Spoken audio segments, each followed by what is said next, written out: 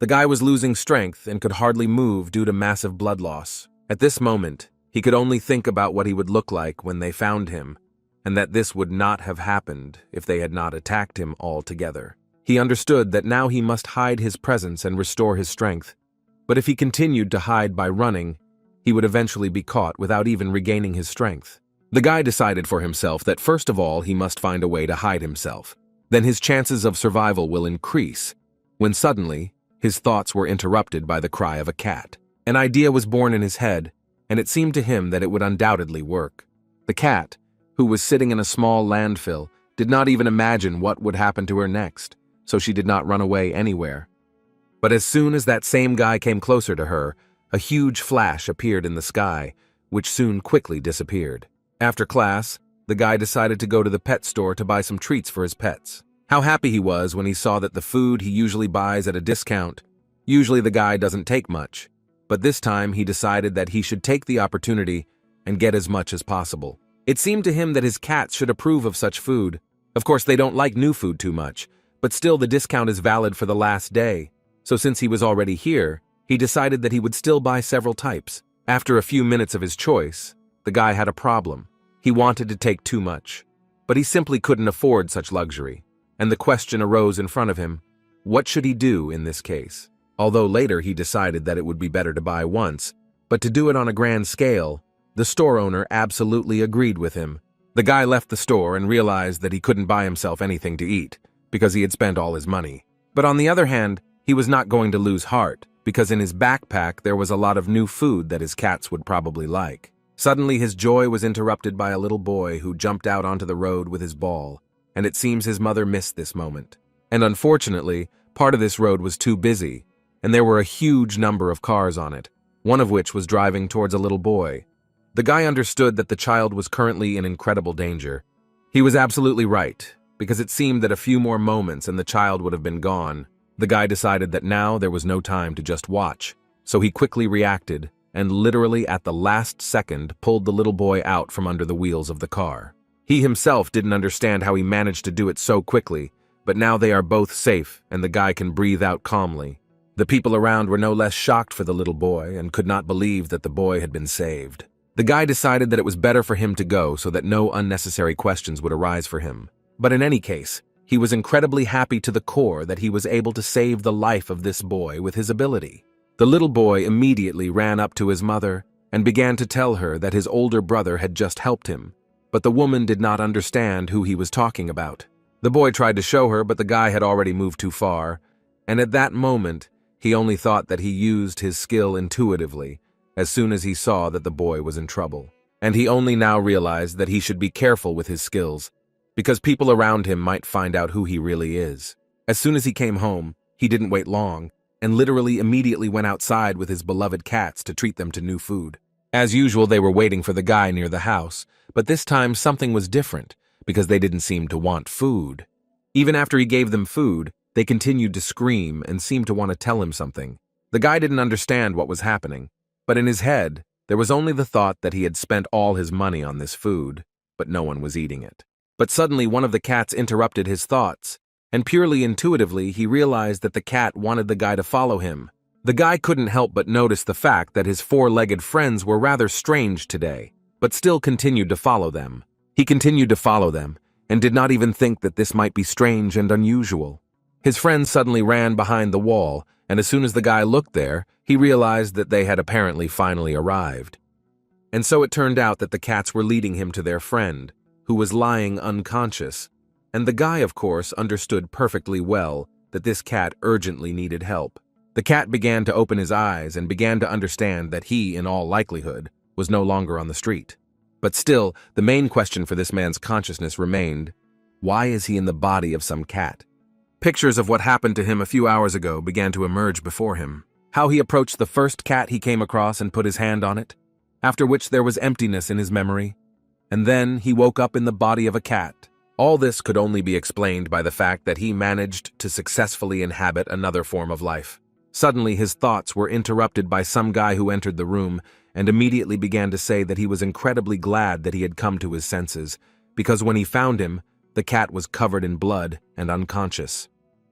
He was already thinking that the cat had died, but as it turned out now, everything turned out okay. The man in the cat's body didn't understand what was happening at all, but apparently this child, who was trying to talk to him, brought him to his home while he was passed out. After which he ran away somewhere again, and the cat did not understand at all what this man was doing. But as it turned out, the guy just wanted to bring him some food so that he would recover from the injury he received. The guy understood that the cat was unlikely to answer him, but still he began to ask him why the cat was in such a state. But what was most interesting for him was that the cat had no wounds, and this is quite strange, because when he saw him, all covered in blood, he thought that he had serious blood loss and open wounds, or perhaps the cat had a wound where did he not have time to check. In any case, he thought that now it was important to eat a little, so he pushed a bowl of milk towards the cat and added that this would help him recover faster. But that was not all, because he began to open what he thought was a tasty treat for his new cat. The cat was not too happy with such food, and could only think about how this person even dared to give him such food. But Caden, that was the name of the man who inhabited the cat's body, understood that he would have to do this, because the person would begin to suspect something. Therefore, Caden began to slowly approach the bowl, because apparently he had no other choice. Besides, he really must restore his strength as soon as possible, and although this food is disgusting, there is unfortunately nothing to choose from. But at some point his feast was interrupted by the same guy, who apparently wanted to examine the cat in more detail for injuries.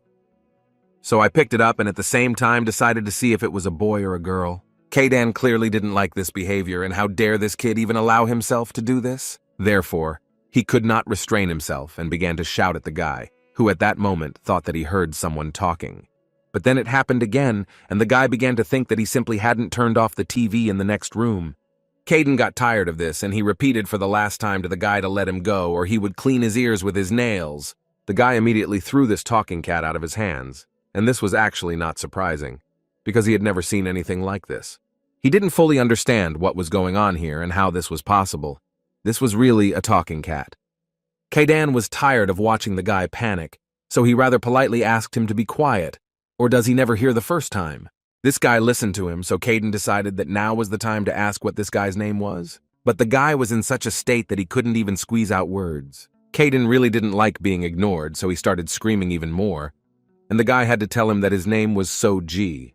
The cat calmed down a little and now asked his new friend So-Ji to bring a chair that was not far from him.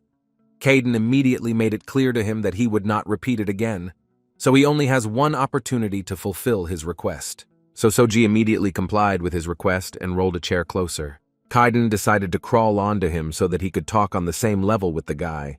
But it was not so easy to do, and he suspected that all this was due to the fact that he was simply not used to the new body. But still, he managed to do it, and after some time, he was already sitting on a chair and was ready to talk with the guy. And Caden decided to start with the fact that if the guy even tries to blab about him, then the cat will simply destroy him. From the outside, it didn't look the same as in Caden's head. And this could be said even just by looking in the mirror, how much he didn't like his new body. Caden was so chubby with 2 chins. Is that even normal? But this was not the worst, because after some time, Caden realized that he was not even in the body of a cat. This was the body of a cat, and this made him feel even worse. Therefore, at some point, he couldn't even stand it and fainted again. He simply couldn't wrap his head around the fact that he was Caden and that he had transformed into such a terrible body. So G was once again very scared, so he immediately started shaking this cat and hoped that he would be able to come to his senses again. At one point, Caden shouted again and asked the guy to stop and not do it again. Then he added that he actually never lost consciousness, and secondly, he demanded So-Ji to let him go. The guy carefully put him on the floor and added that he was simply too scared for him. Caden didn't understand this guy at all. Why was he suddenly worried about the condition of some cat? In any case, his main problem now is his huge, clumsy body. So Z interrupted his thoughts at one point, and the reason for this was the question that he so badly wanted to ask, and therefore asked Caden for permission to do so.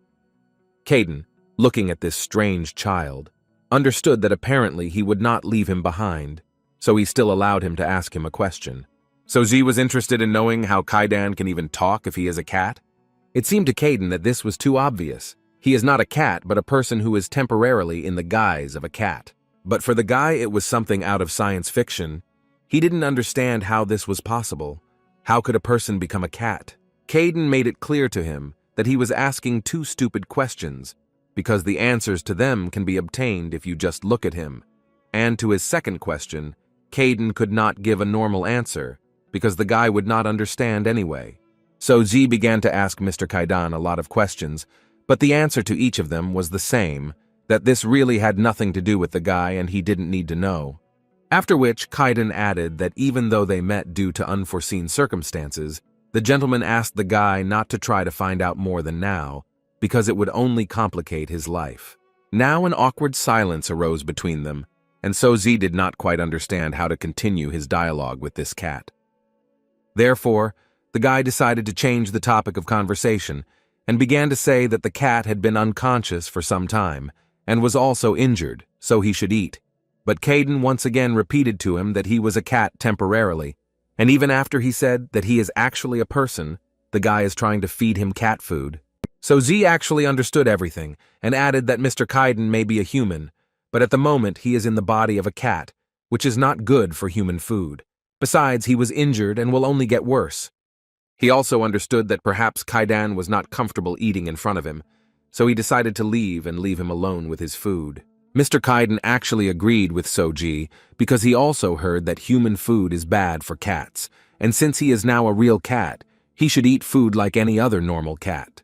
And all this made him try cat food, but at what point he realized that he was incredibly attracted to this smell. After some time, his bowl was empty and Mr. Kaidan, without expecting it, was incredibly full. He literally could not stop and continued to eat. He could not even think that he would one day overeat cat food.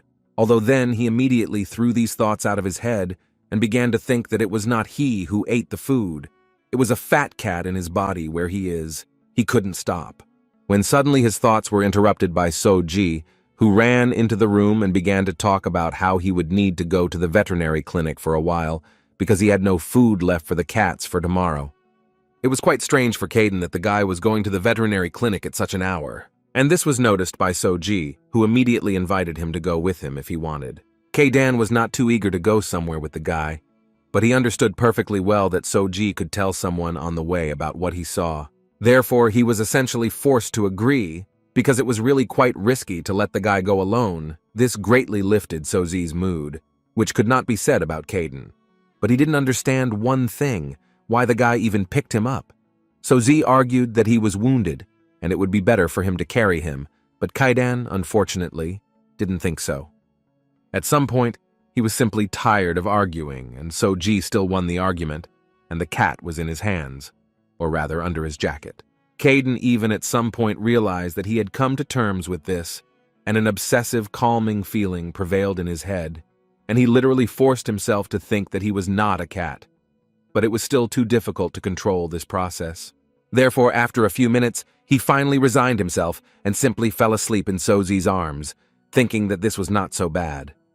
He woke up directly in the veterinary clinic from the voice of the doctor, who was quite surprised that Soji came here so late. Soji quite calmly explained to the doctor that he just wanted to check on his new cat, and at the same time buy cat food. At that moment, Kaidan realized that the guy had simply lied to him. The doctor knew the guy very well because he is actually a regular client of the clinic with his cats, so seeing him with a new cat at such a time is not at all surprising. Cog told the doctor that this cat's name is Caden, and the doctor added that such a cumbersome name suits his appearance quite well. Caden wanted to destroy this man, but his main torment was only ahead when the doctor began to carefully examine him. First of all, it was incredibly shameful for him, but fortunately it ended quickly because the doctor did not find any problems. So Z still couldn't believe it, because when he found this cat, there was an incredible amount of blood on it, but the doctor really didn't see the wound, where it could come from, and in fact, this news finally calmed the guy down. Caden still couldn't believe the fact that Soji continued to worry about him. It was so strange to him. Finally, the doctor said that he would not write out recommendations. All that was needed was to take care of him, and if symptoms appeared, he asked the guy to come back. After which, Soji and his new friend left the clinic and went home. Suddenly, Caden decided to ask the guy if there were any more monster cats in the area. The guy didn't expect such a question, so he couldn't answer it. Moreover, he didn't understand what we were talking about. But suddenly, their conversation was interrupted by some strange noise in one of the nooks and crannies of the street. And apparently it was not a simple sound, because then the guy saw the silhouette of eyes that were clearly not in a positive mood. Soji was not one of those fearless people, so he was understandably scared, because he had no understanding of what it could be. When he came out of the alley, it became clear that it was more likely some kind of tiger, and not a cat. Its size surprised the guy. But apparently now he needs to think far from this, because this cat was quite aggressive. So G decided that the most correct decision in this situation would be to simply start running away, so that's what he did. Kaden was surprised that the guy understood so quickly what to do. The cat believed that Soji would continue to just stand and tremble with fear. However, it was worth noting the fact that with the speed at which Soji runs, this rather harmless cat will quickly catch up with them. And apparently Kaden was absolutely right, because this monster literally caught up with Soji in one jump and struck him, from which the guy ended up on the ground at one point, and now it's worth coming up with another option that will help them get rid of this cat.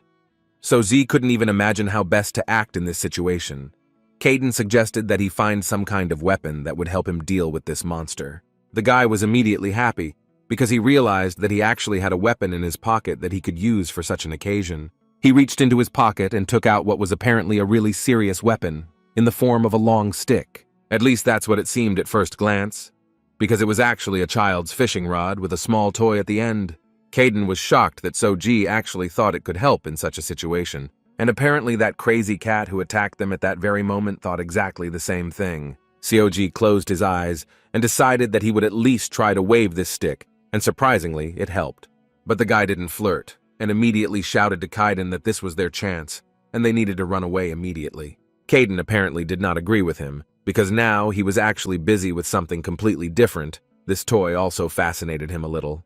Kaden's opponent shouted and tried to convey to him that he was giving up and admitting defeat. After such a fight, the guy's opponent decided that now was the best time to invite Kaden to join them and become part of their team.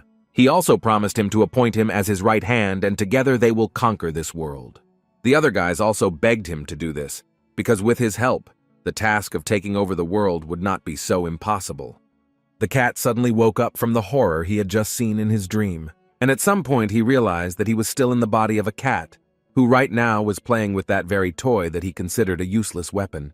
So Ji tried to convey to him that they needed to leave here immediately, but the cat reacted poorly to this, until the monster that attacked them destroyed the only weapon. But in fact, this only helped them because the monster, after playing with this toy, began to run away on its own. Although not for long, at some point he apparently got tired of it and again targeted Soji, but this time was enough for the guy to run away from this monster. Although they managed to break away in any case, the guy's heart beat very hard because he simply didn't understand what it was. It was definitely not a cat, but some kind of monster. Soji stopped seeing this monster after some time, and he decided that most likely he had stopped pursuing them, and now he believed that they were safe. Although Kaiden thought differently, he thought that perhaps they were safe now, but other people who could also meet him would not be safe. After which he added that there are not many people on the street now, because it is late, but he will definitely attack anyone he meets, although they can quickly figure out why and run home. But the chance of that happening is quite small. So Z immediately grabbed his head, because he had no idea what to do with it. He didn't even think about it. Kaiden didn't understand why he was even saying this, because now the only correct option is to run away as they did before. So Z didn't understand why he said that if he saw how fast this cat runs and thus someone will definitely get hurt. Kaiden didn't understand the guy, and then decided to say that if he wanted it that way, he could just call the police and report it. Seoji actually didn't mind, but he had one problem. He doesn't have a mobile phone. He left it at home. The cat concluded that given all this, it can be said that now they can't do anything about it, so it's better to stick to the old tactics and run away as quickly as possible. But suddenly his speech was interrupted by Soji, who began to talk about how he could actually just fix the situation. Kaiden had no idea what this madman was talking about and what he even wanted to do. In any case, he did not wait for an answer, and continued to say that that crazy cat would tear them to pieces if they approached him even a meter, but the guy believed that they could still stop him. Kaiden didn't understand what this madman was talking about, but the guy assured him that he didn't need to worry about it at all, because now it was primarily his concern. The cat, looking at this child, could only think that he is a rather brave guy, knowing that he could get hurt. He still wants to go there and try to save others. But then he realized that Soji was just a fool who did not understand the seriousness of the situation. But suddenly his thoughts were interrupted by the guy himself, who asked Kaiden to go home, and at that time he would try to somehow cope with this cat. Seoji couldn't think of anything else except that he was almost sure that this crazy cat had definitely been affectionate and kind before, and he wanted to find out why he became like that in the first place. Kaiden realized that this guy could no longer be dissuaded, so he decided to help him in this matter. Soji didn't understand how he was going to do this, so Kaiden had to explain to the guy that he would give him his powers. They are not as strong as before, but this should be enough to calm that cat. As soon as Soji heard this, he almost went crazy with joy. Kaiden asked him to be a little calmer, because when he gives him the power, it will soon disappear, so he needs to concentrate and finish his job as quickly as possible. Soji understood everything, so first of all, Kaiden asked him to come closer to him and become on the same level with him. From the outside it looked quite strange, but still, Soji tried not to think about it. After a few seconds, all thoughts went away because the cat's paw and the guy's head seemed to become one. An incredible amount of energy began to concentrate around them. Seoji couldn't believe what he was seeing right now, and that he felt an incredibly strong surge of strength inside. Even light was emanating from his body. Kaiden was surprised that the guy was so happy about such a slight increase in strength, and the light appeared only because Kaiden possesses the power of light. Soji practically did not listen to him. He simply admired his new strength and was already ready to start looking for the crazy cat. Kaiden believed that he did not need to do this, because this monster had already found him. Soji immediately told Kaiden to stand behind him, and the cat started thinking about Kaiden hiding behind some child. That wouldn't happen. Although then, the thought appeared in his head that now, when he thought about it, this child, despite everything he is so capable of, a normal person would have been scared a long time ago, standing in front of such a monster. He understood that he had lent the guy part of his strength, but even from this, human fear should not have evaporated. But suddenly his thoughts were interrupted by Soji, who decided to talk to his opponent, asking him a question in which he was interested to know if he is this the cat that recently came to his yard to eat. Although this crazy creature did not answer the guy, he continued to say that he thought it was strange that he had not been seen for the last couple of days. What had happened to him? This crazy cat didn't listen to this nonsense anymore, so he decided to attack the guy and finally end him. Kaiden didn't understand why the guy continued to stand and do nothing, so he tried to at least shout to him so that he could start running away as quickly as possible. Soji was able to dodge this blow at the last moment, and he actually did not expect that he would be able to do this. But as it turned out, it was the cat's power in action, which he transferred to the guy a few minutes ago. Only thanks to it, he could so easily dodge every blow that the crazy cat tried to inflict on him. Kaiden, watching this picture, simply could not believe the fact that the guy so easily dodges every blow. He literally reads every attack.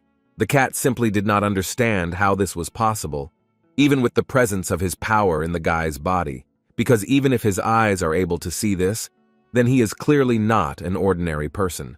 And as it turned out later, Kaiden realized that the guy was not actually using the powers he gave him at all. Soji was simply completely avoiding the attacks. Soji himself at that moment only thought that Kaiden said that he would be able to fight with him thanks to the power that he gave him.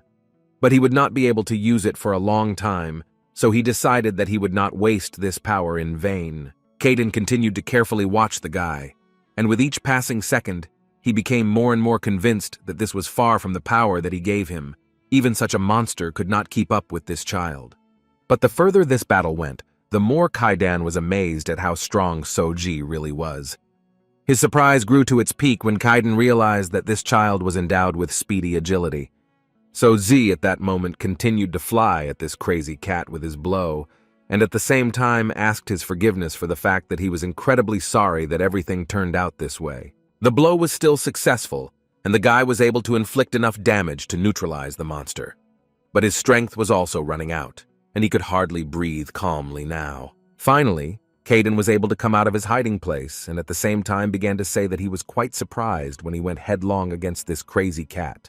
Who would have even thought that he had such an ability? Soji at that moment did not pay attention to these words at all, because he was primarily interested in knowing whether this cat died or not.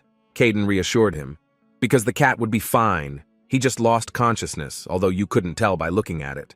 A man in a red jacket stood on the roof of a building and could not understand why, with the help of his device, he could not find the sample that he had grown. Besides, an hour ago it was visible and it showed up on the maps, but now it's not there. Something is clearly wrong here. He began to think about awakening the seal himself, but this angered him even more, because from the very beginning he wanted to avoid using his power. However, he did not yet see any other way out, and he did not want to miss this opportunity in the first place, because the experiment may ultimately turn out to be successful. But his anger at that moment crossed all boundaries, and he literally could not stand it and asked him to hurry up and finally return to him. After Soji retreated a little from the fight, he dragged this poor cat to his home and tried in every possible way to help him. Kaidan had already begun to repeat to the guy that everything was fine with this cat. He had just gone through enormous stress, but other than that, there were no other problems. And yet Soji thought that it would be better to show him to a doctor.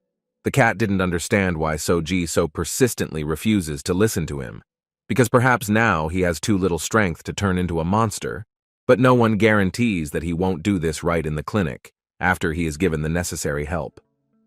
Soji actually understood everything perfectly well, but he was still worried about it. In any case, Kaidan asked him to stop whining because it would not help matters if something went wrong. Mentally, Kaidan understood that it could very well be him, but who would have thought that the cat would turn into a monster like this, because he not only increased in size, but also became damn strong. A normal cat definitely cannot do this unless he is awakened to do it. At some point, his thoughts were interrupted by Soji, who began his dialogue by asking Kaidan for forgiveness for the fact that he was a little busy providing first aid to this kitten, and that he did not have the opportunity to say something. Mr. Kaidan began to get nervous because he had no idea what the guy was going to tell him, but it was worth noticing that the guy often disappoints him. The guy continued to talk about the thing that he did when he fought with whom. Kaidan did not quite understand what the guy was getting at, but continued to listen to him carefully. Kaidan realized that he meant his ability to move quickly, and when the cat realized this, Soji immediately began to ask him not to tell anyone about it, for reasons that were quite unclear to him. Soji explained to him that he just didn't want people to know about his ability to move. Kaidan looked at him with a rather serious look and wanted to ask the guy what he thought, who Mr. Kaidan really was. The gentleman could not believe that the guy thought that he would wander around and talk about the abilities that awaken in people. Soji believed that he alone had such power, and at that moment Kaidan realized that the guy did not even know about the existence of awakened abilities, and that Soji was actually as awakened as Kaidan. Judging by the expression on the guy's face, the cat was just convinced of this once again. This caused Kaidan to tell him that there are rare cases like his, where people who do not know that they are endowed with an awakened ability. Soji immediately interrupted Kaidan and asked him to ask his question. He was interested to know if there were others with abilities like his, and if so, how many were there? Kaidan answered him without hesitation that of course they exist, and there are quite a lot of them, for example. Soji is talking to one of them right now. Seoji didn't expect to hear this, so a note of surprise crossed his face. He simply couldn't wrap his head around the fact that Kaidan was awakened and had the same ability as him. Mr. Kaidan was surprised that the guy didn't understand this before, because the fact that he turned into a cat should have led the guy to similar thoughts. Suddenly, Soji began to cry, and for the cat it was quite unexpected, because there were few reasons for this. More precisely, they were not there at all, so Kaidan was waiting for at least some kind of explanation. Soji began to cry even more and try to somehow apologize to Kaidan, because he just always thought that he was the only one so crazy. The gentleman realized that the guy had simply lived all this time and did not know anyone who could also have such an ability as he had. Therefore, he could not help but add that this is so. A person is trying to live an ordinary life and at the same time not know anything about others who are endowed with an awakened ability, and this is really very difficult. Soji decided to fully reveal himself to the master and added that his mother even forbade him to use his abilities when she found out about it. But when he was younger, he used her once and will never forget the way his friends looked at him. Like the fact that they called him a monster, and from then on, Soji hid his ability until today. He even moved around a lot so that people would not have suspicions about him, because if people really found out about him, they would just try to steal him and began conducting experiments on him. Kaidan understood what the guy was talking about, but it was quite difficult to support him. But at least this allowed Soji to speak out. So he continued to say that there are other people with special abilities, and now he knows this, and it has become much easier for him. After Sozi felt much better, he decided to ask Mr. Kaiden for one request. Now the guy would incredibly like to know as much as possible about the awakened ones, and this was actually his request. Kaiden didn't mind sharing this information with the guy, so he began to tell him that people with special abilities are called endowed with awakened abilities, or briefly awakened. No one still knows when these abilities began to appear and how they appear in people. It was also worth noting that these abilities can be associated with both his physical and mental capabilities. Some awakened ones have the ability to telekinesis, others have destructive power. Shija actually reminded me so much of some kind of movie or comic book about superheroes. Kaiden ignored what the guy told him and made him understand that his main ability is to move at high speed, but he can do other things related to this. The gentleman suspected that after a few years his ability became much more powerful, and this was confirmed by the guy who began to talk about how at first he could only use it once a day and only for a second. But now he can use this ability for 3 to 5 seconds a day, but this really didn't impress Kaiden much. He began to assume that all the time he was afraid to use the ability, it did not allow him to develop it. So after his story, it becomes clear that he did not put any effort into training. So Z was surprised that all the awakened ones were training their abilities, but Kaiden did not understand why he was surprised, because most people would not want to become stronger with such abilities. This didn't seem like very good news for the guy, because he really wanted to continue to hide it. Kaiden was silent for a bit because he simply didn't know what to answer the guy, but still added that Soji was just a special case. But as it turned out, that's not why Soji was upset, but because he hadn't eaten anything for a long time. So he went to the kitchen to get something to eat. But at some point he realized that he had completely forgotten about his new friend Kaiden, who was most likely also hungry. He immediately decided to correct himself and poured food into the gentleman's bowl, and added that it would be nice for him to eat and restore his strength. Kaiden was not too thrilled about the fact that he would have to eat cat food again, although apparently he had no other choice. But this time, history repeated itself, and his cat instincts began to work again, and he was literally drawn to this bowl.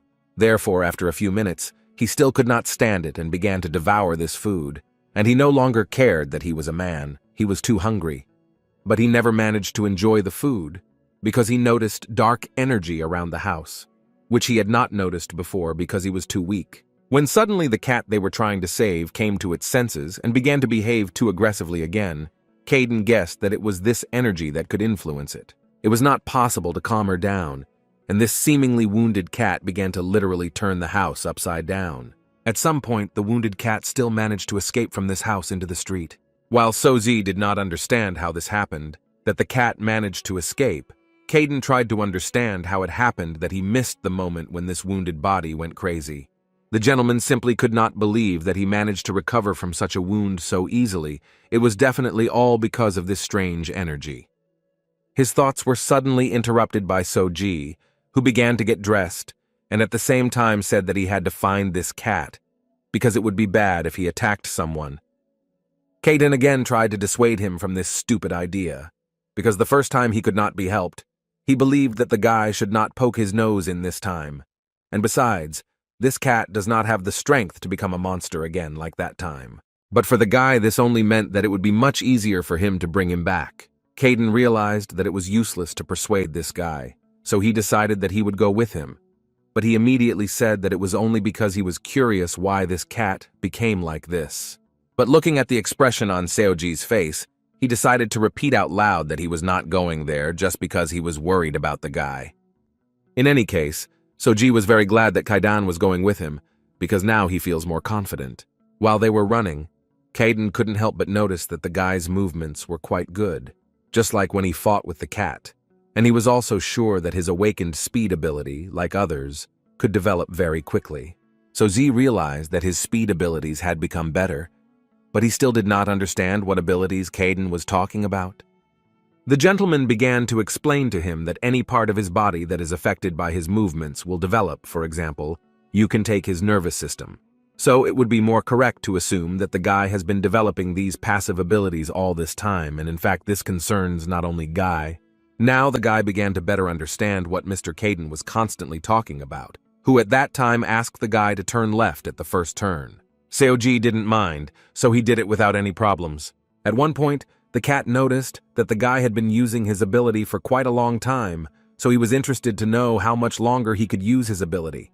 The guy let him know that he had used them before, but several hours had passed since then, so he thought about 2 seconds, but if he used it for short periods of time, he might last a little longer. Keidan understood that this was too little, but in any case, they now have no other choice. Therefore, he asked the guy to run straight and not look back, and at some point Seoji became incredibly interested in finding out how the gentleman knew the way. Keidan answered him so that the guy would just believe him, although he himself mentally understood that they just needed to follow this rather strange energy, after which he added that if he understood everything correctly, then this was connected with the awakened one, and as it seemed to him, the monster they were helping ran away straight to him. The guy immediately realized that the gentleman meant the same awakened one that Keidan had already remembered, so they had to speed up.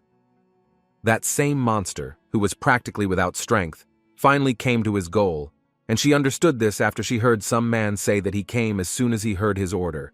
But there was one nuance. The man did not understand why his test subject can barely stand still. The cat realized that this was most likely a trap, and he ran to this howl in vain, even though he could not control his body. But then pictures of what happened to him recently appeared in front of him, and there was this man who incredibly abused her body. That's why he began to react so unfriendly to his so-called master. But this only made him angry, and it seemed to him that he should place this evil cat in an isolation ward and perform the experiment again. Although, looking at this cat, it still didn't seem to him that he had become much stronger since he found him on the street.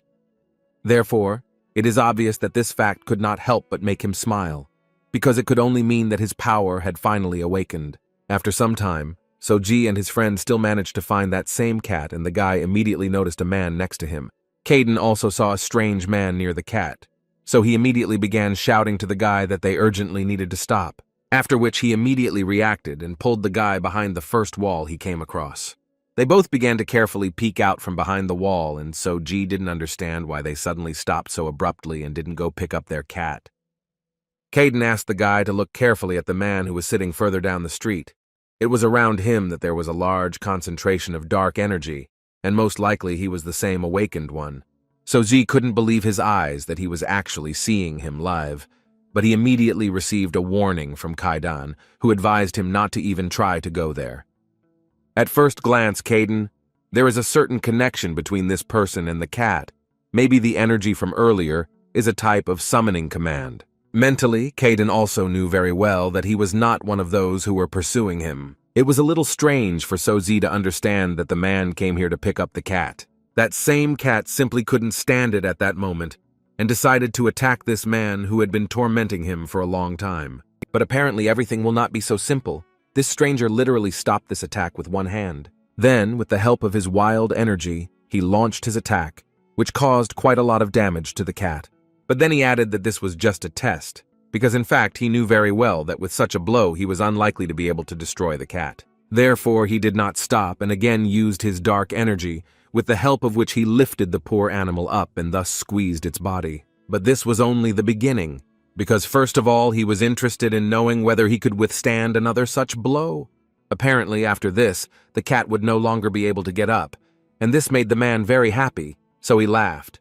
Seoji could not just look at this picture, and Keidan noticed this, who added that this man is quite a skilled awakened one, and it is unlikely that he will be defeated. Mentally, the gentleman understood that his small movements indicate that he is in full control of his powers, and judging by the strength he uses, then this man belongs to the class of psychokinetics. The cat was unconscious again, and the man was finally able to get closer to him. He understood that in terms of physical abilities, he was superior to an ordinary cat, but still he was missing something. Was this really the limit of his awakened potential? But as it turned out, the cat, even after such a blow, was still conscious, which couldn't help but make him happy. Seoji simply couldn't look at it anymore, so at some point he started talking about how he had to save this one, because his body had not yet recovered from their fight. Keidan immediately asked the guy not to do anything stupid because getting into a fight with this man is practically suicide. The cat asked him not to think about what he would be able to do in the same way as in a fight with a cat. This is not at all the same level. Seoji immediately answered him that he already knew this, but he believed that the status of an awakened one did not give him the right to do the things that this man was doing. Kaidan didn't keep him waiting and answered the guy that he shouldn't be so naive. Does he really think that this man will just let him leave after So-ji saves the cat? The guy could not answer anything, and Kaidan continued to say that if the man decides to follow him, then the guy will most likely have to get involved in a fight, which he will most likely lose. Kaidan asked him not to think that if the guy found out about the awakened ones, he could now resist them. He also assumed that the guy simply felt inspired after defeating the cat. But fighting the awakened ones is completely different. Kaidan realized that perhaps this sounded too harsh, but he had to understand that when you fight an awakened one, at the same time he is putting his life on the line. In addition, he believed that it was quite stupid to think that someone who had just learned about the existence of awakened ones, how So-ji could fight against an awakened one like him. At that moment, the man was trying to understand why this animal didn't run away. Did he really want to intimidate it? But still, he waited until the cat began to run away, and finally he saw the behavior that is inherent in this species. This made him happy, but he was in a hurry to upset the cat, because he was unlikely to actually be able to escape. Such blows will sooner or later simply destroy this street cat. But the man didn't think about it at all. He continued to come closer and closer, and along the way said that his expectations were higher than the experiment presented. But the most important thing is that the result was success, and now the time has come to take the sample. So-ji just didn't understand how this man could treat this animal so horribly. He still couldn't just watch it, so at some point he told Kaidan that he was going to try to save the cat on his own. Kaidan simply didn't understand whether the guy didn't hear him, because the gentleman didn't see any other reasons why he was behaving this way. But the guy assured him that he wouldn't try to fight him. He was only going to save the cat. The cat once again tried to convey to him that he should not come into contact with him, because if the guy reduced his speed for even a second, the man would notice him. But apparently the guy didn't care about that. So Z thought that maybe Kaidan was right. Maybe his powers were actually useless, and he could get hurt, but he still wants to save this cat. After which, without waiting for an answer from Kaidan, the guy disappeared in an instant. Kaidan couldn't believe that the guy was actually so stupid. What was he even going to do? At the same time, he observed that the man was already quite close to the cat, and apparently he was going to force this guy to turn around and use this chance to take the cat. But Kaidan understood perfectly well that for this, So-ji would need to use his abilities, which means that he essentially would not be able to escape. Suddenly the man stopped because an unknown person appeared in front of him and began to pick up the cat. The man didn't even understand where this child came from, but in any case it didn't matter. The point was different. How dare he even try to steal the purpose of his experiment? Therefore, he immediately decided to punish the guy for such impudence, and for this he used his ability.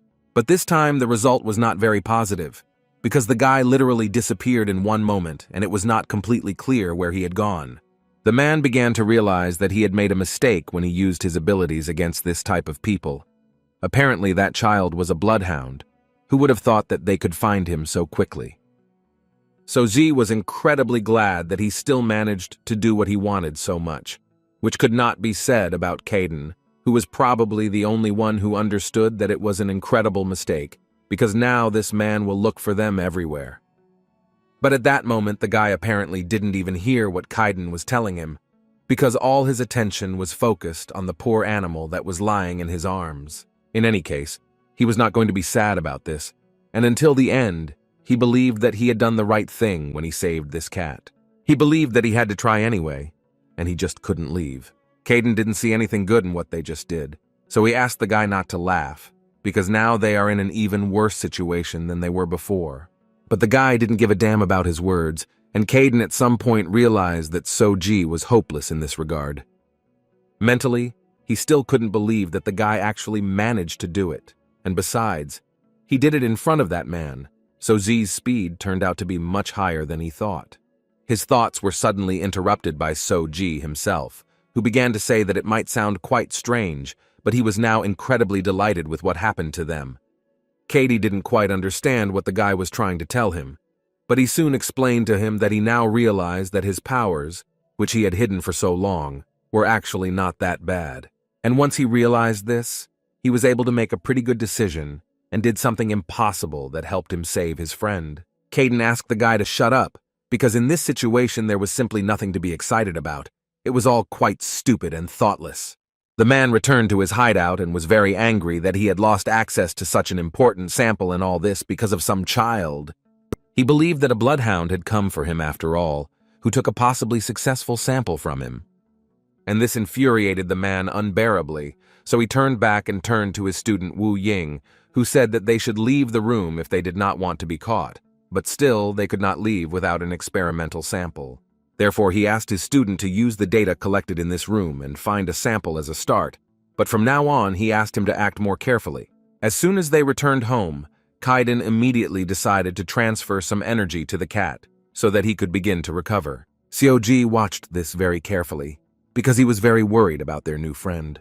But Kaiden reassured him, adding that he would live and now he was out of the risk zone, but it was worth considering that because of such a beating, he was absolutely exhausted. The guy from the very beginning thought that this cat would be in a much worse condition. Kaiden couldn't help but add that if he were an ordinary cat, he would most likely die, but thanks to the fact that he went through awakening, he became strong enough to withstand such blows. So Ji was incredibly surprised by the fact that this cat was also awakened, but this made him incredibly happy, although Kaiden did not quite understand this.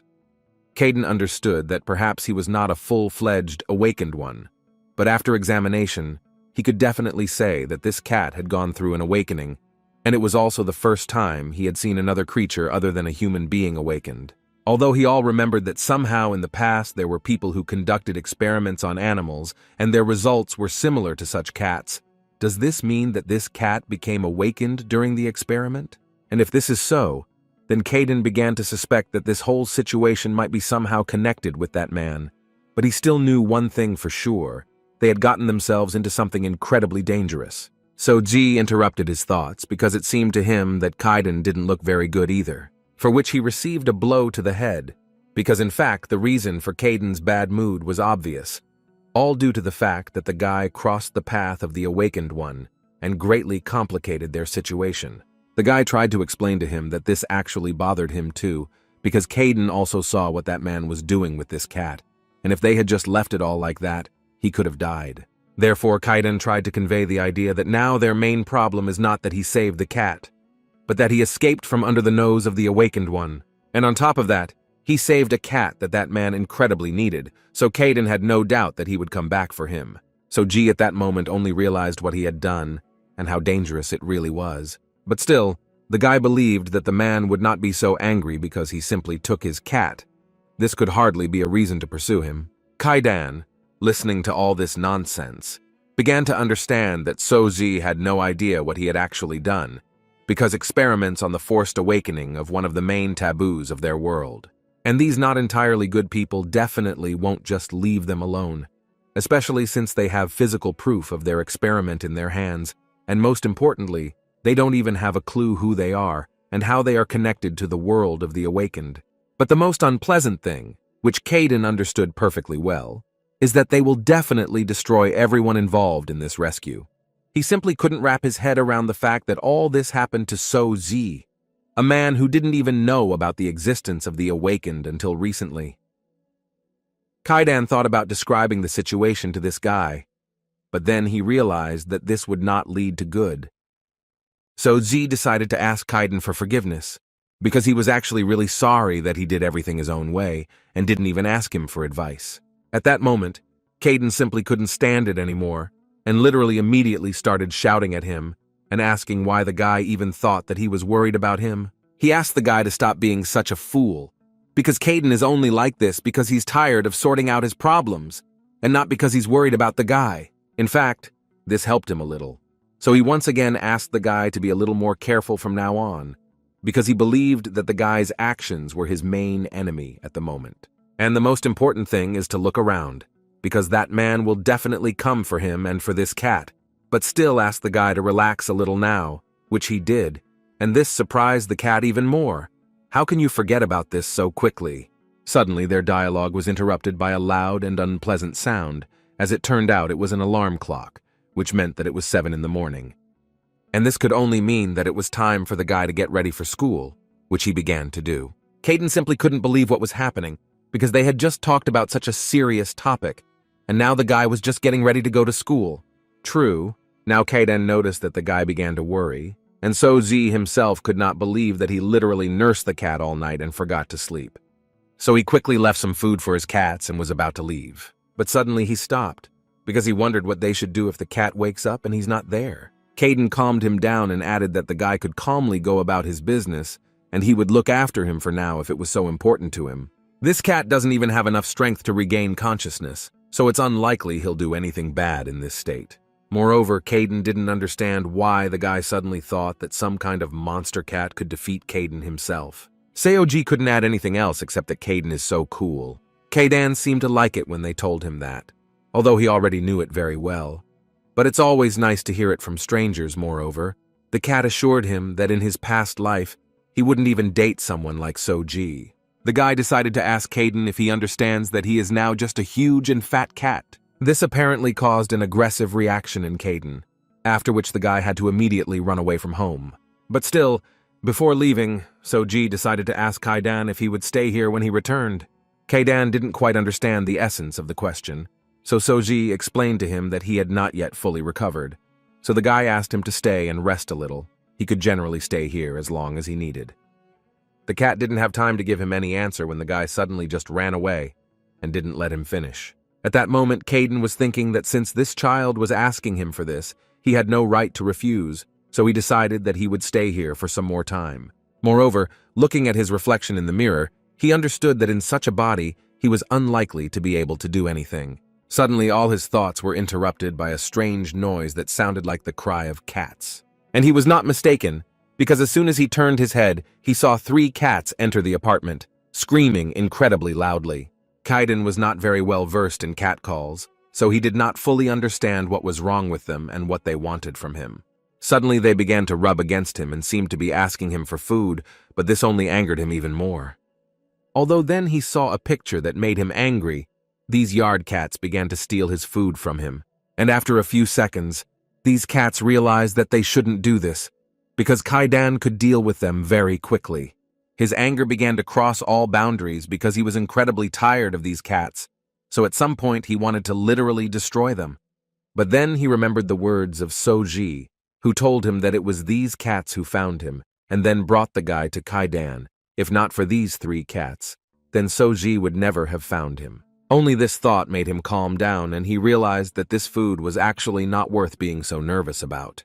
Moreover, this is just food for cats, which until recently he did not eat at all. And these cats seem to really like it since they come here every day. In addition, Caden had one thing that actually interested him much more than ordinary food. True, for a long time he could not understand how to open this canned food, until he remembered his sharp nails. After a few deft movements, a jar of delicious canned food was opened, and someone will now be able to eat normally. And apparently, he won't be doing this alone again, because his new friends smelled the delicious smell of food, and were already sitting next to Caden. Soji was rushing home from school like never before, and the first thing he did when he entered was to call Kaidan. But the picture he saw didn't make him too happy, because in front of him lay a bunch of open cans and 3 very happy cats. Soji did not fully understand how they were even able to open the lid of this jar, but when he looked closer, he realized that they had used their sharp part. The boy did not completely want to believe his mother that he was also a normal person, but she continued to convince him of the opposite. He was simply more special than others, although the boy stood his ground and proved to her that other children at school said that they could not move like that, as fast as he is. They also continue to tell him that he is a monster and he feels guilty about this.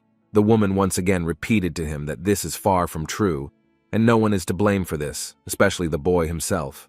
The boy didn't understand one thing then. Why, if no one is to blame, do they still continue to hide? Unfortunately, the woman could not answer this question, so she just had to hug the little boy as tightly as she could do it. After this conversation, no one wanted to play with little Soji, and he still had to just watch what was happening around him. Suddenly, one day, a small kitten came to him and showed incredible interest in the guy. At first, Soji was very scared, because since childhood the guy was afraid of cats and dogs, but the kitten continued to rub against his body, despite the fact that the guy was screaming incredibly hard.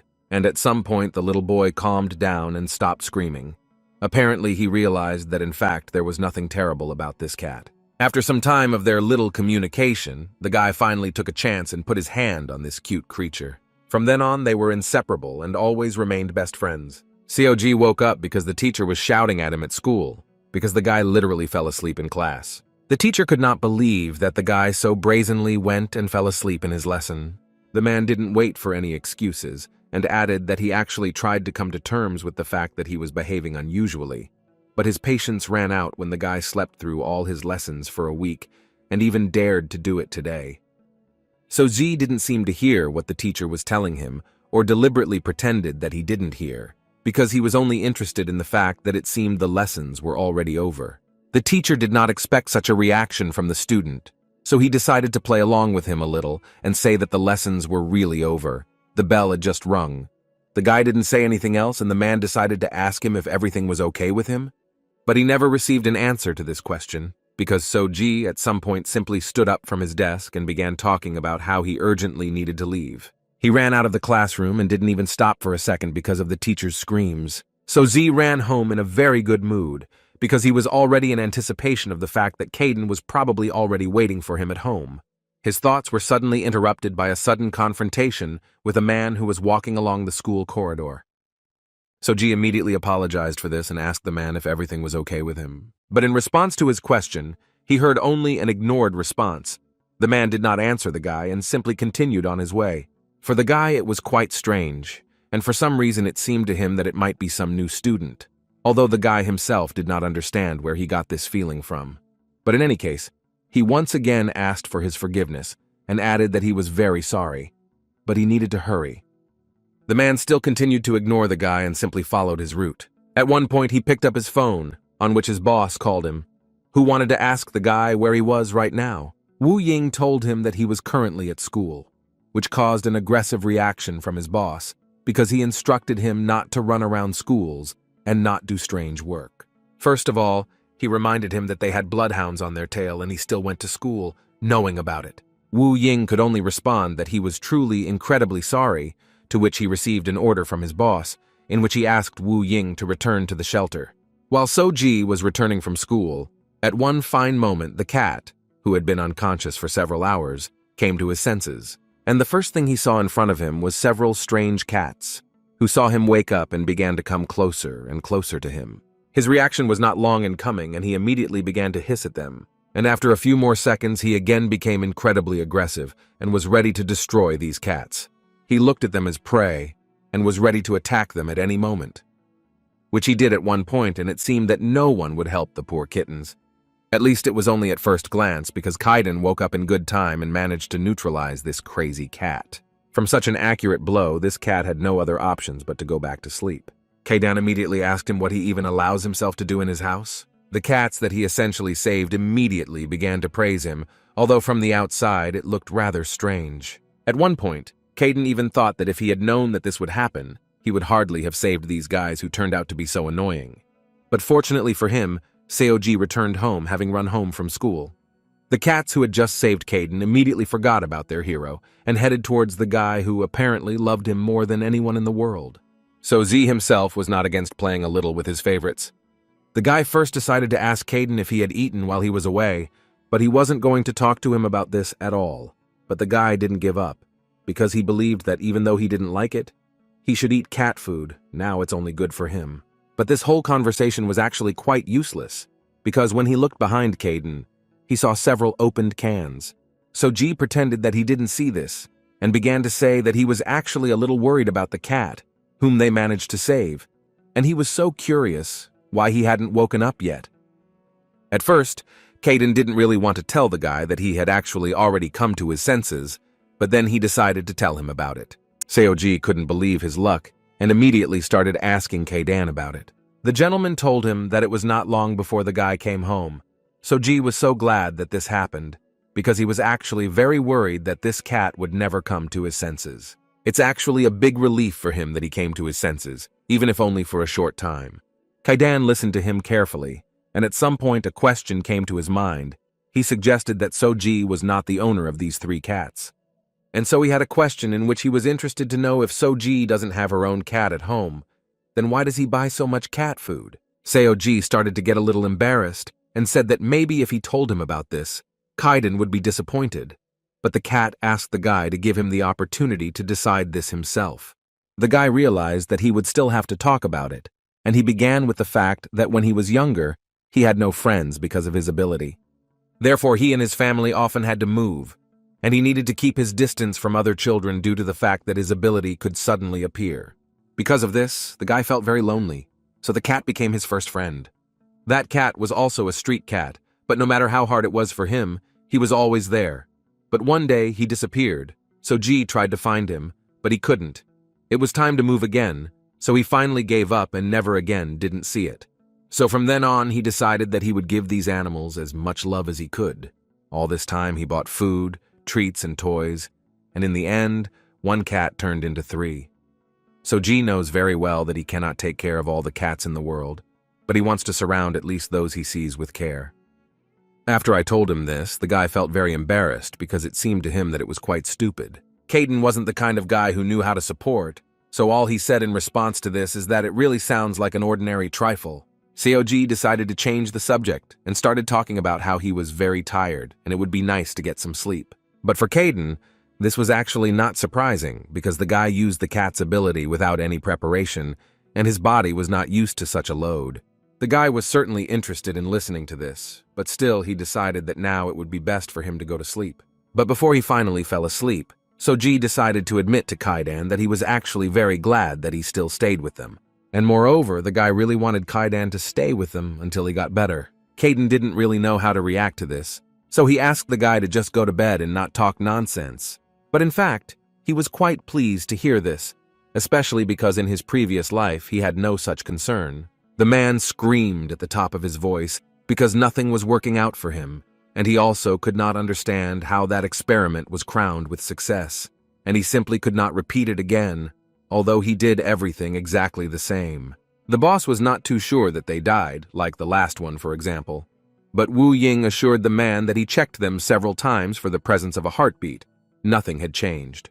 The man was simply holding his head because he did not understand what to do next, because all his attempts sooner or later failed. In addition, he had a problem with time, because soon they would ask him about the results, which were not there. This literally drove him crazy, so he ordered Wu Ying to go again and bring him new animals in order to start the experiments again.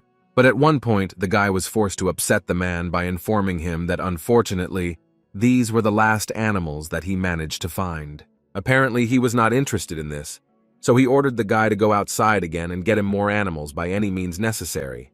The guy tried to convey to the man the fact that people were worried that so many animals were going missing in the area, and besides, the number of complaints had increased, and so the police began an active investigation. All this only made the man even more nervous, so at one point he could not stand it and used his power on his student. Thus, he tried to close his mouth so that he would not say what the man really did not want to hear. The guy realized that he really shouldn't open his mouth and say things like that. So without thinking for a long time, he asked the man for forgiveness for what he said. The boss didn't care about his apologies. He could only add that if hunting in this area is too dangerous, then he should just go to another one and get him new test subjects. And yet, he asked Wu Ying to finally start listening to him carefully and just do what he was asked, after which he finished and began to leave, and the guy stood for some time and thought about what had just happened. The man still can't believe what his devoted student just told him. He probably doesn't fully understand how difficult it is for him to actually find a foothold in this project. While Soji slept with his cats, Kaidan tried to meditate a little and thus regain his strength a little. Suddenly he realized that this was simply driving him crazy. His strength had not returned one bit. He understood that improving his physical health was one thing, but the problem was that he was using too much energy for such a weak body. He began to suspect that it might also be because he had transferred some of his power to Soji that evening. Although on the other hand, he understood perfectly well that in fact, he could not do anything else in that situation, because if he had not helped Soji then, no one knows what would have happened next. But most of all, he was worried about the man who was there. Kaidan was sure that this crazy man would show himself. Kaidan thought that if this man found the courage to engage in a strictly prohibited experiment throughout the world, then he is definitely a dangerous person from whom it is better to stay away.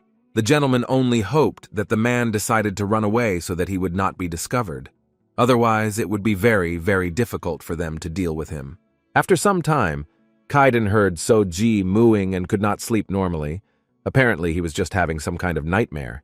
Kaiden understood that given everything that had recently happened to him, because the guy immediately learned about the existence of the awakened, he fought with them twice. So it was actually not surprising that he was having nightmares. The gentleman was so deep in thought that he didn't even notice how he ended up on top of So-Z. And I just heard the guy wake up and say that it was hard for him to breathe. Kaiden immediately decided that he urgently needed to get down and jumped off also quite loudly, which made So-Z wake up. He himself didn't understand at what moment he ended up on top of the guy, so he decided to pretend that nothing had happened. The guy immediately woke up and started talking about how he had a nightmare in which someone climbed on top of him and began to choke him. Kaiden pretended that he did not understand what they were talking about, and So-Z decided that this was connected with what had happened to him in recent days. The guy also couldn't help but admit that he actually still thinks about what Kaiden told him. The gentleman was surprised that the guy was thinking about the one from whom he stole the cat, and the guy confirmed this. It seemed that fear began to arise in his head. Kaiden didn't expect that the guy actually listened to him, because he thought that the guy was just laughing at him. At that moment, the guy couldn't help but thank Kaiden for worrying about him. He was really pleased. COG suddenly added that he should be sorry for making Kaiden so nervous. Kaiden was incredibly angry at the fact that the guy thought that someone was worried about him. So G didn't understand why he was so nervous, because it seemed to him that he was telling the truth. But Kaiden didn't think so, so he added that he did all this only because the guy helped him when he was wounded.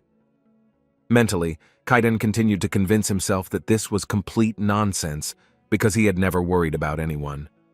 COG began to worry that Kaiden was making him doubt this. Therefore, Kaiden decided to tell the guy about something if it bothers him so much. Namely, about an effective way to develop his abilities. So Z could not believe his ears that there really was some kind of technique for this, and moreover, that Kaiden would teach him. But first, Kaiden asked the guy to find him a room that would be suitable for their studies. And the guy actually quickly coped with this task and found a fairly spacious room. Or rather, it was a basement in which no one is doing anything now, so they can study there in peace. Kaiden decided to start with the fact that until this moment the guy had been unconsciously using his abilities and essentially developing them when he used them. However, using his method, he will be able to develop them faster and more efficiently. But first, he wanted to clarify one very important point. A guy may not notice his result immediately, but this does not mean that it will not happen. After all, everyone knew perfectly well that awakened abilities would not develop in a couple of days. It usually takes a long time. Therefore, you should also not forget about the influencing factors, talent, and training methods, because in fact there is no guarantee that the result will appear in a few years. It is quite possible that not even in the coming decades. After such, So-Z began to understand very well that the likelihood that there may be no progress was quite high.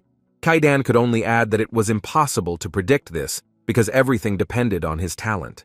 The guy decided to ask how long it took Kaiden himself, to which he replied to So-Z that this method was developed specifically for the guy, and he would be the first to use it. So-Z was surprised by this, but he was still very pleased to hear it. But still it was time to start, so Kaiden asked him to come as close to him as possible. Kaiden concentrated energy in his hands, and then placed his paw on the guy's body. So-Z had the same sensations as the time Kaiden transferred his power to him. Kaiden asked him to listen carefully. The roots of awakened abilities grow in the heart, so with every beat of his heart, his blood carries the awakened energy throughout his body. And right now, what he wanted most was to put his awakened energy into his heart, to help his own energy circulate throughout his body. This should help him use his power more effectively. Kaiden asked him to do everything to remember this feeling, and after that, he began the process itself. As soon as he got down to business, the guy literally immediately began to feel incredible pain, but Kaiden asked him not to pay attention to it. Soon, the pain really decreased, and the guy practically stopped feeling it, and a huge amount of energy was concentrated around them. As soon as Kaiden was able to complete this process, the guy was noticed to have serious shortness of breath. The gentleman himself was incredibly exhausted, and this was actually not surprising, because he spent a lot of his own energy. But still, he was sure that he did it for a reason, and now it may be difficult for a guy to do something on his own. But if he trains hard and is not lazy, then he can become much stronger. When suddenly So-Z, without expecting it, began to extract a small amount of energy from his hand, and he became interested to know if this was similar to what Caden had just done. He couldn't believe that the guy managed to repeat something like that so quickly, because it was literally impossible. The guy was confident that he could control his energy just like Caden had shown him. Caden looked at the guy carefully and thought that he put all his energy into this child so that he could feel the movement of energy in his body. But this is simply incredible. Not only was he immediately able to spread the energy and circulate it, but he also learned to collect it in his heart in just a few hours. Suddenly, the guy exhaled and began to talk about how he was actually doing absolutely everything, as Caden explained to him, but he was still not sure that he was doing everything right.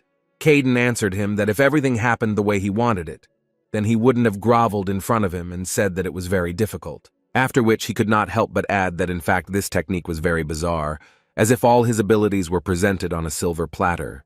And yet Soji hoped to at least feel the energy moving through his body. He felt it when they were in the basement, but maybe he just doesn't have the talent for this. Suddenly their dialogue was interrupted by an alarm clock, which notified the guy and his friend that it was already 8 in the morning. And this meant that the guy needed to immediately get ready and run to school, because the teacher would not tolerate being late for the second time in a row.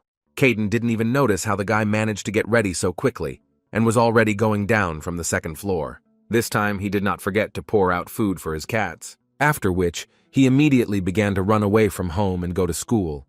But before that, he did not forget to tell Caden that he had left food for 3 cats in the backyard. A few seconds later, Caden was again left alone in an empty apartment with an unconscious cat. Caden was still shocked that the guy treated himself so badly, because he made sure that his cats had food, but once again forgot about himself. But still, the only thing he could think about at the moment was that the amount of energy may be small for Soji to notice him, but he can definitely already collect it in his heart. It's the same as if the awakened one united all your abilities. Still, he was surprised that the guy was making such rapid progress. It was the first time he had seen something like this.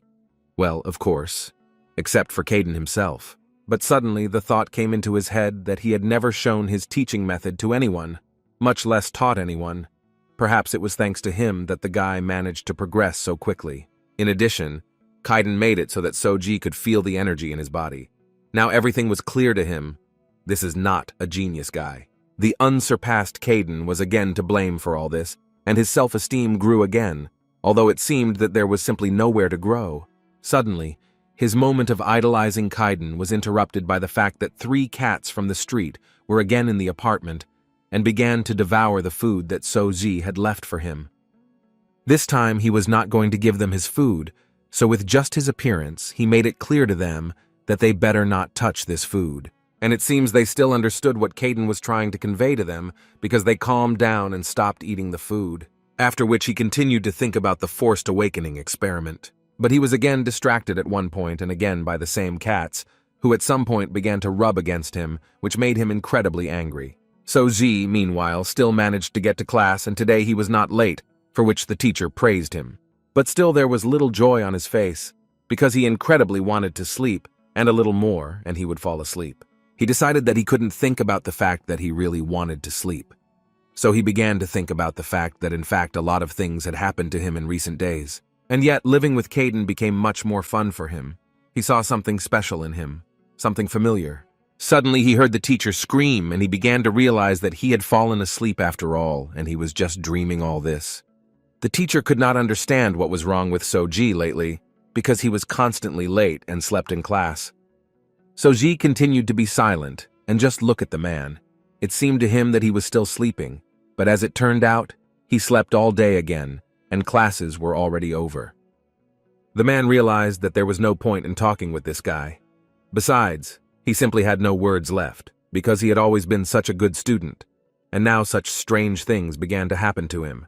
After which he returned to his place and began asking if anyone knew why Wu Ying was missing today, because he didn't even pick up the phone. The man assumed that the guy might not have any friends yet, because he just transferred to this school yesterday, but still decided that it wouldn't hurt to ask. So G didn't know this guy, but for some reason it seemed quite strange to him that the guy wasn't there at school. The lessons were over, and the guy couldn't help but be happy, because he finally went home and only thought that Caden was probably tired of waiting. and had probably already eaten all the food that the guy had left for him in the morning. But suddenly he stopped because he saw several guys in one of the back streets mocking a new student at the school. They even took his backpack, from which they began to empty everything, which was full of food for animals. Wu Ying did not answer them at all. He simply ignored them and did not even intend to enter into dialogue with them. So Ji, looking at all this, decided to ask Wu Ying what he was doing there and why he wasn't in class today. The aggression of these bandits immediately transferred to Soji, who asked a simple question, but apparently this somehow offended one of the guys. They immediately began to threaten him and walk past him in a good way, but Soji did not see anything wrong with him wanting to talk to his classmate.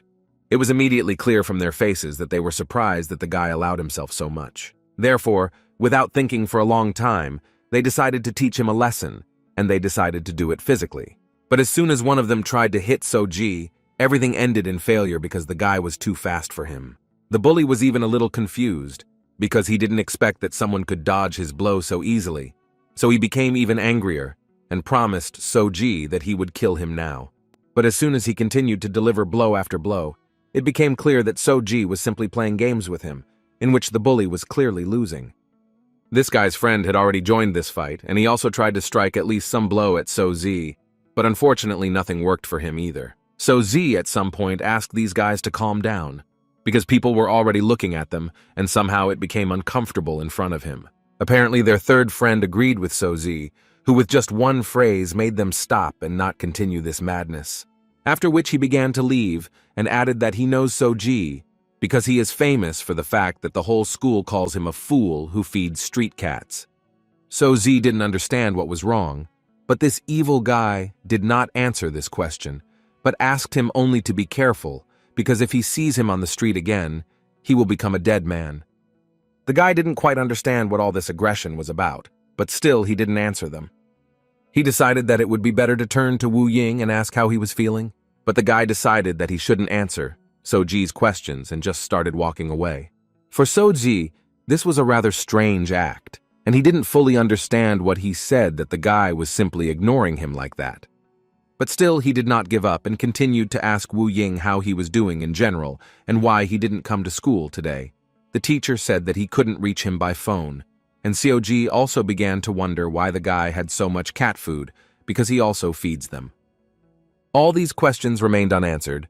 Wu Ying apparently believed that he should not talk to Soji, so he simply remained silent. At some point their paths diverged, and Soji waved to the guy and said that they would see each other tomorrow at school, but again, this gesture went unanswered. Soji did not pay attention to this, because he wanted to go home as soon as possible, and as soon as he was home, he immediately began to call Caden, whom he actually already missed. But apart from his cats, which he feeds little by little, no one else has met him. Soji was of course glad to see them, but still he was interested in Kaidan, whom he had not seen yet. The guy decided to go upstairs and look there, because there might be no other options for where he might be. He opened the doors to his room and began shouting Caden's name hopefully. But it was a waste of energy, because Caden wasn't there. The room was empty, and thoughts began to pop up in the guy's head that he could run away. The guy looked around a few more places but still couldn't find Caden, so he came down from the second floor rather sad. The guy's mood immediately dropped, and he simply couldn't believe that Kaidan just decided to leave him like that. His friend, as he believed, just left like that and didn't even say goodbye. This drove the guy crazy, so at one point he couldn't even stand it and started screaming about how he could even do this. Caden, who at that time decided to go to the toilet, could not believe that the guy was actually so stupid. As soon as Caden left the toilet, he immediately began to listen to the guy's apologies, who immediately admitted that he got a little excited when he started screaming. He understood that he had made a huge mistake by thinking that he had left, but he immediately promised that he would not make such a mistake again. Caden actually didn't care at all about his words, so he forgave the guy and asked him not to continue. So Z was so glad to hear this. He couldn't even believe that Kaidan was so easily ready to forgive him, but he believed that there was nothing to forgive for, and it seemed to him that it was so stupid that they were still procrastinating on all this. Since they made up, So Z decided to ask Kaidan if he had finished his business in the toilet, because he could have interrupted him at the most interesting place, to which he received a rather expected reaction from Kaidan, who asked the guy to close his mouth. At this moment, Kaidan noticed that he wanted to hit this guy more and more every day, but in such a body he could not really do it. Kaidan was not the kind of person who worries about such a small thing as Soji worries about, so he did not understand him. Suddenly their conversation was suddenly interrupted by a rustling sound that came from the same cat who was lying unconscious. At some point they noticed that he woke up and finally opened his eyes. Soji and Kaidan watched him carefully, and they both became interested in what he would do next. This crazy cat again decided to show his nature and began to hiss at them, although Kaidan assumed that this would be the case. But when this cat saw Kaidan, memories suddenly flew through his head that he would really like to forget. But it still helped him calm down and stop screaming, and at some point he became an absolutely normal cat who began to wash himself and behaved quite adequately. Kaidan just wanted to ask Soji why this cat was behaving this way, when suddenly, before he had time to do this, the guy stood up and began to walk towards this cat. It was as if he wanted to take him in his arms and stroke him a little so that he would calm down completely. A few seconds later, the cat was already sitting in the guy's arms and feeling much better. And Soji himself was very glad that this cat was still okay. But the guy decided that he couldn't stop and told Kaidan that he wanted to take this cat to the veterinary clinic, which only caused Kaidan to be surprised. The guy thought that this could be done, and it was absolutely safe in fact, because this cat was already absolutely calm. Kaidan did not think that this was a good idea, because he might not be so calm when he was examined by the vet. The guy didn't know what to do, and Kaidan also couldn't give him any specific advice. So Z began to say that he remembers how Kaidan examined this cat. But in fact, he would not mind if the doctor also did this besides.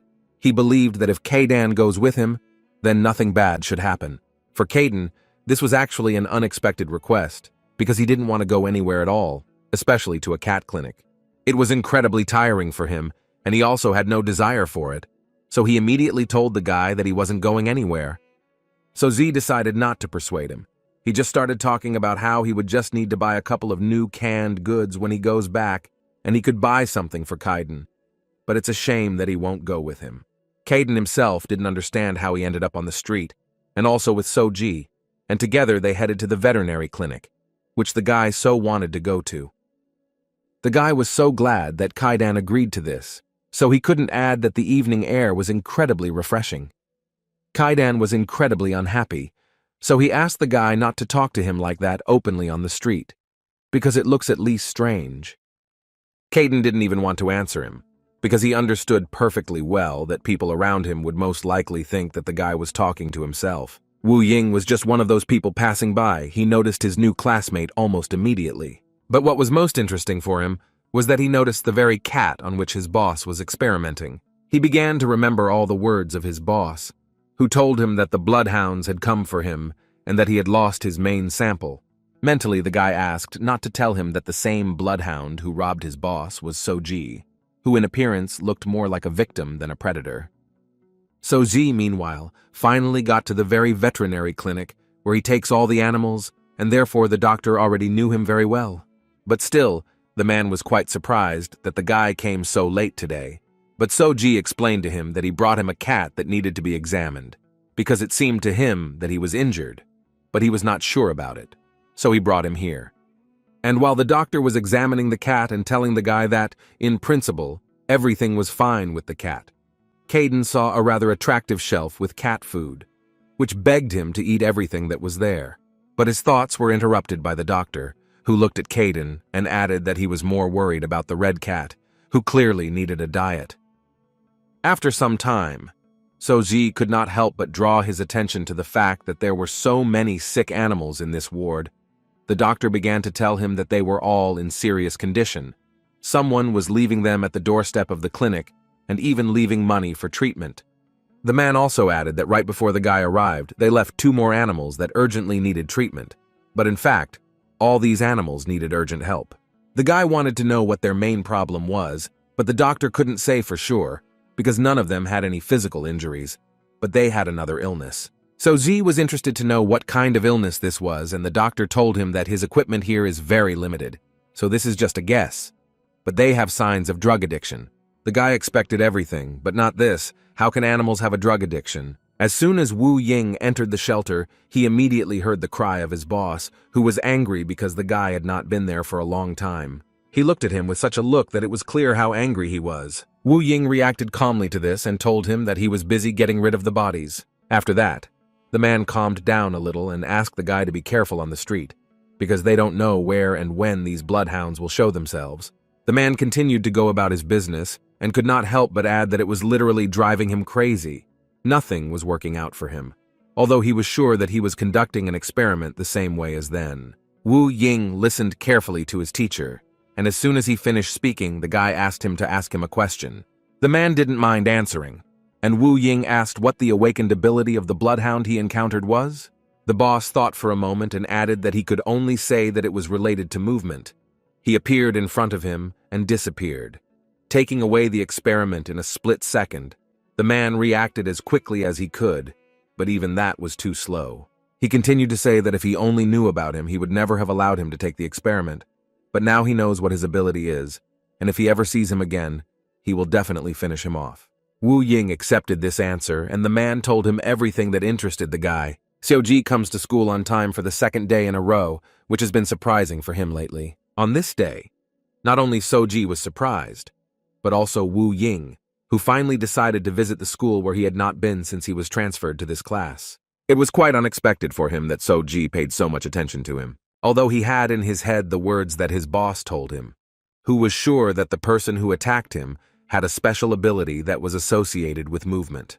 In any case, he decided to sit down at his seat first and tried not to attract much attention, although it was difficult because Soji was shouting to the whole class that Wu Ying had finally come to school. The guy's classmates didn't understand how they even managed to become such close friends, although later they realized that these two guys practically didn't say a word during all this time, so it wasn't surprising that they still got along with each other. The lesson had already started, but Soji still didn't get out of his phone, constantly looking at something on it and smiling maliciously. As it turned out, he was leafing through photographs of his cats who were waiting for him at home. He literally enjoyed the photos of cats alone. The guy was a fan. At this time, Wu Ying was thinking that if Soji is a bloodhound, it means that he is an expert who has undergone training. But looking at him, it seemed to him that he could not be called an expert. While Soji was at school, Kaiden tried to understand what was happening to him, because he was terribly dizzy and wanted to sleep, although it was only morning and he had recently woken up. He assumed that this could be complications from the injury, and that is why he was so drawn to sleep. But then he walked a little further around the room and noticed how the 3 cats that live here were simply sleeping in broad daylight. Kaiden began to suspect that this was due to someone's awakened ability, which helps everyone around him to fall asleep. But then he noticed that everything was fine with these cats, and they were really just sleeping. And only then Kaiden realized that most likely cats usually sleep at this time, and since he is in a cat's body, it automatically begins to want to sleep at this time. He literally fell asleep, although he tried to control himself and decided that he just needed to get away from the sunlight, and then he would stop wanting to sleep. But as soon as he walked another short distance, his body literally fell to the floor by itself. Kaiden tried to use all his strength to stay awake, but his body literally did not listen to him, and as a result, he still fell asleep next to the other cats. Seoji finally finished his classes and went home to his cats in a good mood. Suddenly on the way, he saw a cat and decided to feed him a little, especially since he always has some goodies in his backpack for such occasions. He took out a small cat stick and carefully gave it to the cat. At first, the cat was a little worried and scared, but then he realized that there was nothing to be afraid of and happily ate everything the guy gave him. Suddenly, the guy heard someone calling him and the voice was quite familiar. It was Wu Ying, who crept up quite unnoticed by Soji. The guy immediately began to speak directly, and the first thing he wanted to know from Soji was where did he get the cat. Seoji didn't understand what he was talking about, because this was not his cat. He just gave him something to eat because he looked hungry. But Wu Ying didn't mean this cat. He was talking about the cat that the guy carried last evening, such a dark striped one. Soji was a little scared, although he didn't understand why, but he understood that Wu Ying meant that trip to the veterinarian. The guy began to say that he knew this cat before, but one day he disappeared and did not come for some time, and then he returned a few days ago all wounded, so he took him to the veterinarian to be treated there. Wu Ying continued to be silent, and Soji didn't quite understand what to tell next, so he decided to ask Wu Ying why he was asking this. The guy told him that he thought it might be his cat, who had recently gotten lost. Soji began to worry about him, because he himself would not want to lose his cat. Therefore, he invited Wu Ying to take this cat out so that he could look at it. Maybe it was really his cat. Wu Ying didn't even have time to give him an answer to this question when So-ji ran home to take out this cat so that he could see if it was a cat or not. While he was waiting for the guy, he began to understand that most likely So-ji was not a bloodhound, because if he were one, he would hardly have shown this cat just like that. Kaiden did not have time to fully wake up when he heard a strange noise, and a few minutes later realized that So-ji had entered home, who first of all ran up to the cat they were saving and immediately took him in his arms. As soon as Kaiden asked him what he was doing, So-ji told him that he seemed to have found the owner of the cat, so he wanted to show this cat immediately. Kaiden didn't understand what this madman was talking about, but the guy assured him that he would be back soon and he didn't have to worry about it. After a few minutes of waiting, So-ji finally brought that same cat to Wu Ying so that he could look at it. The guy carefully examined the cat and was almost sure that this was the same cat that his boss had lost, so he answered So-ji that this was his cat, which he had been looking for so long. The cat, who was in So-ji's arms, also paid attention to the person who was standing next to them, and pictures immediately appeared in front of him of how he was tortured in some basement, and this man was in the background. Therefore, his aggressive reaction was not surprising, but So-ji did not understand what suddenly happened and why the cat became so aggressive again. The guy asked the cat to calm down, and at this time, Wu Ying begged the guy to finally give him the cat. So-ji realized that something was wrong here, and the cat apparently reacted this way specifically to Wu Ying. But he didn't stop and continued to demand the guy to give him the cat. So-ji no longer had a strong desire to give this cat away, so he decided to check with Wu Ying again whether it was true that he had lost this cat. Wu Ying, in a calm voice, once again confidently assured him that this was indeed the case, and he was sure that this was his cat. Then So-ji did not understand why the cat behaved this way, because if he were its owner, he would hardly have reacted this way. Wu Ying continued to be silent, and So-ji realized that this was not so he began to ask him why he wanted to take the cat if he was not the owner. He kept telling the guy that it would be better if So-ji just gave him the cat and that's it. And if this does not happen, then otherwise he will be in danger if he continues to keep it. So-ji decided for himself a long time ago that he would definitely not do this and made it clear to Wu Ying. Then Wu Ying said that he had no other choice, so he struck So-ji on the head. The guy was sure that after such a blow, the guy simply wouldn't be able to get up for several hours. After which he used his ability to pull the cat towards him. The cat tried as hard as he could not to succumb to this, but in fact, he was not very successful. A few minutes later, the cat was unconscious and in the guy's arms, and So-ji lay there and could do nothing to help him. But as soon as Wu Ying was about to leave, he heard a strange sound, and when he turned around, he saw that So-ji had come to his senses and even stood up. Wu Ying, looking at the guy, was sure that he hit him on the painful points. Did he really not hit somewhere? His thoughts were interrupted by So-ji, who asked the guy a specific question in which he wanted to understand why the guy was doing this. So-ji really didn't understand why Wu Ying was attacking him and at the same time taking the cat, if he wasn't even the owner. Wu Ying asked to listen to So-ji very carefully, after which he added that he doesn't know how this cat ended up in his possession, but now Wu Ying asks him to forget about everything that happened here, including this cat. So-ji didn't understand what he was talking about, so he asked him to explain everything more clearly so that he could understand what Wu Ying was trying to tell him. Suddenly, one theory popped up in his head as to why he was doing this, but So-ji could not completely believe that Wu Ying was acting together with that man. He decided that the best option to find out for sure was to just ask him directly. Or was this awakened uncle on the same side as him? Wu Ying stopped and turned to the guy, because now he understood that most likely the guy was the same person who took the cat from the master that evening. So-ji did not understand what kind of master he was talking about, but he did not have time to do anything when Wu Ying began to attack him, because he understood that So-ji had an awakened ability that was associated with acceleration, so he should attack before it started will speed up. It was a rather powerful attack, which left the guy no chance of dodging it, and he also received colossal damage. But Wu Ying was not going to stop there and decided to launch the final attack, but unfortunately, he didn't have time, because So-ji still used his awakened ability and was able to dodge the blow. Looking at how So-ji moved, Wu Ying ceased to be surprised that he was able to take the cat from the master. Song-ji at that time understood that Wu Ying was also awakened, and he was somehow connected with the man who mocked the cat. But still, he did not fully understand why they wanted to take this cat so badly. But in any case, He couldn't just leave this cat to them, so he decided that he would do everything possible to get him back. The first thing he did was use his awakened skill and was pretty close to getting the cat. But at the last moment he realized that he would not succeed, because Wu Ying turned out to be much smarter than that man, and the cat's response was in the other direction, after which he was ready to launch his attack. But Wu Ying noticed the fact that the way Soji closed the distance between them was quite surprising, but in any case it didn't matter to him, because he believed that no matter how fast a person's movements were, they were of little use when they were predictable, and all he needed to do was attack the place where he would appear, which is what he actually did. After such a rather serious attack, Soji endured incredible pain. He was not ready for such battles. Wu Ying at that moment was trying to understand what was wrong with this guy, and why was he trying so hard to save this cat.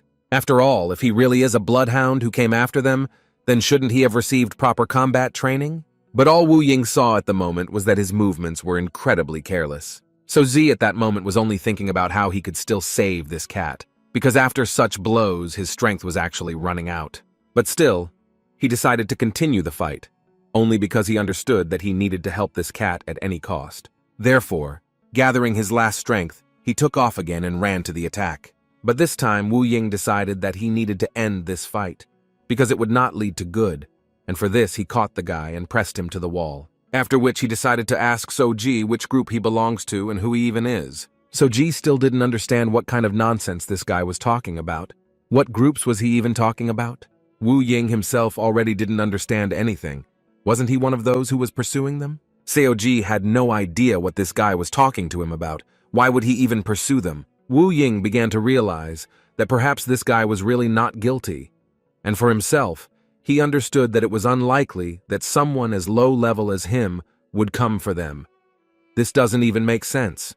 Most likely he got involved in this by accident. Before leaving, Wu Ying once again decided to warn the guy that if he does not forget about everything, about the cat, about him, about his master, then he will have serious problems. Seoji at that moment didn't even listen to this guy.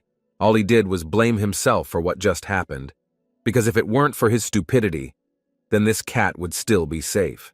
All he needed was to just leave the cat at home and not show it to anyone, but he blamed himself for not being able to do even that. Since Soji left home, Kaidan has been sleeping and only recently woke up, and he realized that the guy was still not at home, and the thought immediately appeared in his head that most likely something had happened since he still had not returned.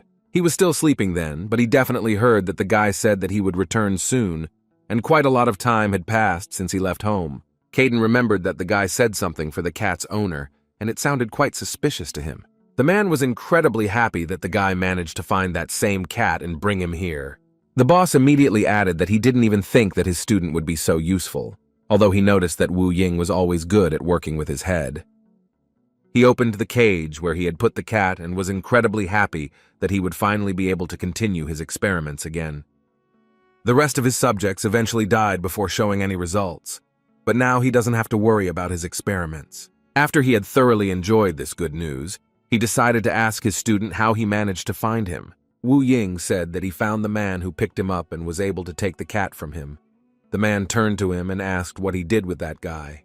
The boss hoped that he destroyed him, but the guy upset him when he said that the guy managed to escape, and this didn't suit the man at all, because he understood that it would be difficult to catch such a fast person. So he decided to look at the guy and added that next time he would do everything right and they wouldn't hear from him again. However, in any case, he was very glad that the guy finally got him his precious sample. Therefore, now he decided that it was better to continue working and waste time and ran to his laboratory. Wu Ying looked at this cat, and for some reason his heart began to beat much faster. Seoji, meanwhile, followed in Wu Ying's footsteps, and it seems he came straight to the building where the guy entered.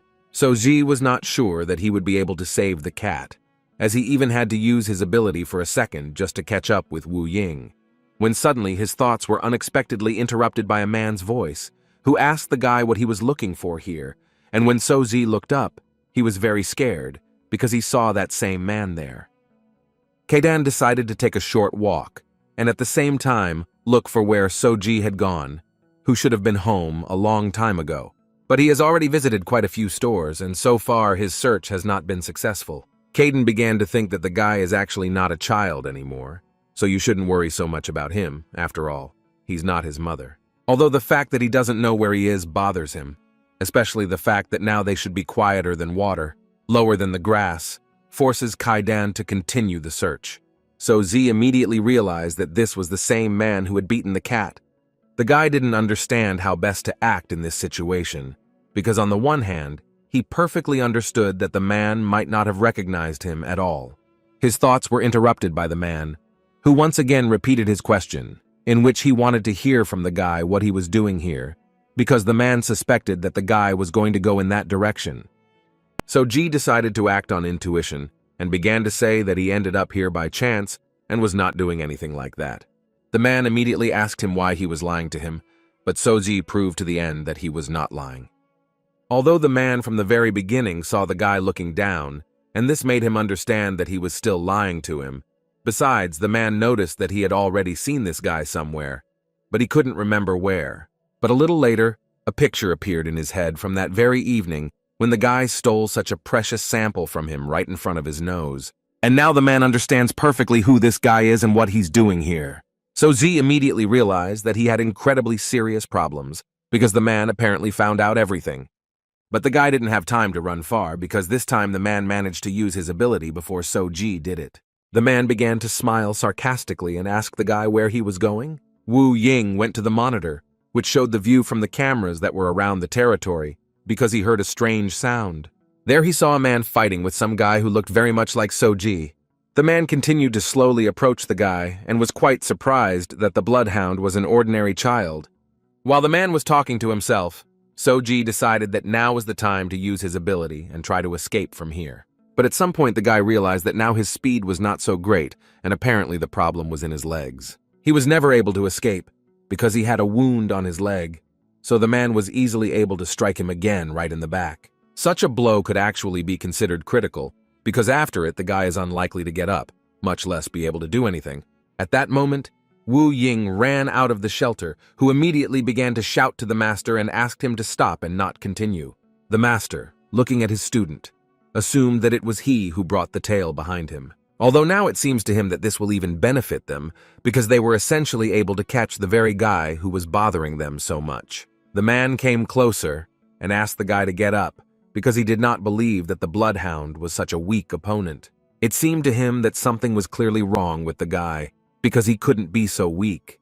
Even though he received a direct blow, it was still too little for people like bloodhounds. After which, he suggested that most likely the guy was just pretending to escape, which the man was going to prevent in no case. And he will do this, if only because it irritates him incredibly when Soji simply uses his awakened abilities, so he decided to punish him with another blow. Wu Ying tried to tell the master that perhaps this guy was so weak because they had just recently fought, although even then he could not use his abilities normally. But apparently the man didn't care at all about his every word. He just continued to kick the poor guy because he wanted to hear the answer from him. Therefore, Wu Ying decided to shout a little so that the master would finally hear him, and when the man finally paid attention to him, the guy began to ask him to stop, because this guy is not a bloodhound who came for them.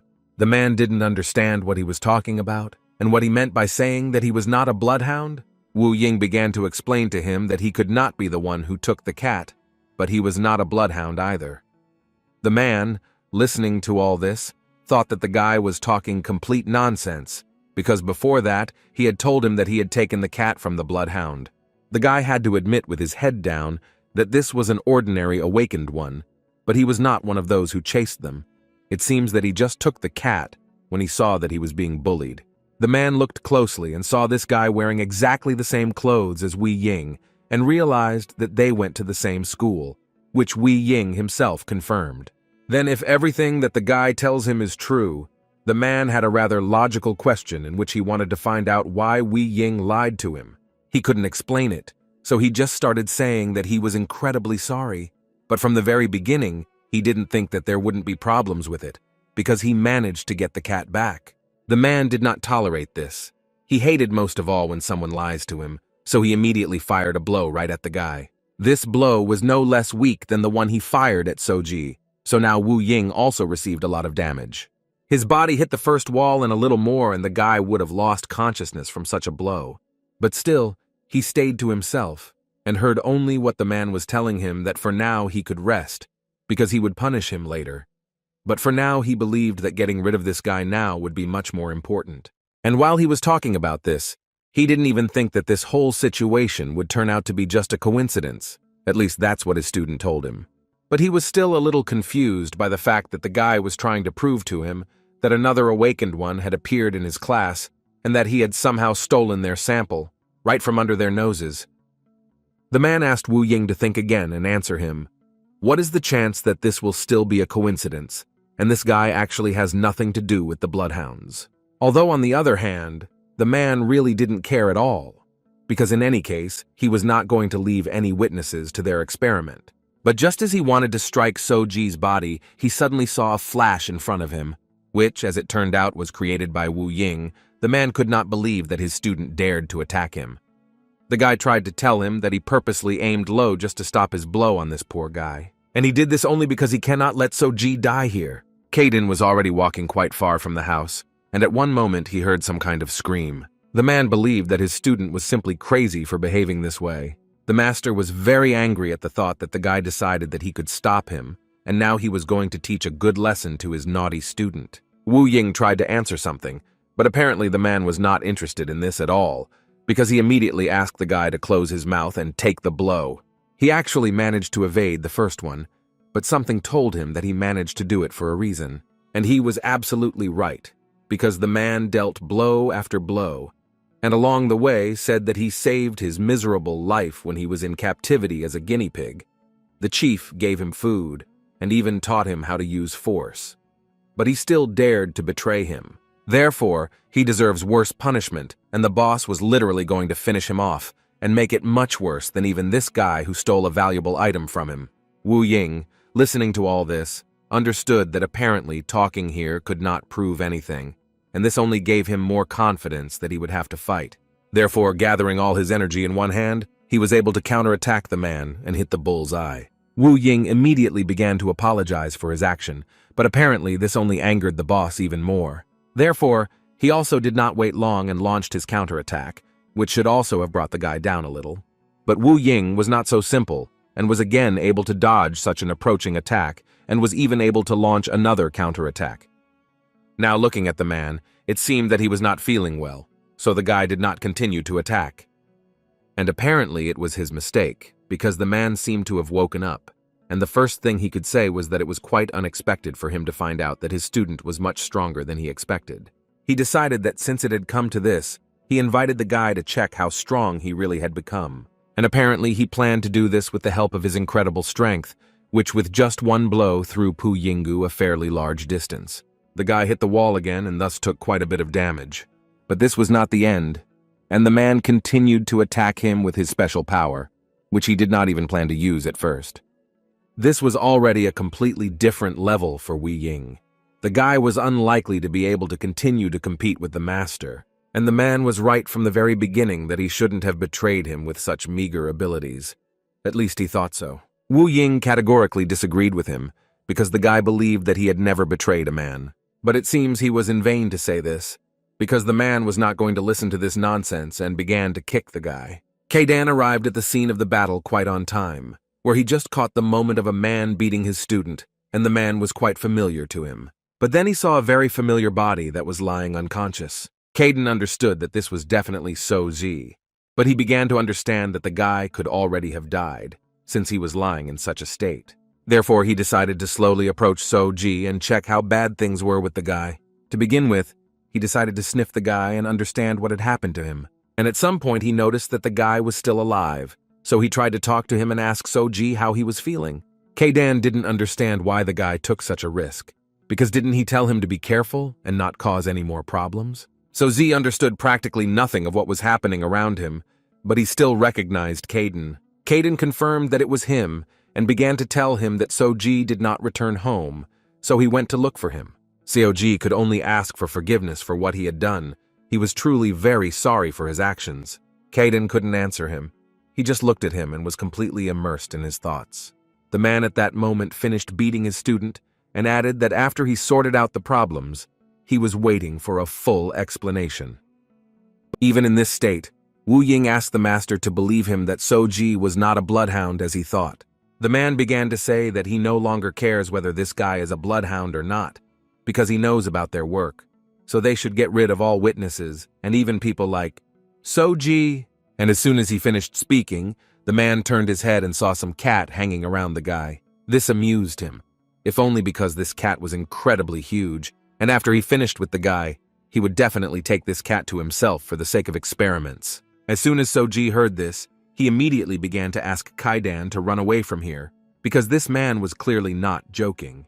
Kaidan was amused by the fact that the guy, even in this state, cared about him.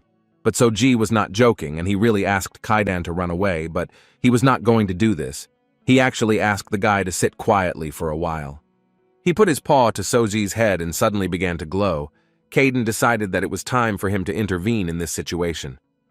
The man at one point decided to stop because he didn't understand what was happening there and why this fat cat suddenly began to glow. And behind him came the guy, after which a bright flash enveloped everything around, and it was difficult to understand what was happening. But after the light went out a little, the man saw a guy who started talking about how the man was a fool, who couldn't even deal with a child. After which he just snapped his fingers and created a special dimension that would allow them to enjoy the battle to the fullest, and this would not affect the outside world in any way. The man, looking at all this, could not believe that this guy had the awakened ability to create a separation dimension, but his thoughts were suddenly interrupted by Kaidan, who wanted to ask this man if he thought that he had gone a little too far with these young people. The boss didn't understand what relation he had to this child and who he was. Although mentally the man understood that if this guy has the ability of the level of commanding light, then it can only be one person. But the man simply could not understand what he forgot here then. Seoji, who was gradually beginning to come to his senses, also could not believe that he was seeing Kaidan in this form. And as soon as the man heard the name Kaidan, his facial expression immediately changed, because he knows only one Kaidan whose code name is Destroyer. Kaidan himself began to smile, because he was actually quite pleased to hear that he was so popular among the local hooligans. The man thought that if he really was Kaidan, then he simply had no chance of winning, so he immediately decided to tell Kaidan that he was not going to fight him, because he had no idea who he was facing, and that this child is so important to him. But from the expression on Kaidan's face, one could conclude that he absolutely doesn't care about every word the man says.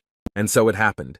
Kaidan simply asked the man to close his mouth and die on the spot, after which he dealt a crushing blow directly to his body. After such a blow, the man will have to retreat for a long time.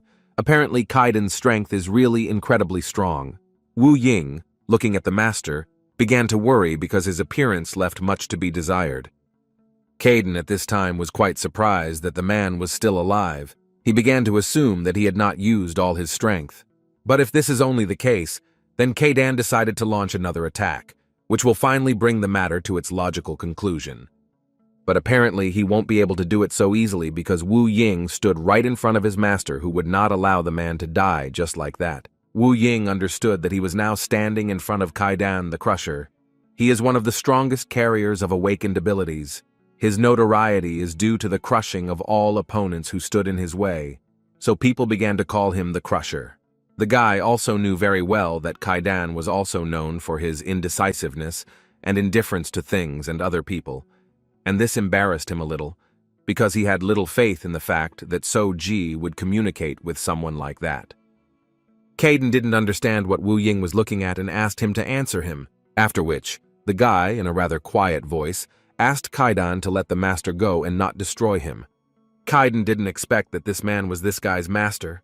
But anyway, it doesn't matter because his so-called master just beat him up, and does the guy still want to save him? Wu Ying confirmed this information, and besides, they really didn't know that Kaidan knew Soji. These words made Kaidan smile, because of course they couldn't know this. But isn't it shameful what he was doing?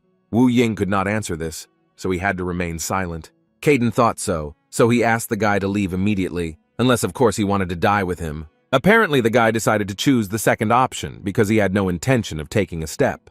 But suddenly the man himself turned to the guy, who in a quiet voice asked the guy to step aside. Wu Ying turned to him and tried to say that he didn't want it to end like this.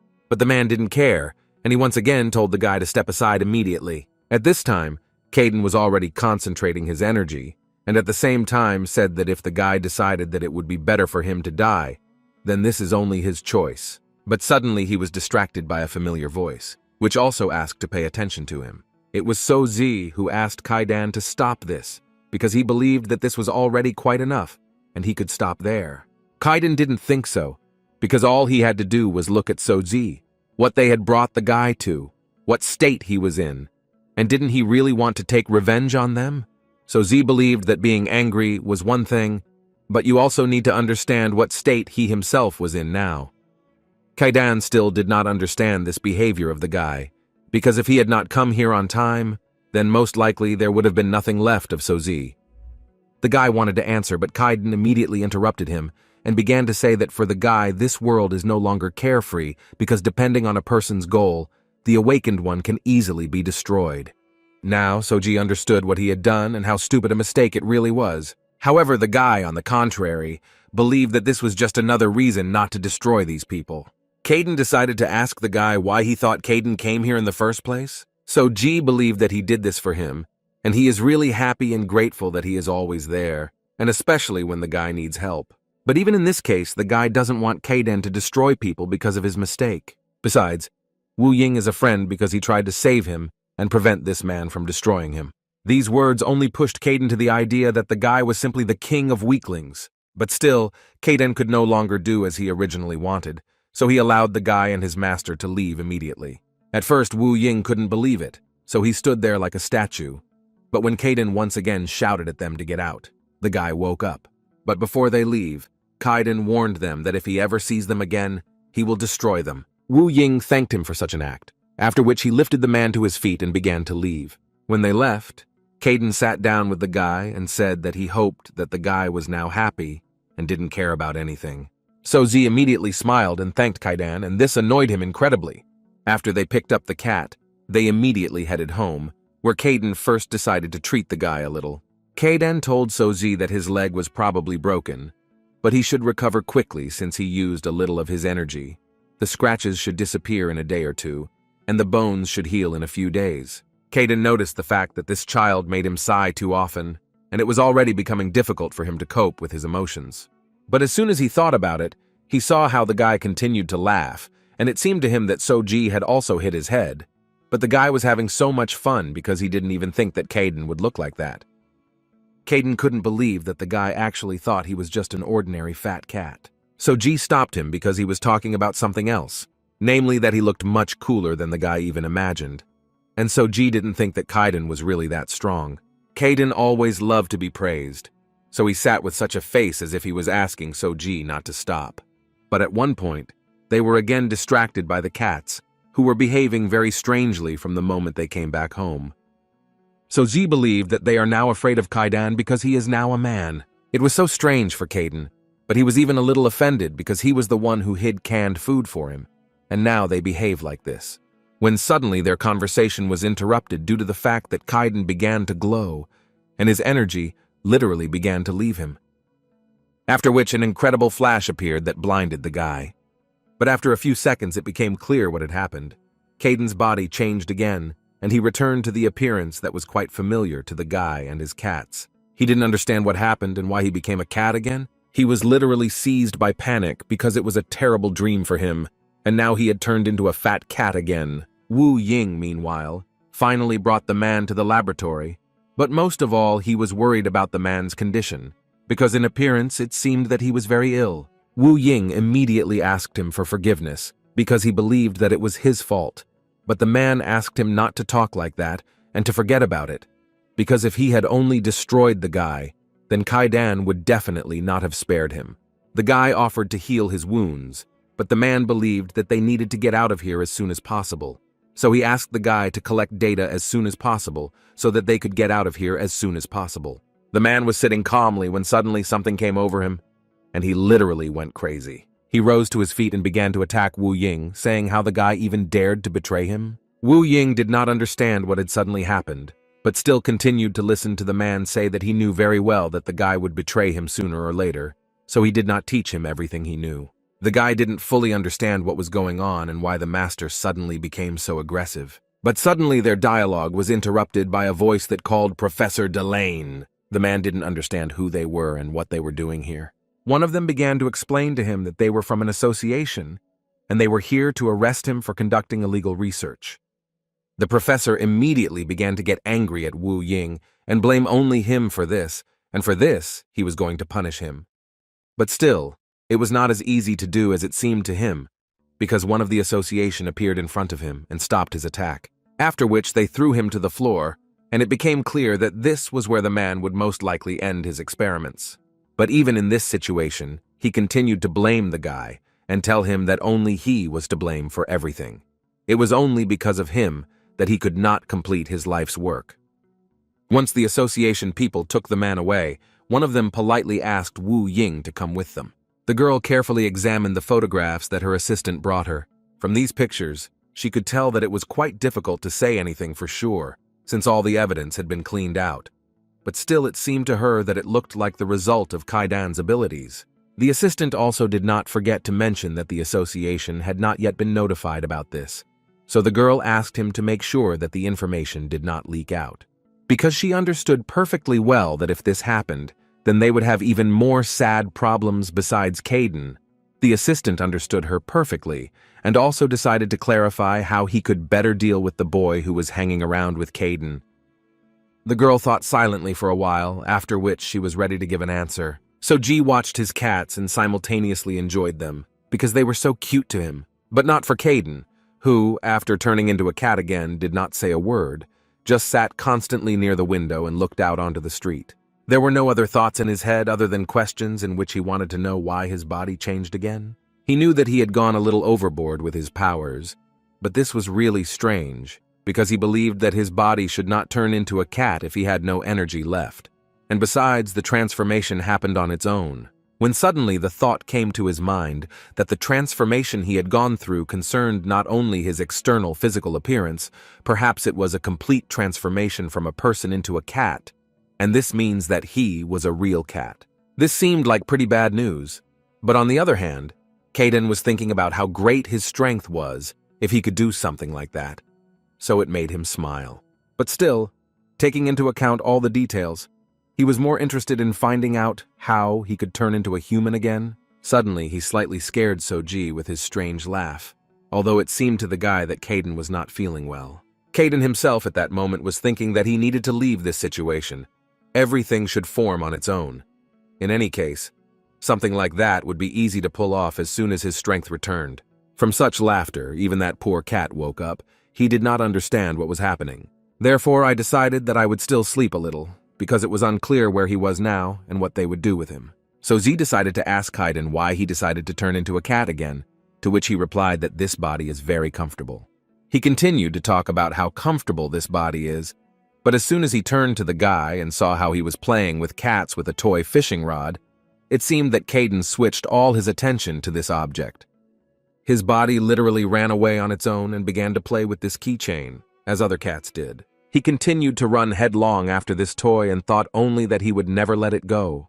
And at some point, he still managed to grab her, and this made him incredibly happy. But at some point, he realized that he had transformed into a cat too perfectly, that he reacted even to such little things. So Z was glad that Kaidan was no longer sad, but still, he was now more worried about this baby, who still had not woken up. Kaidan added that he had no injuries when he examined him, so he should wake up soon. But it was also worth considering the fact that when they took him the first time, he was not in such good condition. So Z came closer to him and noticed that the kitten was trembling. It seemed to him that it was because he was simply cold. Therefore, he decided that he needed to sit next to him and warm him up a little with his warmth. At this time, Kaidan thought that in addition to everything, he was also worried about the trail that he left with his abilities. Even though he cleaned up before leaving, it still made him worry. So he decided to take a little walk because he thinks that some of the local awakened ones might be on guard since they caused so much trouble. Then Soji decided that he would go with him. He was bored at home anyway. Kaidan asked him to relax, and he couldn't believe that the guy wanted to go for a walk after what he experienced yesterday. So Ji assured him that everything didn't hurt him so much anymore. Besides, why should he even worry about it when he's next to? Is he so strong? He was so pleased to hear something like that. Finally, the guy realized his magnificence. Seoji immediately added that it was simply impossible to ignore the fact that Kaidan was so strong when he saw everything with his own eyes. In addition, The guy noticed that the man immediately decided to give up as soon as he found out who he really was, and now So-ji wants to be like Kaiden. Their cheerful conversation was at some point interrupted by a phone call. So-ji picked up the phone and heard an unfamiliar voice that a guy named So-ji wanted to hear on the phone. The guy replied that he was So-ji, after which the voice introduced himself as Hyuk-gu and asked the guy for a few minutes of free time so that they could talk a little. So-ji did not understand what this conversation was for, but the man assured him that he was going to give him some very good advice, although the guy continued to not understand why he needed his advice at all. The voice added that this would be information about the users of awakened abilities. And at this stage, So-ji realized that it would be better to really listen to what the man would tell him. But the man wanted to meet in person and talk anyway, especially since he was already here, near his house. Hyuk-gu entered the houses and literally immediately started talking about how he hoped the guy would believe him if he said that he didn't come to fight, because he wouldn't waste his time messing with him like that, if I wanted to do harm. But suddenly he stopped talking, because he looked around and noticed that the guy had quite a lot of cats in the house. Seo-ji ignored this and asked the guy what happened since he came here. Hyuk-gu asked him for an apology. His cats took him a little by surprise. He calmed down a little and began to talk about how they would like to start supporting him so that they could live like an awakened one. The guy didn't understand what he was talking about and what he meant when he said that they were going to support him. The man added that they found out some information about him and immediately asked for forgiveness for the fact that this was done without the guy's consent. However, he asked So-ji to understand him correctly. At that time, they were in difficulty, and in the end, their job is to keep a record of all awakened ones. Kaiden, listening to all this, thought that this was nonsense, because he had never heard anything like it. Seo-ji also listened to him attentively, and at some point decided to ask Hyuk-gu whether he was also awakened or not. The man laughed, because it seemed to him that this was a rather obvious question. Of course he was awakened. After which he decided to demonstrate his true strength a little, and concentrated the energy in his hands. So-ji watched him carefully, and was incredibly surprised that he could control the wind. And Kaiden at this time thought about whether this means that this is Ji Yong-yu's territory. So-ji was incredibly surprised by the man's strength, and decided to tell him that his strength simply lies in the fact that he can move quickly. Kaiden did not expect the guy to reveal his abilities so quickly. For some reason, the man began to laugh in response, and Kaiden understood that the guy would have no future if he just told everyone his secrets. Hyuk-gu calmed down a little, and began to say that this situation only proves the fact that he is a beginner, because most users do not tell strangers about their abilities. But the guy noticed the fact that the man had just revealed his abilities to him. But Hyuk-gu also noticed the fact that his skills were actually already quite known, and the skill that he just showed was quite simple, so it wouldn't be for him global problem. However, he believed that in the case of the guy, he had a completely different story, because he would have an advantage if people did not know what ability he would master. For understanding, he gave an example in which he said that his opponent would be able to immediately use skills that would make his skills useless. So Ji began to understand why then, in the battle with Wei Ying, he was unable to do anything, because he knew about the guy's abilities, so he was able to act proactively. The man continued to talk about how this is actually common among users who are unaware of their situation and the awakened ones. He also couldn't help but add that the time may soon come when he will have to reveal his abilities, but otherwise, it will be better if he keeps it a secret. So-ji was very grateful to the man for telling him so much useful information. For Hyuk-gu, it was not difficult, but this time he thought that there would be enough information, so he added that he would contact the guy a little later. He actually only came today to meet and talk, but So-ji actually still had one question in which he wanted to know why the man was helping him at all. Hyuk-gu explained to him that teaching new users of awakened abilities the basics of this world is the responsibility of the territorial leaders. This is the rule accepted among the awakened factions. And the reason for this was the chaos that can happen if they find out about people with abilities, and they do not want such situations to happen on their territory. Moreover, they hope that the newly awakened ones will not use their abilities with evil intent. After he answered the guy, he added that he could have said that they would support him, but in fact this is only the minimal help that they provide, so he has nothing to worry about, and he was done with that, and he really had to go. Kaiden listened to all this carefully, and after the man finished speaking, he was not in the best mood. And after Hyuk-gu left completely, Soji decided to ask Kaiden what they would do next. Kaiden did not quite understand what the guy meant. After all, it seemed that now the guy would just have to live like an awakened one. But to tell the truth, the guy didn't want to become part of this. But since this happened, it turns out that he has no way back. But Kaiden couldn't help but answer that he actually felt a little better when he realized that this was still Ji Yong-yu's territory. Soji did not understand who Kaiden was talking about, so he had to tell him that this was the woman who was one of a small number of high-ranking people in Korea, and moreover, with a fairly clean reputation. He also added that the territory is divided between high-ranking people, and the person who was just here is most likely part of Ji Yong-yu's group, and if it was a group of dubious individuals, then they would use such an awakened newcomer like him and say that they are just helping. But Kaiden told him all this for a reason, because after that, he asked Soji to be as careful as possible from now on and not to interfere anywhere, because now he has officially entered the world of the awakened. It also meant that the guy needed to become stronger and henceforth learn to protect himself. And since he now had a broken leg, Kaiden advised him to train the control technique that he showed him. Soji reacted rather strangely, because there was little to be happy about here. Kaiden understood that the guy most likely did not fully understand what he had gotten himself into. After meeting Soji, Hyuk-gu immediately visited the office, where the boss was already waiting for him, to whom he told that he met with a high school student, Soji, and as they expected, he seemed to have nothing to do with that incident. The girl decided that the fact that he met Professor Delane's assistant was just a coincidence, and this was confirmed by Hyuk-gu, who learned the fact that he had already attended that school for some time before Woo-in's transfer. Now she decided to ask what Hyuk-gu knew about the association, to which he replied that they had not yet been notified about Soji, and he believed that it would be better if they did not find out about him.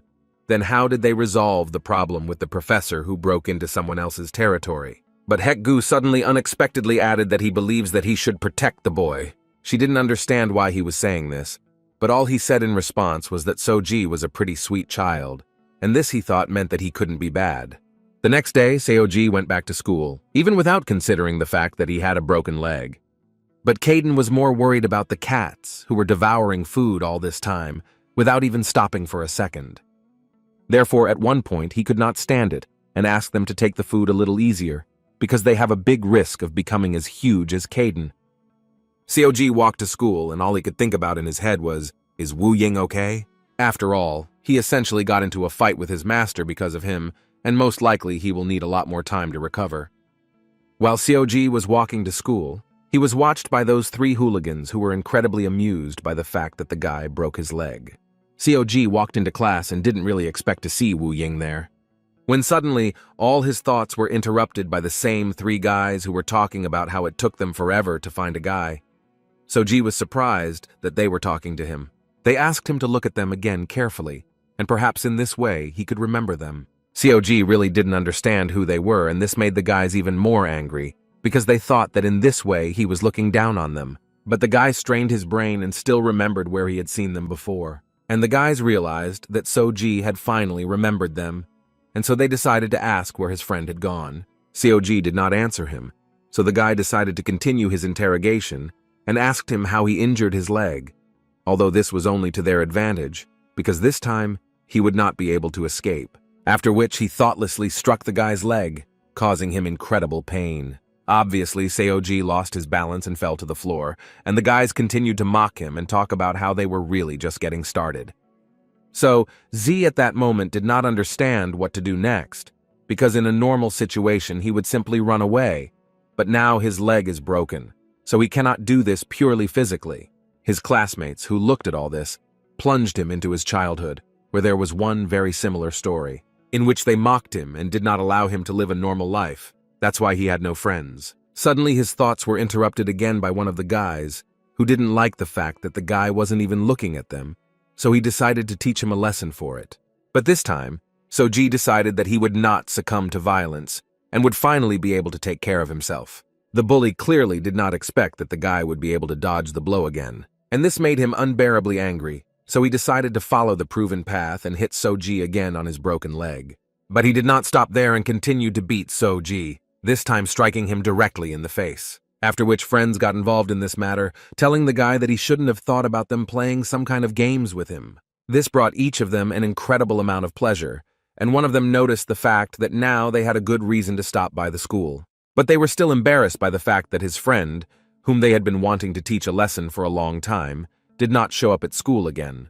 Soji was still conscious, and heard only what they were saying, that as soon as this Wu Ying appeared at school, they would immediately destroy him, no matter what the cost.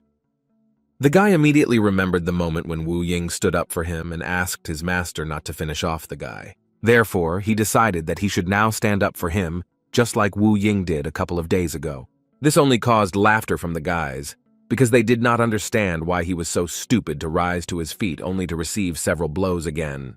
But this time, Soji decided that they would play exclusively by his rules, so he delivered a precise blow directly to the body of one of his offenders. Along the way, he thought that Wu Ying was the one who protected him, so he wouldn't let them bully him. Moreover, he believed that he could do this even without his abilities, only with the help of his incredible speed. And apparently, he was right, because he managed to deliver another, rather serious blow right to the face of another bully. After such a blow, there remained one more of their three, who at the moment was already flying at Soji with his fists and was ready to destroy him for such behavior. But he miscalculated a little when he thought that Soji was too weak an opponent, so he received a good blow right in the face. The fight ended there, but not because Soji taught them a lesson, but because the teacher entered the class and became very angry when he saw that they had a fight in the classroom. He immediately noticed that the same school bullies again took part in this fight, but this time, they seemed to be in the role of the victim. And this time the hunter turned out to be Soji, which was quite unexpected for the man. Therefore, he immediately calmed down and decided to find out what happened here, and did Soji really get into a fight with these boys? The guy confirmed this assumption, but the man still simply couldn't believe it, because how did he cope with them when his leg was in such bad condition? In any case, this is not the time to find out now, so he asked someone to take the guy to the nurse's office. But looking at all his classmates, it became clear that none of them were eager to do this. Therefore, the guy decided that he could cope on his own without the help of others. The teacher continued to say something to the guy, but he probably didn't hear him anymore, because in the window he saw a rather familiar cat, which looked incredibly similar to Caden. And when he looked closer, he saw that it was indeed Kaidan, who was quite pleased with the way Soji dealt with these guys. The guy thought that it would actually be a good idea for him to go to the doctor, since his leg was really hurting right now, so he decided to ask the teacher for time off and go home a little earlier. The man allowed him, but only if someone escorted him home, but Soji assured him that he could handle it just fine on his own. The teacher decided that he would not insist, so he answered the guy that if he still wanted it, he could go. As soon as Soji left school, he immediately decided to ask Kaidan what he was doing here, to which he answered the guy that he was just walking around the territory, and besides, so much had happened to Soji that it worried him a little. And as you could see, Caden was actually right because the guy caused trouble again. Seoji did not deny this, so all he could answer was to ask for his forgiveness. Kaidan, looking at the guy's sour face, decided to say that while he lived with him these few days, he realized how he was able to survive all this time. Maybe he just avoided people who tried to start a fight.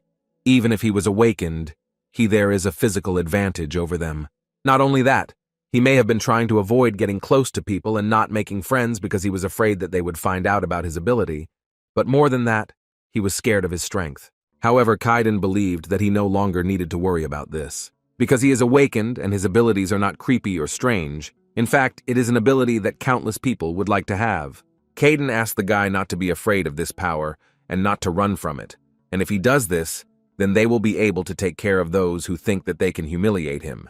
Seoji began to smile in his usual manner, because in fact he was quite pleased to hear such words. After that, the guy suggested that Kaidan go to the nearest store and buy some cat treats, and he actually didn't mind. By the way, Soji added that Wu Ying did not come to school today, although for Kaidan this was actually not surprising. But Kaidan didn't understand why the guy was so interested in the guy who asked him not to destroy the teacher. So Z answered him that he was actually worried about them. Kaidan at that moment was quite surprised to hear this, so he decided to add to the guy that they almost destroyed him if he forgot. The guy was looking through the photographs that were sent to him at his work. It was a photo of COG, whom he was asked to guard, because his boss heard that they went to school with him, so it would be quite easy for him to do this. Hek-gu also added that it was very good that they attended the same school, so they should know each other. But the guy immediately assured him that this was not the case, because they had seen him a couple of times. In any case, he was ready to complete this task, but first, he wanted to know what ability the guy has. Hyuk-gu actually couldn't answer this question, so he said so bluntly that he didn't know. He also asked him to stop looking for answers that he could not give him. At least according to the past investigation they did, it looks like COG didn't even know he was an awakened one until recently, so maybe he had a hard time before now. The guy left the office, and in fact it was quite difficult for him to believe that all this time the guy had been awakened. Suddenly his thoughts were interrupted by his school friends, who looked pretty bad.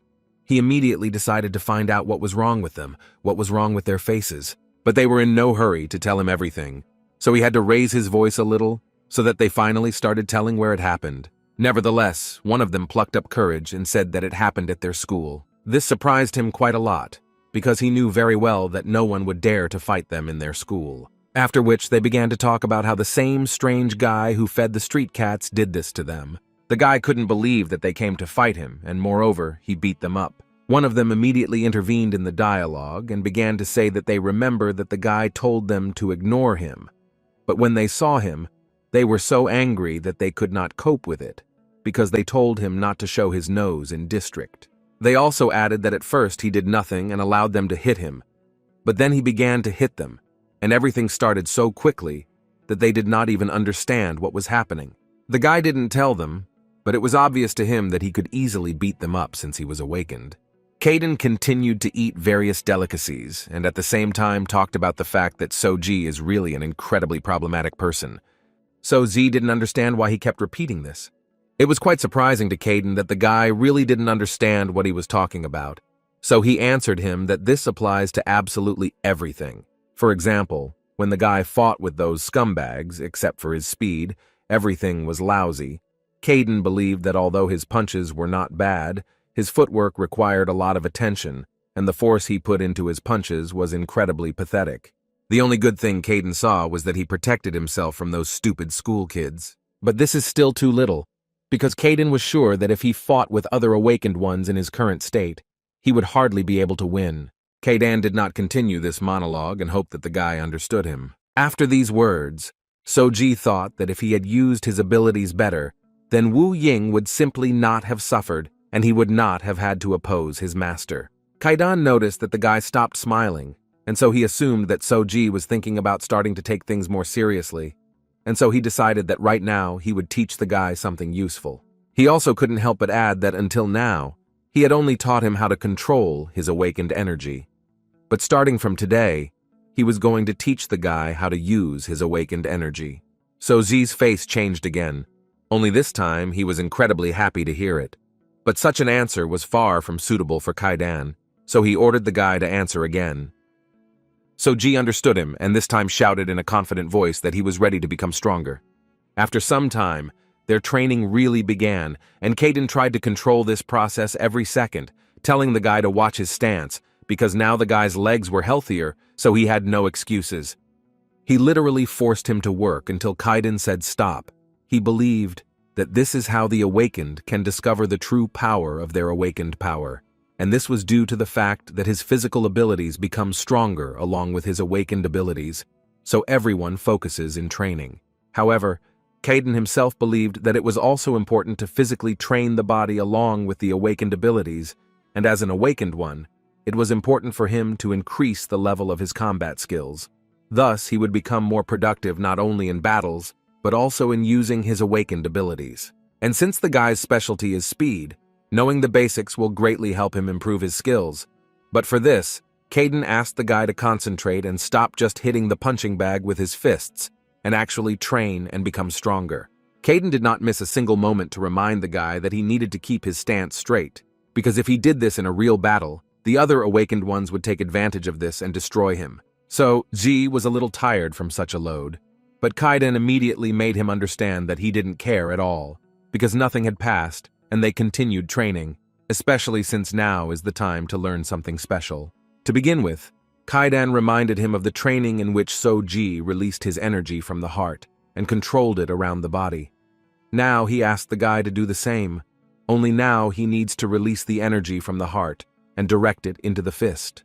Kaidan immediately made it clear to him that if Soji calculated everything correctly and released energy the second the impact occurred, it would create an effect similar to an explosion. He also warned the guy that this is not a skill that can be achieved the first time, but you still need to try. So Z trusted his teacher and concentrated to the maximum and collected almost all his energy inside and transferred it into a fist. At this time, Kaidan continued to say that for Soji this could be a good goal for his further training.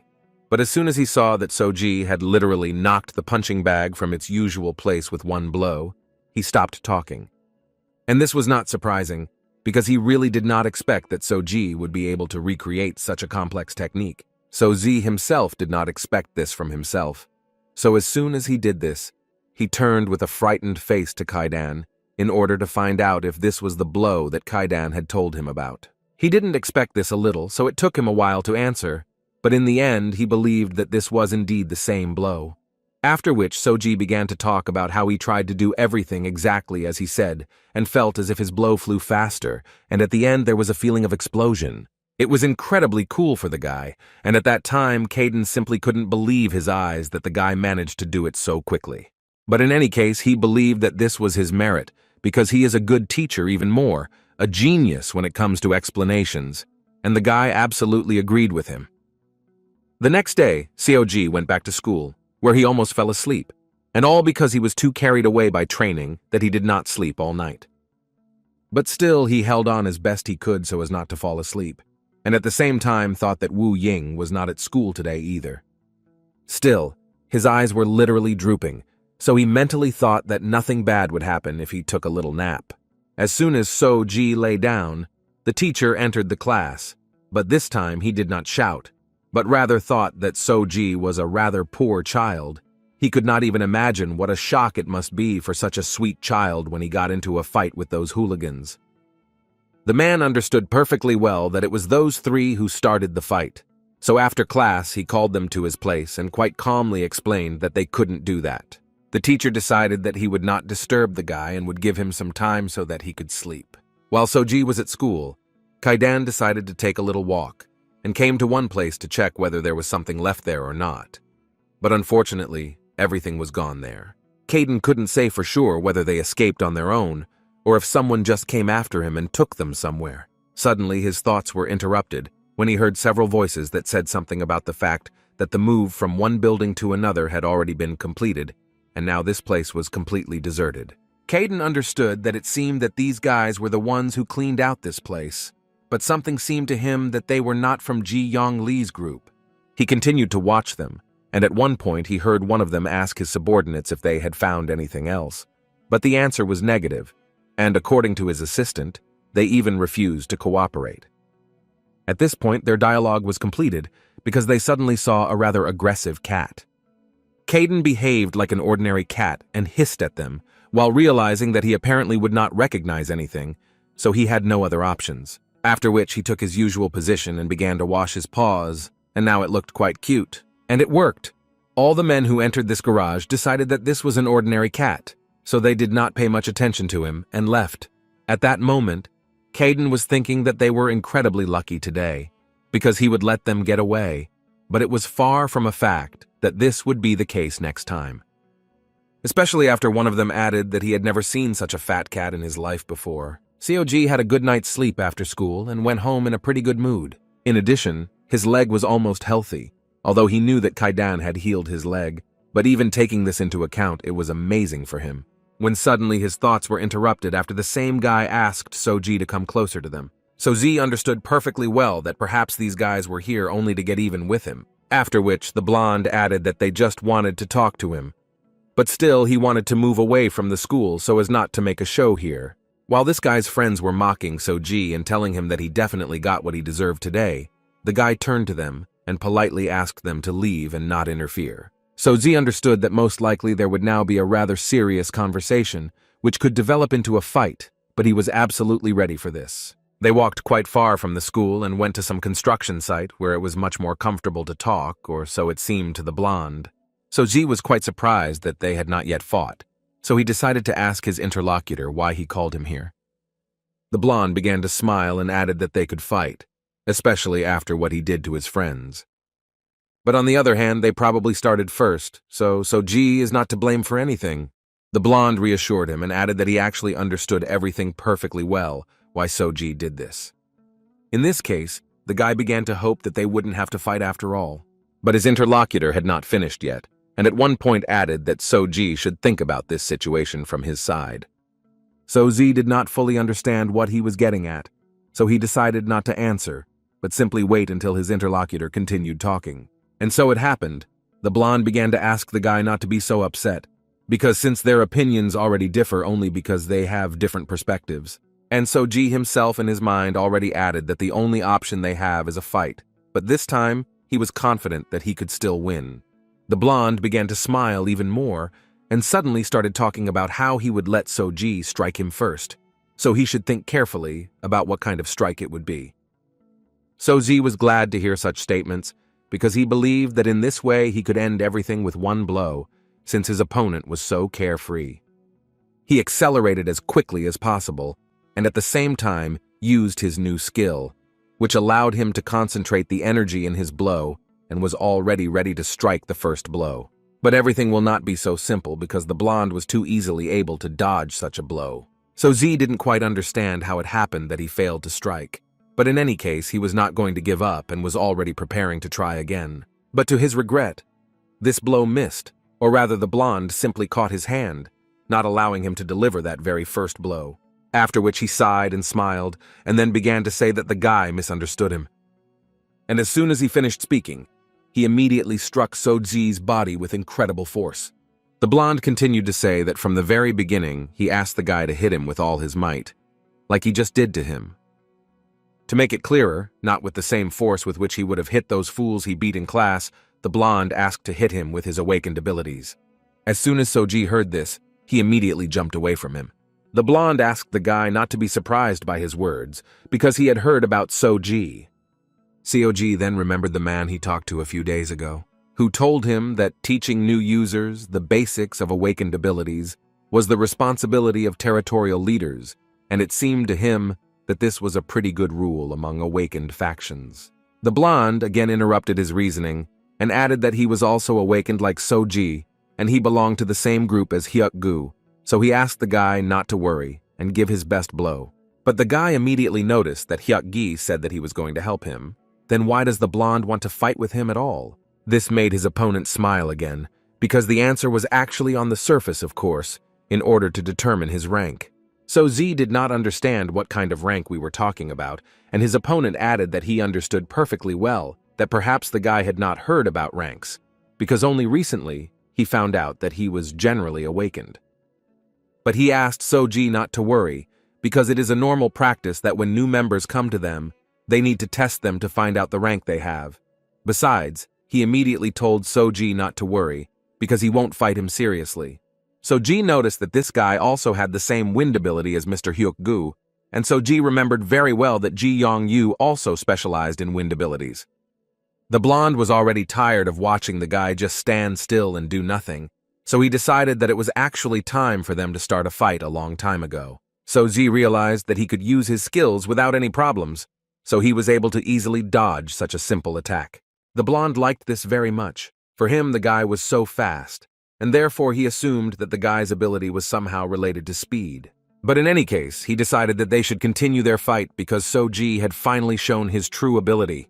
But so far these were only dodging blows, and the blonde added that this was too little to defeat him, so he asked Soji to try a little more. So Z, after another blow from the guy, decided that now is the time to collect his awakened energy from his heart and create an explosion through his fist, as Caden taught him. And as soon as he found the perfect opportunity and got close to his opponent from behind, he began to accumulate energy to strike. But the blow didn't turn out quite the way Soji expected it, because at one moment the blonde seemed to evaporate and the guy was waving his fists in the air. As it turned out, this was just a bait in order to inflict a counterattack on him from the side, and he actually managed to do it perfectly. After such a blow, Soji will clearly have consequences because the blonde put quite a lot of force into this blow. He added that Soji is actually not as fast as he thinks, and this is what seemed to the blonde to be bothering the guy because, as he could already notice, he controls the winds, and this only meant that he could essentially increase the speed of his movements using the wind. So Z realized that he needed to change his battle tactics, but first he had to dodge the guy's blow, which he successfully did. At least it seemed so to him, because the blonde calculated that Soji would act this way and moved ahead, after which he delivered a rather unpleasant blow right to the guy's face, and it seemed that this would definitely be the end of their fight. Although even this, the blonde was not going to stop and continued to go on the attack, and Soji at that moment understood that he critically needed to dodge this blow. But he had the understanding that he most likely would not have time to do anything, when suddenly he saw that his opponent had stopped his attack. After which he asked the guy a rather unexpected question, in which he wanted to find out what was wrong with the guy's leg. Did he really hurt it? So Z did not expect such a turn of events, so through surprise, he still answered that his leg was really wounded. After taking him away, the blonde suddenly became very upset, because he thought that it would be quite shameful if he beat someone with an injured leg. Therefore, he decided that on this wonderful note, they would end their battle. Besides, it was time for the blonde to go home. And finally, he suggested that the guy repeat it somehow when So-Z is all right with his leg. Although Seoji could exhale calmly, because his opponent had left, he was not in the mood in any case, and this was due to the fact that he thought that he also looked rather pitiful. Hyuk-gu was very angry with his student, and therefore shouted at him, because the man literally did not understand what Seok was thinking when he decided to attack Seoji. But he tried to explain to the man that in this situation everything was not just like that, because Seoji beat his friends and it would be strange if he left it all just like that. The man believed that this, in any case, did not justify his actions, and in general he assumed that Seok intervened in this fight only because he believed that Hyuk-gu would not recognize it. After a while, he calmed down a little and began to explain to the guy that So-Z was not like everyone else. He grew up and did not know about the awakened ones. All his life, he thought that his unique abilities were a common curse, unlike Sok, who grew up in a world where his talent was recognized and praised for many years. In addition, it was worth adding that So-Ji voluntarily abandoned normal life, avoiding people around him. Juice, listening to all this, did not even think that everything was so bad for the guy. But still, he began to say that he was really surprised when he checked his background. His family moved every year, and this could actually explain why nothing is known about him. And when Seok knew all this, Hyuk-gu once again decided to ask him whether he should have flaunted his strength in front of such a child.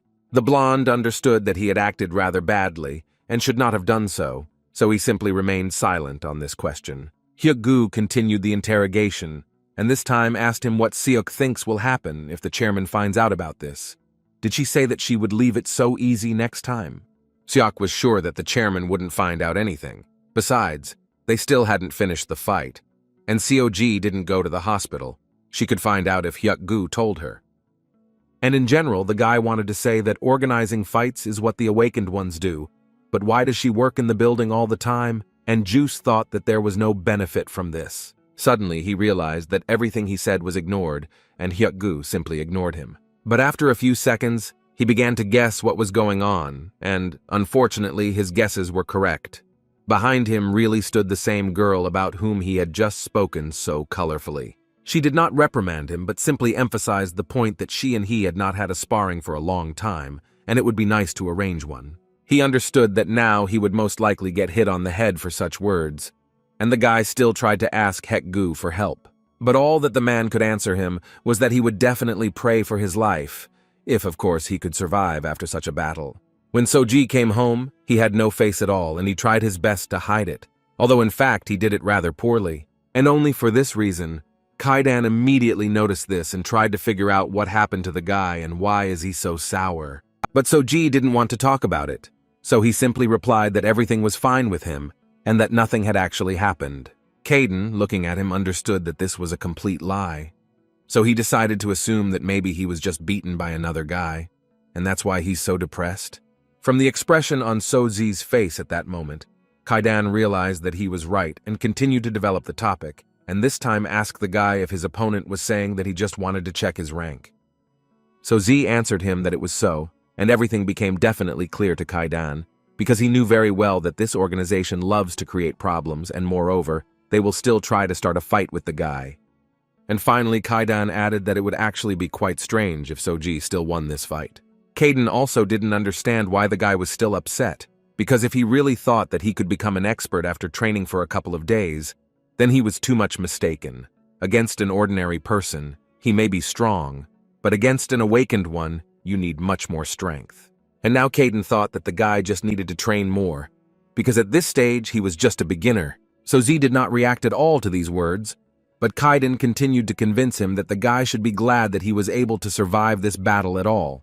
But at some point, Z still answered Kaidan and said that he did not want to lose this fight. This did not surprise Kaidan because no one would want to lose a fight, but he believed that the guy slightly did not understand the difference between the concepts of losing and wanting to become stronger. But this only upset the guy even more, and he said that in that battle he could not do anything at all. He was simply beaten, and at one point spared.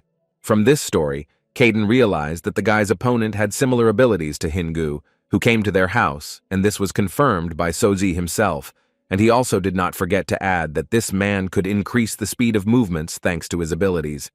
Kaidan asked Soji whether his opponent increased his speed, to which Soji said that he was as fast as the guy, but at the same time he mastered his abilities many levels higher.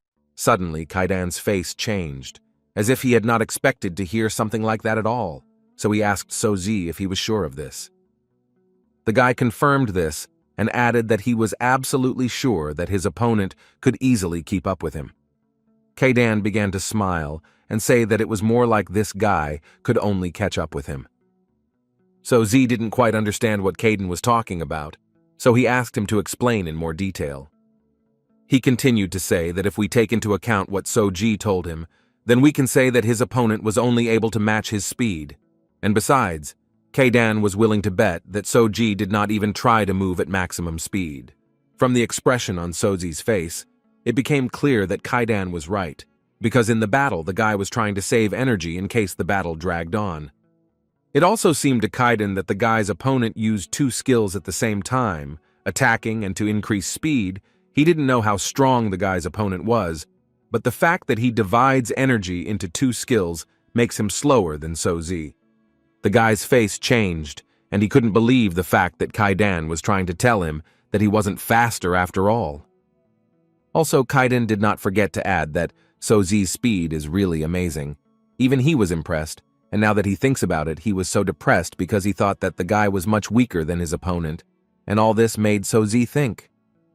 But now Kaidan was more interested in whether the guy had told him that he would return so that they could fight again, and Soji was surprised to confirm this. After Kaidan heard the answer, he immediately warned the guy that they seemed to have quite a bit of time, about 5 days, but this was too little to improve the abilities of the awakened one, but still they would try to focus on controlling the power and basic skills. So Z hoped that Kaidan would help him, but Kaidan himself did not understand why he was suddenly worried at all, because he always seemed to help him. The guy's mood improved incredibly after this, and now he was quite calm. But Kaidan asked him not to be too happy, because their training would be much more difficult now, but the guy assured him that he was ready. Kaidan immediately warned him that his training was not at all different from before, and he would not see the results immediately. However, he asked the guy to remember that their main goal now was to improve his efficiency by forcing his body to remember basic skills to such an extent that he could instinctively apply them. And for this, Kaidan decided to choose a rather cruel training method. So he shouted at him quite a lot and forced him not to think that the fight ends when he runs out of strength. He forced him to keep moving using his body, not just his abilities. After such brutal training, Soji was completely exhausted. He literally passed out and even forgot that he had to go to school. But Kaidan thought that he would sleep later, and now it was time to continue. So he shouted quite loudly and woke up the guy. Kaidan immediately started talking about how the guy didn't have time to relax. He told the guy to collect energy and not sleep. So Z decided that it would be better to listen to Kaidan and not make unnecessary movements, so he sat down as comfortably as possible and began to collect energy, as Kaidan said. But it was actually not so easy, especially after such training. The guy literally fell asleep immediately as soon as he closed his eyes. Therefore, Caden had to wake the guy up, and he did it quite cruelly. The girl was quite surprised that the boy had not been going to school for several days. Hyuk-gu told her this news, and also added that he had not been able to contact him for several days. And he also thought that it was necessary to take into account the fact that Seok had not actually gone to school since the day Seok created a problem and forced him to fight. Hyuk-gu believed that this gave the guy quite a big shock. The man understood that even though Seok stopped the fight in any case, Seok is still an innocent boy who is obliged to gain experience in their world, and it was not surprising for him that he would be injured after such an experience of a real battle of the awakened ones. The more Hyuk-gu thought about it, the more upset he became, because he believed that the poor child was incredibly scared right now, and perhaps it was because of fear that he isolated himself. Seok was still complaining that his shoulders, which he had injured, were incredibly painful. And he did this when the girl decided to teach the guy a lesson for his words. He believed that she should not have put all her strength just because he talked about her like that. And for him, it was not at all surprising that she did not have a boyfriend. Suddenly his thoughts were distracted by his friends, who informed him that they had just been in the class of that same guy, and it seemed that he had not come to school today. And so it seemed to them that he beat the guy too much, that he didn't even go to school for several days. They wouldn't even be surprised if they heard that the guy was taken away by an ambulance. So Z, meanwhile, was lying on the floor at home because he was already so tired that it was even difficult for him to get up. But for Caden, this only caused disappointment, because he did not understand how you could get tired after several workouts. So Z thought that he had done a good job and even felt his progress, and it seemed to him that his movements had become much better. But for Caden it was funny, because he believed that even if there was progress, it was minimal. But the guy told him seriously. He really felt changes in his body, as if he could feel particles of awakened energy running through his body. Caden upset him because he should feel it, because he had never trained his ability before. This, of course, is all good, but Caden made him understand that the guy still has a very long way to go, and he is still too weak. So Z decided to lie down a little more, because he incredibly liked it. But Caden did not let him do it calmly and constantly reminded him that he needed to continue training. The guy agreed with him, so he started to get up again, but before he continued training, he had one request to Caden. Caden listened to him carefully, and as it turned out, Z just needed to feed the cats, but he was so tired that he could hardly walk to the kitchen to feed them. He managed to do it anyway and began to pour out food for them, which they happily ate. Caden, looking at this whole picture, understood that the guy actually didn't care how tired he was or what happened to him. He never forgets to feed his cats. He would have been much stronger if he had not spent time caring for these cats.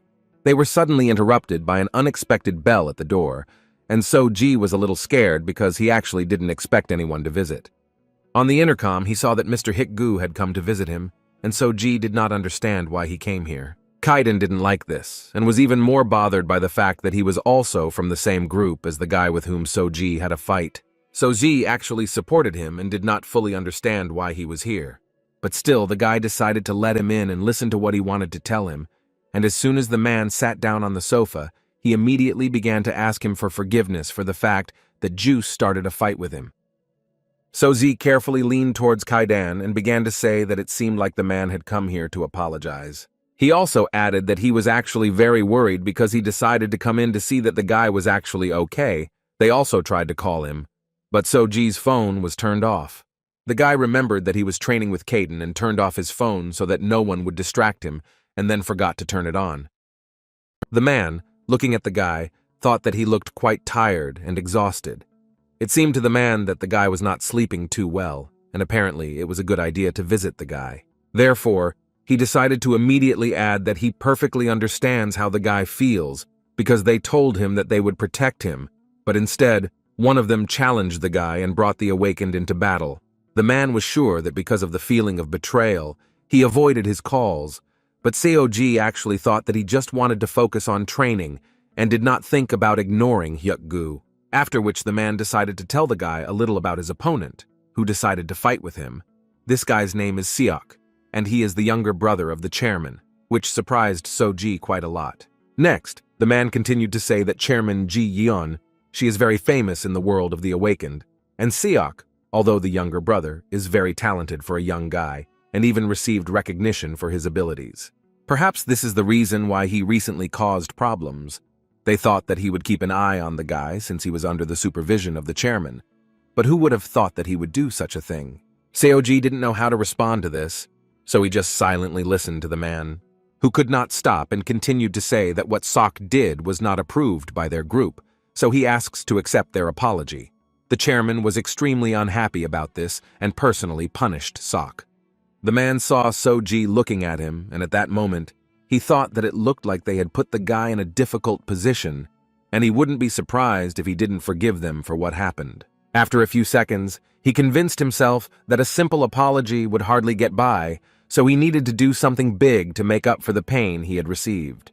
When suddenly his thoughts were interrupted by Soji himself, who became curious to know if he could fight him again.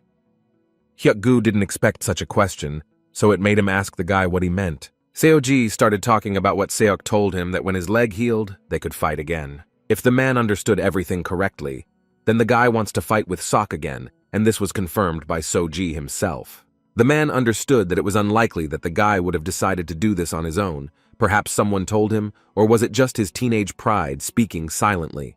But in any case, he liked this reaction much more than the trauma due to the experience of defeat in the Battle of the Awakened Ones. Hyuk-gu decided to explain to the guy that such a request could actually be quite difficult, because Seok is strong, and he is not saying this because he is the brother of the chairman, because as he mentioned before, the guy trained from a young age and was recognized by many Awakened Ones. The man believed that very few people were as strong as him at his age, which is why he, Soji, should not be upset about losing. But the guy immediately made it clear to him that this was not the main reason that he wanted to repeat the fight, but that Soji would just like to test himself and see how strong he really is. Although Caden knew that the guy was training hard, even for him it was a little unexpected to hear. But he couldn't say that he didn't like it, because he believed that now the guy spoke like a real awakened one. The man also did not answer the guy and simply smiled because he actually understood why the guy was doing this. Therefore, he further said that he would be happy to organize a time and place for their refight with Seok, and Soji could not help but rejoice at such news. At some point, he couldn't even believe it, but the man assured him that it was true, so he asked Soji to contact him when he was ready for battle. After which the man thought that apparently he was mistaken when he thought that entering their world and receiving cruel experiences would force the guy to run and hide, but it seemed that Soji was ready to join them and live like an awakened one. But now he was most embarrassed by this cat, who simply did not take his eyes off the man throughout their conversation. And Seoji also noticed that Hyuk-gu was looking at Kaidan too closely. Did he really suspect something? When suddenly their awkward silence was interrupted by a question from Hyuk-gu, who wanted to ask the guy if he could scratch this cat's belly. And apparently, the man really wanted to do this out of his sincere desire, and not in order to test something. Soji was very worried at this moment, because he knew very well how hot-tempered Kaidan could be. And he was actually right, because looking at Kaidan, one could conclude that he would simply destroy him now. The girl was quite surprised by the fact that Soji really wants to fight Seok again.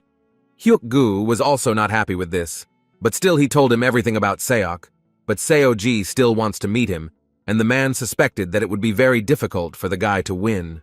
However, he thought it worth adding that Soji still insisted on the fight, and he said that he wanted to test his abilities. The girl didn't know how to respond to this, but the man continued to say that Soji most likely still doesn't even understand who he is messing with. But at the same time, Soji looks like he has awakened. But it still seemed like there was no need to worry, because they would be able to take care of the fight site, and Hyuk-gu would like to take on the role of leader for the event, and he also wanted to make sure that Seoji did not get seriously injured. The girl, listening to all this, still agreed to this adventure, although she was not so happy, but still asked Hyuk-gu to look after the guy personally. As soon as the man left the manager's office, he shot Sok, who had already heard that Hyuk-gu had visited Soji, and therefore he really wanted to know how their mutual friend was doing. Instead of answering this question, the man simply told him that this would happen in 5 days. Seok didn't understand what he was talking about, so the man explained to him in more detail that Soji wanted to fight him in 5 days, when his leg was completely healed, so the man asked the guy to prepare properly. The guy was slightly shocked by this news, so he didn't know how best to answer him, but Hyuk-gu did not wait for an answer, and at some point simply left. But after a few seconds, this made Juice smile. And in his mind, he was thinking that this guy is quite funny, since he decided to fight again. Is Soji really so self-confident because Seok let him go so easily last time? Meanwhile, Soji continued his brutal training, and Kaidan continued to tell him that the guy needs to first focus on developing his abilities and muscle mass, because this way he can improve his strength and speed. Soji was not going to argue with him, but the guy believed that it was not so easy to do, but Kaidan was not interested, because he believed that if a guy wants to become stronger, then he literally must continue to work in the same spirit. While Kaidan shouted to the guy that he should continue to work on himself and not stop under any circumstances, Soji felt an incredible weight on his body, which came from nowhere. But the answer was actually on the surface, because as soon as he looked up, he saw that Kaidan had climbed on him, who was too heavy for the guy, so he asked him to get off immediately. But Kaidan absolutely did not care about this, and forced him to continue working, because if he could withstand the additional loads, then it would be much easier for the guy. Also, the guy's teacher at times did not understand what Soji was doing, because his awakened abilities did not help his movements at all. It seemed to him that Soji was not using his true powers to repel the blows, so he asked him to get ready immediately. He needs to train more and do everything, so that in the future such blows will be natural for him, like reflexes. As soon as the physical training was over, Kaidan continued to force the guy to learn how to collect energy during sleep, and it seemed that he was starting to succeed. Now that Kaidan thinks about it, he realized that throughout the entire day, Soji never complained about him. At moments, it even seemed to him that the situation had changed, and Soji even began to like what he was doing. But apparently at one moment he still couldn't stand it and his head literally drooped and Soji fell asleep. His sleep did not last long, and after a few seconds he came to his senses and immediately began to apologize to Kaidan for falling asleep. But instead of scolding the guy, Kaidan praised him for learning how to collect energy while sleeping, even though he didn't do it as perfectly as he wanted. Soji, as soon as he heard this, his mood immediately rose, and Kaidan even regretted a little that he told the guy about this, because he is essentially happy over such a trifle. But suddenly his thoughts were interrupted by Soji, who, quite unexpectedly for Kaidan, began to thank him for his help. He also couldn't add that he actually felt incredibly warm in his soul right now. Even the thought that his body was aching in pain, he was still glad that he had never felt so unbridled in his life, and that's all this is only thanks to training every day with Kaidan. And as a result, he believed that he was becoming stronger only thanks to his teacher, and this actually amused him incredibly. The guy believed that if it weren't for Mr. Kaidan, he would have continued to live his life, cowering in fear, not knowing who he really was. He would have continued to live, and at the same time moving away from others, fearing his own powers. Although Kaidan pretended that he did not care about these words, in fact, in his heart he was also very pleased to hear such words. All that Kaidan decided to answer to this was that if the guy continues to want to achieve something, then he needs to continue to work just as hard on himself and his body, with which Soji absolutely agreed.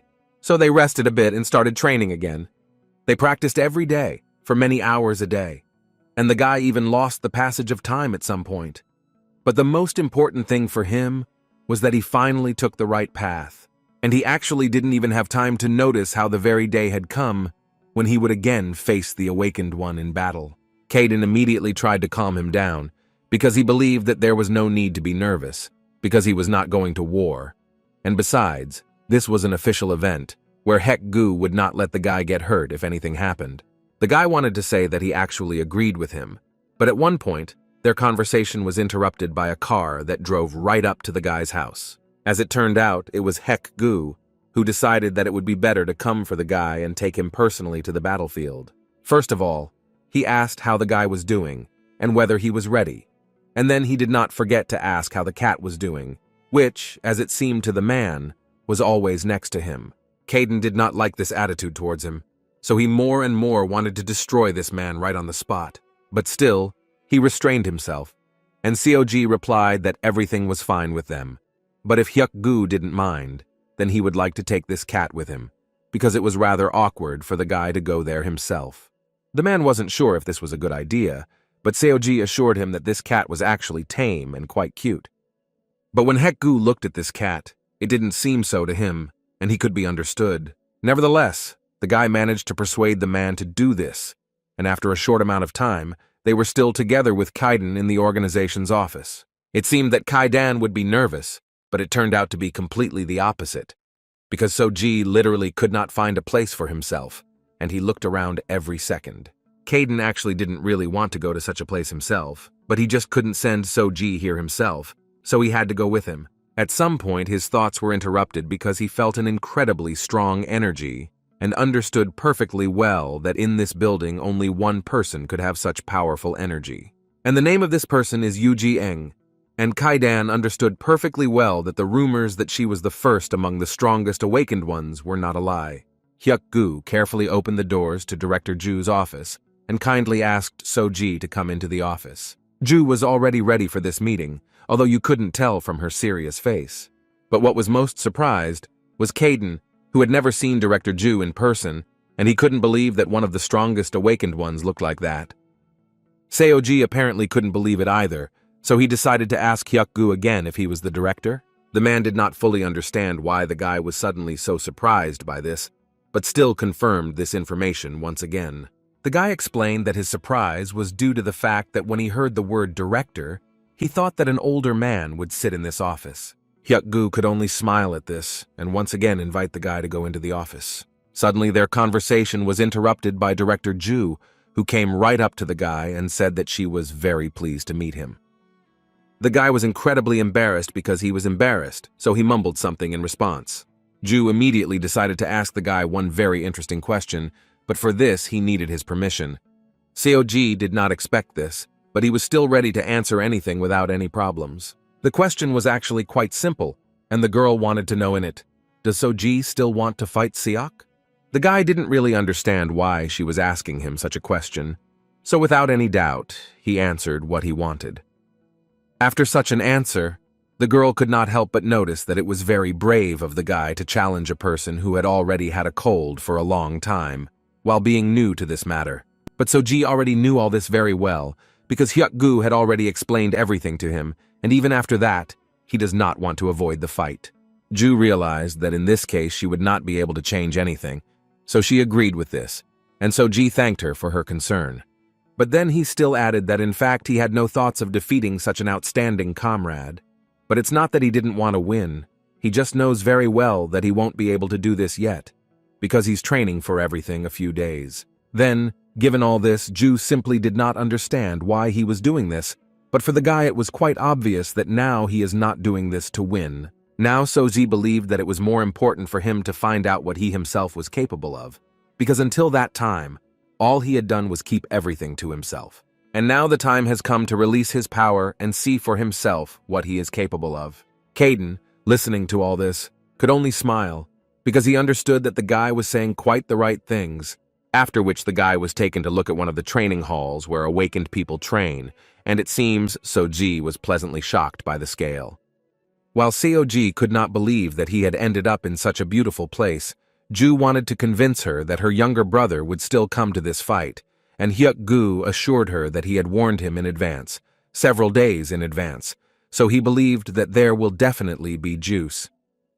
But in his mind, the man was thinking that Seok had not answered the phone since the morning, and Hyuk-gu actually didn't know where the guy had gone, but he couldn't tell the director that. Fortunately, this guy still came to this fight, but the man still continued to be nervous, because although the guy was late, he still walked with a waddle, as if everyone should be waiting for him.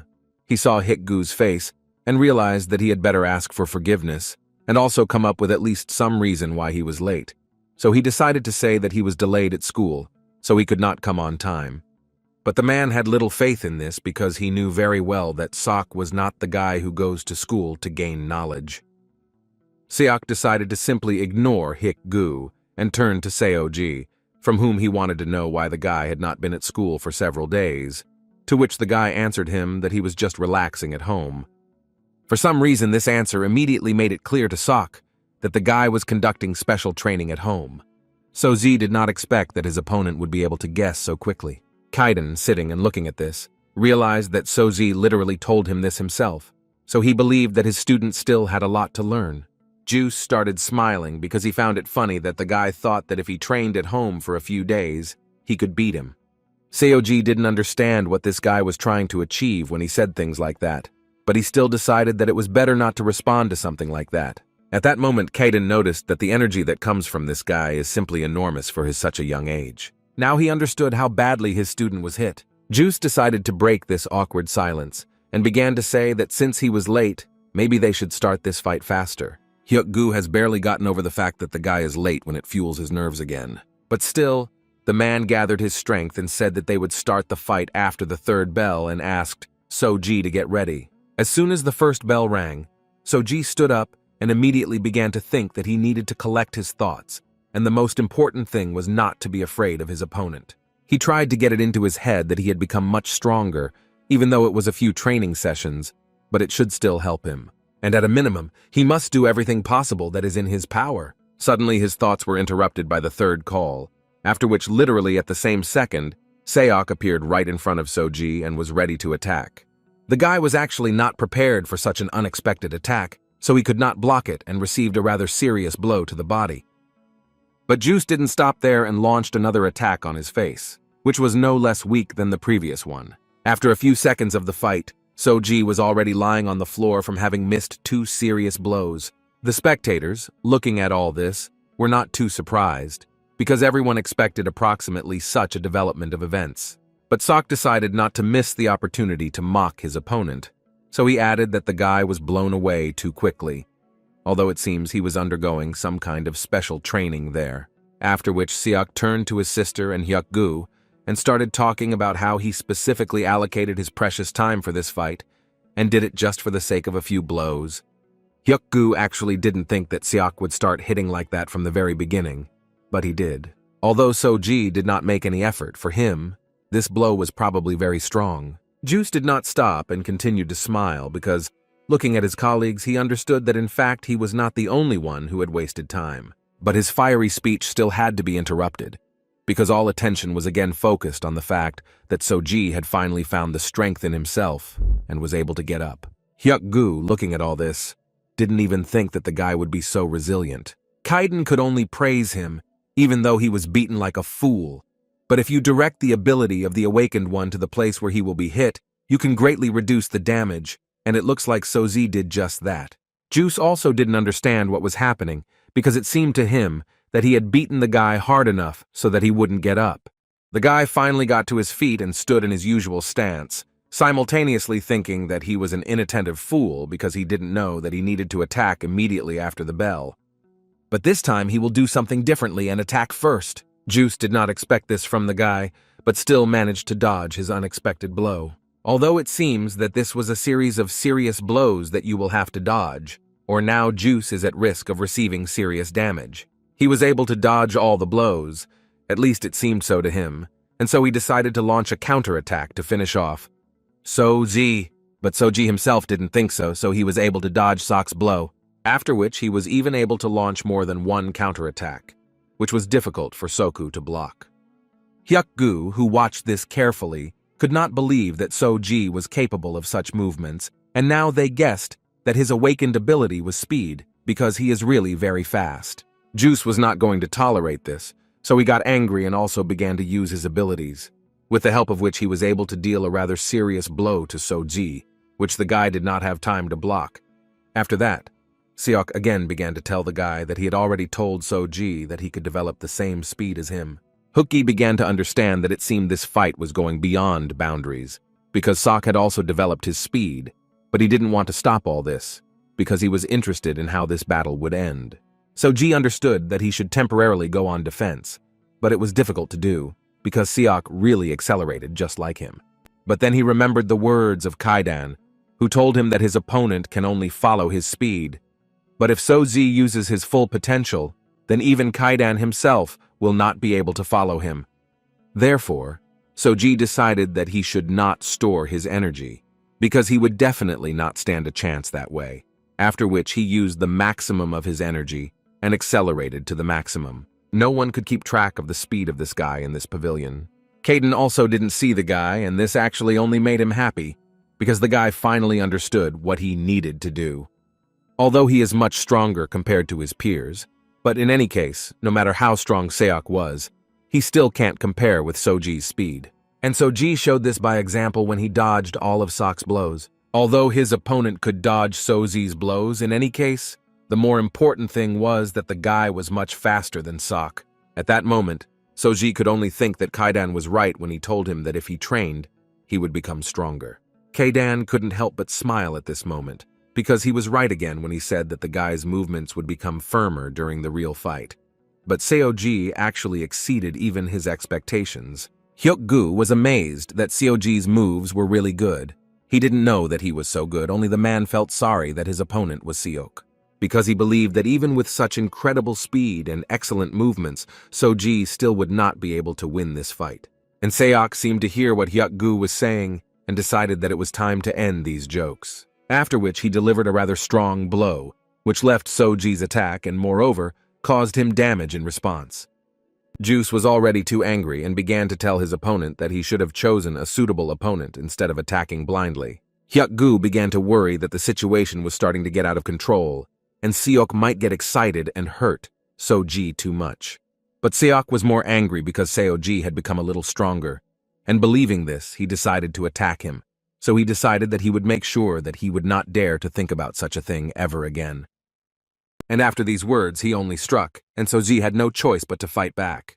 But at some point, Soji still could not block the blow, and, as a result, he missed too strong a blow to the body.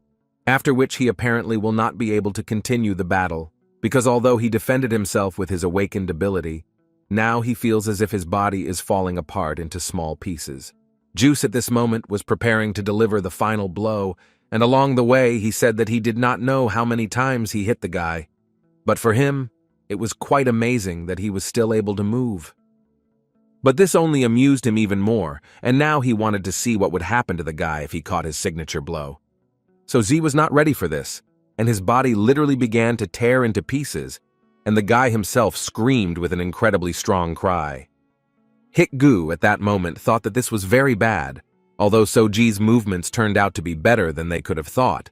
But unfortunately, Seok lost control. Therefore, the man immediately tried to reprimand Seok for crossing his boundaries, but the guy believed that he was not guilty of anything, and Soji himself attacked him. In addition, he noticed the fact that his sister herself allowed this fight to take place, although from the very beginning, he did not understand why he should compete with this fellow. Suddenly, his words were confirmed by Soji, who quite unexpectedly for everyone stood up even after such a strong blow. Juice didn't understand what was going on, because he was sure that he definitely didn't miss, but if that's the case, then how is this guy even still standing? But Kaidan mentally understood that in fact Seok missed, because Soji was able to direct the energy of the blow to the weakest point in the body, and he was also able to use the awakened ability to protect his body. And all this in such a short period of time, this made Kaidan even more happy, who couldn't help but smile thinking about it. Hyuk-gu immediately asked the guy if he could continue the fight, but Soji answered quite confidently that he could and would do it. The man, looking at this guy, could only think that the force that Seok applied was simply enormous, but Soji, after taking this blow, does not look as wounded as expected. In fact, it was already clear to him that Soji had good endurance, but still he asked the man whether it was an accident when Soji chose exactly such movements. Hyuk-gu thought about this so much that at one moment he decided that he wanted to test Soji's abilities himself, to feel his strength with his own eyes. At that moment, Seok simply could not understand what was wrong with this guy, because usually this blow was enough for him to cope with any opponent. The guy began to understand the fact that this guy's awakened ability apparently had nothing to do with speed, but also with defense strength. Although later he realized that in any case it was not so important, even if he turned out to be much stronger than any of them expected. It still did not mean anything. Therefore, Juice decided to add a little strength to his new attack, and, at the same time, prepared the guy with words to the point that this attack would be quite difficult for him. Hyuk-gu, who kept his eyes closed from this battle, also saw that Seok had increased his strength even more. Although the man wanted to see what would happen next, he knew very well that if this went on like this, Soji could get more seriously injured. So he gathered his thoughts and shouted that that was enough for today, because they decided that it was quite dangerous to continue, so it would be better if they finished at this stage. Now Seok understood why they came here, not just to follow the battle, but to literally protect Soji from possible serious injuries. Seoji told them that if they wanted to stop the fight because of him, then he was actually fine and he could continue. But the man had a different opinion and added that the guy had actually done enough, and if they continued, then this threatens with serious consequences. And as an argument, the man began to say that Seok did not even use his full strength, and if it comes to this, then their fight could go to a more dangerous phase, and then Soji could be seriously injured. Kaidan did not expect such words, because it seemed that Juice was delivering rather strong blows.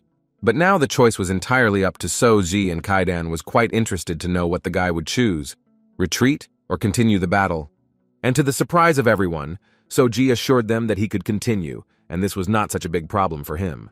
Kaidan was glad that the guy made such a choice, because he would already show what he was really capable of.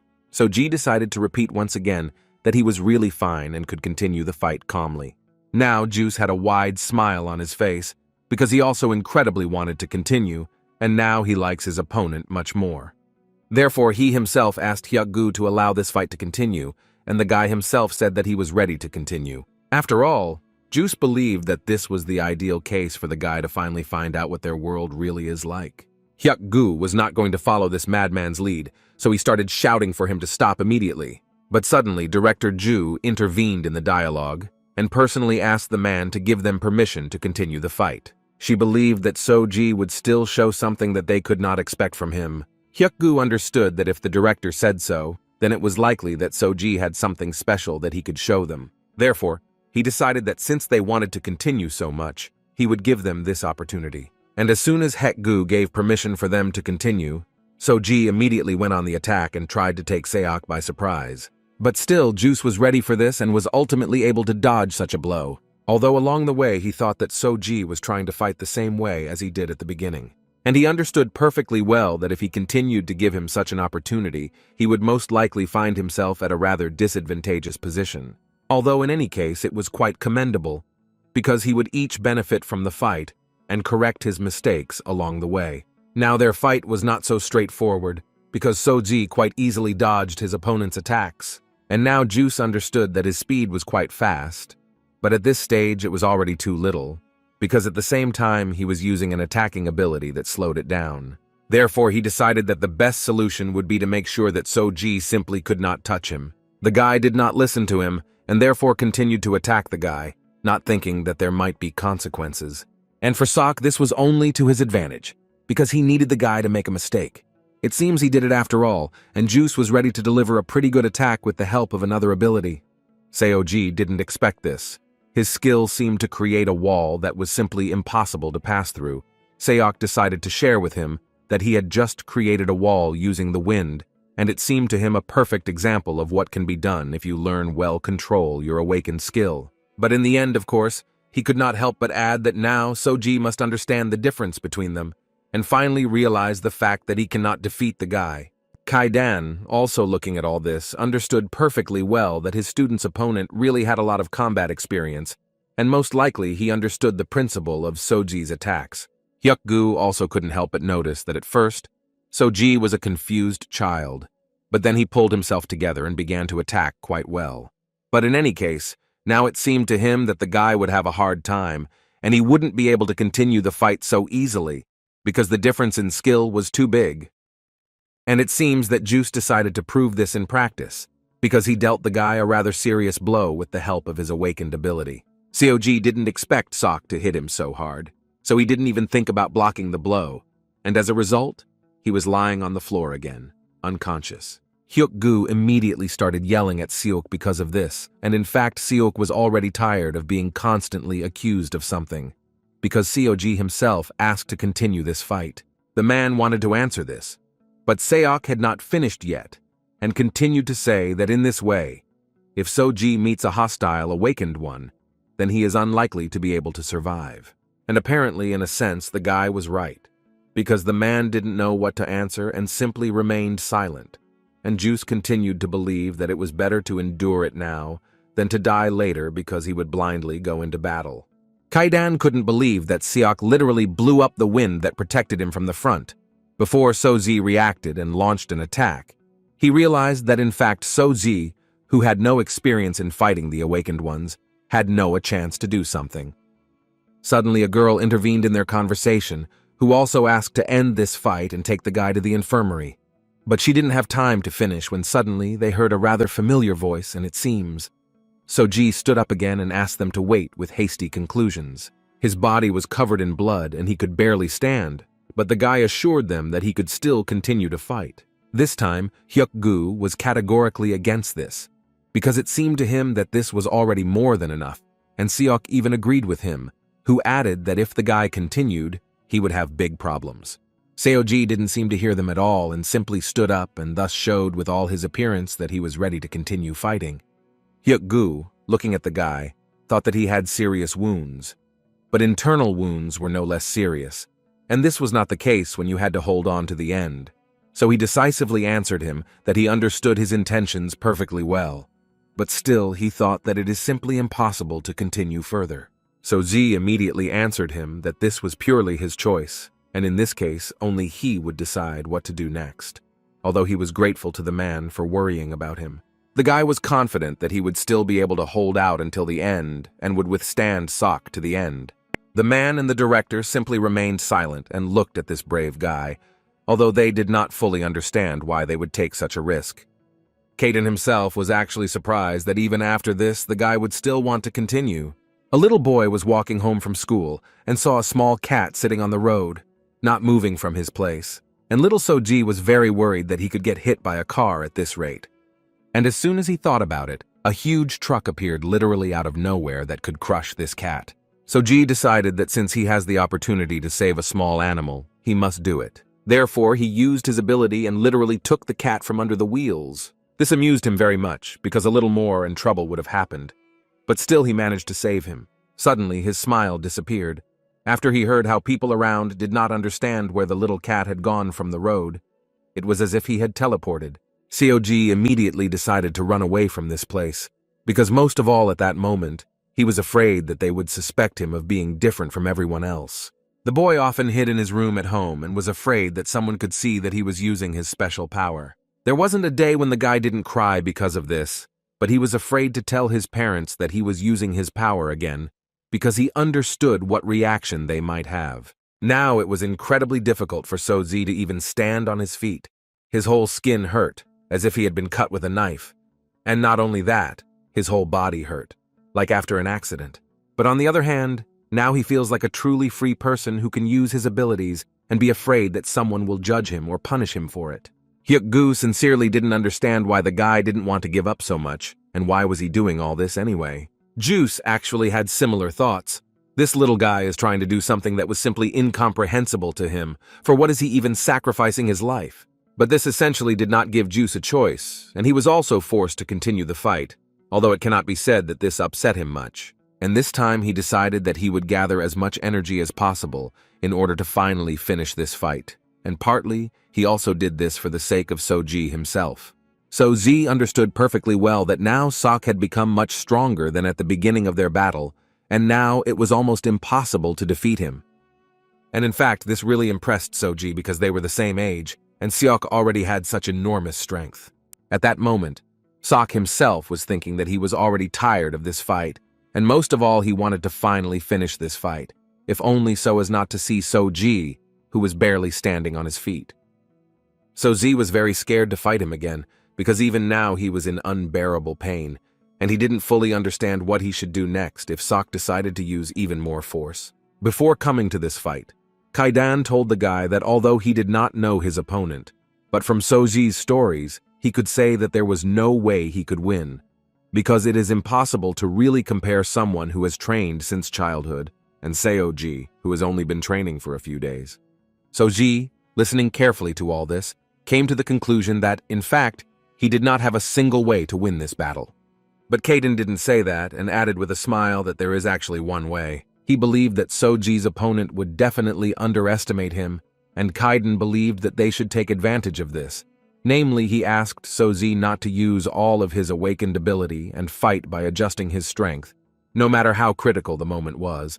so that he would have until the end of the fight, strength remained. Over time, Kaiden believed that his opponent would get used to his movements with minimal forces and begin to take action, and then Soji would have a chance. And when this moment comes, Kaiden asked the guy that he must release all the power at once. The outcome of the battle will depend on this. This moment can be faster than 1 second. Even perhaps the guy will have less time. Kaiden believes that victory or defeat in such a short time is the only way to survive or even win. Soji remembered every word of Kaiden and tried to do everything to bring this plan to life. And Kaiden understood that the guy was doing this only because his teacher advised him so. And now Kaiden mentally asked Soji to do it now. Now Soji was not going to be afraid or run to his room. He now decided that he was not a monster, he was now awakened. Seok's blows literally flew through Soji, who developed his speed so much that his body was literally transparent. Now even Ju's face has changed from what she sees. It was really incredible, in fact. A second later, Soji appeared behind Seok and gathered all his remaining energy into one blow and was ready to end this fight in his favor. While Seoji was throwing a punch in which he put all his strength, Seok simply couldn't believe it, because it seemed to him that a guy who could barely stand on his feet would not be able to deliver this type of blow. Seok's body flew several meters back, and this blow would probably cause him an incredible amount of damage. Hook-gi was even scared at some point, because with his colossal experience, he did not notice the guy for moments, because his speed was incredibly fast. But Soji himself spent too much energy on this blow, which caused him to instantly fall. Kaiden was the first to approach him and tried to understand how critical the guy's condition was. And according to the first feeling, everything would be fine with him. So Kaiden decided to praise him. Kaiden was very pleased with how Soji handled this fight, so he had a big smile on his face. Hyuk-gu also decided not to stand still and immediately ran to the guy, because he began to worry quite a lot about him. Juice, who seemed to not care about anyone, at that moment thought that Soji turned out to be much stronger and more cunning than he could have imagined. He was even able to hide the fact that he could move so fast. But now he decided for himself that he would no longer fall for such a trick. But apparently he won't be given the opportunity to prove this, because his sister suddenly appeared in front of him, who immediately let him know that their fight with Soji was over. She personally will not allow them to continue further, neither him nor Soji. Juice decided to argue with her, but as soon as he looked at the state of Soji, he realized that there was really no point in continuing the fight. Ju was silent for a while and then quite unexpectedly added that this fight was an exhibition, and in fact, Seok showed himself very well, so she decided to praise him. This was quite unexpected for the guy, so he didn't even have time to answer this question. After which Ju approached Soji and also praised him for the fight, because she saw a pretty good battle. The guy was also grateful to them for the fact that they still understood his stubbornness and allowed him to continue the fight, even though it was quite dangerous. He also did not forget to turn to Juice and specifically thank him for the fight and for becoming his first awakened opponent. Sok thought that the guy was very strange, because what normal person would say thank you to someone who beat him very badly? Hook-gi also admitted after the fight that he couldn't even expect that Soji's movements could be so fast, especially the last attack. The man couldn't even catch his speed. The guy was like lightning. He understood that it was possible and not noticeable when compared with Sok, but for someone who found out that he was awakened just a few days ago, this is a pretty good result, and as an awakened one, Soji has excellent abilities. At this time, Ju remembered every second of the fight and tried to understand how Soji managed to do it. In any case, now she was more interested in Soji's condition, and the man told her that he was getting much better and had already woken up. After which she got up and probably decided that it would be nice if they checked on him. Soji was lying in the infirmary at that time, and could only think that he had unfortunately been defeated again, which upset him quite a lot. But still he is not angry, since this was the case before, and he doesn't worry about it. He even noticed that he felt much better. Soji decided to tell Kaiden that he now feels truly awakened. Kaiden actually didn't understand what these words were all about, because he had been awakened before. This made the guy laugh, and it seems that now he was happy that he had a special ability that distinguishes him from many people. But there were also some consequences, such as now, when his entire body hurts after an ordinary fight. And to solve this problem, he decided that it would be best to fall asleep and continue to accumulate energy within himself and recover along the way. Caden was pleased to see that this time the guy thought of doing it himself, without even having to prompt him. But apparently he will have to stop this process because Caden heard someone walking down the corridor. And almost at the same second, Mr. Hyuk-gu and Director Ju entered the room. Seo-ji was actually glad to see them, because it seemed to him that they were pretty good friends. Hyuk-gu was in a hurry to inform the guy that he had slept for 2 whole days, which was unexpected for the guy. But still, the man wanted to know how the guy was doing now. How was he feeling?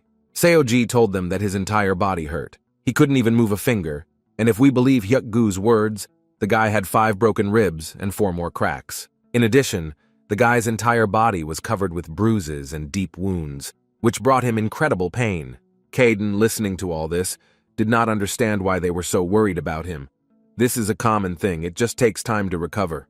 Hyuk-gu also noticed the fact that for an ordinary person, this would be a serious injury.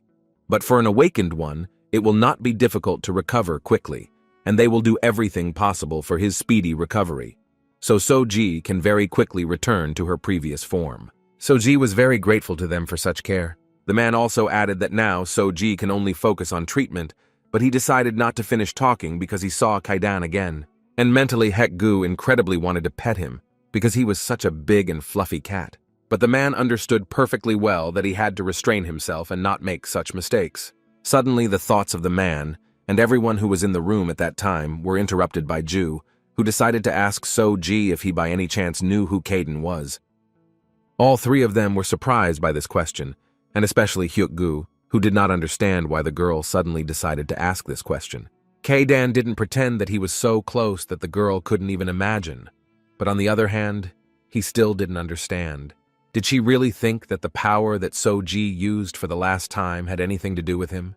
After all, in fact, the power that So-ji used was minuscule, and Kaidan did not think that anyone would notice it. And now it became clear to him that Ju was more picky and smart than he thought. So-ji understood that he shouldn't say what he knew, so he pretended that he was actually hearing this name for the first time and now doesn't understand who Kaidan is. The girl didn't seem to believe him, so she once again asked if he knew him, but the guy once again confidently replied that he was hearing this name for the first time. She thought for a while and rather unexpectedly turned to the cat, who had been there all this time, and asked So-ji what the name of his favorite cat was. Caden couldn't believe that the girl was capable of guessing that Caden was the guy's cat. So-ji did not expect such a question, so he almost said that the cat's name was Kaidan, but he still managed to stop in time. The guy unfortunately said the first 2 letters of the name, and he needed to come up with a name that starts with the letter K, and So-ji unfortunately couldn't come up with anything better than sodium caseinate. Caden could hardly restrain himself because this name was incredible, interesting, and unexpected. So-ji himself did not expect this from himself. He did not understand what he had just said, and was not sure that he could repeat this name again. Ju also noticed that this was a rather unexpected name, but she was more confused by the fact that the cat was nearby all the time. Hyuk-gu didn't understand why Ju said that, because what's wrong with a cat being next to its owner, of course? This is not very common for cats, but in any case so many people do it. Apparently the man was quite well versed in cats, because he knew very well that even those cats that keep their distance from their owner and show an arrogant appearance are still very cute creatures. Wu Ying walked along the corridor, and in his head there were only thoughts about how his master would survive these events. The words of the man who took them with him popped into his head. He took into account various circumstances and decided that to begin with he would only let go of Wu Ying, but asked the guy to immediately remember that he was not allowed to move, and he must always be in touch with them. But still, Wu Ying at that moment was more interested in finding out what would happen to his master.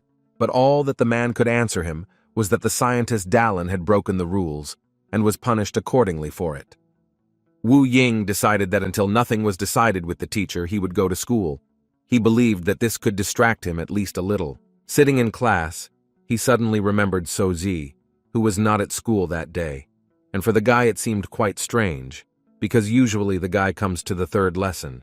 Wu Ying decided to ask other classmates if they had seen So-ji, but to his regret, his classmates told the guy that So-ji had not been at school for several days. The classmate also added that he had been missing for about the same amount of time as Wu Ying had been missing, and he disappeared after high school students entered their class, who at the very beginning were looking for Wu Ying. Seok sat in the schoolyard and could not let go of the thought of how his battle with Soji ended, because his body still hurts. He also incredibly wanted to fight Soji again, if of course he could recover. Suddenly his thoughts were suddenly interrupted by his friends, who were interested in finding out where Juice had disappeared for several days. The guy answered them quite seriously that he had one important matter, and they continued to ask him what kind of business he had so serious. Juice immediately made it clear to them that this was none of their business, and from the expressions on the guys' faces, they understood him immediately. In any case, it turned out that they were looking for him for another reason. Since he had not been seen lately, the assholes from another school began to turn up their noses, and they wanted to offer him to gather them all and teach them a lesson. Apparently, they had not received it for a long time. But Sok decided that he was no longer interested in this and would not do it, so he replied that they should deal with it themselves and not touch him. They didn't understand what had happened to him lately. He had become incredibly strange. In any case, they decided not to pay attention to him and began to think about where they would go to have fun today, when suddenly they saw their acquaintance, Wu Ying, whom they had told 1,000 times not to come into their sight, walking. But apparently today he acted rather stupidly when he came to school. At least that's what the boys thought. Hyuk-gu couldn't believe what Director Ju was telling him about what she noticed during the last attack on Seok. So Ji's ability showed a trait that was incredibly similar to lightning. The man began to speak his thoughts out loud, and now he was thinking that high speed and even the ability to create lightning were two abilities. And if you believe Ju's words, then the guy has not one ability, but two. But everyone knew perfectly well that it was impossible to achieve this if there was no correct training method. But so Ji only recently found out that he was awakened, so it's unlikely that he had the opportunity. The girl assured him that it was far from a mistake, although it was only for a moment, but she definitely saw it with her own eyes. Suddenly, Hyuk-gu's expression changed, and he began to think about something. This was noticed by Ju, who wondered what Hyuk-gu was thinking about now. But he decided not to say anything to the director until he was sure of everything. So he immediately turned around and left the office. She didn't stop him, because she understood that he could really find something useful. Kaden tried to understand why Soji used that particular name. What kind of sodium is this? So Z immediately began to ask him for forgiveness for this. He simply did not know a single word that begins with the letter K, and then suddenly, this word came to his mind. Kaden was interested to know what this word really meant, and so Z could not answer this, because he had simply heard this word somewhere, but did not remember where. So Z was more interested in why the director suddenly started asking him about what kind of relationship he had with Kaidan, to which Kaidan himself could not answer exactly. He could only assume that it was because of the ability that the guy used in the last attack, where the guy I still use the features of lightning. Now the guy understands why she suddenly started asking about how Kaden relates to him. He assured the guy that she could not be sure of this yet, because even if she had some suspicions, it would still not be enough. Because Soji, in Kaidan's opinion, used too little force to be sure. But the fact that she felt such weak energy and suspected him speaks of the incredible abilities of this girl. Suddenly, Kaden interrupted his speech because he heard someone quickly approaching the room. Kaidan even felt that the man was not just running, he was even using his ability to speed up. And it was quite unexpected for Soji when Hyuk-gi entered the room again. The guy immediately decided to ask him why he suddenly decided to return. Perhaps he forgot something? He was kind of angry and said that he came back here because he wanted to check something. Soji didn't understand why Hyuk-gu was looking at Kaidan so intently. Did they really guess? When suddenly he reached into his pocket and took out some treats for the cat, which he forgot to give the first time. So Z expected anything. Not that the man would pull out treats for the cat, but the man himself decided to take a little of each treat, because he didn't know what exactly Sodium Cassine loved. Hyuk-gu apparently really was very touched by this cat, so he wanted to please him. But looking at Kaiden's face, one could only say that he was not entirely happy. After a short pause, the man decided that it was time for him to leave, because they had a rather important conversation with the director. Seoji thanked Hyuk-gu for the food, and the man left the room with a satisfied face. The man returned to the director's office and immediately asked the girl for forgiveness. He simply forgot to give the gifts for Sodium Cassine, so he decided to return to do it after all. Ju didn't quite understand what Hyuk-gu was talking about, but after he explained to her, she was shocked, to put it mildly. At this time, Juice was still walking down the street, and all this time he was just thinking that his side still hurt from So-ji's blow. Seok's friends, meanwhile, decided not to delay and immediately went up to Woo-in to talk a little with their friend, because they had been waiting for their friend for so long when he finally came to school again. Although suddenly one of them changed his face again and began to say that in any case, he was in a bad mood, but now he will be able to cheer himself up, thanks to the fact that the guy came to school.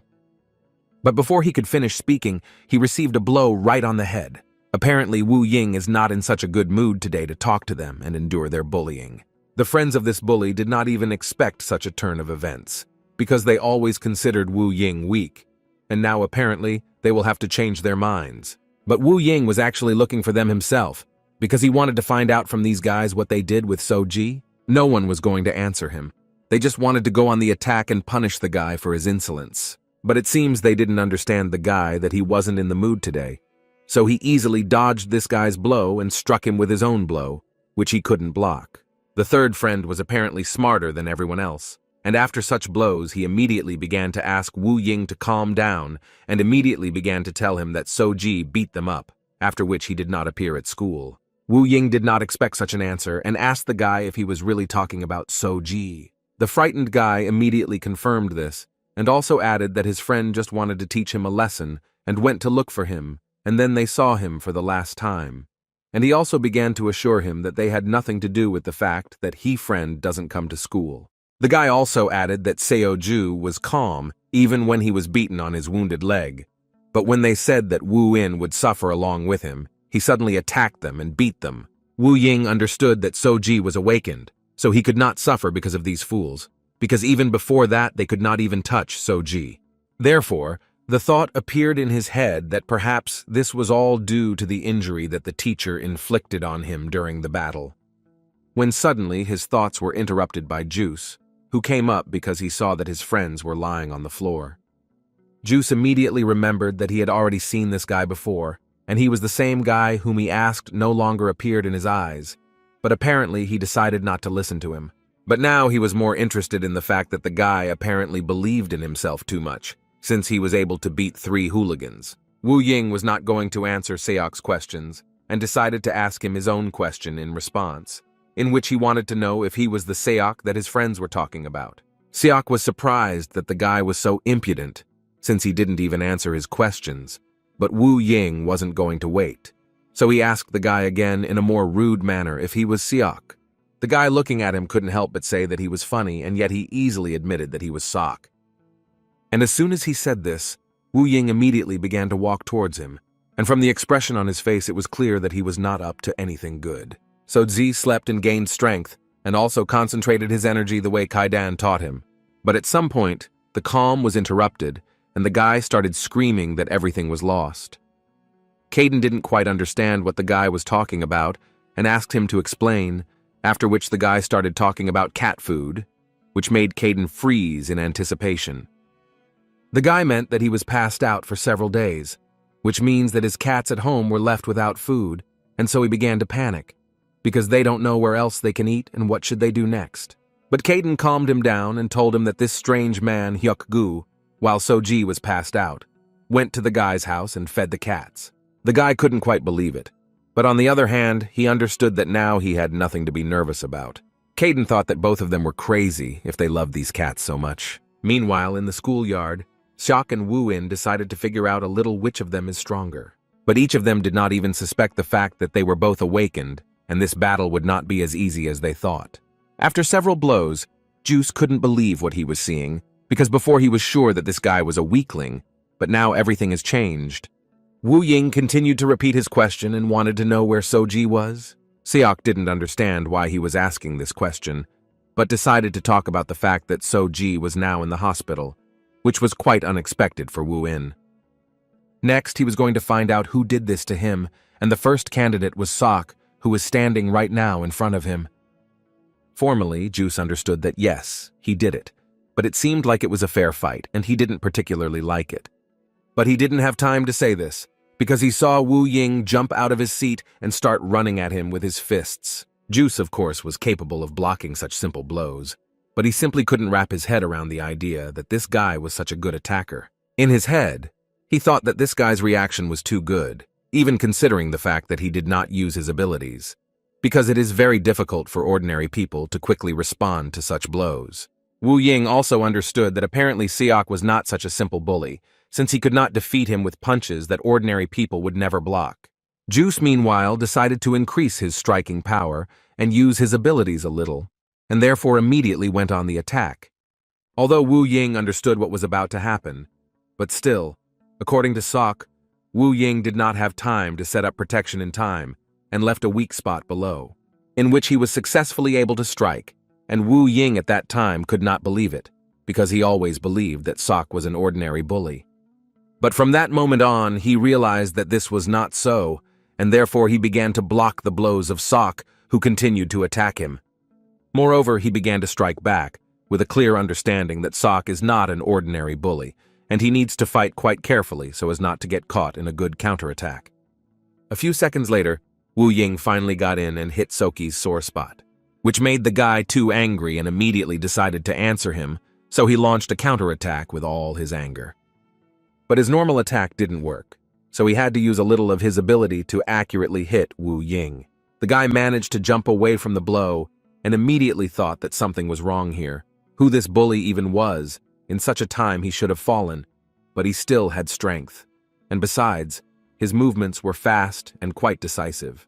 Juice continued to advance and at the same time told the guy that he seemed to be playing with him. A little more, and they both would have demonstrated their abilities. But at some point, an outside voice stopped their fight. This was the same man who captured Wu Ying and his master in their laboratory, and he was unhappy that Wu Ying had just been released and had already caused trouble. And so he had some pretty bad news for Wu Ying. The guy decided that he would not answer him in any way, but anger was seething inside him. Juice looked closely at this man and realized that he knew him, this man and his associations. This means that his opponent is apparently awakened, so he decided to find out for sure and asked Wu Ying directly about it. Wu Ying was slightly surprised when he heard this question, because he perfectly understood that apparently this strange hooligan was also awakened. However, Seok was happy about this and invited Wu Ying to fight again, but this time to do it properly. But apparently the man from the association will not let them do it so easily, because he immediately intervened in the dialogue and began to say that it was better for Seok not to organize this booth, in addition to everything using forces in such a place, because if he would attract attention of citizens, this will end badly for him. Wu Ying didn't even listen to the man at that moment. He was focused on the fact that apparently Seok has the power of the wind, and most likely, it was with this power that he brought So-ji to the hospital. Therefore, at some point, Wu Ying interrupted their dialogue and began to say that Seok shouldn't think about how good he is. And after which, he emphasized the fact that he no longer needed to restrain his strength and began to concentrate energy within himself. The man didn't understand what Wu Ying was doing, and he immediately reminded him that he was now under the control of the association. At that moment, Juice began to smile, because he incredibly liked what this upstart was talking about. The man understood perfectly well that the situation was heating up. From the very beginning, Seok was famous for doing everything his own way, but before the fight with Wu Ying, he could not restrain himself. Suddenly someone interrupted their fight again, but now it was more like laughter.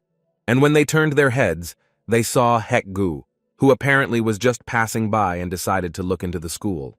Hyuk-gu immediately turned to Seok and wanted to ask him what he had done again. Juice immediately began to make excuses and say that his opponent started first, because this asshole was egging him on. Hyuk-gu approached the man from the association, also named Song-ha, and asked a rather logical question, in which he wanted to know why the man returned to the association's territory again. After all, as far as the man knows, he no longer has any business here since last time, but Song-ha believed that this should not bypass him at all, and he does not need to know why he came here again. This made Hyuk-gu smile because he was interested to know, and besides, Hyuk-gu decided to remind Song-ha of whose territory it was now. Song-ha did not actually deny that this area belonged to Chairman Yu Jin-young, but he believed that it was worth knowing that no one could interfere with the activities of the association. But Hyuk-gu thought that this did not mean that the awakened association should tolerate strangers on its territory, and he also thought that it would actually be a good idea to maintain a minimum of politeness with each other. Looking at them, It was obvious that they had not been friends with each other for a long time and most likely disliked each other very much. Wu Ying decided to interrupt this nice conversation and asked them if there was any way to sort things out with Sok, because if the only problem is that it catches people's eyes, then he suggested moving to a place where no one will see it. And he wanted to do it as quickly as possible because he still had matters to resolve. After such words, Juice immediately noticed that, as he said, Wu Ying was the first to start this and continues to provoke him to this day. Hyuk Gu could only say that recently, the kids have completely gone wild and are behaving inappropriately. So he decided to ask Song Ha's opinion if they could arrange such an opportunity for them.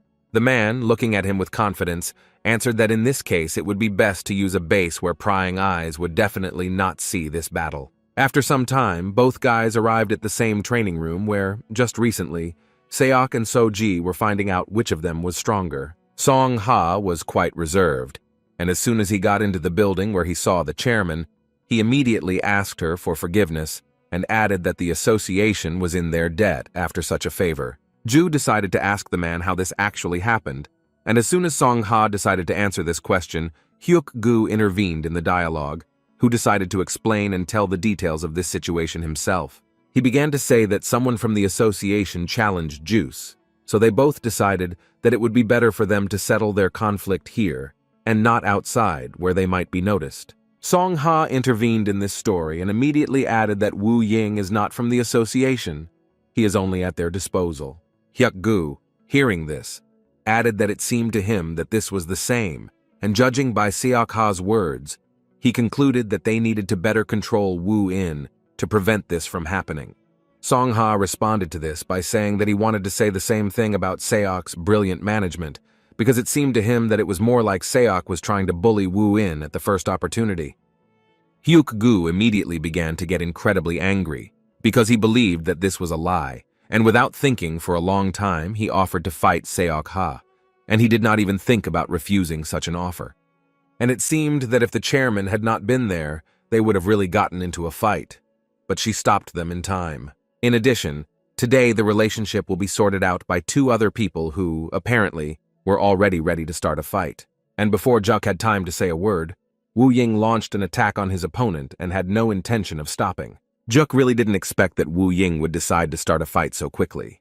Wu Ying noticed the fact that Seok can only wag his tongue, but what about the fight? These words hurt Sok and he became much angrier and decided to also start attacking Wu Ying. So far, these attacks have not brought much benefit, because Wu Ying quite easily dodged all attacks and simultaneously inflicted his own.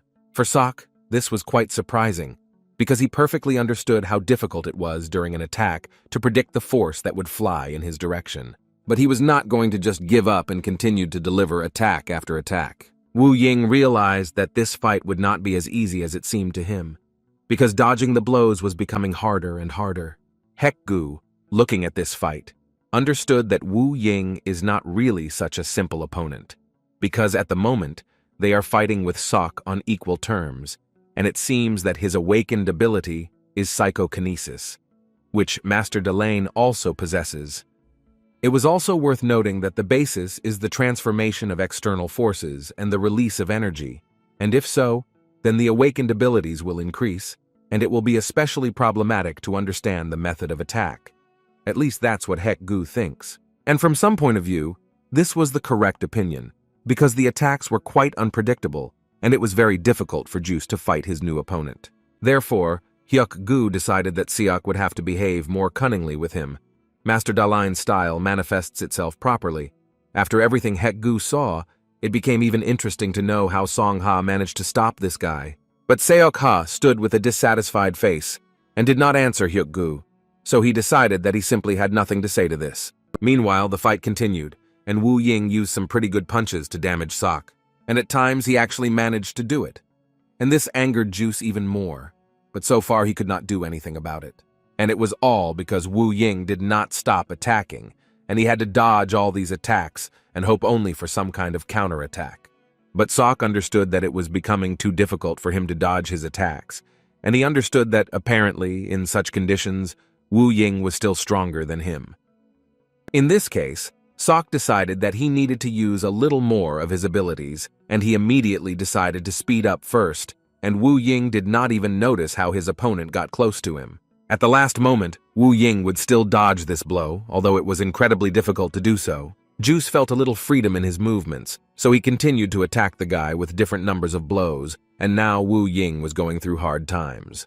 And at some point this played a cruel joke on him, because Sok was able to inflict an incredibly strong blow on him with his leg, which Wu Ying could not block. But Sok was not going to stop there, and before Wu Ying had time to move away from this blow, his opponent dealt him another, no less weak blow with the same leg.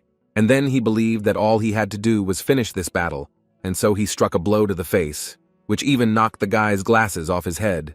Now it could be considered that the course of the battle had completely switched to Sok's side. And he couldn't help but emphasize that Wu Ying should have thought before engaging in battle with him, because Sok's level was much higher than Wu Ying's. At least that's what the guy himself thought. But it was worth finishing this matter to the end, and so Juice began to come closer and closer to his new victim. But apparently everything won't be as simple as Sok thinks, because Wu Ying began to rise to his feet. And not only to rise to his feet, he had already managed to use his awakened ability and literally grab Sok's throat. And it seemed to him that at one moment someone began to strangle him very strongly. Hyuk-gu couldn't believe his eyes that he was actually seeing a guy using something like that.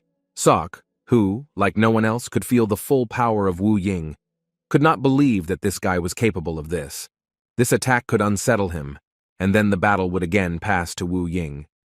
But his thoughts were interrupted at one moment, and it was Wu Ying who struck the guy on the head, from which Juice briefly lost the concentration of the fight.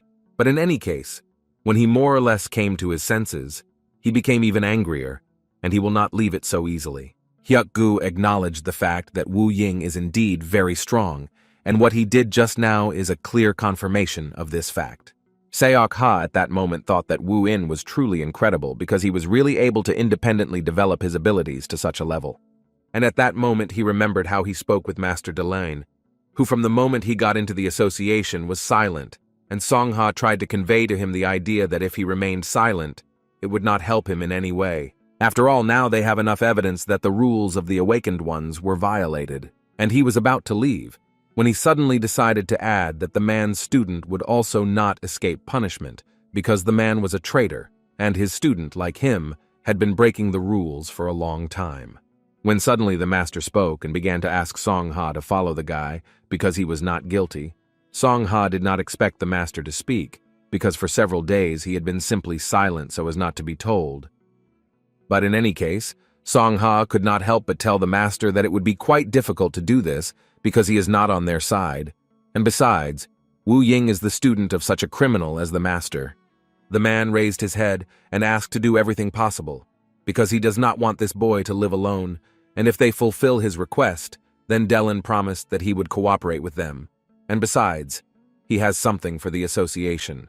Now Song-ha had only one question: is Wu Ying really such a gifted awakened one?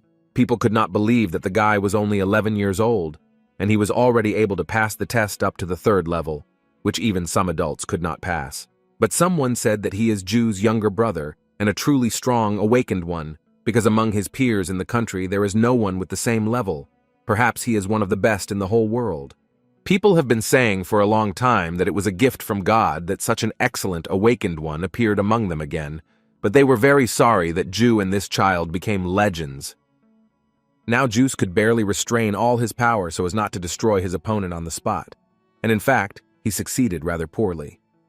From the very beginning of the battle, Wu Ying apparently underestimated his opponent, but now he perfectly understood that Sok was much stronger than he thought. Hyuk-gu knew Seok very well, and he understood that he would probably be too angry after such a blow. And there are reasons for this, because due to his negligence, Soji received severe injuries.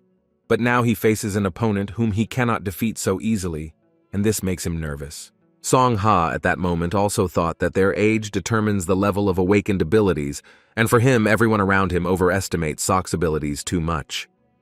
The guy himself at that moment began to say that now he would do something that would make them all see how enormous his power was, and that it was a bad idea to joke about him. But before he could finish speaking, Wu Ying decided to interrupt him a little and dealt another blow to his body. This made Seok smile even more because he believed that after this, he would literally destroy Wu Ying. The guy began to wrap the wind around his body, and apparently now Wu Ying will have a hard time. Juice began to accelerate this wind to incredible speed and say that his method of attack is confusing. But for him, there is nothing that he cannot cope with, and now he will prove it in practice. After which he dealt a blow that literally knocked the guy from his spot and also caused many small cuts, which in total caused quite a lot of damage to the body. No one could have expected this, but everyone who watched it did not dare to stop them and could not stop watching, because it was quite interesting to know how it would end. Sok believed that this fight would not last long, because at this rate, Wu Ying would ask for mercy. But still, he had to admit the fact that Wu Ying is a rather stubborn guy and will not give up easily, so he needed to deliver an attack that would destroy him once and for all. After which Wu Ying had to endure another similar attack, which could have finished him off. But he still remained on his feet, which was quite commendable. At this time, Sok believed that the fight was over, because his opponent at least did not understand the most important thing, that all this time he had been competing with him and not fighting. He didn't finish and continued to say that he was beyond Wu Ying's strength from the very beginning because his body contained world-class strength. Song Ha, looking and listening to all this, thought that it was really difficult to see it with his own eyes, but it was really difficult to believe in the power of Sok.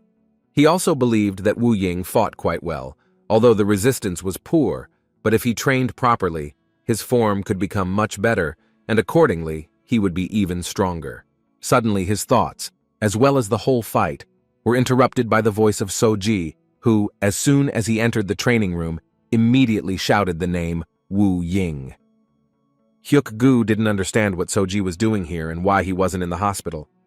Wu Ying could not believe his eyes that he was seeing the guy he had been looking for so long again. But Soji himself could not understand what happened to Wu Yin and why Sok was fighting again. Wu Ying couldn't believe that Soji was beaten so badly that he couldn't even walk. The master broke the silence in the room when he asked Wu Ying what the guy was thinking so hard about. The guy was silent and didn't know what to answer, so the master asked another question in which he wanted to know whether the guy would live where they last stayed. Wu Ying knew the answer to this question, so he said that it was there that he stopped, because he was told not to leave the association zone, so he stayed in the same place. After which they were silent again for a while, and the man suddenly began to say that if the guy needed something, he could tell these people from the association. Wu Ying didn't quite understand how he could just talk about this. The man understood that perhaps his words sounded rather strange, and even though he was in this form now, he immediately made it clear to the guy that he had not lost his strength.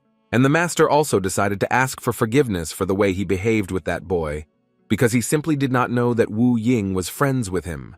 He understood that Wu Ying was talking about this then, but then the man did not think sensibly and did not realize what he was doing. With these words, he tried to explain to his dear student that he was not a bad person. He was just sometimes unable to control his emotions.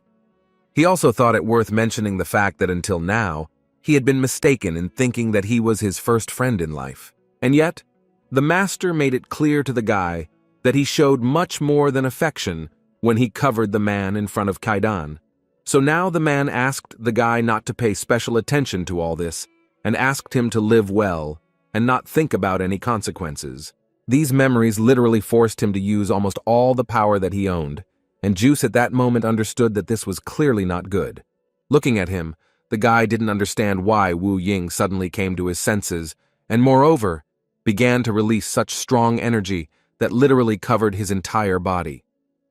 In Sok's eyes, one could only see disappointment and misunderstanding of where this guy even got such enormous power. Other spectators of this fight also did not understand what was happening. Even Caden turned his attention to how strong the energy was now concentrated around this guy. But when Wu Ying finally launched his attack, it became clear that what they saw was just a warm-up, and Sok would probably have a hard time. After just one attack, he could barely stand on his feet, and it even became difficult to breathe.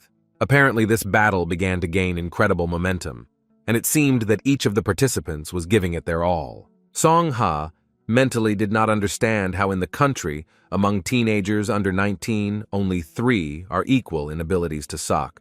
But now apparently, this statistics will have to be changed, because besides them, there is another guy who can compete with him. And yet he had to admit that the great merit in this was precisely Master Dellen, who somehow miraculously was able to raise such a strong awakened one. So Ji, who came in the midst of this battle, still did not understand why Seok was fighting with Wu Ying, and at such a strong level. At that moment, Juice began to say that he did not know where Wu Ying came from and where he got such strength, but this did not mean that the battle would be completed in his favor. And to test this, Sok suggested that he finally finish this battle, after which he also began to concentrate a huge amount of energy around himself. Next, he gathered it in one place and launched an attack on Wu Ying. This wind forced everyone to cover their faces, because particles of energy even reached the audience. Some of the blow could even hurt, so director Ju decided to set up a small protective field for So-ji to prevent the guy's condition from worsening. While the guy was shocked by this act, Kaden thought that she was actually quite a reliable lady. The battle continued and the tension actually grew with every second. At that moment, Song-ha was thinking that they were still ordinary school children, but they could already confront each other at this level. Kaden also looked at this fight with a smile, because the boys gave it their all and it was hard not to notice. Hek-gu was apparently the only one who wanted to stop this madness, because he understood perfectly well that if things continued like this, they both risked severe injuries. Therefore, he just turned to Song-ha when he suddenly asked him not to finish because he understood everything. And after a few seconds, they both stopped the guys. Song-ha prevented Wu-in from striking, and Hyuk-gu did the same with Seok. They both didn't understand why they stopped them, because they hadn't figured it out yet. Hyuk-gu was not going to explain anything to him, and simply said that this would be the end of their fight. That would be more than enough. And Headmistress Ju agreed with him, who added that this fight was good, but it had to be finished on time, which is what Hyuk-gu and Song-ha did. After which she said that now it is important for her that Juice gains strength so that he can fight with her later. The guy didn't like this news and the reason for the end of the fight. Wu Ying supported the other's words and asked Wu Ying to also end it. But the guy sincerely wanted to continue the fight, because he had not yet shown Juice his place. Juice immediately picked up these words and began to tell his sister that she also heard Wu Ying's words and that he also wants to continue the fight. But no one answered the guy's hysteria, and just by looking at Hek-gu, one could understand that the guy had better restrain his aggression. After which Hek-gu decided to find out the reason why they suddenly decided to arrange this fight. Instead of answering, Wu Ying simply silently looked towards So-ji. Hyuk-gu didn't quite understand why the guy didn't answer him, but simply looked back at So-ji. Was that really the reason? But he decided not to guess, but just ask them directly if their battle was not related to So-ji. Seok suddenly spoke up and replied that Hyuk-gu was right, and if you dig deeper, Wu Ying immediately began to be interested in So-ji. He wanted to know if he was the reason why So-ji was in the hospital. Seo-ji, who heard this and couldn't believe what he was hearing. Could it really be true? But Seok immediately made it clear that he didn't do it on purpose, but only because So-ji himself attacked him. In any case, Wu Ying didn't understand why this suddenly became so important. He believed that now Seok wanted to pretend that it wasn't his fault that So-ji couldn't move normally. Juice understood that this was not so and wanted to say it, but Wu Ying did not let him finish, and added that apparently this was not the first time this had happened to him. The guy didn't understand what he was talking about and why he was saying this, as it turned out. Wu-in meant that Seok had previously bullied So-ji at school. He didn't expect that Wu Ying would suddenly tell this, and immediately decided to look at the reaction of Hyuk-gu and his sister, and it was clear from their faces that they did not expect to hear this. Therefore, he decided to immediately try to justify himself and began to say that this was all complete nonsense, but apparently no one was going to believe him. But suddenly, So-ji confirmed this and said that in fact this did not happen and Seok really never bothered him, after which he turned to Wu Ying and began to say that he really suffered at the hands of Seok, but only because he asked him about it. It was clear from Wu Ying's face that he was incredibly surprised by this. Juice also joined the dialogue and literally started shouting that this was exactly how it happened. But then he again drew attention to his sister, who with all her appearance showed him that if he did not calm down, there would be very sad consequences for him. Then Hyuk-gu didn't understand why So-ji came here in the first place.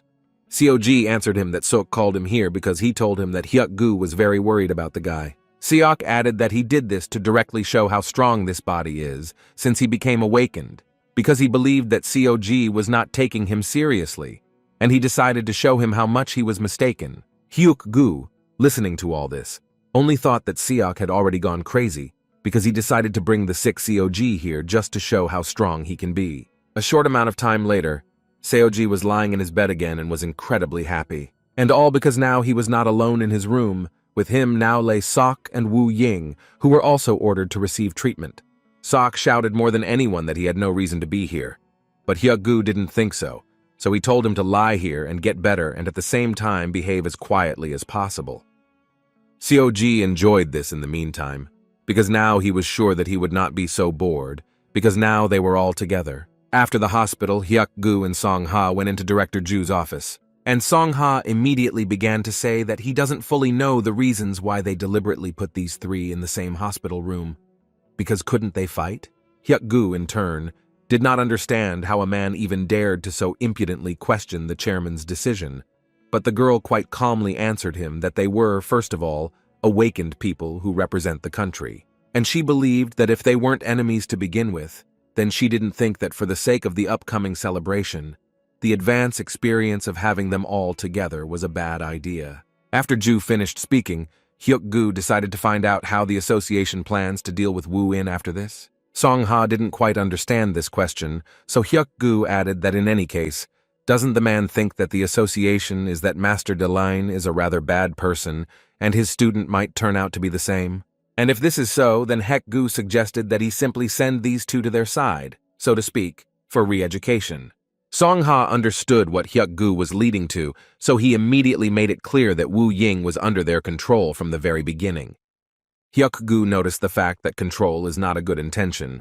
Besides, he is Master Dellin's student, and they are only watching the guy. Therefore, it seemed to him that at first the control was only observation, but Wu Ying's superior abilities were tested. And after this, is it really possible that the association is not planning to appropriate Wu Ying for itself? Song-ha silently listened to all these questions and assumptions of the man, but decided that he was not obliged to answer them in any way, so he chose to simply remain silent. But Hyuk-gu carefully watched his reaction, and judging by it, he was actually right. This rather useless dialogue was interrupted by a call, and Hyuk-gu immediately answered it, in which he was informed that these two were rowdy again, and the doctor asked him to come as soon as possible. The guys decided to play cards a little, but it seemed that it could easily develop into something big, for example into another fight. Juice didn't understand what the problem was. He believed that if he took the wrong card, then he could return it. But Wu Ying had a different opinion, because he believed that if he took the card, then he should take it for himself. Because if you don't, then everyone will choose only profitable cards for themselves. But this is the first time in his life that Seok has heard this, and he constantly played by completely different rules. Wu Ying immediately reminded him that Seok was in the hospital because of him, and if the guy doesn't want to repeat this fight, then he better shut his impudent mouth. So Z tried to calm each of them at least a little, but apparently he would not be able to do this, because each of them had already begun to release a huge amount of not entirely positive energy. But just in time, Hyuk-gu and Song-ha entered the ward, who were surprised that they had quarreled for such a stupid reason. Hyuk-gu immediately turned to Seok because he wanted to find out from him. After using his abilities so many times, he apparently stopped thinking completely and shows them everywhere, but he immediately began to blame Wu-in for everything. The man was actually tired of just talking to him and trying to explain something, so he suggested that Juice use force on him, and maybe then the guy would understand something. He couldn't answer this question, but it was worth noting that he was still able to calm down a little. Song-ha also did not stand silently and turned to Wu Ying, whom he advised to behave calmly, because if he continues to behave this way, it will not lead to anything good sooner or later. So Z suddenly intervened in this dialogue and began to say that it was partly his fault, because he asked them to play cards to somehow kill time, and they did it for him, albeit through force. Hyuk-gu noticed that it was indeed Seoji's mistake, because when he suggested playing the game together, he did not think about the fact that people make mistakes in the game, and in their case, it is almost 100% likely to lead to a quarrel. Caden was already tired of listening to all this, and did not understand why this man was constantly reading morals to everyone. After all, it was obvious to him that these guys would never calm down just like that, only if one day they fought until their last breath. But suddenly he interrupted his reasoning because he noticed how Hyuk-gu looked at him and said that fortunately Sodium Cassine was not afraid. Juice suddenly interrupted Hyuk-gu and added that it seemed to him that this cat was eating too much, and he was curious to know if this was normal for him. But before Seoji could answer him, Hyuk-gu grabbed the guy by the scruff of the neck and asked the guy to immediately repeat what he had just said. The guy didn't understand why he was so nervous, but still complied with the man's request and repeated his words again, because he really thought that this cat eats too much. This angered Hyuk-gu even more, because he didn't understand why the guy was even saying this. Really, cats can't eat a lot? Juice immediately began to assure him that he wasn't talking about that. He just thought that the cat was overeating. That's why he asked. In any case, Hyuk-gu believed that even if this guy eats a lot, he still doesn't eat as much as Sok himself does, and he said this so that the guy understands who really eats a lot. And finally, he asked the guy to watch what he says, because next time someone might not hold back, after which his face almost instantly changed, and he took out new treats for the cat from his pocket and was about to hand them over. Once everyone had calmed down a bit, Seoji decided to ask Hyuk-gu if he could go home. The man didn't quite understand why the guy was doing this, but Seoji explained that he knows that the uncle provides his cats with everything they need, but still he wants to see them with his own eyes, because he actually misses them incredibly much. Hyuk-gu told him that it was actually possible, because his body had recovered well, so he didn't think that visiting the house would be any problem, especially since they would take him there by car. Seoji was incredibly happy, so he invited Wu Ying to go with him, which was quite an unexpected offer. After some time, Seoji was already at home, and as soon as he entered home, he immediately ran to hug his cats. Wu Ying was also with him, and the first thing he noticed was that on the sofa was the very cat for whom they had suffered in the fight. Seoji noticed that Wu Ying was paying attention to him, and therefore decided to add that now he would like to show him the peaceful look of this cat after he was tested by his master. Although he sometimes meows loudly because of this, and the reason is quite clear, but then Seoji said that this cat quickly switches off and, in principle, behaves like other cats. And fortunately, there are no more strange things, and he is absolutely healthy, and he also wanted to ask Wu Ying something. He knows very well that there were no surveillance cameras in the surrounding area, but he still suspects that it was Wu Ying who left the animals along with payment for their further treatment. And Seoji understood perfectly well that most likely they also experimented on these kittens. Wu Ying was a little upset, but still told the truth that the master really experimented on all of them, but after he no longer needed them, the guy took them to the veterinary clinic and told the master that they died. Seoji decided to cheer up Wu Ying a little, so he began to tell him that all the cats he brought were also recovering little by little, so you don't have to worry about them. Wu Ying did not respond to this, but at one point other cats intervened in their dialogue, feeling that Wu Ying was a kind soul. Seok, who also decided to come for a visit, did not understand why there were so many cats in this house. Seoji ignored this question and began to talk about how before there was a lot more free space here, but now the whole house is upside down. Therefore, he decided to clean up a little, and Hyuk-gu offered to help him with this. But Seoji assured him that he could handle everything himself. Hyuk-gu, in any case, tried to tell him that yesterday when he came here, everything was clean here, and he himself was surprised that in just one day they were able to arrange such a mess. The man assumed that they were just quite active cats, but on the other hand, this could mean that they were healthy, and this could not but rejoice. Juice, watching these two, could not believe what was happening here, because for him these two were clearly insane people. Although on the other hand, he understood that apparently this house belongs not to people, but to the cats who live here. Suddenly he was interrupted by a cat, who was caressing his leg and thus wanted to get a little love from the guy. And at one point Juice still admitted that there was something cute in these creatures. Although this obviously did not concern everyone, because what bothered him the most was the largest red cat who walked with Seoji everywhere. Seok decided to ask Seoji why when he looks at this cat. Every time it seems to him that he has a rather angry look, as if he wants to destroy it. Seoji was not too prepared for such a question, so he answered the guy that he had no idea. When suddenly Hyuk-gu approached the guy again and took him by the clothes, he didn't like that Seok was talking so badly about his beloved cat. Hyuk-gu thought that Sok was humiliating the cat, but the guy immediately began to say that this was far from true. He just didn't like the way the cat looked at him. The man thought exactly the opposite. This cat seemed incredibly cute to him, and by the way, he looks much better than Sok. At least that's what Hyuk-gu thought. For the first time, Kaiden was glad at the words of this man, although it was strange, but still.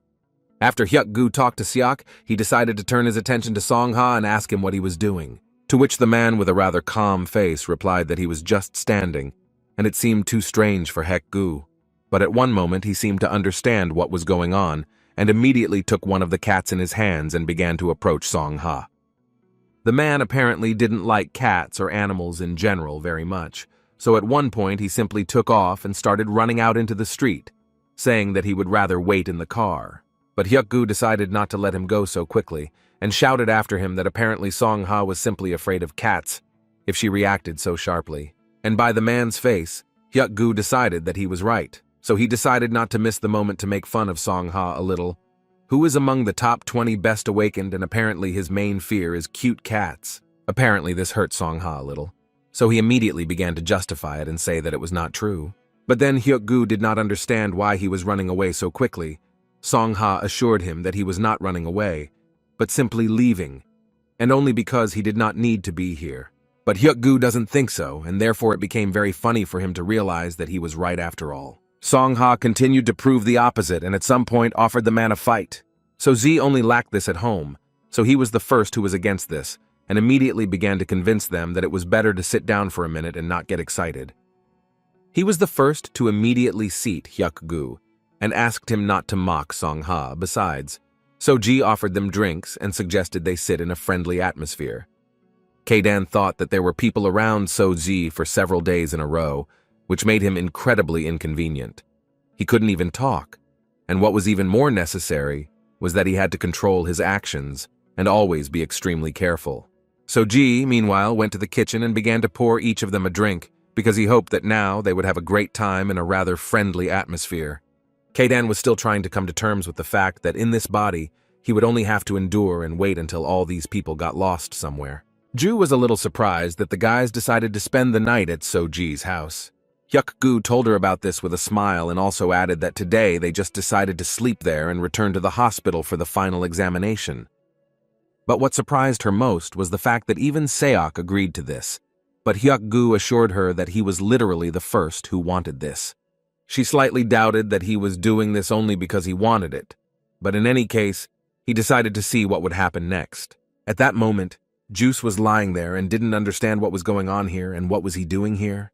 But what bothered him the most was Seo-ji, who had been just laughing for quite some time and doing it for no reason.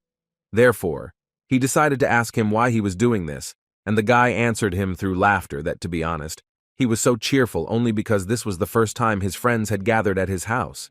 Seok didn't understand what kind of friends he was talking about, because they were far from his friends, but So-ji continued to say that until today he had never gone home with friends, and they didn't come to him in the same way.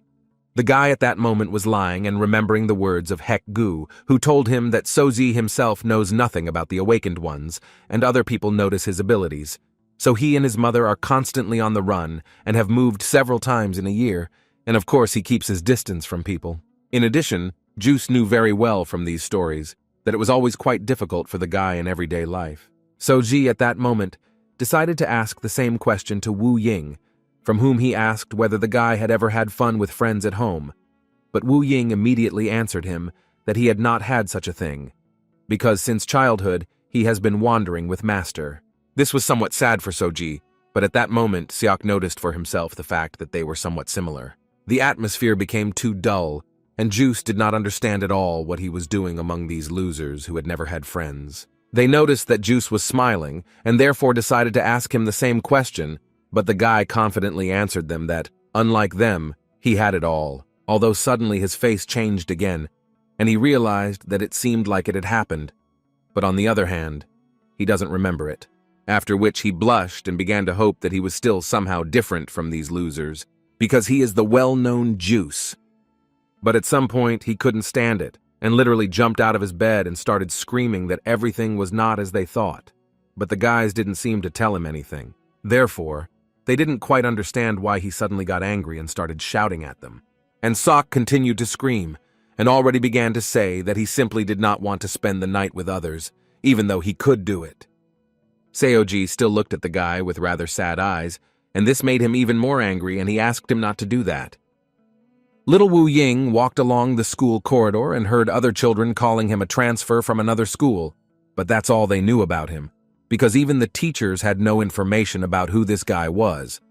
And when his classmates approached the little boy and asked something, he simply ignored them and did not pay attention to them. Other children also heard that the boy had already changed too many schools, and this figure reached 10 or even more. And in this case, each of them made a fairly logical conclusion that there was clearly something wrong with this guy. But Wu Ying never paid attention to this, and simply went home after school, where he lived with his master. But every time he came home, the same thing always awaited him. The master forced him to clean up after the animals that could not survive his experiments. Wu Ying didn't really like this activity, but still he endured it. And on one of these days the man told him that he had only one cat left, and looking at his condition, he would not be sure that this cat would withstand additional experiments. But despite this, after so many hours of observing the progress of the experiment, he decided that he would have to continue further, and he will do it tomorrow. So he put down his tools, and before leaving he asked Wu Ying to feed all the animals. The guy always listened to his master, and this time was no exception. He fulfilled the man's request and began to feed everyone who remained in the cages. And unfortunately, there was only one small cat left, which at some point began to sniff the guy's hand. And then he started licking him, which was too unexpected for the guy. Wu Ying began to cry because of this, because deep down he understood very well that he was doing very bad things when he and the master were torturing these poor animals. The next day, the master asked his assistant to bring him a test subject, but this time, Wu Ying could not do this, because he told the man that the test subject unfortunately died during the night. This was too bad news for the master, and also unexpected, because literally yesterday everything was fine, and he was confident that today they would be able to continue the experiments. But Wu Ying assured him that the cat died, and the boy buried his body in the morning on the mountain near the house. The man was too angry about this, but not because the cat died, but only because his experiment failed again. That day, Wu Ying practically did not speak, because in fact he lied to the master, but the guy understood that he had done the right thing and now this cat would survive. Wu Ying woke up abruptly from the fact that he had a very terrible dream from his childhood, and the guy did not fully understand what it was all about. He tried to catch his breath a little because it was too unexpected for him, because he had not dreamed of horrors for a long time. It was 6 o'clock in the morning, and the guy just sat and looked at the very cat that So-ji managed to save. He recalled the words of So-ji, who said that everything was fine with the cat, although sometimes he woke up. Wu Ying understood that this could be a side effect of the master's experiment, but in fact the guy was very glad that everything was fine with this animal now. When suddenly his thoughts were interrupted by the voice of Juice, who suddenly jumped up from his seat because he was uncomfortable sleeping. At the same moment, he stood up and began to walk towards the exit.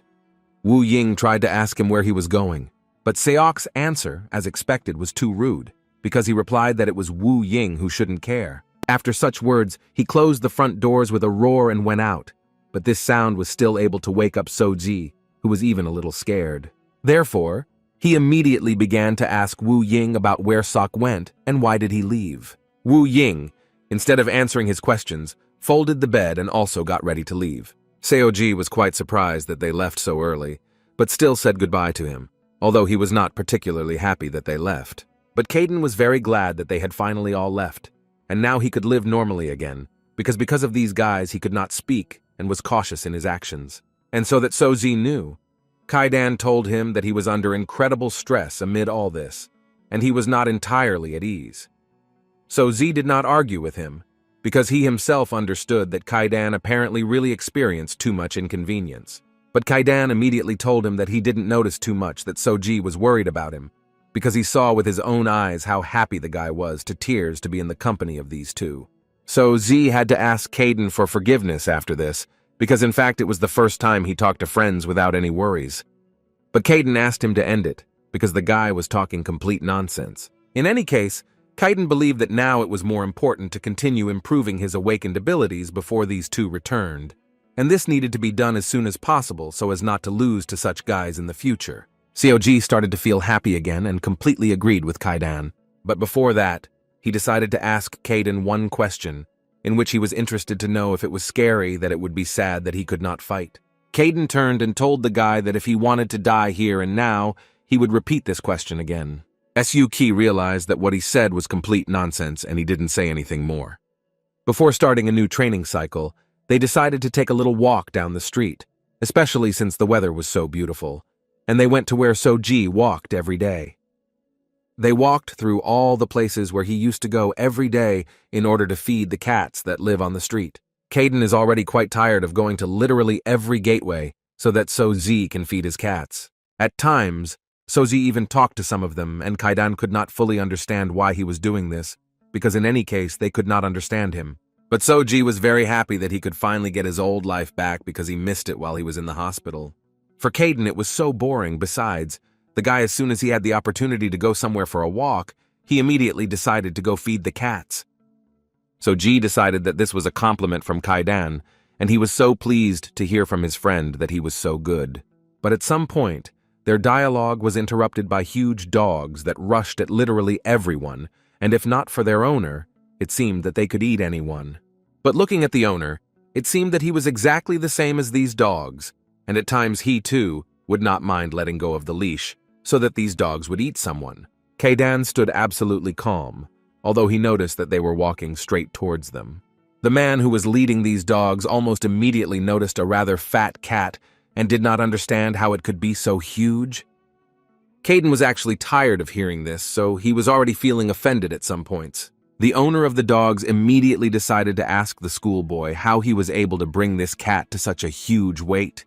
But without waiting for an answer from Soji, he added that he had never seen such a cat in his life. And apparently his dogs too, because as soon as they saw Caden, they immediately turned their attention to him. Because of this, the man immediately began to laugh and immediately asked his two dogs to stop, because it seemed to him that the cat might already faint. At this time, Caden was thinking that since everything worked out, he could actually make two cute kittens out of these two dogs, which would be the same size as Caden. But his thoughts were interrupted by the dogs, who began to bark madly at Caden, and it seemed that right now they would attack him. The man asked the cat not to provoke his dogs, because if they attack, then there will be no living space left of him. But suddenly he had to change his mind, because after a few seconds the dogs calmed down, and looking at Caden, they began to wag their tail. And then they completely lay down next to him and seemed to be ready to carry out all his orders. At this point, the performance was completed, and Soji began to leave with a smile along with his seemingly fat cat. Master Deline could not believe what they were trying to convey to him, but Songha immediately stated that he essentially had no reason to lie to him, but the man could not really know this. After all, the man could not believe that the calm Wu Ying was fighting to the point of blood with another awakened one. Besides, he had already told him that there was no need to do this. But if you believe Song Ha, the guy did not listen to him. And it was quite strange to see this because he is in an association, and he just needs to live his normal life. Song Ha, who listened to all this carefully and, on the one hand, completely agreed with him. Master Delane stopped at one point and said that if that's all they wanted to tell him, then he didn't want to know anything else, except that he was interested in knowing whether the awakened guys who were put in the hospital together continue to make noise. Song Ha was not particularly generous with his answers and simply answered him that yes, it is. The master clearly didn't like this, because he knew Wu Ying very well, but now it seemed to him that this was not so. And this was also noticed by Song Ha, who said that apparently Dalin does not know the character of his student so well. It seemed to the man that Wu Ying behaved more or less obediently in front of them, but now Song Ha sees him as a strong child with a rash and harsh character. These words made the master laugh, but Song Ha did not see anything funny here, and warned the master that if this goes on, then both of them will have serious problems. Song Ha also wanted to talk to the man about why he didn't listen to his mentor's words, but all he got in response was that he just didn't want to do it. And the master did not see any problem in this, because it is possible that in the second 10 years moral strength blossoms, and because rash acts are committed. But still, in a sense, he agreed that Wu Ying was acting rather rashly. Song Ha still tried to add something, but Master Deline decided that it was time for them to end the dialogue here, and asked the man to better bring the equipment that he asked for, because Song Ha promised him to do it yesterday, but he never kept his promise. Therefore, the man decided to remind him that, in fact, it was not he who needed these experiments, but the association. So on the one hand, he absolutely did not care whether he brought the equipment or not. As soon as Song Ha left, Master Dalin began to smile and think that this good-natured Wu Ying is resisting, and the man likes the fact that the guy lives much better than he thought. Kaidan couldn't believe that So-ji was going to go to school, but the guy believed that he had already missed too much, especially since his body was normal, and he saw no reason not to go to school. How suddenly their conversation was interrupted at the stage when they noticed that their poor cat had finally woken up, and So-ji immediately decided to ask him how he slept. But apparently the cat was still worried about the fact that So-ji was still there and decided that it would be better for him to sleep for some more time. The guy immediately realized that he was pretending to be asleep again, and So-ji thought that he was doing this because Kaidan was nearby. But as soon as So-ji left the house with the words that he had gone to school, the cat immediately stood up and began to actively wake up. And then he realized that now all the cats who also stayed at home were looking at him, and he felt a little embarrassed. So he decided that he would go back to sleep before they thought about the fact that he actually woke up. Kaidan decided not to give a damn about this cat, because now he can calmly restore his body. Because in recent days there have been a lot of people, because when night came, he was recovering on the roof of the hospital, but meditation for recovery is clearly not enough. But apparently today, he won't be allowed to do this either, because the cats again decided to turn their attention to him and began to rub against him as much as possible. At one point, Kaidan couldn't stand it, so he shouted at them, but apparently they were already accustomed to his scream and didn't even pay attention to him. As soon as So-ji entered the school, he almost immediately turned his attention to Wu Ying, who was sitting in the classroom. So-ji was glad that his friend was also going to school from that day on. The guy also decided to inquire about Wu Ying's condition, and he answered him that compared to So-ji's condition, everything was fine with him. Other classmates, listening to all this, did not understand what they were talking about and were also interested in when these two managed to become such friends. So-ji was glad to hear this, because if Wu Ying is here, then they definitely won't be bored. The guy decided to continue the dialogue and started talking about how he used to go to school alone, and if you think about it, he doesn't know if Seok is going. So So-ji decided that it would actually be a good idea to go and check on the guy before class. Wu Ying didn't say a word to him, and So-ji actually got up and went to look for the first group where Seok studied. The day before, Song-ha talked with Wu Ying and invited him to join the association, especially since he knows that Master Dalin is interesting to the association. However, because of the actions he has committed, he is only at their disposal, and with his attitude he gets on everyone's nerves. But the man promised the guy that if he joined the association, then the attitude towards him and his master would change, and they would be able to live together with Master Dalin again. Song-ha gave the guy time to think carefully about his proposal before making a final decision. Seo-ji went around all the places where Seok could be, but unfortunately he never found the guy, and this really upset him. When suddenly he saw his classmate Sok and decided to ask him if he had seen Sok. A classmate began to get very nervous when he heard about Juice, and all he could say was that he had not seen him for several days, and he did not appear at school. After which he immediately ran into the classroom as if someone was chasing him, so Ji didn't even have time to say thank you. One of Sok's friends was very angry that they couldn't reach him, so he asked them to call him all the time, but the problem was that his phone was turned off. And this angered him even more, because again this goat not only ignored them, but also did not come to school, and the other guys also did not understand what had happened. Of course, they had breaks before when they did not communicate, but they had never had such long ones. One of them believed that Sok was simply tired of communicating with them, because before they taught others a lesson, but too much time had passed since that moment, and he was tired of doing it. And then they realized that they became like this only because of him, and this angered them even more, because since middle school they had risen only due to the fact that they participated in all the fights with Juice. Juice, who was actually standing around the corner listening to all this, did not emit any emotion. And then they started talking about money, which was still not bad when they went with Sok, because that way they always had extra money. It was convenient that at such moments, using the name Soka, children from other schools were lying at their feet. It was good to rip off money from children from another school in the name of Soka, although lately Sok has been quiet. The guy froze at that moment, because he couldn't even imagine that his friends could do this, and how much it actually spoils his reputation.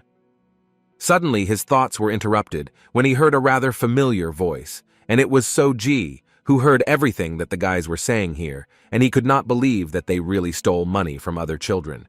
They were a little scared because they didn't even notice how he approached them, and in general they didn't understand how he knew Juice. Seoji began to ask them if he and Seok were friends, but they abruptly began to answer him that this should not worry him, and who was he to ask them such questions? And one of them got so angry that it seemed like he would burst from anger. Seoji also did not stand in a calm state, because he did not understand how they could do this to him, because they were real friends for him. They could not answer this, so for some time they simply remained silent and looked at him.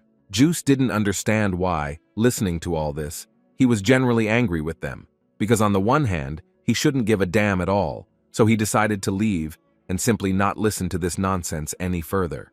Seoji was a little scared to go to school, because he understood that he had not told anyone anything. He had not come to school for several days, and it seemed to him that the teacher would punish him quite severely for this.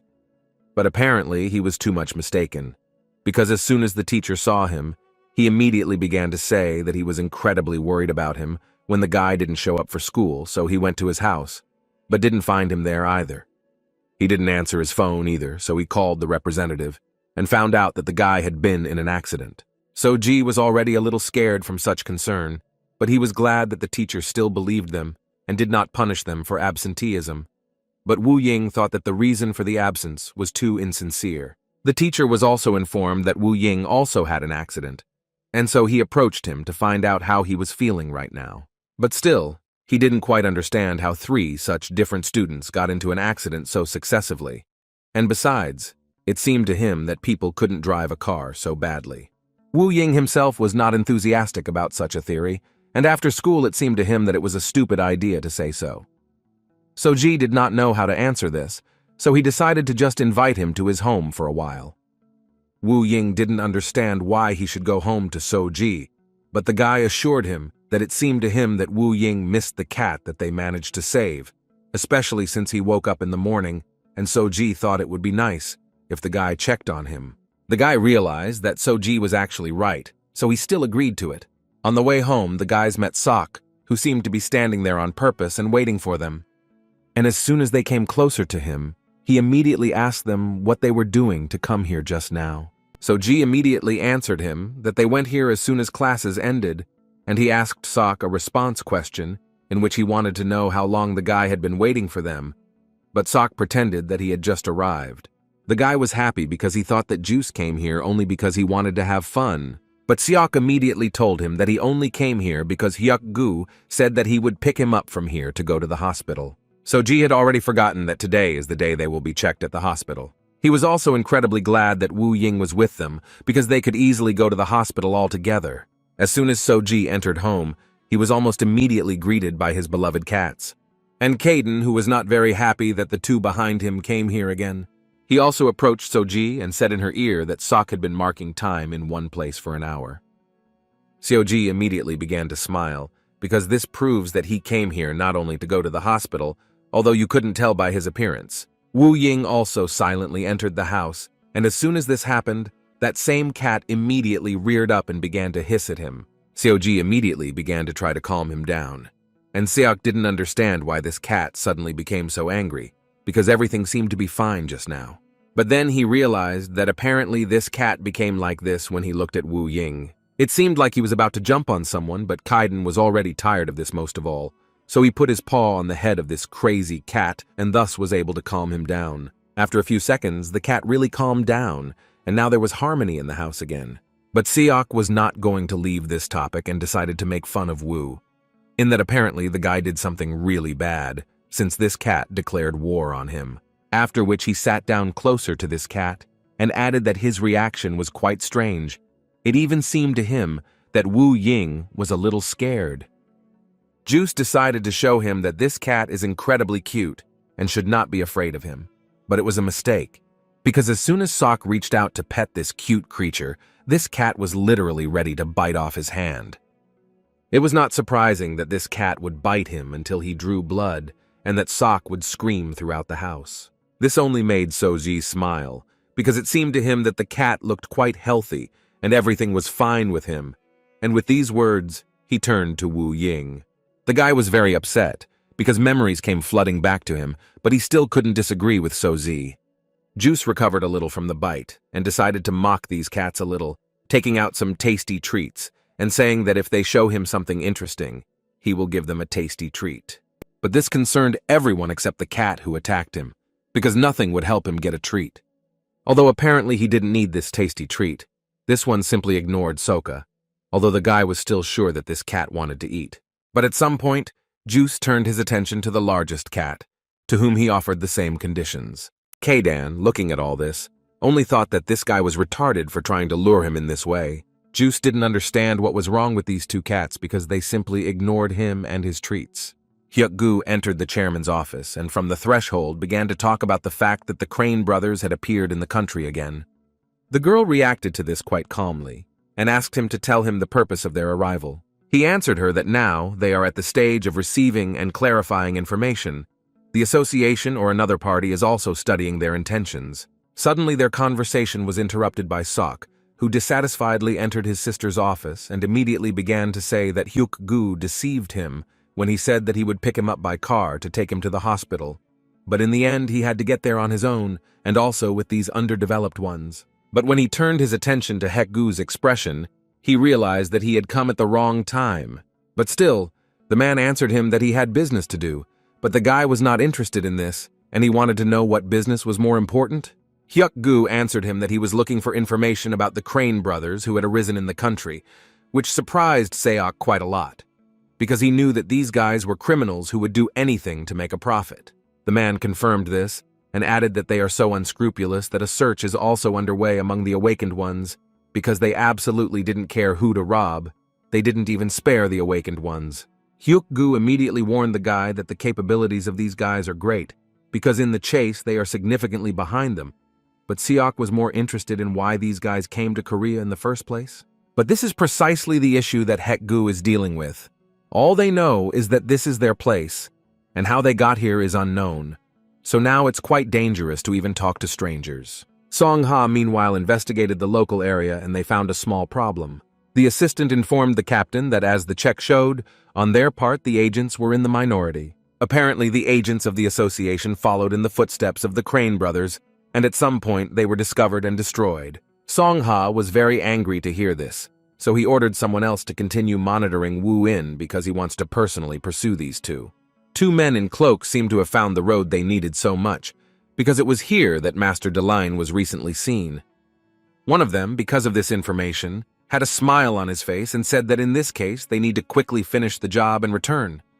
But as soon as they entered that very place, they found that it was empty, although they were sure that they had come to the right address. One of them immediately decided to clarify when information was received that Master Deline was in this place, to which he received an answer about a month ago, and in this case, he decided that during this time his location had changed again, and this was not entirely to their advantage, because they needed to report something to the client. Therefore, they decided that the best option would be to go now and continue to look for a trace in the surrounding area. And also one of them ordered the other to tell the informant that the information provided about Deline was outdated, and if he did not want to die, then he needed to send information about Deline as soon as possible. Sok, sitting in class at school, could not forget that same arrogant cat who stood up to the end against the treats he brought.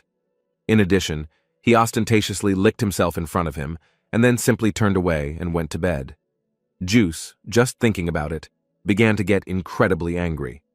There was also a thought in his head that if we honestly made a rating of arrogance, then that fat cat would be in first place, because when he sits in his pose, then this is simply the peak of arrogance. And then he looks with such a look as if Juice for him is an ordinary slave who owes him something. But Juice was not going to leave this situation just like that, and he decided that he would do everything possible to ensure that these guys still showed him everything they were capable of.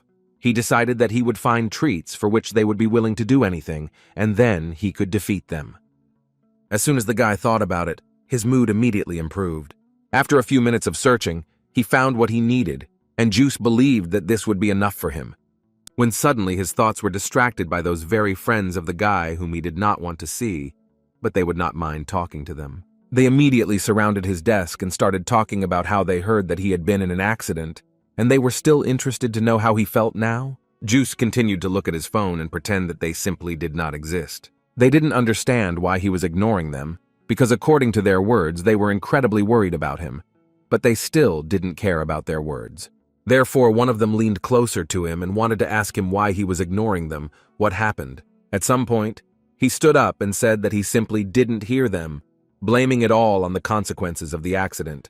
After which, he added that his body was fine, but his phone was smashed to pieces, so he couldn't answer, and his sister gave him a new phone. But he stopped there and decided not to continue this conversation, saying that he would probably go settle his own affairs. But apparently they didn't want to leave him alone, because as soon as he left school, he was called by So-ji, who was interested to know where the guy was going. Juice didn't understand what a stupid question this was, because it was obvious that he was going home. So-ji was happy, and suggested that the guys do something very important, unless of course they were in a hurry to go home. They both answered him that they were in no hurry, and asked the guy what kind of urgent matter it was. So-ji thought a little about how best to tell them about it, and yet he said that he suggested they go feed the cats. They suddenly stopped and couldn't believe that So-ji was talking seriously now. This is definitely not a joke. But as it turned out a little later, So-ji was not joking, and they actually went to feed all the cats in the area. After some time, even Wu Ying joined this process, and only Sok did not understand why they were doing this. Although this was not for long, because after a while he also began to feed the cats. Cog enjoyed this process incredibly much, finally being able to spend time with his friends this way. Sometime later, Hyuk-gu was again in Ju's office, and told her about new information that had appeared about the Crane brothers. Namely, that they were being pursued by agents from the association. The girl wanted to know a specific location, and all Hyuk-gu knew was that it was about 2 hours away from their office, and that Song-ha was currently personally looking for them. She thought that it was quite close to them, and it would actually be a good idea for them to prepare measures. Suddenly, their dialogue was interrupted by one of the agents, who brought the goods that Ju ordered. But the girl didn't really understand what she was talking about, because she didn't seem to order anything. The agent added that they asked for this product to be immediately delivered directly to the chairman, indicating that there was something incredibly important inside. Hyuk-gu became so interested to know what Ju ordered so urgently, and when he looked at the box, he saw a package there from a special website for cats, which sells products for cats. This site had the best rating and reviews in the whole city. The man was incredibly happy about this because finally the chairman also fell in love with cats like him. After a hard day, Wu Ying returned home and his whole head was filled with thoughts about how he had a great day today. They fed the animals together, and for the first time in his life he was so happy. At some point, these thoughts even made him smile. But she quickly disappeared from his face when he came closer to the door of his house, which he apparently wanted to break open. And apparently they succeeded because the door was open, and at one moment he heard a voice that asked the guy if he was by chance a student of Master Deline. But before the guy had time to answer, they saw from his facial expression that it was he, and were glad that they would finally be able to complete their assignment. Wu Ying didn't understand who they were, and how they even knew that he was Master Delane's student and why they were looking for him. The guy had too many questions in his head at one moment. The guy didn't really know what to answer because the master wouldn't even pick up the phone from him and he had no idea where he was now and what he was doing. Therefore, he decided that the best solution in this case would be to run away, which he actually did. But apparently they won't let him do this, because as soon as he started to do this, a man stood in front of him and spoke to him. But only then did Wu Ying realize that he was not alone, although the guy should have been praised for his good reaction. The man didn't understand why he was doing this, because they hadn't really done anything yet to make him try to escape from them. And yet he immediately made it clear to the guy that he couldn't just escape from them. And in order to definitely stop the guy, one of them decided to use one of his abilities and set the guy's shoulder a little on fire. Wu Ying was in quite a lot of pain, but he still didn't want to show it and just looked at them. But they wanted him, instead of some nonsense, to answer them normally, because at some point this could end not only with his hand. Wu Ying was surprised that they had such enormous strength, because the man simply touched his shoulder with just one hand and was able to inflict such damage. At that moment they noticed the guy's frightened face and began to smile, because they really liked it when their victim was so afraid of them. They suggested that he stop resisting, because in any case it would be worse. All he needed to do now was stop pretending and answer all their questions. Wu Ying himself understood perfectly well that most likely he had no chance against them, so he lowered his head and asked them to repeat the question. This attitude clearly suited them better, and as soon as they were ready to ask a question, they were interrupted at once, having struck them with an incredibly strong blow, from which it was simply impossible to dodge. Wu Ying understood that he just needed to divert their attention and only then strike, which he did quite well. Now he can try again to escape from them. But he still couldn't run far, because these guys moved away from his attack too quickly and struck him back, which stopped the guy, after which one of them began to talk about how Wu Ying looked small, but was still able to choose the moment for a surprise attack at just the right time. Wu Ying simply could not believe that his blow could not cause serious damage, and how was this creature able to defend itself in such a short period of time? This creature could not help but notice the fact that the guy's abilities are incredibly similar to Dalin's, and now he is sure that the guy is his student. His colleague was sure that this guy was just starting on his path and was currently only developing his abilities, but still he agreed that this was certainly Dalin's student. Wu Ying understood that on the one hand, they knew his and the master's awakened abilities, but on the other hand, he had no idea at all about their powers.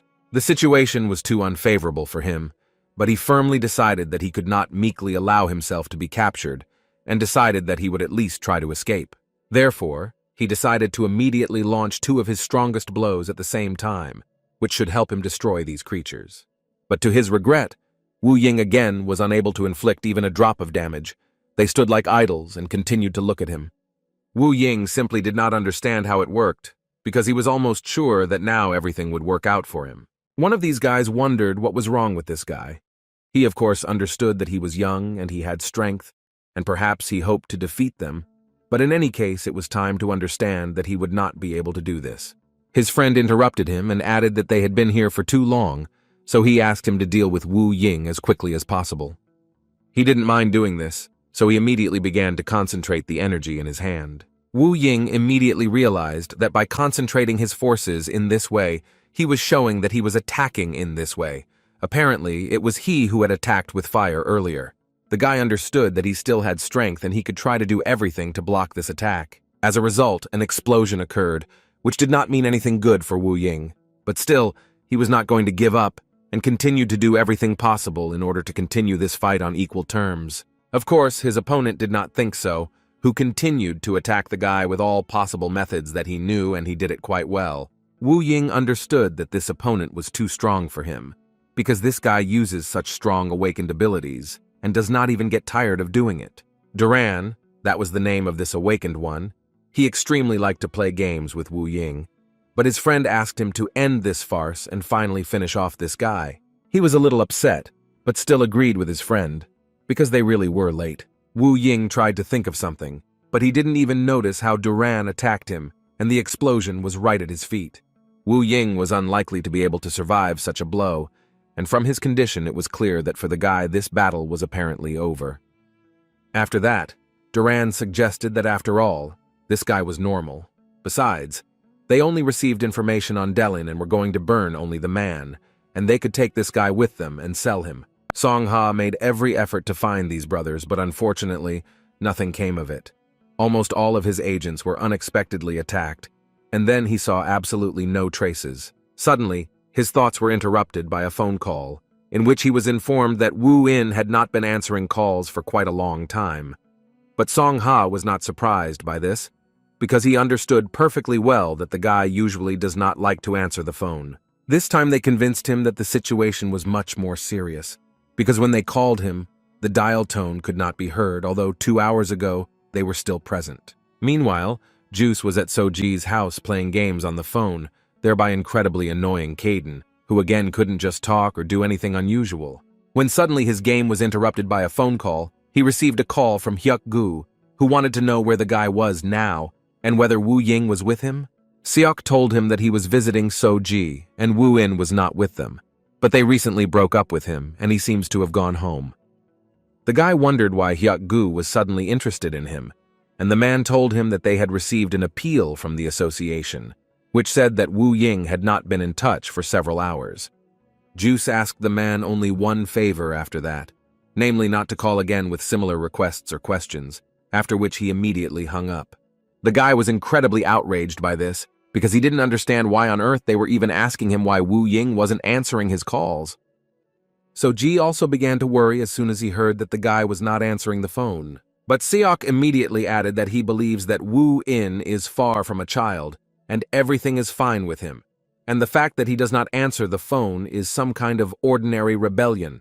Apparently, Ji didn't hear what Seok was telling him, because at one point he decided that he urgently needed to visit Wu In, even though Seok didn't understand why to do this. But for Ji, it was absolutely obvious that he was too worried about his friend, and therefore believed that it would be better to go and make sure that everything was really okay with him. Juice assumed that he was just busy with something, like going on a date with a girl or something like that. So Z answered him that he would be only glad of this, and he really wanted him to come there just like that. At one point, Seok got tired of listening to this, and apparently he got up to go with Ji. But he immediately said that the reason was not that he was worried about Wu Ying, but that he would simply be bored here. And especially, why would he sit here when the owner of the house was not there? When suddenly he stopped talking because he noticed that Ji was going to take the fat man with him. So he asked the guy why he was doing this. Ji didn't know what to say, so he decided to answer that they would need the cat in order to find Wu Ying. If anything by smell, Kaidan did not expect Ji to come up with such a stupid reason. They entered some scary alley and Juice was surprised that the guy lived in such a place. Ji suddenly had memories pop up in his head when he first visited here, when Wu Ying's master attacked him. But the most important thing is that Wu Ying is now normal, and he told the guy that he would stay to live where his master's laboratory was. At some point, they found the very entrance to this laboratory, and Ji went inside without much doubt. But when they went down the stairs, they realized that it was just an empty basement, and it was hardly possible to live here at all. And Ji began to think that perhaps he had mixed up something, and they had not come quite to the right place. Although then they both turned their attention to the door, which clearly stood out in this basement. And when they went inside, they realized that apparently Ji was not mistaken and Wu Ying really lives here, and these were not the best conditions for them. When suddenly their thoughts were interrupted by a male voice that came up from behind and asked the guys why they were even here. They were several agents from the association who looked exactly like Song Ha. One of them confirmed that they were from the association, and then suggested that they were Seok and Ji, and he was very interested to know why they suddenly came here. Ji told him that they heard that Wu Ying was not answering the phone, so they began to worry and came here to look for him. They went outside again, and this man immediately asked them to go home because they had already started looking for the guy, so they shouldn't worry about anything. Ji suggested that if these men were looking for Wu In, then most likely something really happened to him, and now he began to worry about him even more. Juice again didn't understand why the guy suddenly started to get so nervous, because Wu Ying is not a child, and can take care of himself perfectly well, so he thought that everything would be fine. Suddenly their dialogue was interrupted by the very men who were talking about how they had found traces of the use of the power of the awakened.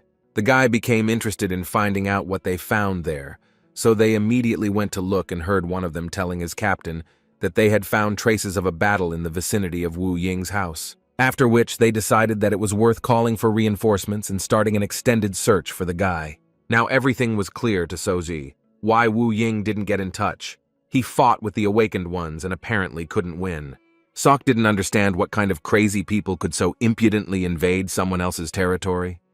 He immediately decided to call Hyuk-gu and told him that he was now where Wu Ying lived, and there were traces that some awakened ones had entered into battle with him, and judging by Hyuk-gu's reaction, he didn't know this either. But Soka was more, I was interested in how it happened that some awakened ones penetrated their territory. While Sok went to talk to Hyuk-gu, Kaidan assumed that Wu Ying was definitely injured, so Ji suggested that this could possibly be Wu In's blood, and there is quite a lot of it here. After that, Ji could not sit still and decided to also go look for his friend. Seok tried to convince him that there was no need to do this now you just need to trust the association and wait until they find him. But Seok-ji didn't want to listen to him, so Seok had to say that Wu In is not the kind of guy you can just touch, and if he got hurt, then apparently his opponents were incredibly strong, and so Ji shouldn't go there. Listening to all these words, Seok-ji found out that he should just sit back and do nothing when his friend is in danger. Juice didn't know how to answer this question, but in fact that's what he just said. When suddenly he turned his attention back to the cat, and suggested to Soji an idea in which this cat would find Wu Ying. Caden looked at these two immatures, but could not say that he was a cat and not a bloodhound. Seok continued to develop this topic, and at some point asked Soji if his cat could follow the scent of what was there. Caden understood that this was complete nonsense, but he decided to make sure of this. Maybe they would be right. So he began to smell Wu Ying's blood. Juice was very surprised that this fat cat understood him, and from that moment he realized that this cat was much smarter than he thought. Caden himself was surprised that he knew where he needed to go. Where did he even get such an ability? Meanwhile, Wu Ying was beaten, and thus they tried to find out from him where his master was now and how they could find him.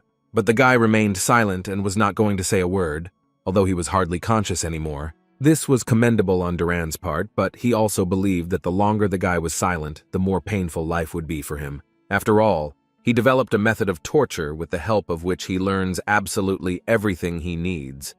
And until this time, almost no one has stood it looks like. After which he again lit a small fire, which, according to this madman, made Wu Ying's whole body suffer. He also did not forget that perhaps since he was still holding on, this time he would try to put in a little more effort.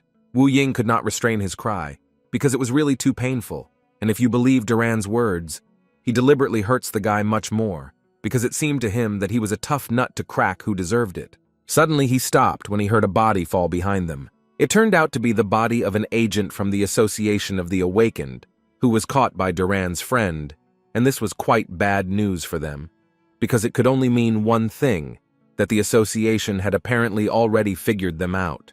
Therefore he decided that first they would move their shelter to another place that no one knew, in which Duran promised Wu Ying to continue their exciting game. So Ji, of course, was glad that Kaidan had picked up the trail, but still he had a little doubt that he was leading them correctly. But after a few seconds he had to take back his words, because they stopped and saw one of the Cray brothers loading Wu Ying's body into the car. So Z was really surprised that Kaidan managed to find the right path, although Kaidan himself was no less surprised by this, because he until the end thought that this was a bad idea. Seok immediately decided that they needed to immediately call Hyuk-gu and report what they had found.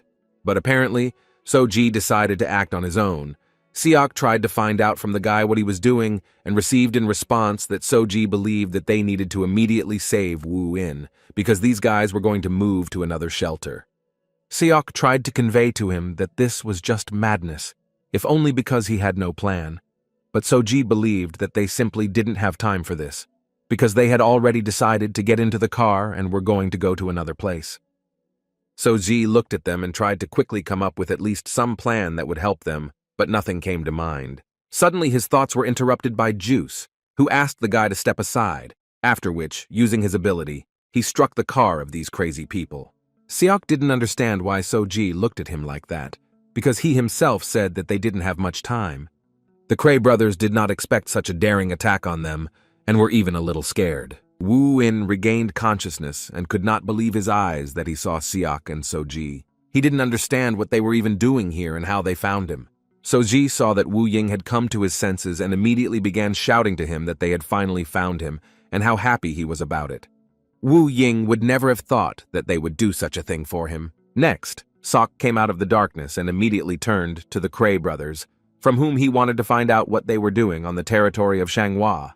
One of them pretended that this was the first time he had heard that this was Shanghua's territory, but Sok once again confirmed this information. One of them suggested that somewhere in this area there was Ju, but he was very sorry that they would not be able to see her. But he still asked the guy to tell her that if she had no urgent matters now, then he would try to fight with a strong awakened one, and not with some schoolboy. For the first time, Juice sees a person who has heard about her sister, and can talk about her so calmly, and moreover, wants to fight with her. And then he remembered the conversation in his sister's office, when Hyuk-gu told him that the Edge brothers had infiltrated the city, and the guy couldn't believe that they were now standing right in front of him. This only caused them to laugh because it's always nice to know that they are famous people. Juice began to understand that they were in very big trouble, and most likely they would face the same fate as Wu Ying. So Z decided to find out from his friend who these people are, and Sok told him that these are awakened people who are on the international wanted list, not only by awakened people. At this time, Kaidan understood that he seemed to have heard several stories about these guys, but the most important thing was that he understood that their level was much higher and they could easily defeat So-ji and Sok. Their conversation was interrupted at one point by one of the brothers, because he began to say that since they had already recognized them, they simply could not leave the children alive. Sok tensed incredibly, because he understood that most likely the end had come for them. In his head at that moment, there were thoughts that they were unlikely to be able to help Wu Ying, but So-ji and he could still be saved.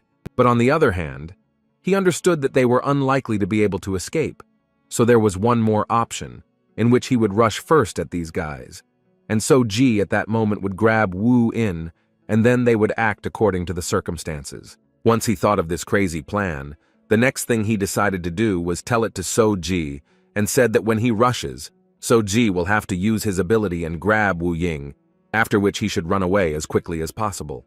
And after that, Sok hoped that he would be able to escape on his own, because the guy was actually confident in his speed. Seo-ji wasn't entirely sure about this plan, but now he was more surprised that Seok suggested such a plan. But there was no time to think, and Sok had already begun to act, which is what So-ji advised to do. One of the Cray brothers was so bored watching the guy use the wind. Juice didn't want to hear this, so he immediately asked him to close his mouth and taste his blow. So-ji realized that this was the most opportune moment when he needed to start fulfilling his part of the plan, which is what he did.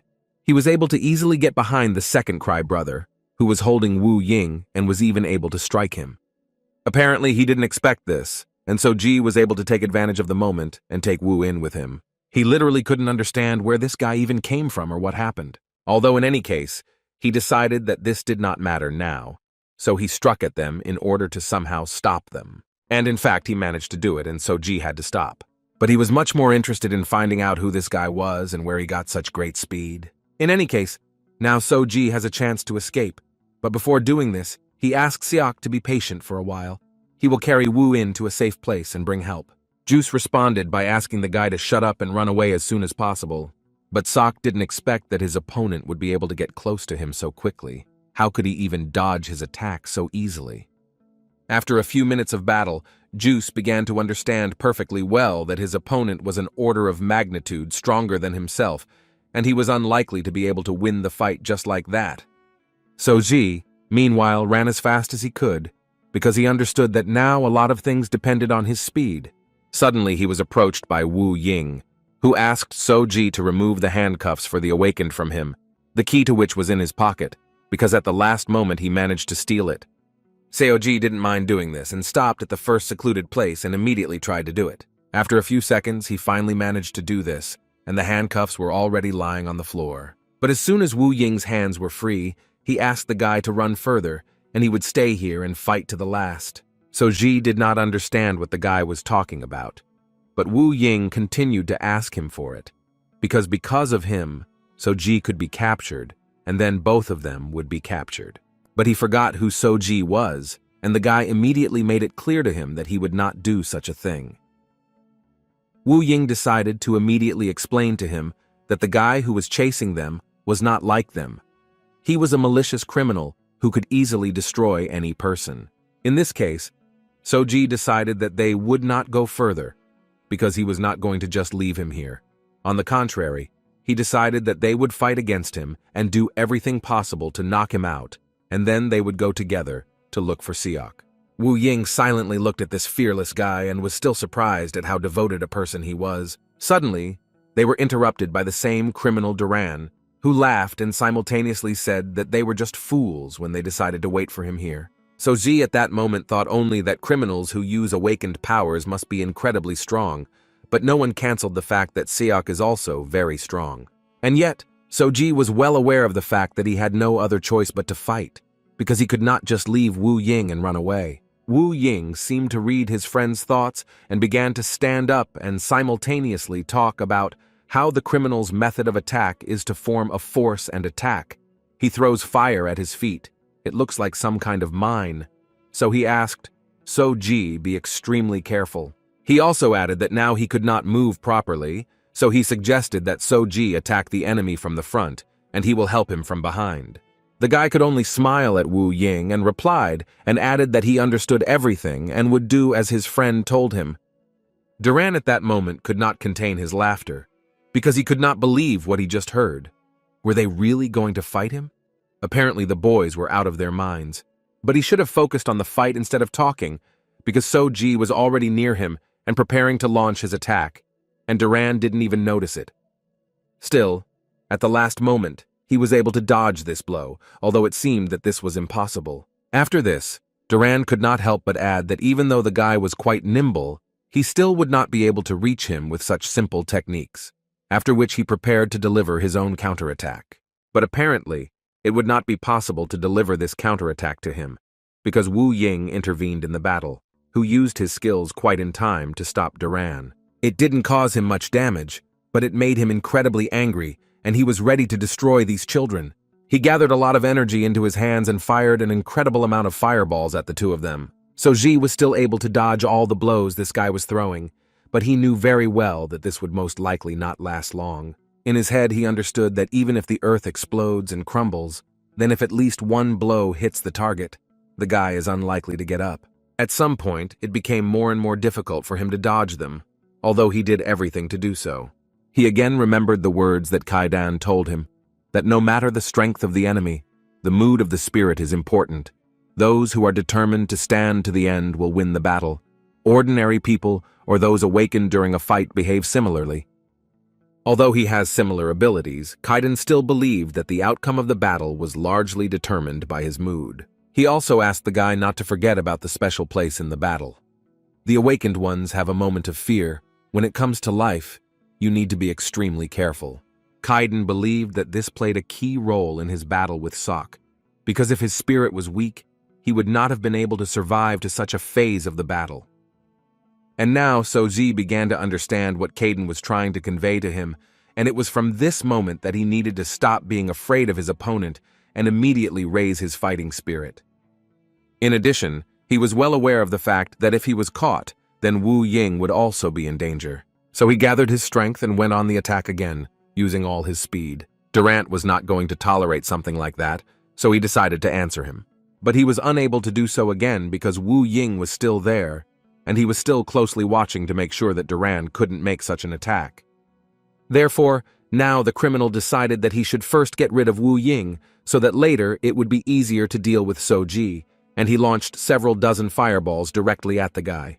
Soji understood how dangerous this was, so he immediately tried to shout to Wu Ying so that he would do something. Wu Ying, in fact, even without the help of Soji, perfectly understood how bad things were for him, so he tried to do everything to avoid such a strong blow. And apparently he still managed to do it, because a few seconds later he stood unharmed again and was already shouting to Soji not to worry about him, but rather to concentrate on the battle with Duran.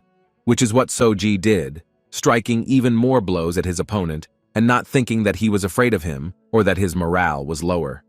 For Wu Ying, it was actually a revelation because he didn't think that Soji would be able to do so well, because compared to when he saw him compete for the first time, he moves much better now. However, he still understood that they did not have much time, and they would not be able to throw this guy off their tail. He would pursue them in any case. And at some point, his thoughts unfortunately turned out to be reality, because Durant became incredibly angry and decided to use all the power that he had at the moment. After which he released an incredible wave of fire at the guys, and it seemed that now they had no chance. There was an explosion, and Durant was sure that he was done with the kids. Even Kaidan heard such a loud explosion, who at that very moment decided that he urgently needed to find Soji. Juice, meanwhile, used all his strength to cope with his opponent, who was incredibly strong. But no matter how he attacked him, the guy still couldn't do anything with him. It seemed to Juice that his attacks were just an empty phrase for him. At one point, the man even decided to give the guy advice, in which he said that he uses the features of the wind. But in this way, he also increases his speed in order to avoid his attacks, and in fact, he wastes his strength. During such conversations, the man tried to end this useless battle, but Juice again used his speed and dodged the blow. But still, in a sense, he agreed with him, because he had only one question in his head: when will Hyuk-gu finally come? But it seemed that he would not have time to wait for him, because time was getting short, and his enemy was in an incredible hurry. He wanted to first sell him on the market alive, but the situation did not change, and so he decided that it would be better to destroy them all here and now. Juice, looking at such strength, understood that his strength was increasing every second, and at this rate he would really die here. Caden, who was nearby, also thought that if this went on, then Juice might die, so he decided that it was time to use his powers a little. After all, he understood that if Sok died, then Soji would suffer incredibly much, and most likely he would have to do it. At this time, Juice also noticed that Kaiden was still here, and he didn't understand why the cat was suddenly still here. But in any case, he needed to run away from here, because he could easily be caught by that guy's fiery attack. So he decided to start screaming at the fat man, and asked him to start running away from here as quickly as possible. The man who was his opponent felt pleased, because he always saw the same picture, how in battle the awakened ones become so weak that at some point they even begin to delirium and be ready to do anything for the sake of their friends. And he believed that this was actually their main mistake, because they were all just ordinary guys who were saturated with the world, but now he was going to fix all that. But at some point, Sok was shocked because of the reason why one of the Cray brothers stopped his attack. But the fact was that at some point Caden began to sit on the man's head, who stopped this attack. But he didn't stop there, after which he began to release an incredibly large amount of energy, which helped him stop this guy and prevent him from continuing to create chaos. Juice stood like a statue and just watched what would happen next. For the first time in his life, he saw something like that. Caden completed his procedure, and this fiery man became profitable, but the cat was still dissatisfied with the effect, because he believed that in this form, his skill did not work so well. After which she began to approach the frightened Sok, who did not know where to go.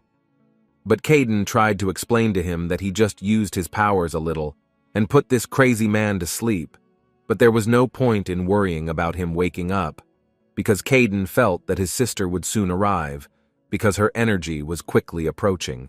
But he quickly realized that Juice was not worried about this at all, and Caden came close to him to explain that he should not even think about telling this to someone, because if he dares to do this, then Caden will simply destroy him. The guy was simply silent, and apparently he was so shocked that he simply could not speak normally. Therefore, Caden had to slap him in the face in order to somehow bring the guy to his senses, after which the cat ran away, and the guy still had a misunderstanding in his head about what he had just seen, whether he had really been beaten so badly that he had gone crazy. But at some point, his thoughts were interrupted by that same man, who became even angrier because he did not understand what this guy's cat had done to him. Juice got to his feet and answered him that he himself would be glad to know this information, but unfortunately he doesn't even have any guesses. Suddenly their dialogue was interrupted again, and this time it was Sister Soka, who actually appeared quite on time. As soon as she appeared in front of them, the fiery guy immediately decided to ask the girl if she had just attacked him. Ju didn't understand what they were talking about at all, so she simply remained silent, although even if she understood something, she would still have done exactly the same. But in any case, one of the Cray brothers believed that this was just a pathetic attempt, which still would not allow her to defeat him. At least that's what it seemed to him at first glance, because as soon as he got closer to her, he realized how wrong he really was. She didn't even move to fend off his blow, and the man couldn't believe that she was such a strong opponent. But it is obvious that this was only the beginning, because later she decided to demonstrate all her true strength, which threw this man several meters away. He understood perfectly well that this technique was called space splitting, but he was also well aware that for someone who so skillfully masters such a rapid space splitting, nothing is impossible in this world.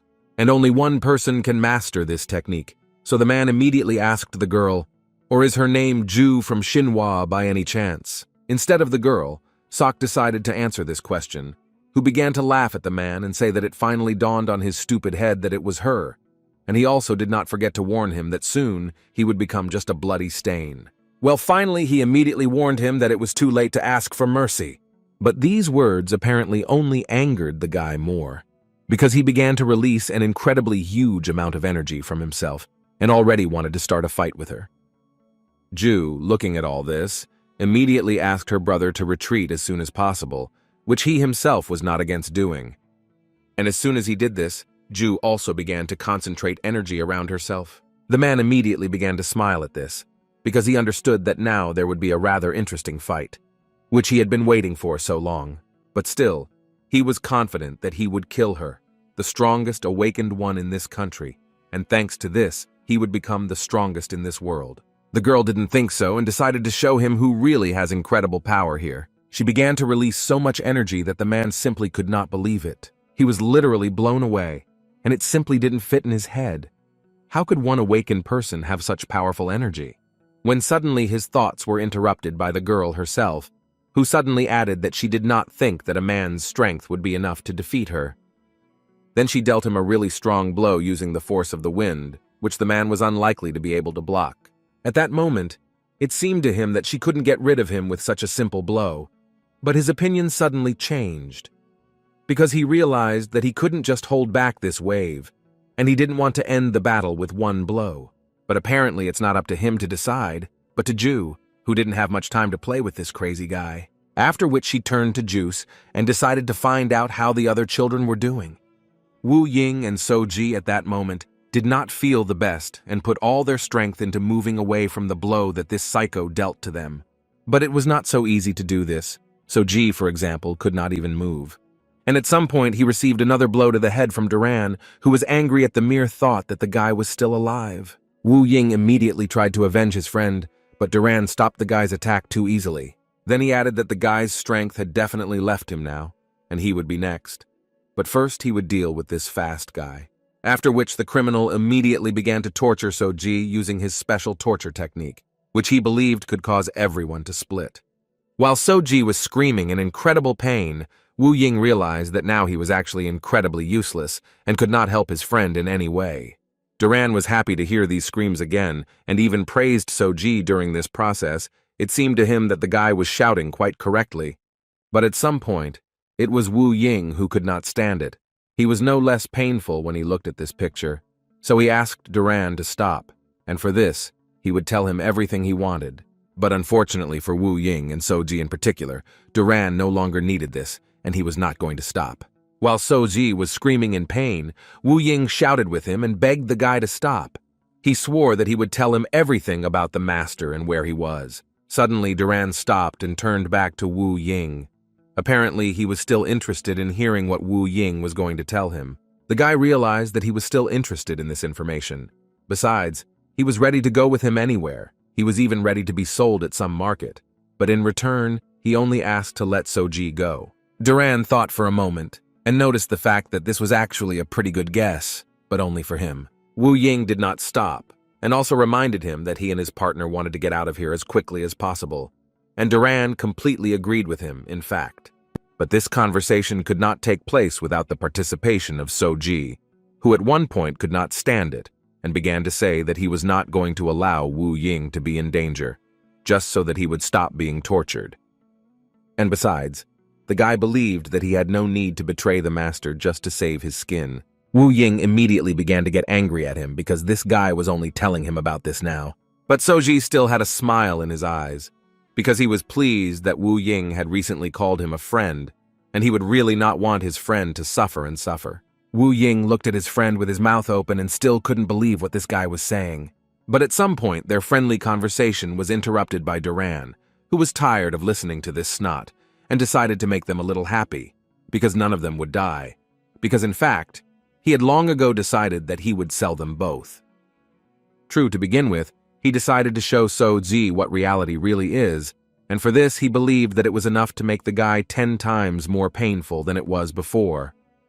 But at some point this guy's hand was stopped. Soji glowed with joy when he saw who did it. Caden still found the two of them, and was able to stop this attack in time, although Duran had no idea how hard he hit. Just as he decided to ask who he even was, Kaiden destroyed his right hand and added that he didn't need to know that at all. Now only Duran was screaming in pain, and Kaiden was watching closely. But apparently this madman was not going to give up and immediately decided to go on the attack again, gathering some energy in his hand. Kaiden didn't even move from his spot to dodge the attack and simply kicked this guy in the head so that he would come to his senses a little. Duran began to become noticeably nervous and tried to somehow find out from the guy who he was and what he needed from him. Kaiden came closer to him, sat down and added that now he shouldn't think about who he is. Now he has a completely different problem. The criminal did not understand what this guy was talking about. exactly until the moment he lit a blue light on his hand and began to talk about how he would now experience the pain that he inflicted on the boy behind them. A few seconds later, only Duran's screams could be heard. Caden really didn't understand why he was screaming so much, because it seemed to him that it was so nice, since Duran offered this service to everyone. After just 1 minute, this guy began to ask for Caden's forgiveness and begged him to forgive him. But this actually infuriated him even more, because Caden did not understand why, as soon as he felt a drop of pain, he immediately gave up. In any case, Caden was not going to give Duran a choice, and added that it would be a little loud now, so he would turn down the volume a little, if the guy didn't mind. After which he created a dimension that is not publicly accessible, and the screams suddenly disappeared. But it wasn't all good news for Duran, because Caden forgot to tell him that he had decided to increase his strength tenfold. And then he decided to make a gift for Duran and hurt him 100 times more.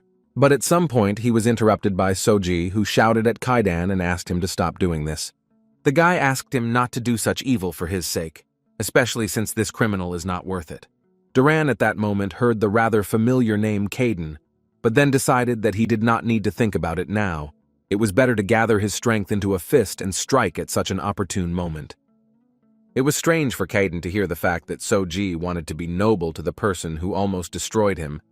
Soji explained to him that he is not noble, but simply does not want Caden to do something like that for his sake. Caden was surprised every time by the actions of Soji, who even in this case decided to spare even such a guy. In any case, he didn't care what to do with this guy, so he decided to find out how the guy was doing. Soji started smiling again and immediately let Caden know that he was fine. But Caden was infuriated by the fact that the guy was constantly laughing, and so he hit him on the head to stop him from laughing. Wu Ying did not expect to see Caden again, and he immediately remembered the conversation with his master, who did not advise him to make any inquiries about Caden.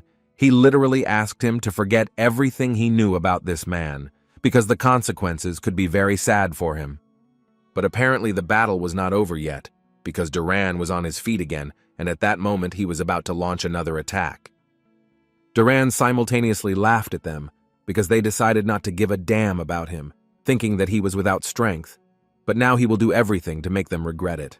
Caden calmly reacted to his cry and could only add that Duran apparently chose the option in which only he would die, after which Caden used one of his abilities, which literally destroyed Duran with an electric current. As a result of such an attack, only ashes remained from Duran, and then an awkward silence arose between them, which at one point was interrupted by Caden himself, who decided that it would be better for him to leave, because it would be unpleasant if he was seen in this guise. But before that, he did not forget to go up to Wu Ying and say in his ear that he perfectly understood that Wu Ying had guessed, but he still recommended that he continue to remain silent as he had done before. The guy didn't mind and agreed with every word he said, after which Caden left them, and he did it incredibly on time, because literally, a few seconds later, Chairman Ju and her brother Seok approached them, who was incredibly surprised that the guys were even alive. Seoji also noticed the fact that they were surprised that Seok was also feeling fine, but he didn't understand why they were surprised at all, because he was much stronger than them and was able to easily deal with his opponents. Suddenly his fiery speech was interrupted by Wu Ying, who suddenly thanked him for coming to save him. He immediately started yelling at him because he didn't go looking for him, but because there were strangers on their territory. But apparently Soji and Wu Ying didn't believe him too much, and this was clear just by looking at their faces. Suddenly Ju intervened in their conversation, who became interested in finding out whether they were able to destroy one of the Cry brothers, to which Soji answered in an uncertain voice that yes, it was they who did it. But then he started saying that it wasn't really them, and Wu Ying realized that he needed to take the situation into his own hands and added that they didn't do it, and besides, they don't know who did it exactly. Wu Ying continued to talk about how the two of them were knocked unconscious by that guy's attack, and when they woke up, it was all over. Ju was silent when she listened to all this, but in her head she understood that most likely someone had simply intervened in this, because she noticed several traces of fire. Sok, who came closer to the body and began to examine it, understood that apparently the fat cat had dealt with this guy. But still, he was not sure that he should tell this information to his sister. Later, he realized that this was an initially bad idea and immediately changed his mind, because if he said it, It was clear that she would think he was crazy, and moreover, it would turn out that he not only could not keep the fat man's secret. And this seemed to him the worst, because he only remembered the expression of this cat, and he immediately began to tremble. After some time, Hyuk-gu came to Ju's office and began to report that the two Cry brothers were currently in a coma and completely isolated from outsiders, and he also reported that preparations had been completed so that they could immediately interrogate them after awakening. This development of the situation suited her, but she was also interested in whether they figured out why these guys came here. Hyuk-gu knew the answer to this question too. He believed that the chosen path was connected with Master Dalain, and, according to Wu Ying, they asked him about the whereabouts of Master Dalain. Ju was a little surprised that they arrived on this particular occasion, but still, Hyuk-gu thought that this was not really surprising, because he has quite rare abilities and also a research database. Also, Hyuk-gu did not forget to add that the person who defeated the youngest of the brothers disappeared without a trace, and Seoji and Wu In together say the same thing, that they woke up and saw that their enemy was defeated, and it seems that the person who opposed Seok also had similar traces, but Seok also doesn't know where they came from. Ju listened to all this and really didn't want to wrap her head around it because everything was quite strange. Hyuk-gu immediately understood what the woman was leading to and decided to clarify whether she thought that the children were hiding the one who helped them, and she didn't think for a long time and confidently answered that she thought so, because even if they were telling the truth, someone still helped them. She at least felt someone's powerful forces when she approached Seok, and also felt that they were dividing space when she went to the place where Seoji was. And she believed that the person who helped them was the same Kaden. The man did not expect such a turn of events. He could not believe that the rumors that he had recently been discovered were true. Although on the other hand, the man knew that Kaidan was the awakened one who loves to fight only with strong opponents, and definitely never to anyone didn't help. Therefore, he was faced with a rather logical question in which he wanted to know why he should help the children.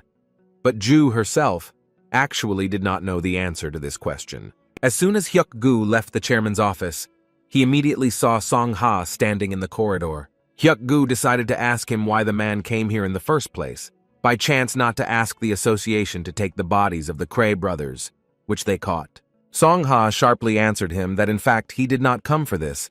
Then Hyuk-gu wanted to know why he was here. The man began to say that he heard a little late that agents on their side could have been discovered, and unfortunately they died, and he would like to know whether Hyuk-gu personally brought them. He answered him that that was exactly what happened. Song-ha thanked him for his answer, and then fell silent. Hyuk-gu was a little surprised, because he thought that their dialogue would continue, but apparently this will not happen. But then he still smiled, and added that he never thought that he would ever hear words of gratitude from Song-ha. The man did not understand why Hyuk-gu was grinning so much, because he considered himself not such an unscrupulous person as to pretend that he did not know that he was helped.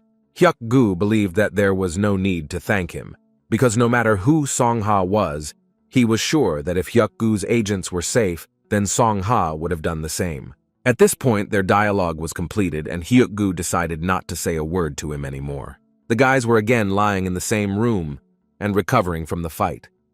At that moment, Juice thought that he never thought that he would ever see such powerful awakened ones, although he was actually sorry that they turned out to be criminals. In those moments of the battle, he was really in a very difficult time and wanted to run away. But at some point, the fat man helped him, and now he can't wrap his head around the fact that a talking cat has such abilities. Although now he understood why in the first days when he saw this cat, he had a feeling of anxiety. This cat inspired fear at first sight. But Seok wasn't going to just leave it like that, so at some point he just got up and decided to talk to Soji about his cat. First of all, the guy was interested in where Soji got him in the first place. But the guy answered this question quite simply, saying that he saw this cat in the alley with all the cats. This answer slightly confused Juice, and deep down he knew that this was most likely a lie, but he could not prove it. At this moment, Soji also added that for him, the alley is the best place where you can have a good time, because there are always a lot of cats walking there, which are actually very smart. Juice, listening to all this, simply could not believe that Soji really found such a scary cat in the alley. But the guy still decided to continue the interrogation with a small question and the next question. He wanted to know if Soji had noticed anything strange in the behavior of his cat. Cog thought for a while and replied that all he noticed that was strange about this cat was that he was too cute a cat, but this answer obviously did not suit Seok. And at some point he began to lose his temper and literally scream at Soji. But then he remembered what Kaiden told him after he helped the guy stop the attack of one of the Cray brothers. And so he stopped with his screams, and Soji continued to try to continue the conversation with him, but apparently now Seok has no more questions. He simply said that he was too cute, and so he decided to find out a little more about him. These words made Soji incredibly happy, and he was very pleased to hear this. After which he could not help but add that many people think that cats do not really follow people, but contrary to all expectations, there are much more kittens that do this, and such kittens are called. But before Soji could finish speaking, Wu Ying interrupted him to finish his sentence. Such kittens are called dogs. They were both surprised that the guy knew about such a concept, and Juice was especially shocked, who did not think that he was in a room with two crazy people. Juice began to realize that they were both incredibly mistaken, because they couldn't even imagine how scary and dangerous this cat was. Suddenly their laughter was interrupted by the fact that Seok became very difficult to breathe, and Soji, without thinking for a long time, called the doctor. At this time, Kaiden was resting at home and thinking that he had again used what was left of what he had accumulated, and thus, when his body was fully restored and he gained strength, he would be able to regain his former strength and power. But he was very angry that these boys were incredibly difficult for him to return his body to its previous form, because he constantly had to help them. For moments, Kaiden did not understand why he was doing this, and why he was listening to Soji, who even this time asked him not to destroy such a scoundrel. At that moment, other, more secret memories surfaced in his head, in which he was asked to destroy everyone around him, but he doubted it. Now he clearly understood that in the distant past, everyone who came to him forced him to fight and destroy those whom they did not want to see in this world. But this guy is different. He is incredibly open, and the main thing is that a person's life is really important to him, no matter how bad he is, and in Kaiden he sees a friend, and not a way to destroy people. Apparently that's why he didn't mind helping this guy and his friends. And besides, energy can always be restored. Heck continued to tell the guy that he needed to continue to recover, and only then be discharged. But still the guy did it his way, and the man wanted to know the reason for this. Juice believed that everything was fine with him. Besides, the guys had already left the hospital, and he saw no point in staying there alone. At one point, Ju interrupted their dialogue because she wanted to ask the guy if he had accidentally dated Kaiden. The guy didn't understand this question, and the reason was that the guy didn't even know who he was talking about. Although then he remembered that he had once heard about Kaiden, who goes crazy about fights and gets involved in arguments as soon as he sees strong, awakened ones. Is she asking about this person? Ju confirmed this and once again repeated her question. Did he meet you or not? But instead of answering, he decided to get smart and said that this madman does not leave anyone alive. So it was obvious to him that he had not seen Kaiden. Hyuk-gu at that moment was carefully watching the guy, and he got the impression that judging by his reaction, he had nothing to hide, and the man even thought that the chairman was mistaken. Juice also added that awakened people of this level are at the top, and if he ever meets him, he will immediately start running away and will not even think. She ignored his words and immediately asked the next question, in which she wanted to know if the guy understood that this time it was incredibly dangerous. Juice didn't really understand what she wanted to hear in response to this, but still replied that he understood. Then the girl does not understand why he did this, because his opponent was several times stronger and more dangerous than him. Juice lowered his head because he understood that he was actually right, and he didn't quite understand why he did it at that moment. At that moment she realized that he was actually not lying, but still he did the right thing, although for the first time in his life he was in real danger. When Cog left the hospital, he immediately decided to go home, because after that incident he could not see Kaiden, and it seemed to him that this needed to be done urgently. And as soon as he entered the house, he was immediately surrounded by his beloved cats, from whom one could say that they were in perfect order. But Kaiden, whom the guy wanted to see so badly, was never there. He even shouted to the whole house several times that he had arrived, but no one responded. Then the guy decided to check Kaiden's favorite place, but he wasn't in the toilet either. Cog was already starting to worry that he could run away, and the guy wouldn't see him again. But as soon as he climbed to the second floor, he realized that he was mistaken and was glad about it, although surprise a little prevailed over him at that moment. Because the thing was that Kaidan decided to take a small bath because he was too tired from all these fights and wars. Kaidan noticed that the guy had returned, so he decided to ask how he was feeling, to which Soji asked him a counter question: what is Kaidan even doing here? It seemed to the cat that this was a strange question, because it was already clear that he was souring in warm water, although it was worth noting that he was going to do this on the lower floor. But unfortunately these cats pestered him, and he decided to move upstairs. But as soon as he started to get out of this bath, he realized that because of his fat, he couldn't even dry himself, and Soji immediately offered to help him. And Kaidan actually wasn't against it and immediately agreed. Soji wanted to actually talk to him about how Kaidan had spent too much energy on him again, and he wanted to apologize for that. But Kaidan asked the guy not to pay so much attention to it. But Soji really spoke about it sincerely, and he was very sorry that this happened. The cat asked him not to talk, but rather to rub him and think about training at the same time, because this time Kaidan had to help again, only because Soji showed weakness. Wu Ying also arrived at his home, but still he was the worst of all the guys. Therefore, Song Ha, who took him home, advised him to stay in the hospital for a couple more days, because with his condition, it is really necessary. But the guy thought completely differently, because at the hospital, he was told that he had undergone an intensive course of treatment and was told that he could recover on his own while at home. The man understood that there was really no point in arguing with the guy, so he decided to change the topic and asked him if he had thought about his proposal. Wu Ying didn't want to answer him, so the man added that after what happened, the guy should definitely think about it again. After all, Song Ha believed that all awakened people need to be part of something. This is more reasonable, especially for people like Wu Ying and his master.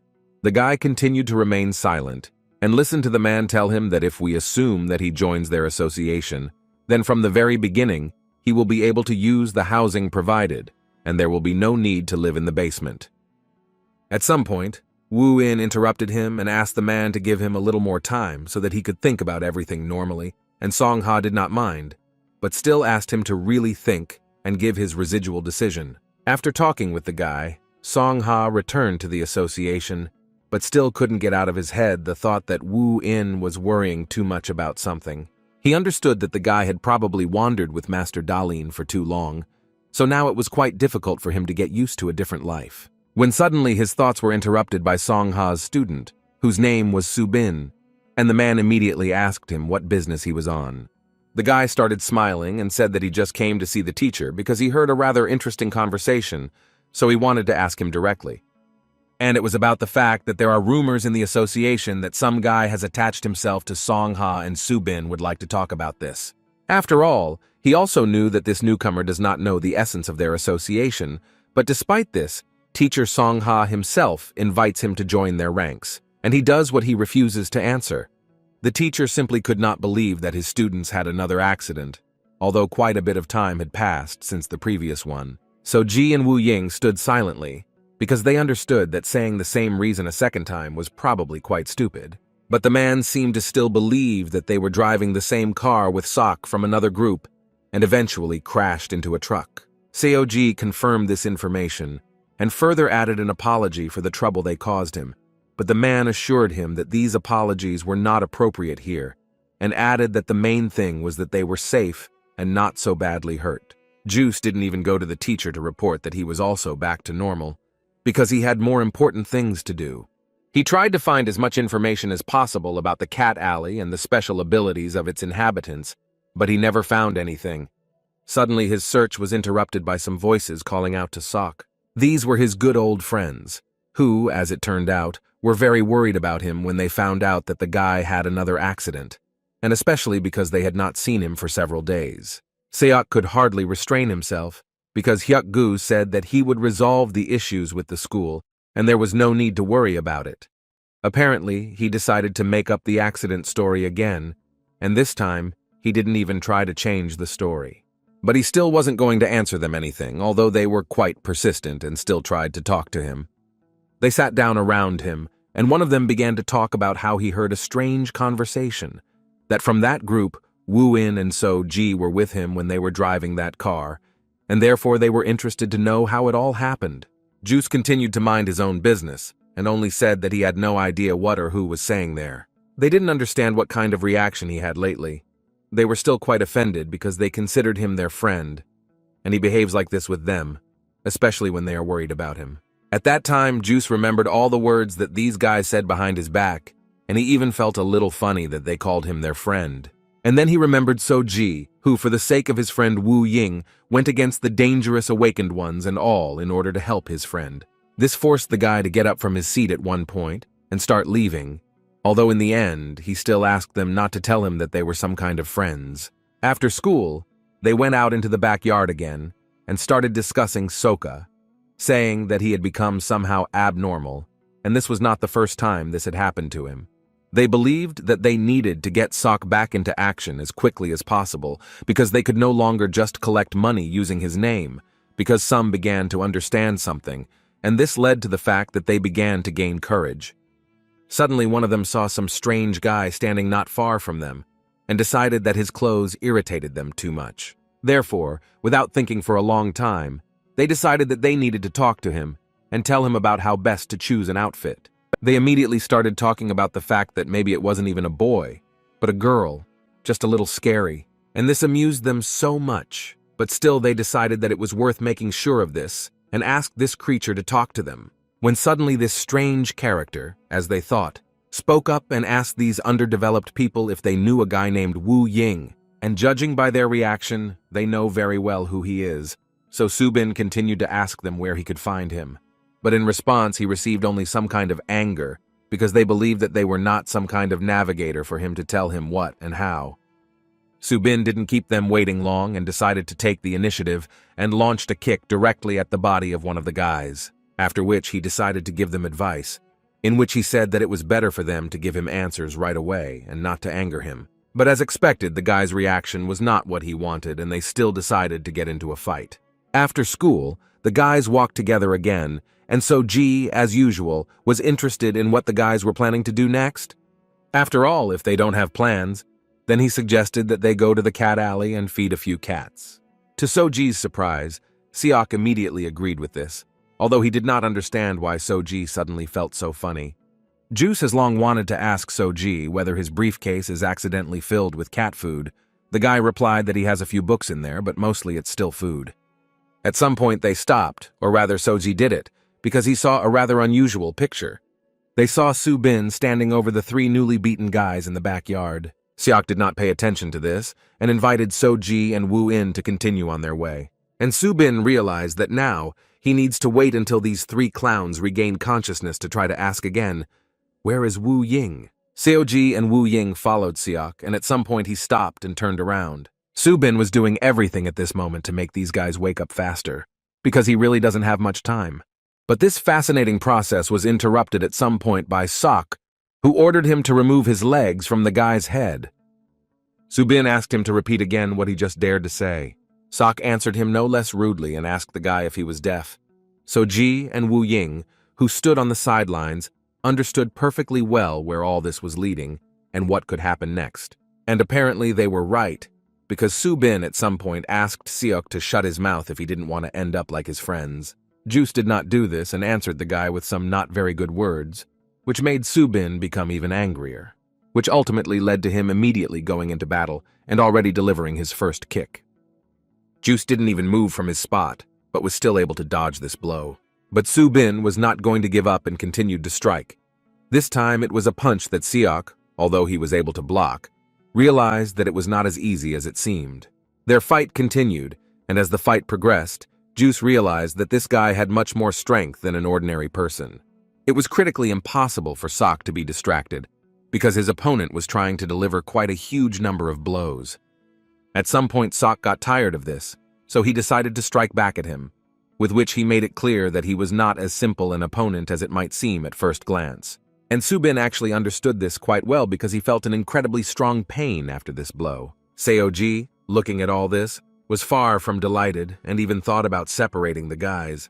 Subin even praised his opponent because, as it turned out, the guy not only knows how to talk, but can also fight. And Juice, in turn, noticed that his opponent was the most arrogant piece of garbage he had seen in his entire life. This made Subin very angry, and Seok understood this very well, so he continued to play with pleasure on this guy's nerves. At one point, Soji intervened in their conversation and asked them both to stop.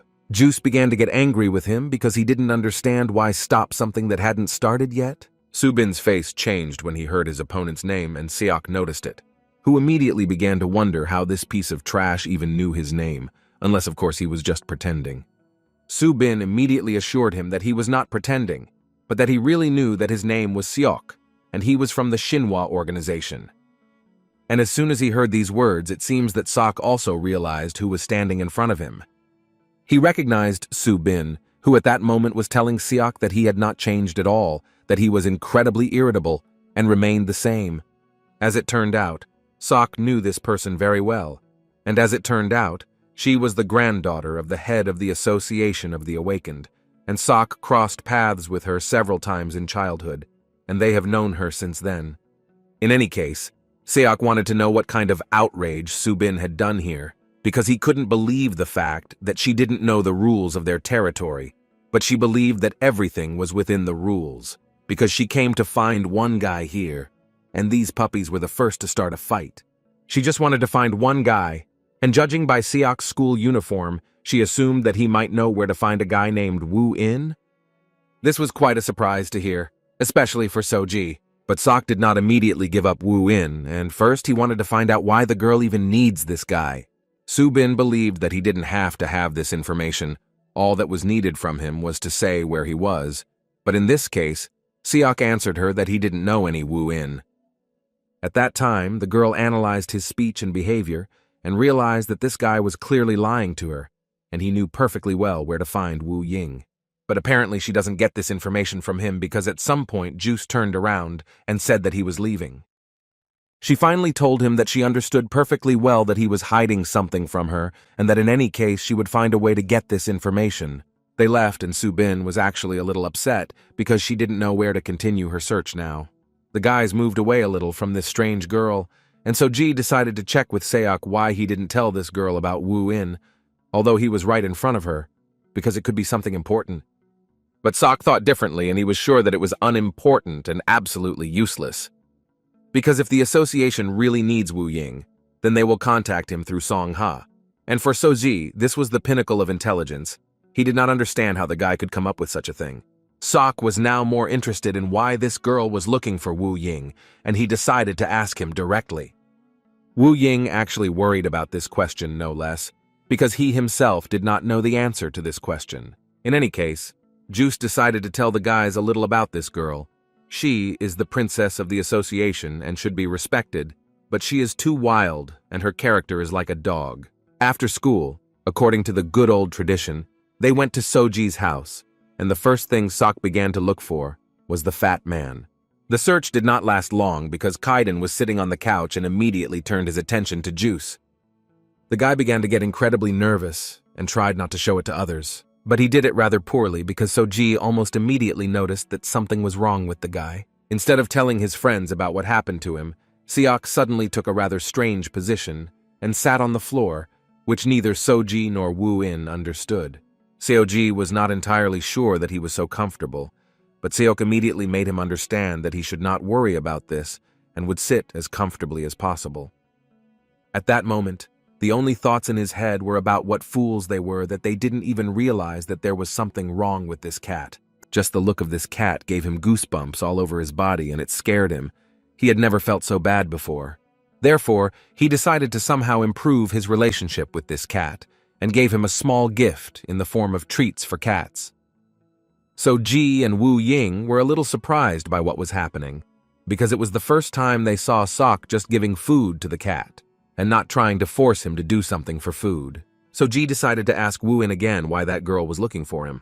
But the guy still didn't know this information, so he couldn't answer this question. He had thoughts that it might be because of the master, but in this case it seemed to him that the call, as Seok said, would really come from Song Ha. In any case, Soji is a little worried about all this, because the reason is not pleasant, and Seok was also told to be careful. But Soka's head was now occupied with something completely different. He just looked at this cat and that's all, who at that time was eating a tasty treat and was embarrassed even by the position in which he was doing it, For him, all this was far from normal. And looking at his friends, he didn't understand what was wrong with them, because they apparently really didn't notice anything like that. As soon as Kaidan finished eating, Juice immediately provided him with a new tasty treat.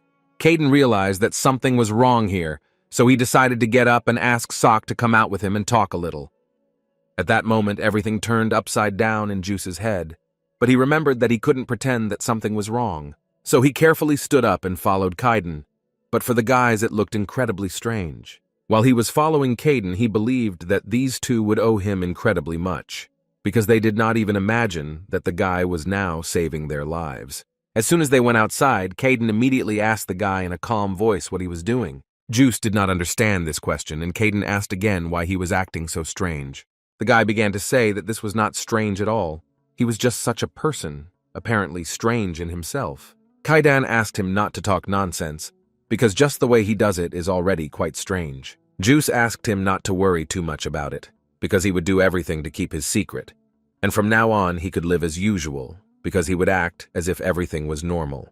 Kaidan immediately made it clear to him that what he was doing was complete nonsense, and that he shouldn't do it because it was, at the very least, very strange. Juice asked him to trust him, because he had seen the cat in action and would do everything not to be discovered. Kaidan doubted this a little and decided to ask him what Juice would say when his sister asked him about it. But according to Sok, she had already asked him this question, and he replied that he simply didn't know anything. This option actually suited Kaidan. While Kaidan was thinking that everything seemed to be fine, Juice decided that since he saw a cat with his speech, he needed to consolidate his success, and so he began to open the tasty treat. Because he believed that the cat would accept the bribe, and then he could be sure that everything was fine, Kaidan decided that he would first observe this strange guy and then draw any conclusions about him. Juice had never been as scared as he was now, and he hoped that he was still able to pass the exam and this cat would not destroy him. When suddenly their conversation was interrupted by guys who had left the house and were definitely planning to go, so Juice asked them where they were going. COG said that they were going to feed the residents of the cat village, and as usual invited Seok to go with them. At first, the guy wanted to refuse, but then he realized that then he would have to be left alone with the fat man, which he really didn't want. Therefore, he still decided that it would be better for him to go with the guys, as it seemed to him much safer. During this walk, Seok looked carefully at all the cats and realized that they were all behaving quite normally, but he also remembered how Soji told him that all his cats were from this alley. Suddenly, an incredible idea came to Sok's head. He began to think about how to also find and drag the traveling cat to this alley. The same adult cat, which can compete with a fat man, and for some reason he decided that the more the cat weighs, the stronger it is. A smile immediately appeared on his face, of course. He didn't know exactly which cat was better to take, but he believed that the one that was as similar as possible would suit him, and this cat would protect him from that fat man. When suddenly his thoughts were interrupted by a voice that shouted Soka's name. And it was Subin, who, as it turned out, still hadn't left, and apparently her mood was not the best at the moment. She started yelling at the guy and didn't understand why he was making fun of her, although Juice didn't understand what she was even talking about. After which she pointed her finger at Wu Ying and said that he was always next to Sok, but he didn't say a word to her. He answered her that yes, it is so what? This began to anger her even more, and it seemed that she was about to burst from anger. Juice immediately told her that he didn't know this when she asked him this, but now he found out, and he was surprised. The girl understood that all this was complete nonsense, and at one moment she already began to boil, and Juice, who did this on purpose, understood this. Wu Ying understood that a little more, and they would start a fight again, so he decided to talk to Subin and ask her what she needed from him. But she continued to talk to Juice, and this time she noticed the fact that he had changed quite a lot. Because before he didn't have such friends around him, and even now, apparently, there are no worthwhile guys left who could be called friends, and if you think about it, she caught him with that guy he supposedly doesn't know. All these words incredibly infuriated the guy. He didn't understand why she was even telling him this. Seoji and Wu In actually agreed with her at that moment, because Seok really pretended that he didn't know who Wu In was, although he was standing next to him.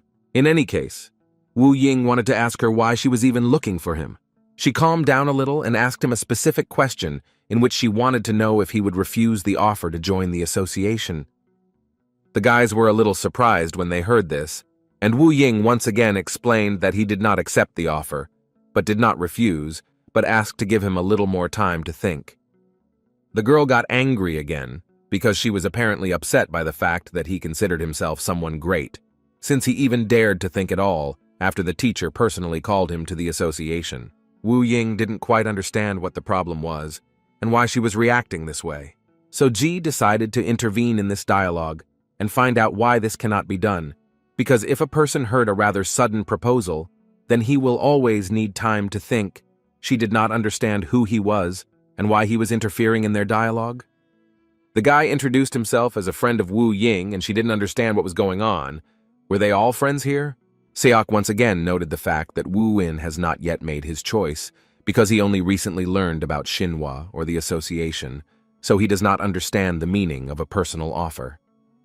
Suddenly, Wu Ying added that now he had decided that he would not join the association, because the girl was so nervous about it, so he asked to tell Captain Song Ha that he did not join the association.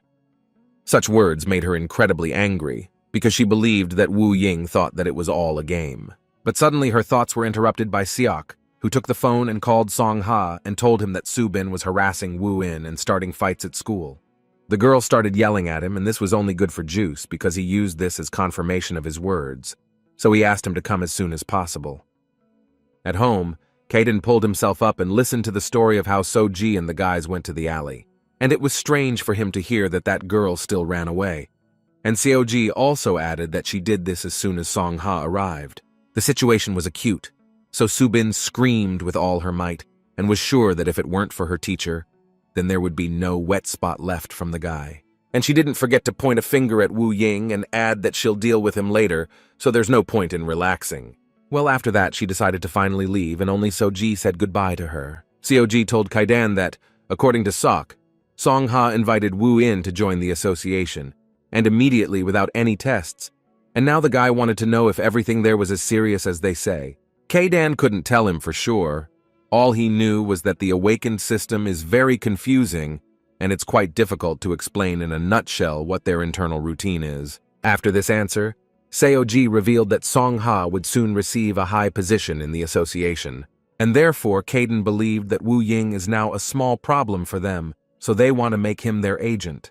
And it was worth admitting that this is actually the best solution of all possible. Then So-ji decided to ask Kaidan why he himself did not join any organization. For Kaidan, it was a simple question. It was much easier for him to survive alone rather than hanging around with all sorts of awakened ones. Now So-ji would like to know if he needs to join some kind of organization. Kaidan carefully got off the horizontal bar and asked So-ji a question in response to what he himself thinks. Does he need it or not? The guy didn't know the answer to this question, because at least unlike Wu Ying, he had nowhere to go. But Kaidan understood that he asked him this question for a reason, so Z realized at that moment that he actually hadn't thought about it, because he didn't really understand how everything worked here. Therefore, for now he thinks of being on his own like Kaidan and thought that this was actually not so bad. Then Kaidan didn't understand why he should even think about this, because if he just wanted to, then in the future, he would be able to go wherever he wanted without any problems. So Z decided to check with Kaidan, or did he have an offer to join somewhere? But he gave him the answer that from the very beginning of his journey, he had no need to enter anywhere, so he did not do it. In addition, he believed that his body was already incredibly resilient, and he did not need anyone's help. So Ji was literally a fan of Kaidan and his coolness, and yet at some point, Kaidan decided to tell him that in fact many people came to him so that he could join their ranks. But he refused everyone. Suddenly, Kaidan remembered one story, how there was one crazy guy who would have died if he had not been accepted into one of the organizations, although when he finally ended up in one of these, there was not a wet spot left from this poor guy.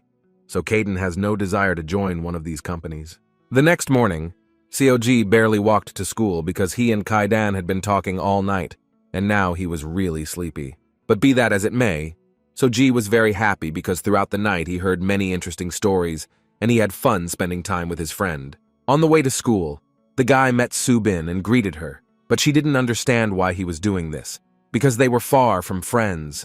But Ji didn't seem to hear her and continued to talk to her and wanted to know how she was doing. She asked him to stop bothering her, but rather to go and call Wu in. But first, so Ji wanted to know why she needed him. He also added that he didn't know all the details, but it seemed to him that Wu Ying made it clear that he needed time to think about it. So Ji was interested in finding out what the girl was here for. She did not answer his question, but asked a counter one, in which she was interested to know whether Ji belongs to Xinhua along with Sok. The guy didn't understand why she was asking these kinds of questions, but he immediately answered her that he hadn't actually entered into anything. For her, this was some kind of absurdity, because as Sok said, neither Ji nor Wu In apparently understand absolutely nothing about this world, and therefore there is simply no point in telling them anything. Therefore, Su Bin decided to act a little differently, and at some point walked up to the guy and asked if he wanted to accidentally die. Ji did not understand why she was even asking him such questions. She explained to him that since he had not joined anywhere, he could not be insolent to her. She was also interested to see how Ji would behave further when her grandfather, the chairman of the Association of the Awakened, found out about this, because it was unacceptable that there was a guy in this world who had not yet joined any organization. So she asked, "He has a question about the right end." It was clear from the expression on his face that Ji began to worry about this. And apparently Su Bin was trying to achieve this effect and believed that now that he was incredibly scared, he would run to fulfill all her demands. But after a few seconds, she realized that she was wrong, because Ji told her that he was not going to go and look for Wu Ying, because looking at her, Ji thought that calling Wu Ying was quite unsafe. It seemed to her that he was minding his own business, because she explained to him quite politely that if he made the wrong choice, he would most likely feel incredible torment. But Ji immediately made it clear to her that he didn't care at all. He was not going to sell his friends to save his own skin. To Ji's surprise, this caused Su Bin to laugh incredibly. She laughed so loudly that she even became scared at some point. Then she added that Ji is actually lucky because she doesn't touch people without a reason. But still, she warned the guy that if he continues to test her nerves, she still won't be able to resist and break her rule. Ji didn't care what the rules were there and what she was doing there. He made it clear that he would not betray his friends for anything. When suddenly their sweet conversation was interrupted by Wu Ying, who was not happy with the fact that he again saw a girl in front of him, had he not clearly explained to her what he needed to think about. And in general, why is she threatening Ji if she came for him? Su Bin smiled because she didn't think that these were some kind of threats. In any case, Wu Ying did not clarify this with her, but simply asked her to tell him straight to his face what she wanted from him.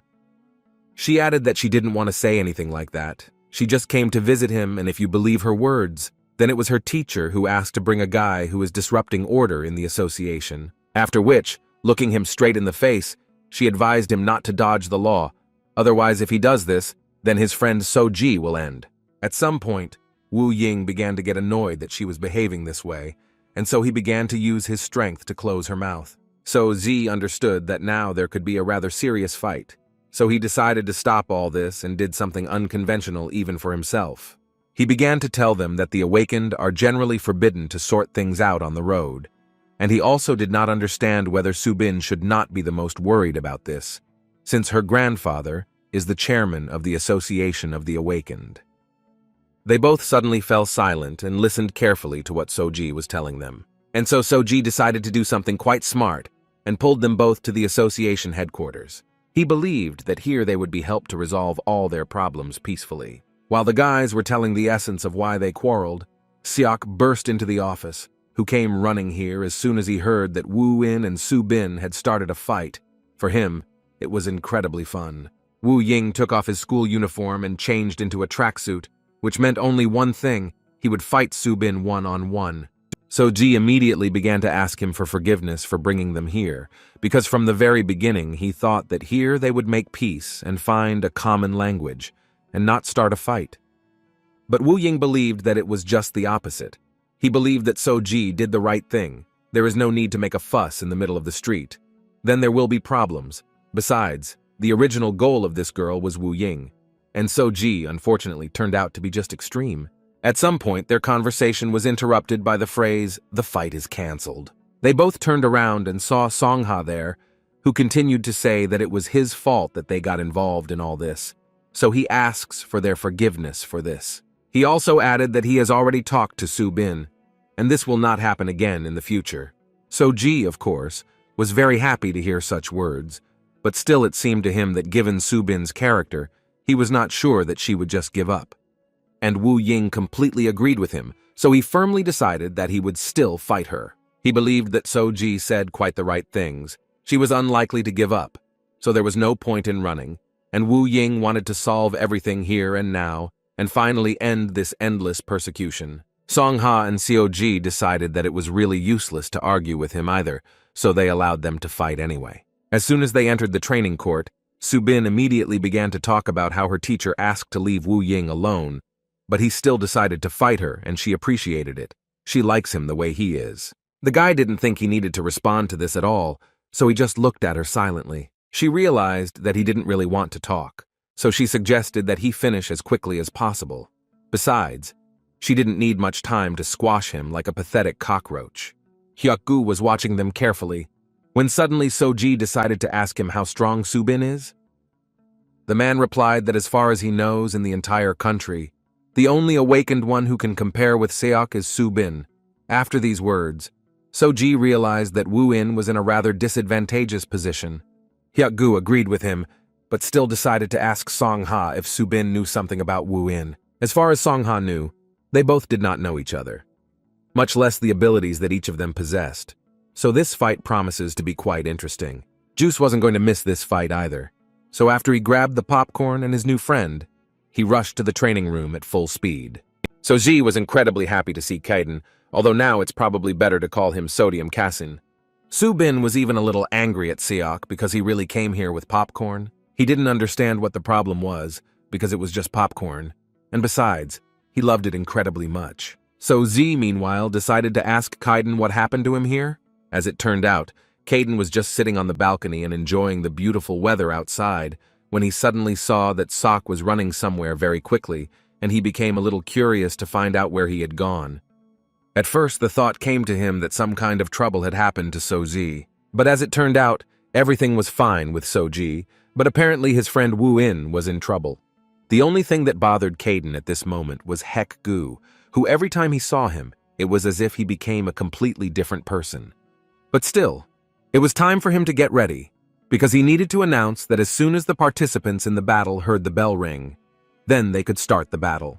And a few seconds later, the bell rang, and the fight officially began with Su-bin again starting to say that the longer Wu Ying delays with the teacher's proposal, the more he complicates the life of the entire association. But today, she wanted to do only one thing, and that was to ruin his life. Besides, she had already appreciated his strength, so now the outcome of this battle is well known to her. The girl was going to show him the difference between a true awakened one who received a special education and went through grueling training, and an upstart who doesn't even really know how to use his power. But Wu Ying did not give her the opportunity to finish and struck her straight in the face. This blow was too serious for her, probably because she did not expect it and could not block it. Everyone was in shock, except Sok, who was bursting with laughter when he looked at it. So Z didn't understand why he found it so funny, because now there was a battle going on in which his friend was participating, and this was actually very dangerous. And he in turn said that it would be so. And the reason for his laughter was that he did not understand why the girl talked so much instead of going into battle, so she got hit on the head. He continued to shout to Wu Ying that he was great and his blow was stunning as always. Su-bin lay on the floor and couldn't believe that she caught the blow. How is this even possible? This angered her even more, and she again returned to her usual threats. But she was interrupted by Song Ha, who said that this would end the battle and he would give the victory to Wu-in. She couldn't believe her ears, because she was only distracted for 1 second and missed a blow. Why end the fight so early? But he made it clear to her that this was not the only thing. After which he added that if Wu Ying had continued the fight at the moment when she fell, then everything would have ended very badly for her. She thought that this was all complete nonsense and suggested that Wu Ying start this battle again. Song Ha, after this proposal, immediately turned to Wu-in and gave him advice in which he asked not to underestimate Su-bin, because he believed that she was a fairly strong awakened one and the only person who could resist Seok. After these words, he decided that the victory that he received after one blow simply did not make sense. Kaidan began to smile and mentally think that the guy is absolutely right. because the battle really should correspond to the level of the awakened ones, and with every second it became more and more interesting for him to watch how this story would end. Su Bin was happy with Wu Ying's words, but now she was ready to start a normal fight. But before they start, So Ji decided to tell her that her nose was bleeding, and she, in turn, did not understand at what point they became such friends that he was so worried about her. Although he was actually right, because blood was coming from both nostrils at once, which made Juice laugh incredibly hard. He thought that she should be ashamed to continue this fight. The girl really didn't care that she was bleeding. She only thought that this time such tricks wouldn't work on her. Song Ha asked his student to concentrate and stop being distracted by others. Her opponent is now Wu Ying, and she must see and hear only him if she wants to win. And as soon as they agreed, Heck announced that they would now start all over again and asked each of them to get ready. As soon as the bell rang again, Wu Ying launched his attack, only this time the girl was able to dodge. But still, she noticed for herself the fact that it was incredibly difficult for her to dodge his sudden attacks, and she didn't understand. Did it have to be like that?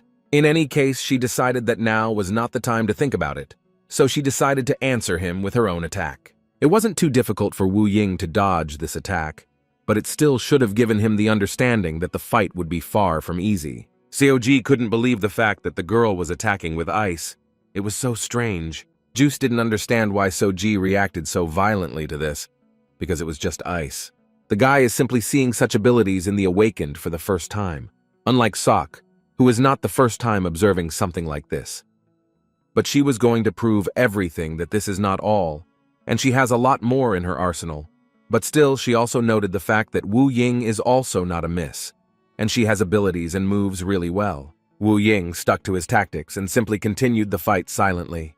But So Boon was not going to remain silent, and accompanied each of her attacks with some words, for example, that she did not expect anything less from someone whom the teacher personally invited to the association.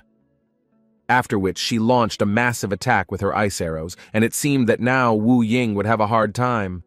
But the guy was able to parry this blow by simply raising his right hand, and this shocked the girl, because she had never seen her attack so easily repelled by someone, and a massive one at that. But she was not going to give up, and continued to deliver attack after attack, and hoped that they would finally work and cause damage to the guy. Wu Ying seemed to understand everything perfectly, and was again able to quite easily dodge this attack. Or rather, he simply destroyed her ice arrows with the help of his ability. But the girl shouldn't have been distracted, because as soon as she did this, she immediately received a retaliatory blow, which she could barely dodge. Now, from her expression, one could understand that she had made a mistake when she underestimated her opponent. Hyuk Gu also noticed the fact that Wu In is absolutely not inferior to the girl in abilities, and he believed that Su Bin was now a little shocked by this. She got angry after every blow he threw, because it was getting harder and harder for her to dodge him, so she tried to keep up and strike back with her own blows. But Wu Ying still successfully repelled her blows with ice arrows using his ability. At least that's what it seemed to him.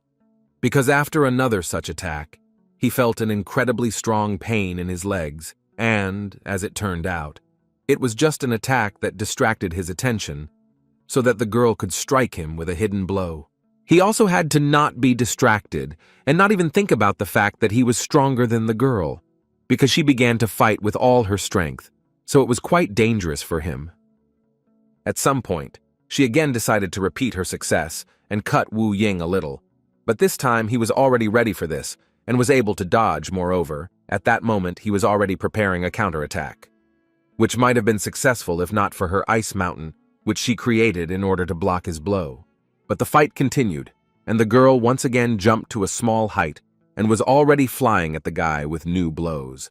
And this time she still managed to wound him, and besides, she did it quite badly. So Ji was incredibly worried about Wu Ying, because most of all he didn't want his friend to suffer. After several successful attacks, So Boon felt great again and decided to ask the guy if he now understood the difference between them. Wu Ying was not going to give up, and tried to launch another attack, but the girl was not going to fall for this, and was easily able to dodge this attack and get close to the guy, after which she delivered several dozen blows in 1 second, and it seemed that at that moment the guy had no part of his body where there were no cuts.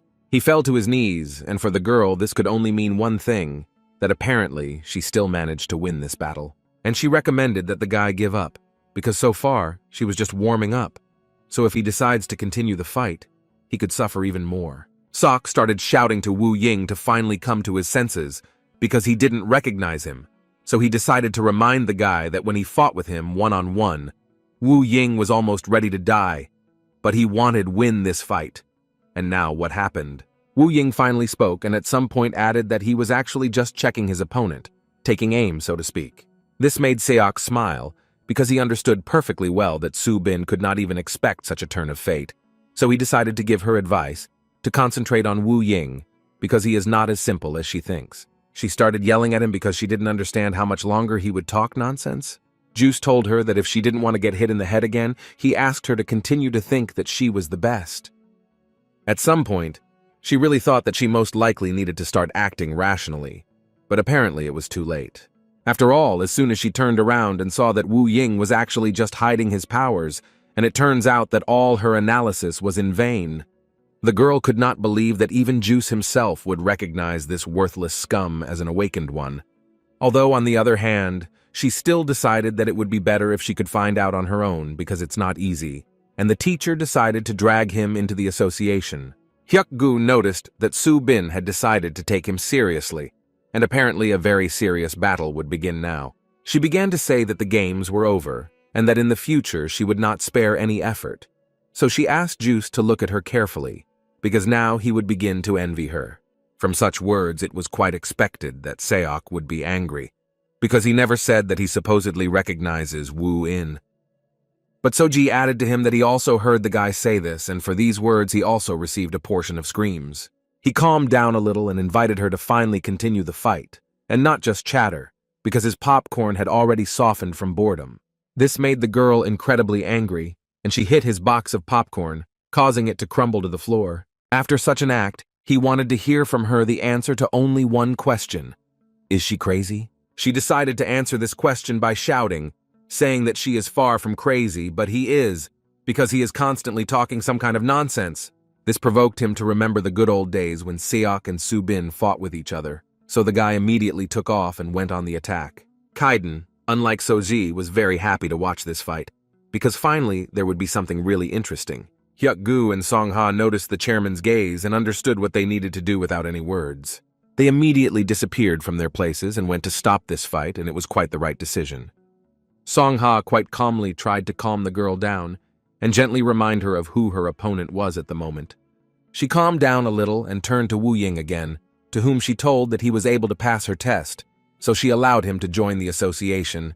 In any case, she just wanted to find out if he was really as good as he was described, and in her opinion, he was able to prove it, and now she recognized his strength. The guy's reaction was quite ambiguous.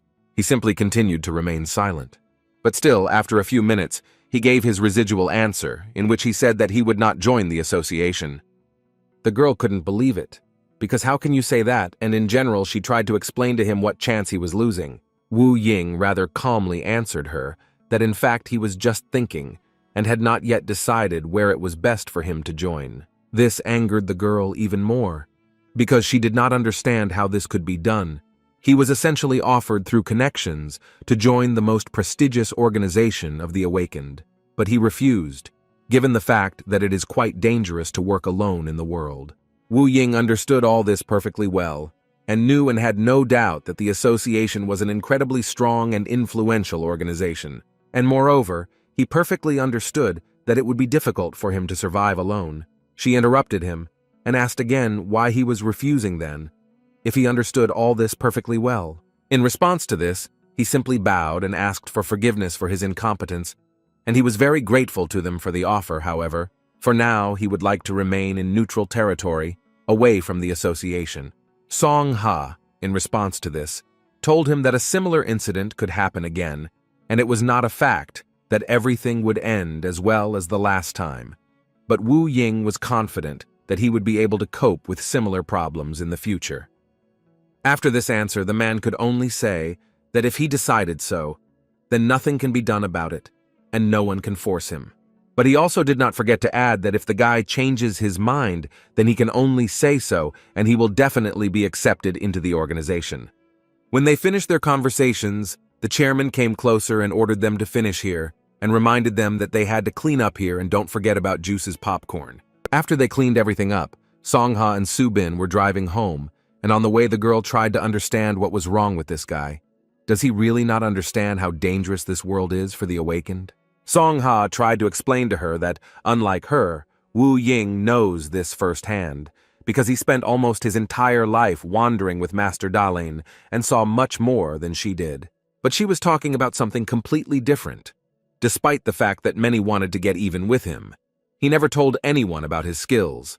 In addition, many organizations wanted to recruit these two into their ranks, and being on the run, they were forced to wander from place to place in place. The girl didn't quite understand why she was doing this.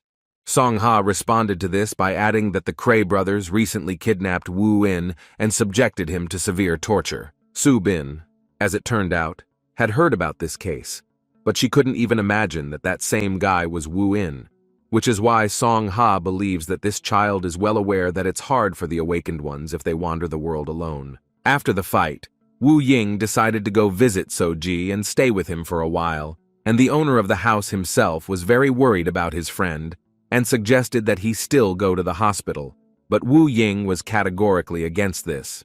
Soji was silent for a while, and yet at one point he made up his mind and asked Wu Ying why he refused to join the association. Wu Ying began to tell him that he grew up in an orphanage and hid his powers until one day he was not lucky enough to meet a master. However, after that all he did was wander around the world, and if you think about it like that, then he believed that he had no right to choose at all. In fact, the guy was bound in his actions, and as a result, he became a loner. But now everything is completely different. Now he wants to decide for himself where to join and with whom to communicate. And in response to his story, Juice said that he did absolutely the right thing. This guy also decided that he didn't need to go home yet, and came to visit his beloved cat. At some point, Kaiden realized that his current body was in excellent shape, but he didn't understand why he didn't feel any return from this power. Even at some point, it seemed to him that he was expending much more energy than before when he was a human, although he did not reject the possibility that he was simply not used to this body. But still, he decided that he needed to find out as soon as possible what was the reason for this condition. At that moment, Seoji woke up and then began to talk about how he had been concentrating all night and that in the morning his body was so light. Kaiden didn't understand why he was so surprised, because it was he who taught him this. And besides, Kaiden always advised him to concentrate in his free time. Seoji told him that of course he does this in his free time, and even when Kaidan is not around, he still tries not to forget about it. This was commendable. As soon as they left the basement with Kaiden, the cats were already sitting near the door and were waiting for him impatiently. Apparently, they had become quite hungry during the night. He immediately began feeding them all, and at some point noticed that their new cat had also come to his senses. Therefore, Soji decided not to scare him and feed him separately, and brought him a bowl directly to the bed with the words that he needed to eat as much as possible in order to recover as quickly as possible. And finally, this cat made contact, and Soji managed to pet him, and apparently now they have finally become friends. At some point, Kaidan decided to remind Soji that he needed to go to school, but the guy said that he most likely wouldn't go. Besides, today was Saturday, and he wasn't in the mood for that, and he also needed to keep an eye on the cats. He believed the guy, although in his mind he thought that the guy was really such a student. Soji decided not to continue this topic and suggested that Kaidan go outside and take a short walk, and at the same time feed the other cats. During this walk, Kaiden noticed that the guy is a rather strange person, because he doesn't have time for school, but he's always welcome to feed the cats. Soji believed that this was much more important, because if he stopped feeding the cats, then they could all die, of course. He did not deny the fact that there are other people who feed them, but in any case, he believed that he should not stop this do. At some point during their walk, Soji noticed Wu Ying in the distance, who seemed to also be feeding the cats. Wu Ying confirmed this information, and Soji was incredibly happy when he heard about this, and he felt very pleased to realize that someone else was taking care of them. Therefore, he decided to invite Wu Ying to go with him to the same area where a lot of cats usually gather. The guy didn't really have any urgent business, so he didn't mind going there. They didn't search for this area for long, and as soon as they entered it, Soji decided to ask his friend where the seals could be hiding. But suddenly they stopped in place because Soji noticed a man in one of the alleys. It was Sok, who at that moment was feeding the cat and whispering to him that he would raise him into a powerful awakened one.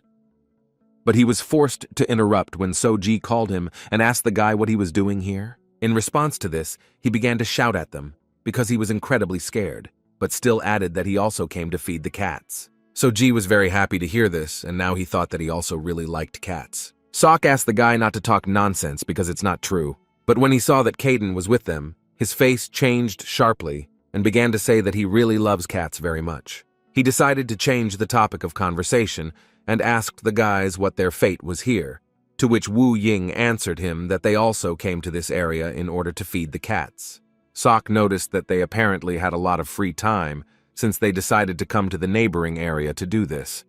At one point, their dialogue was interrupted by someone's scream and, as it turned out, it was the scream of Su Bin, who was running, and at the same time screaming that Seok was a complete idiot because she didn't understand why he didn't take the phone from her, but it seemed to him that that was it. Obviously, he didn't take it because he saw that she was calling him. Seoji immediately greeted her, and she responded by asking him to shut his mouth because she didn't like that he was acting like they were friends.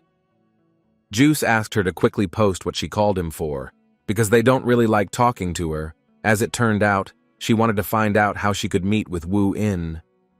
So Z pointed his finger at the guy and said that he was here, and even this angered the girl because it seemed to her that she was not blind and could see him so well. Wu Ying asked her a question in which he wanted to know why she was looking for him again. As soon as she heard this question, she seemed to freeze and stand silently like a statue. Then she came to her senses and realized that she needed to answer something and said that she was just looking for it. But in her head, she understood that it was so stupid, but they met him by chance, so she never had time to come up with anything normal. So Z, in turn, said that they went out to feed the cats. The girl did not understand, because it seemed to her that he had done this recently. The guy noticed that he does this every day. Then she turned her attention to Sok and decided to ask him what he was doing here then. Had he really come to feed the cats too? As expected, he began to get incredibly angry and in response could ask her why she even cared about this. She didn't expect that she would ever see Juice doing something like this. It's really so unusual. And then she also couldn't help but turn her attention to the chubby guy who was sitting next to her. So Z said that this is his cat, who lives with him. He found him in the cat alley. The girl couldn't quite believe it, because how could he get so fat in the cat alley? After which she asked if he was a boy or a girl, and after Soji said that it was a boy, the girl immediately offered to castrate him, since he is a street person. In addition, she did not see any marks on the ear, and believed that she could not just leave it like that. Caden and the guys were a little shocked by this proposal, because each of them understood perfectly well that this was not just a cat. Hyuk-gu, meanwhile, reported to the chairman that the date had been changed, and therefore he suggested that the girl arrange a test for Seok and his two new friends. Moreover, Wu Ying is under the tutelage of the association, and this will only play into their hands. She tapped her fingers on the table, thought a little, and still answered the man that in this case, he needed to make sure that Soji was also present at Shinhwa's meeting. Hyuk-gu was not against it, but of course he was not entirely sure that Soji himself would want this. But for his part, he promised that he would try to do everything possible.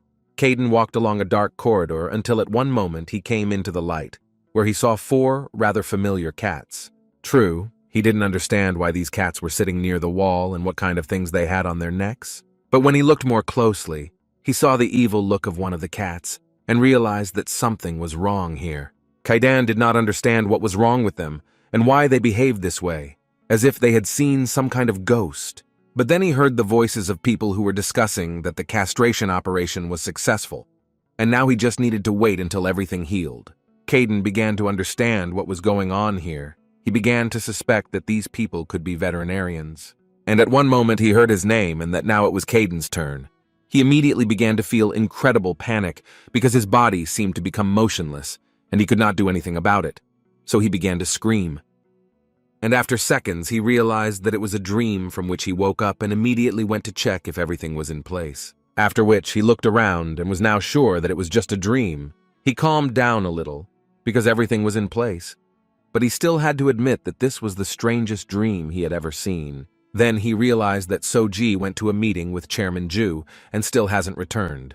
At first, he didn't understand what he could do for so long at this meeting, and then he realized that he was actually more worried about why, since he became a cat, he constantly wants to sleep. He could sleep literally every day, for several hours with breaks for food. So Z, meanwhile, was at a meeting with the chairman and did not understand what they meant by the word Academy of the Awakened. Hekgu explained to him that twice a year awakened teenagers from all over the country are convened here to teach them everything they need. This has actually been talked about for a long time, but only now this system will come into force. Seoji believed that all teenagers in the country were on this list, but Hyuk-gu immediately made him understand that this was not so. Then he added that, at the moment they are in the process of making a decision, they need to gather several awakened people who will represent the interests of the country in the future. And if Seoji understood the logic correctly, then in this case he can take part in this, because he is not a member anywhere yet. Hyuk-gu immediately made him understand that he need not worry about this, because as long as he is under the wing of the Shinhwa organization, then all roads are open to him. Of course, he was incredibly pleased to hear this, but still it was so sudden for him he doesn't even know what to say. Besides, it was difficult for him to say what this academy was like. Chairman Ju immediately made it clear to him that the choice is always his, so if he doesn't want to, then he, accordingly, may not join anywhere. However, she asked him to think about it, because studying at the academy is a great chance for him. So Z didn't quite understand why she was saying this. Why was this academy a great opportunity? The girl explained to him that first of all, he needs to learn to live like an awakened one, and then his circle of acquaintances among the awakened ones will expand noticeably, and this can ultimately contribute to his development, and such a chance is rare for anyone. But she also asked him not to rush into making a choice, because there was still time to think. So she asked him to think about everything carefully, and as soon as he was ready to give an answer, they would be waiting for him here. COG thanked them for this, and added that he thought it would not be so easy to grant Shinhwa's protection to someone like him. Besides, he still had a lot to learn, but he was already incredibly grateful that they were helping him so much. Ju believed that they had not done anything like that yet, so there was nothing to thank them for yet. COG was once again incredibly pleased to hear such words, so he decided to lean over and thank them again. And after that, he decided that it was actually time for him to go home, where he would think about everything carefully. As soon as the guy left, Hyuk-gu immediately noticed the fact that every time he meets Seoji, his soul feels so calm and warm, as if he was talking to a good friend. Ju didn't respond to these words, but she suddenly became curious to know if Sok had changed his mind. Hyuk-gu answered her that the guy still refused to join, and he couldn't name the reason, only that he was already incredibly tired of it, and he wasn't going to do it. The girl, on the one hand, understood him, but on the other, she decided that she would still need to talk to him. As soon as Kaidan finally woke up, he was immediately surrounded by all the cats, and he immediately realized that they were very hungry. And since Sozi was not at home, he decided that he would feed them. He poured out the food and everyone began to eat, except for one, who still had never eaten with everyone else. Caden looked at him, and at one point politely asked him not to piss him off, but rather to get off the couch and eat with them. But this cat didn't even blink an eye and continued to sit like a statue in one place. Now Caden had already begun to raise his voice, and literally ordered him to immediately come down and eat with them. This time he decided to listen to Caden, because even he understood what he could get if he didn't listen to him. Caden also laid out 4 treats and told them that after they finished eating the food, they could take one at a time. Only he immediately warned them that this should be done without greed, 1 for each. And literally a few seconds after these words, Soji entered the house, who was not too surprised that Kaidan fed his cats. Caden immediately began to complain that these cats constantly want to eat, and if you don't feed them, problems literally start right away. In any case, Soji won't be able to do anything about it. So Kaidan closed this topic and quickly wanted to find out from the guy what the chairman wanted from him. But at one moment, just as Soji wanted to tell him about this, Kaidan suddenly asked him to wait, because he also suddenly wanted to eat. And after Kaidan ate, Soji told him that Ju had invited him to join the Academy of the Awakened on an independent basis, and initially only awakened ones who were already members of the organization could get there.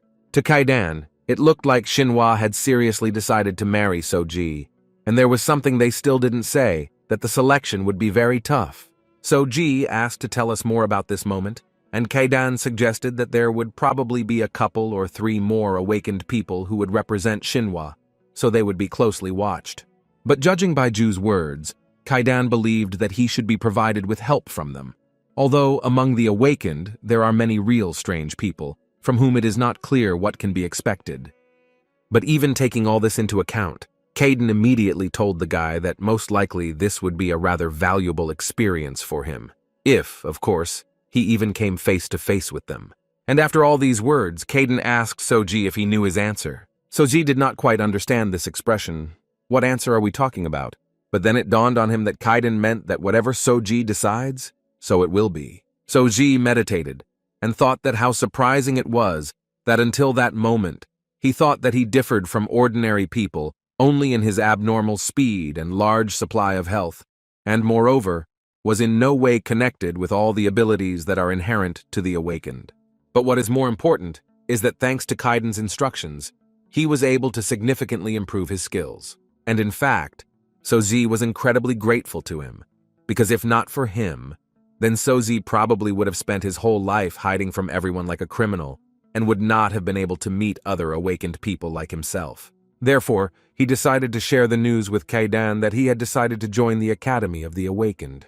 Kaidan was actually glad not that the guy was joining this academy, but that he really decided to do it himself, and no one helped him. Now Soji had a pure soul, and he decided that he would go feed the kittens and then immediately go to school. Kaidan did not detain him, but he only thought that Soji had made a pretty good decision. It would really only benefit him. After all, when can you still meet awakened ones of his age? Besides, Shinhwa is simply obliged to ensure the safety of all children if they still started this idea with the academy. Soji was walking to school, and according to tradition, on the way he met Wu Ying, who was feeding the cat at that time. Wu Ying decided to admit that he liked doing it, and he decided that he would feed these cats from time to time, and these were solid advantages for Soji, because he believed that now they could see each other more often in the morning. After which, Soji said that yesterday his sister Soka told him something, who said that they were opening an academy for the awakened in their city, and he couldn't even think that he could go there. Wu Ying was delighted, although it was not noticeable to him, but he was happy because in fact he also received an invitation from Captain Song Ha. So Ji was pleasantly surprised and decided to find out whether he was also invited on independent terms, and Wu Ying confirmed this, because he too is not a member anywhere, but the association still helped him. The guy began to understand that Wu Ying was apparently aware of all the subtleties, so Soji was interested to know whether Wu Ying would go there. He actually wasn't sure about this yet, although on the other hand he understood that Captain Song Ha had put in a lot of effort, so it would be nice to take advantage of this chance. Seoji completely agreed with him, and added that Seok's sister also told him about this. Quite imperceptibly, Juice appeared next to them, who wanted to find out what his sister told them. Seoji answered him that she told him about the Academy of the Awakened, and it became clear from Sok's face that this was not the first time he had heard about it. Therefore, Soji decided to ask him about this academy, and Seok told him that there was nothing special there, only that it was something new, and so on. Something similar had already happened before, and he didn't particularly like it. If you believe Sok's words, he already went to such an organization several times as a child, and since then his opinion has not changed. He doesn't like it. Seoji was surprised that this was already practiced, although if so, then he decided that Seok should definitely go with them now, since everyone in this city considers him the strongest among all his peers in Shinhwa. Juice asked him not to invent anything because, to be honest, he is the strongest not only in Shinhwa. Seoji literally admired Seok and constantly repeated that he was incredibly strong, but the guy still didn't want to go to the academy. He was very sorry to hear this because Soji really wanted to get into the academy with his friends, but now apparently he will have to enter alone, which surprised Soji quite a lot. The guy added that Soka's sister told him that he would be able to join there on independent terms, and that there was a possibility that he would be helped. And Soji added that Wu Ying also received an invitation from the association, but he still can't decide whether to go there or not. But suddenly Wu Ying changed his mind, and added that he would still go if Soji enrolls, then he wouldn't mind doing it either. Soji was incredibly happy about this news. It was as if a stone had been lifted from his soul, because he was worried that he would be there all alone. after which he turned around and invited Juice to join them. It would be fun and quite interesting. Juice answered them that they were already starting to irritate him, because they continued to beg him when he had already decided everything. But then he added that due to some circumstances, he would still have to go. COG has blossomed even more. Now they will all be together at the academy. The boy and girl couple were incredibly grateful that Ju gave them such a chance, and they promise her that they will do everything possible to ensure that Xinhua's name is not tarnished on the road. She told them that there was no need to thank her for this because their main goal was the exchange of awakened ones in the country. After which they left the office, and the girl immediately added that she was incredibly nervous when she saw the chairman, and the guy agreed with her. Because in fact, anyone in her place would be nervous. She agreed with him because she was so worried that she did not even dare to ask the chairman the reason for the exchange. Did the guy want to clarify? Or was she talking about the fact that independent awakened ones would arrive at Xinhua Academy? After this question, the girl began to understand very well that the guy actually already knew about this, and he confirmed it because he was sure that it was impossible not to know, because this was a topic that was heatedly discussed by adults. And by the way, he noticed that fact that they did not agree with the chairman's decision. In any case, no matter what they said, the girl couldn't understand how these guys managed to snatch such a chance, considering that not everyone is able to study here. And she was interested to check with the guy. Maybe he knows who it is. The guy made her understand that there was no need to worry, because he had already sent his people on reconnaissance, so he soon believed that they would find out everything. Caden just wanted to lie down to rest a little, when suddenly at one moment someone rang the bell, and he didn't fully understand who could have brought it at such a time. Was it really a delivery? He looked out the window and saw two guys there dressed like thieves. After ringing the doorbell several times, they realized that most likely there was no one at home, so they decided to go in, but they were a little mistaken, because at the entrance they saw a rather large cat. The second guy asked his partner not to stand at the entrance, but to go into the house. In any case, they entered the house and immediately called their boss and informed him that they had gone inside. Caden didn't fully understand who these guys were and what they forgot here. They didn't seem to look like thieves. He understood that they were clearly here for some specific purpose, but it was not entirely clear what purpose. He watched them rummage through all the closets and nightstands, and gradually began to understand that perhaps these guys had come to collect information about Soji. But in any case, for now he decided to just watch, because if he tried to grab them, he might have problems. But at one point he realized that he should change his plan because one of these guys hit one of Soji's cats. All the cats immediately got scared because they didn't understand what was happening. Caden was not going to tolerate such treatment of his friends, but just as he wanted to strike back, he was interrupted by another cat, who was already flying with his claws at these guys. And the blow was not a weak one. It even left marks on the face of one of the bandits, after which he immediately began to scream incredibly loudly in pain, and it was understandable. His friend immediately ran to him with questions about what happened, and he was quite surprised that the guy told him that he was beaten by a cat. But still, to be on the safe side, he decided to take out his telescopic baton so as not to get hit. And at that moment, Caden decided that he needed to intervene and help his friend. A few seconds later, both criminals were already lying on the floor unconscious, and Caden was pleased that he did not even need to transform into his human form. After such a short fight, other cats immediately began to crawl up to Caden and thank him in their own way for saving him. But he didn't quite understand why they even started fawning over him, because they know very well that there are probably more kind people like Soji does not exist. Sometimes, of course, this irritated Caden incredibly, but he understood that nothing could be done about it, because they would still stick and get out, so he could forget that they would ever leave him behind. A few minutes later, COG came home, who, to put it mildly, did not expect to see two bodies of some men at home. Caden explained to him that they suddenly broke into the house, but first they rang the bell to make sure that no one was home, and then they broke the lock and entered here. Soji suggested that they might be thieves, but Caden didn't think so, and thought that most likely they came to find out more information about the guy. This had never happened to him before, so it was obvious that Soji was a little scared. He began to assume that he had seen something that should not be spread, and therefore people from the government agencies for awakened affairs were sent for him. Caden asked him not to panic ahead of time, but the best thing to do was to call Xinhua's office now and find out what was going on. COG agreed with Caden.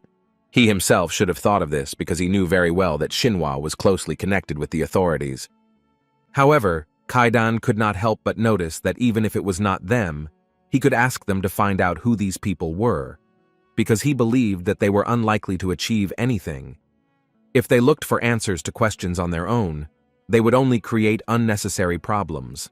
Soji listened to him, and half an hour later, Shinhwa's agents were already at Soji's house and taking these characters out. Hyuk-gu added that the guy doesn't have to worry, they will take care of everything.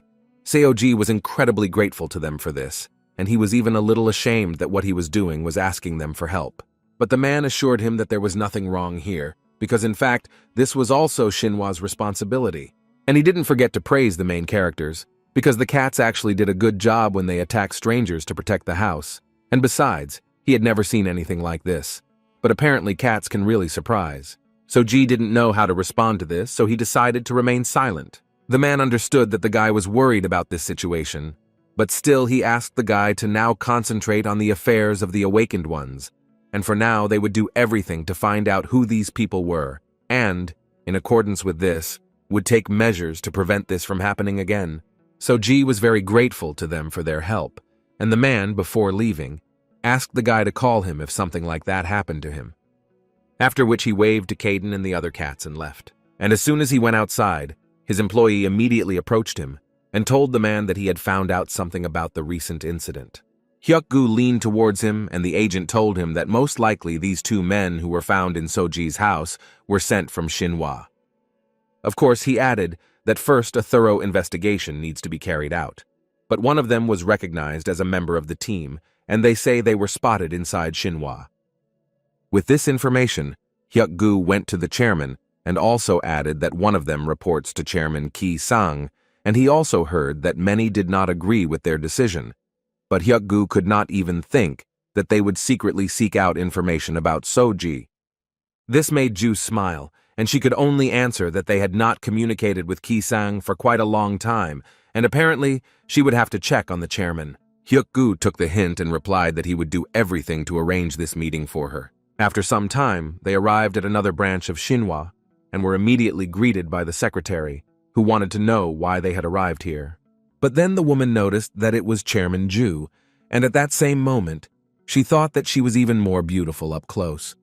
Hyuk-gu interrupted her thoughts and added that they came to meet with President Ki-sang, and the woman immediately asked them if they had a meeting planned. But at some point, their dialogue was interrupted by men who ran up and greeted Chairman Ju. They immediately escorted her to the office so that it would be convenient to talk, and the man added that if she had warned him earlier, they would have prepared in advance and greeted them properly. But it was clear from him that he was actually quite worried, because he did not fully understand what question brought her to him. Hyuk-gu decided to start a dialogue and asked the president a question in which he was interested to know if the president had heard anything about Soji. If it makes him feel better, he is talking about the child that Shinhwa recently took under her wing. The man answered him that he had only heard that an awakened one had recently been discovered and taken under protection, but this was the first time he had heard such a name. Hyuk-gu did not wait long and asked the president not to pretend that he doesn't know anything, because they have actually been aware for a long time that among the top there are many dissatisfied with the emergence of the academy, and besides, they have already conducted an investigation into this matter. The man pretended that he still didn't understand what they were talking about, so he decided to find out who decided to show dissatisfaction with the chairman's decision. Hyuk-gu answered him that some time ago, some people broke into Soji's house, and this caused a response from the president. He immediately said that such people should be destroyed on the spot. But Hyuk-gu had not yet finished speaking, after which he added that the result of the research showed that these were the president's people. The man made an expression on his face, as if he was hearing about this for the first time, and at one moment one could even believe him. But still, he understood that this would not be enough, and decided to add that he really did not understand what he was talking about. Hyuk-gu still believed that he was a deceiver, and continued to say that they had already detained the people who entered Soji's house, and now this is resistance to the well-known truth.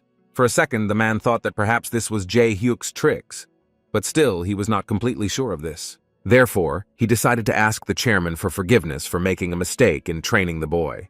Hyuk-gu immediately answered him that although the president was dissatisfied with the chairman's decision, this was not the only thing Jae-hyuk would do. and such words drove the man crazy. Then Ju intervened in the dialogue, turning to the president and wanting to ask him if he would like to tell her something.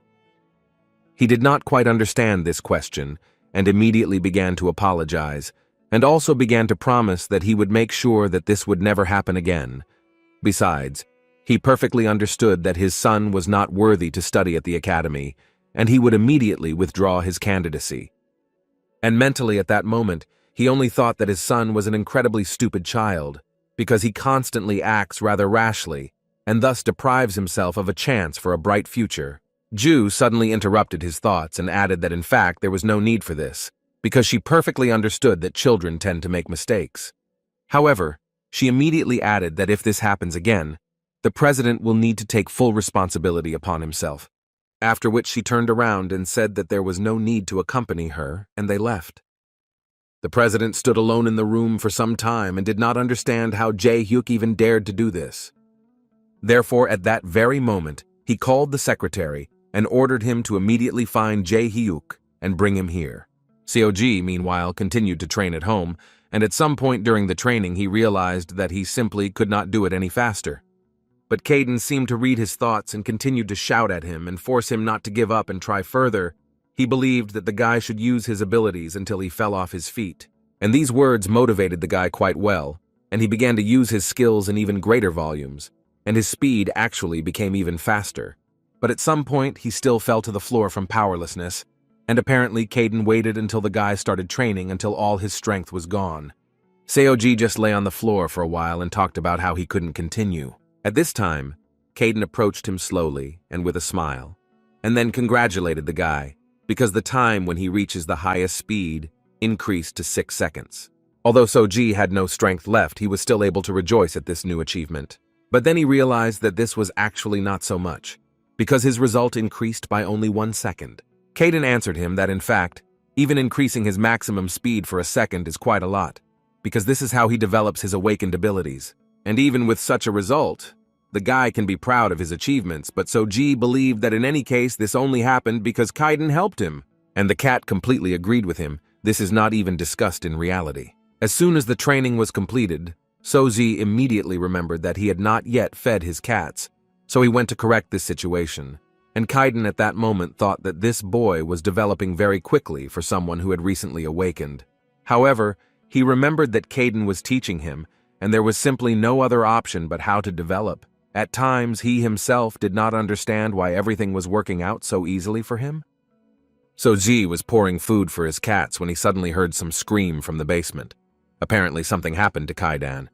But the guy was prevented from going to see what happened there by the doorbell, and when he opened them, he saw Hek-gu there, who surprised him with such a rather late visit. The man immediately asked for forgiveness for this, but he came for a reason. As it turned out, he had urgent information. Seo-ji asked him not to stand at the doorstep and called him to his home. Hyuk-gu didn't mind, but first he decided to ask the guy if he would mind if another person came in with him. Seo-ji didn't mind, especially when he saw that this person was Chairman Ju. They sat comfortably on the sofa, and Caden sincerely did not understand why she suddenly came here. Seo-ji decided to also take an interest in this issue, so he asked them directly about it. Hyuk-gu told him that they were here to talk about what happened at the guy's house during the day. After all, they actually found out who those people were, and no matter how sad it may sound, they belonged to Shinhwa.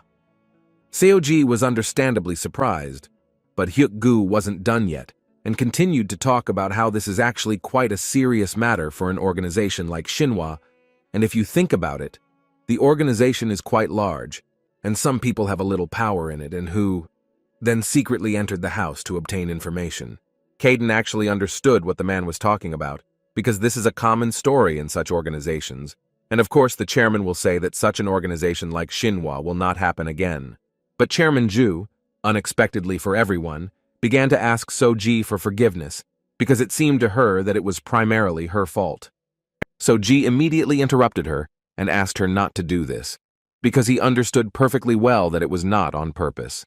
Hyuk-gu, in defense of the chairman, also added that she personally visited the president with a warning so that this will not happen again in the future. Seo-ji suddenly added that to be honest, he should apologize because he doesn't know very well how Shinhwa works, but 2 people came to his aid when this happened. So he thought that they definitely didn't need to apologize, because he was already sincerely grateful to Shinhwa, and especially to the two people who were sitting right in front of him now. Caden smiled because he believed that the guy did the right thing and all these words would help him in the future. Well, since they found out everything, Chairman Ju at one point decided that it was time for them to leave, and Hyuk-gu also noticed that it was really quite late. So Ji tried to invite them to stay a little longer, but they still decided to leave, and therefore said goodbye and left. As soon as his son showed up to the president, the man immediately started shouting at him, and saying that because of him, he had a fight with Chairman Ju. The guy seemed to understand that he had done something completely stupid, so he immediately began to ask for forgiveness, but the president was interested to know why he decided to act without orders, and where did such an idea come from. But the guy didn't know how to answer him or how to explain such actions, so he simply remained silent, and the president decided that now he would pull himself together and go apologize to Chairman Ju. He understood how serious this was, so he listened to his father and still went to the chairman, but as soon as he began to ask for forgiveness, Ju immediately asked him to raise his head. Then she added that he was forgiven only this time, and from her facial expression it was clear what would happen to him if this happened again. The guy left the office very dissatisfied, because he didn't understand why these scoundrels were doing this to him, and he was going to take revenge for all this. As soon as he was about to leave, he met Juice on the stairs, whom he had not seen for so long. Although, if you believe Sok's words, then he actually sees this guy for the first time and doesn't know who he is. It was surprising for Jae-hyuk to realize that Seok didn't remember him, and so he decided to remind Sok who he was, and the guy seemed to remember who he was, or just pretended to remember. Jae-hyuk was happy and decided to tell him that he was also entering the academy, so they would spend a lot of time together. But Seok didn't understand why he was telling him this. Therefore, I decided not to continue this conversation and simply walked past him and thus ended this rather useless dialogue. Jae-hyuk had no doubt that Seok was still such an arrogant guy. Hyuk-gu was surprised that Seok came to the office so early, so he decided to ask what happened to him. Seok told him that he was just passing by and decided to come in, and Ju was actually glad to hear this because she had something to tell him. More precisely, it was a question in which she wanted to know whether he really refused to join the academy. Juice's face suddenly changed because he started talking about how he thought again and decided that the academy didn't seem like such a bad idea to him. Hyuk-gu was a little shocked by these words, and this was probably due to the fact that Seok never wanted to go to this academy. But the guy didn't finish and added that he would still do it and everything else. As one of the members of Shinhwa, he didn't want to put his sister in an uncomfortable position, so he believed that their presence there was not necessary. After which he didn't have anything to add, so he turned around and started to leave, and Hyuk-gu still couldn't believe his ears. That evening, Seok decided to stop by Soji's house and did it quite impressively. He brought 2 bags of food for his beloved cats, although it looked a little strange, especially for Soji and Woo-in, who for the first time see a guy so joyful and someone who loves cats so much. He bought all this for the cats and immediately told them that if they asked him nicely, he would share it with them. But then he noticed Caden's gaze on him, who was probably just thinking that the guy was behaving very strangely, and Sok thought that he apparently forgot to feed the main cat in this house, so he decided to immediately correct himself. After he fed all the cats, he sat down next to the guys and told them that he would also go to the academy, but he was doing this solely to make sure that there was nothing special there. So Ji answered him that the guy did quite the right thing and he was a great fellow. But the guy's face was somehow insincere, and Juice immediately noticed this, so he decided to ask him what was wrong with him and why was he so downcast. Seok told him that nothing actually happened, but Seok wasn't going to believe him, because he was almost sure that something had happened, because at least he was looking at the sad Soji, and not at the giggling boy. Woo-in realized that the guy himself wouldn't tell, so he did it instead of Soji and told Seok that recently someone broke into the guy's house, after which he added that these were not thieves, but some people from Shinhwa's side, and they did this in order to dig up some information. Juk couldn't believe it and thought that Wu Ying was just laughing at him, but then he looked at Soji's expression again and realized that apparently Wu Ying was not joking, and someone really broke into their house. The guy started to get angry at Soji for not telling him about it. Seok believed that there was actually nothing special in this situation, because when he arrived, they were already passed out, and Sister Soka and Hyuk-gu worked well and already promised him that this would not happen again. And after that, he began to realize that he could not trust anyone in Shinhwa Academy, except for some people, and besides, he had information that many had put quite a lot of effort into getting there, and now that he knows about all this, he doesn't really like his future stay at the academy. Sister Jae-hyun heard that Chairman Ju caught him, and she was curious to know what he did. Although she knew perfectly well what was going on, she just came to make fun of him, and apparently she succeeds very well, since he gets incredibly angry. But still, seriously, she was interested to know if he would leave it all just like that, and he immediately told her that of course not. He believed that it was simply impossible to leave them alone, because he experienced incredible shame. Suddenly their conversation was interrupted by a strong bang, which sounded like someone had opened the door quite loudly. And when they turned their heads, they saw Juice there, who quite unexpectedly for them, entered the room. They immediately got up from the sofa and decided to greet him, because they had not seen him for so long and missed him incredibly much. But Sok greeted them rather unexpectedly and even a little rudely, because he literally immediately struck the guy's body with a kick. For the girl it was too unexpected and she even screamed inadvertently, but then immediately closed her mouth. After which Juice asked him a question in which he wanted to hear how he even dares to doubt his sister's decision. It was obvious that this would make Jae-hyun very angry, so he ignored the guy's question because he wanted to know why he was doing this. Juice had to repeat his question again, and this time he warned him that if he didn't hear the answer, it would only get worse. And after several seconds of silence, he gave him another blow to the head so that he began to generate a response in his stupid head. At that time, the girl was afraid to say a word, because she had heard rumors about Sok's hot character, and that he was incredibly hot-tempered, so she did not dare to say anything.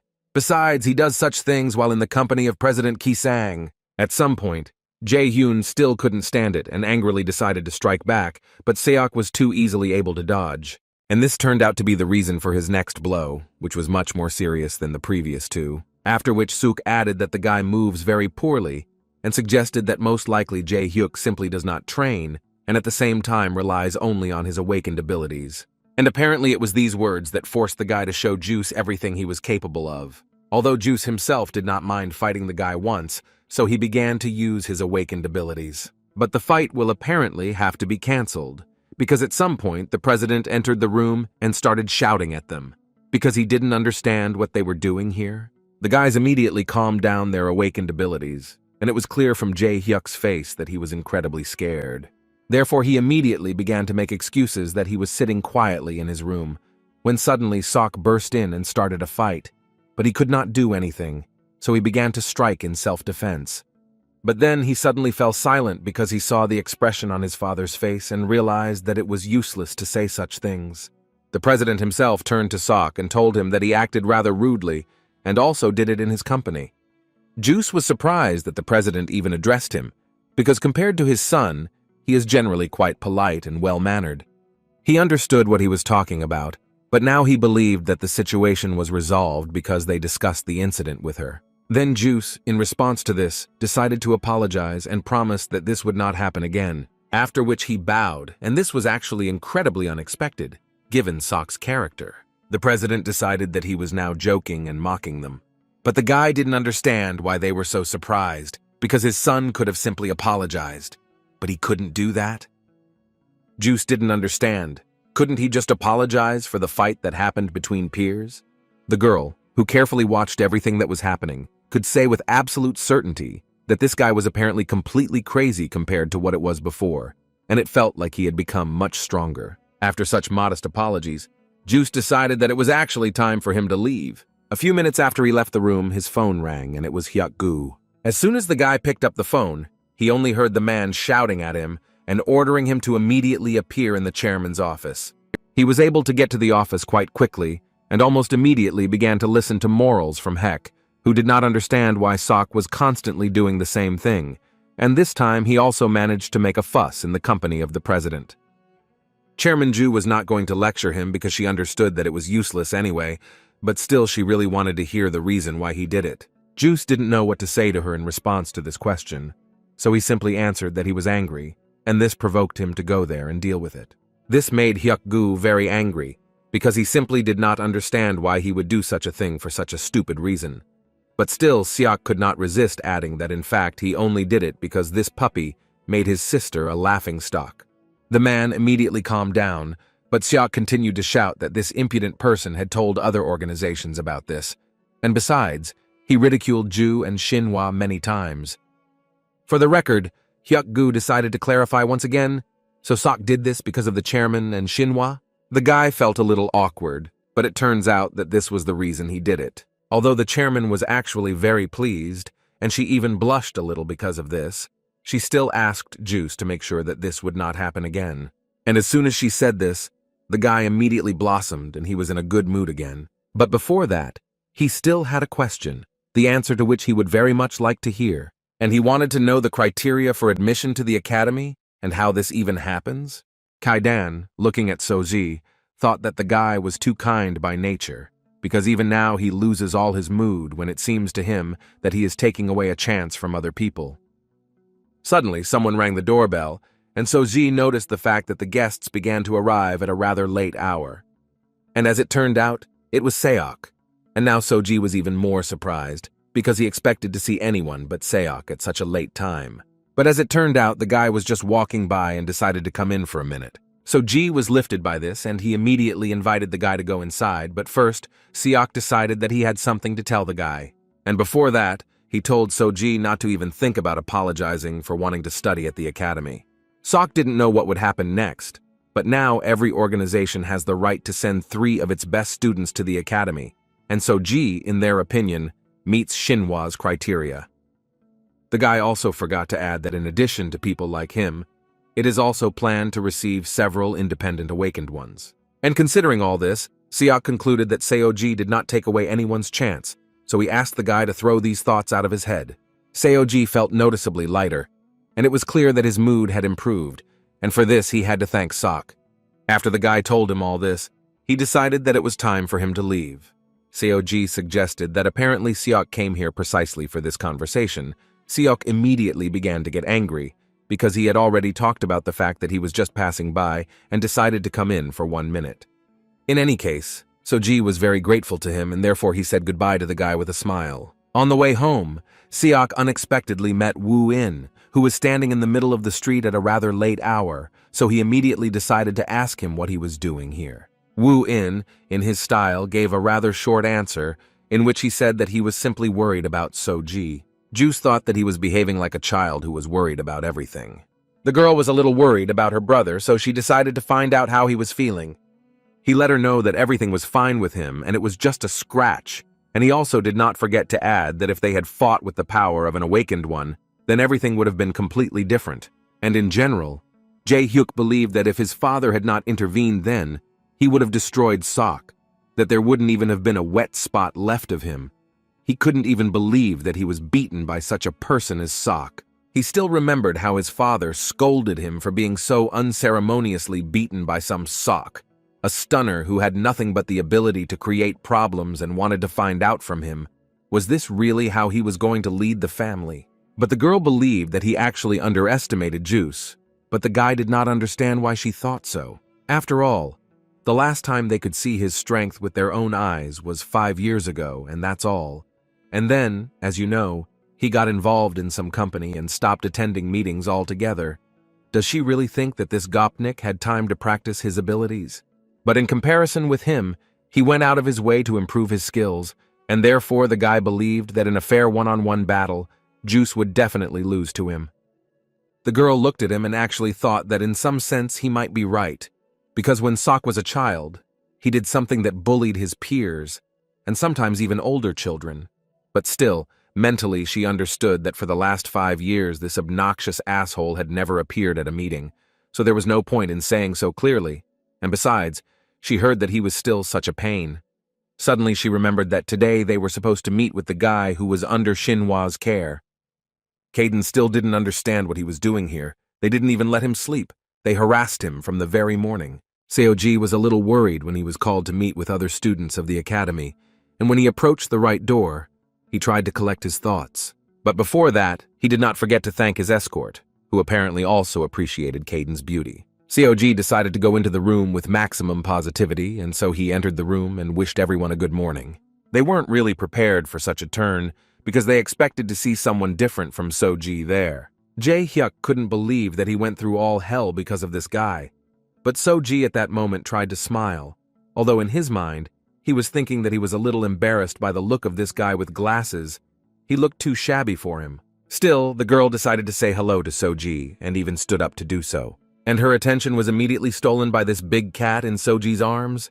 She simply couldn't believe that cats could even be so big. She immediately asked him to address her as you, because they were actually the same age and he didn't mind, after which he immediately introduced himself as Soji. The girl couldn't even believe that such honest guys exist, although he was a little short for her. Although on the other hand, he was very nice. Although then she realized that Jae-hyuk still wouldn't just let him go anywhere. At that moment, it was too much in his head, many thoughts. In any case, she introduced herself and said that her name was Bo Young and noted that now they would study together with him. COG was glad to hear such words from her and immediately said that he was in this place for the first time, so he asked them to take care of him, unless of course it would be difficult for them, and this caused Jae-hyuk negative emotions, so he immediately decided to find out from the guy who is he even like that for them to care about him. But without waiting for an answer, he began to say that an awakened person who is not a member anywhere and whose abilities are still unknown simply does not deserve this. Even if he is under the tutelage and protection of Shinhwa, then this does not mean anything. Seoji didn't quite understand why this guy was so angry because he was just joking.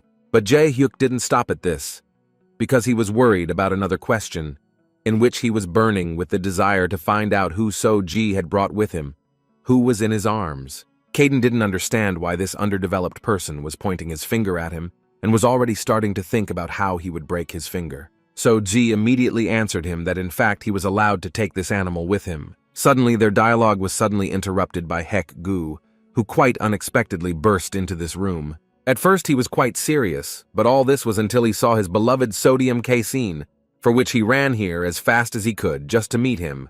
From the outside it looked quite strange, especially for the guys who were seeing this picture for the first time.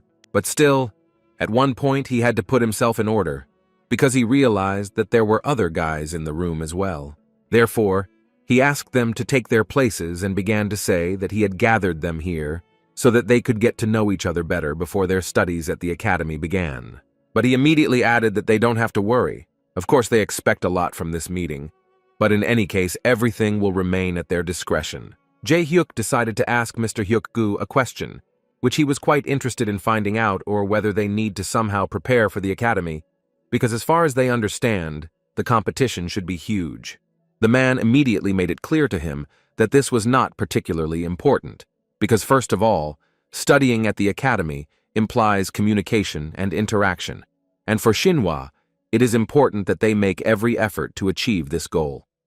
Bo Young still decided to point out the fact that other factions would probably carefully train their candidates so that they could demonstrate what they were capable of. Hyuk-gu began to smile because, in fact, the girl had correctly noticed, but he was also sure that they were both already ready for anything. The last phrase confused them a little because on the one hand they were ready, but on the other they were not entirely sure about it. So Z at that moment had no idea what they were talking about. Did they really need to prepare for something? Suddenly his thoughts were interrupted by his friend Sok, who, as usual, could not arrive on time, but he believed that being a couple of minutes late does not count as late. So Z was most glad that his friends still came to this meeting. Maybe now it will be a little easier for him. The girl was a little surprised that they knew each other, but So-ji did not understand her surprise because they were actually school friends. Bo Young didn't understand how this innocent kid could be friends with this bastard.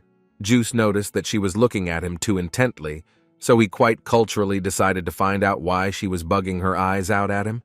Hyuk-gu began to get angry at the guy again because they had already discussed his behavior hundreds of times and he still makes mistakes in basic things. Now the girl understood that this was actually more suitable for Juice. Also, at some point, So-ji wanted to ask his question and therefore turned to Uncle Hyuk-gu. Now Bo Yeon was simply shocked because she couldn't understand. The guy really doesn't understand who he's talking to. What kind of guy, after all? He's one of the 20 best awakened people in the country. And besides, he's been an assistant to the leader of Shinhwa for so many years. Hyuk-gu allowed me to ask him a question, and Soji was actually only interested in one thing at that moment. Could he take the cat with him? The man looked at this question with a smile, so he immediately added that he didn't mind. The guy was very happy, and Hyuk-gu argued his answer by saying that some students are allowed to bring their weapons with them to maintain their awakened powers, so animals are no exception. Bo Young still couldn't get over the way the guy addressed Hyuk-gu, and he didn't even pay attention to it. Suddenly, the chairman entered this office, which even scared the guys a little, except for Sok, of course, who was not surprised to see her here. She started talking about how she heard that there was a meeting planned here, so she decided to visit them. COG immediately started shouting hello to the chairman and how glad he was to see her. Now their shock was twice as strong. They simply did not understand how this guy even dares to address the chairman like that. So Z at some point realized that he had gone a little overboard when he addressed him like that. But she told him that everything was fine and he could address her as he pleased. This literally finished off the guys. Now they didn't understand who this guy was, since they allowed so many things. So G thought that this was somehow wrong, but Seok also didn't understand why he was so worried about this. For example, he always addresses his sister by name, and nothing bad happens. Bo Young and Jae Hyuk didn't even understand what was going on here, and what were they even talking about. But the girl immediately realized that if they were all so well disposed towards this guy, then Jae Hyuk would have a rather hard time with him. And the guy himself at that moment could not understand one thing, why they were all so nice to him. He was just an awakened one who didn't even belong anywhere. And at some point he realized that most likely this was the reason. He just didn't join anywhere. That's why they love him so much. But he still thought that this was complete stupidity. How dare he address the chairman as his girlfriend? So he decided to make one request, namely he would like to fight this guy once, and pointed at Soji. Seok immediately asked him what he was carrying and why he was doing it. But Jae Hyuk immediately made him understand that he was not talking to him, so he asked him not to talk to him. This drove Seok crazy, but he still restrained himself, even though it was difficult. And Hyuk-gu, meanwhile, wanted to know in more detail what Jae Hyuk meant. The guy didn't understand what this question was for, because how can this request be understood? He just wanted to fight Soji one-on-one. Hyuk-gu, in response to this, made him understand that he was gathering them all here for a different purpose. Jae Hyuk reminded the man of what he said about everything being left to their discretion. Bo Young also didn't understand what this guy was trying to achieve when he asked for such things. He in no way wanted to say that he did not agree with the chairman's decision, but he noticed the fact that they all worked together to get into the academy. And this kid came out of nowhere and just wants to join here. And for this reason alone, he has an incredible desire to fight him. Hyuk-gu didn't say anything else, except that it was not up to him to decide. This was only to Jae Hyuk's benefit, because he understood that now he only needed the approval of the chairman. She, in turn, believed that making such decisions was beyond their competence. It would be better for them to clarify this issue with So-zi. The guy didn't really expect such an answer from her and asked her to explain. Ju told him that Shinhwa cannot influence So-ji's decision since he is not a member of their organization, and this was already very bad, because Jae Hyuk understood perfectly well that this guy would chicken out and refuse. But his thoughts were wrong, because So-ji at some point answered him that he accepted his challenge. Seok immediately started yelling at him because he didn't understand why the guy needed this at all.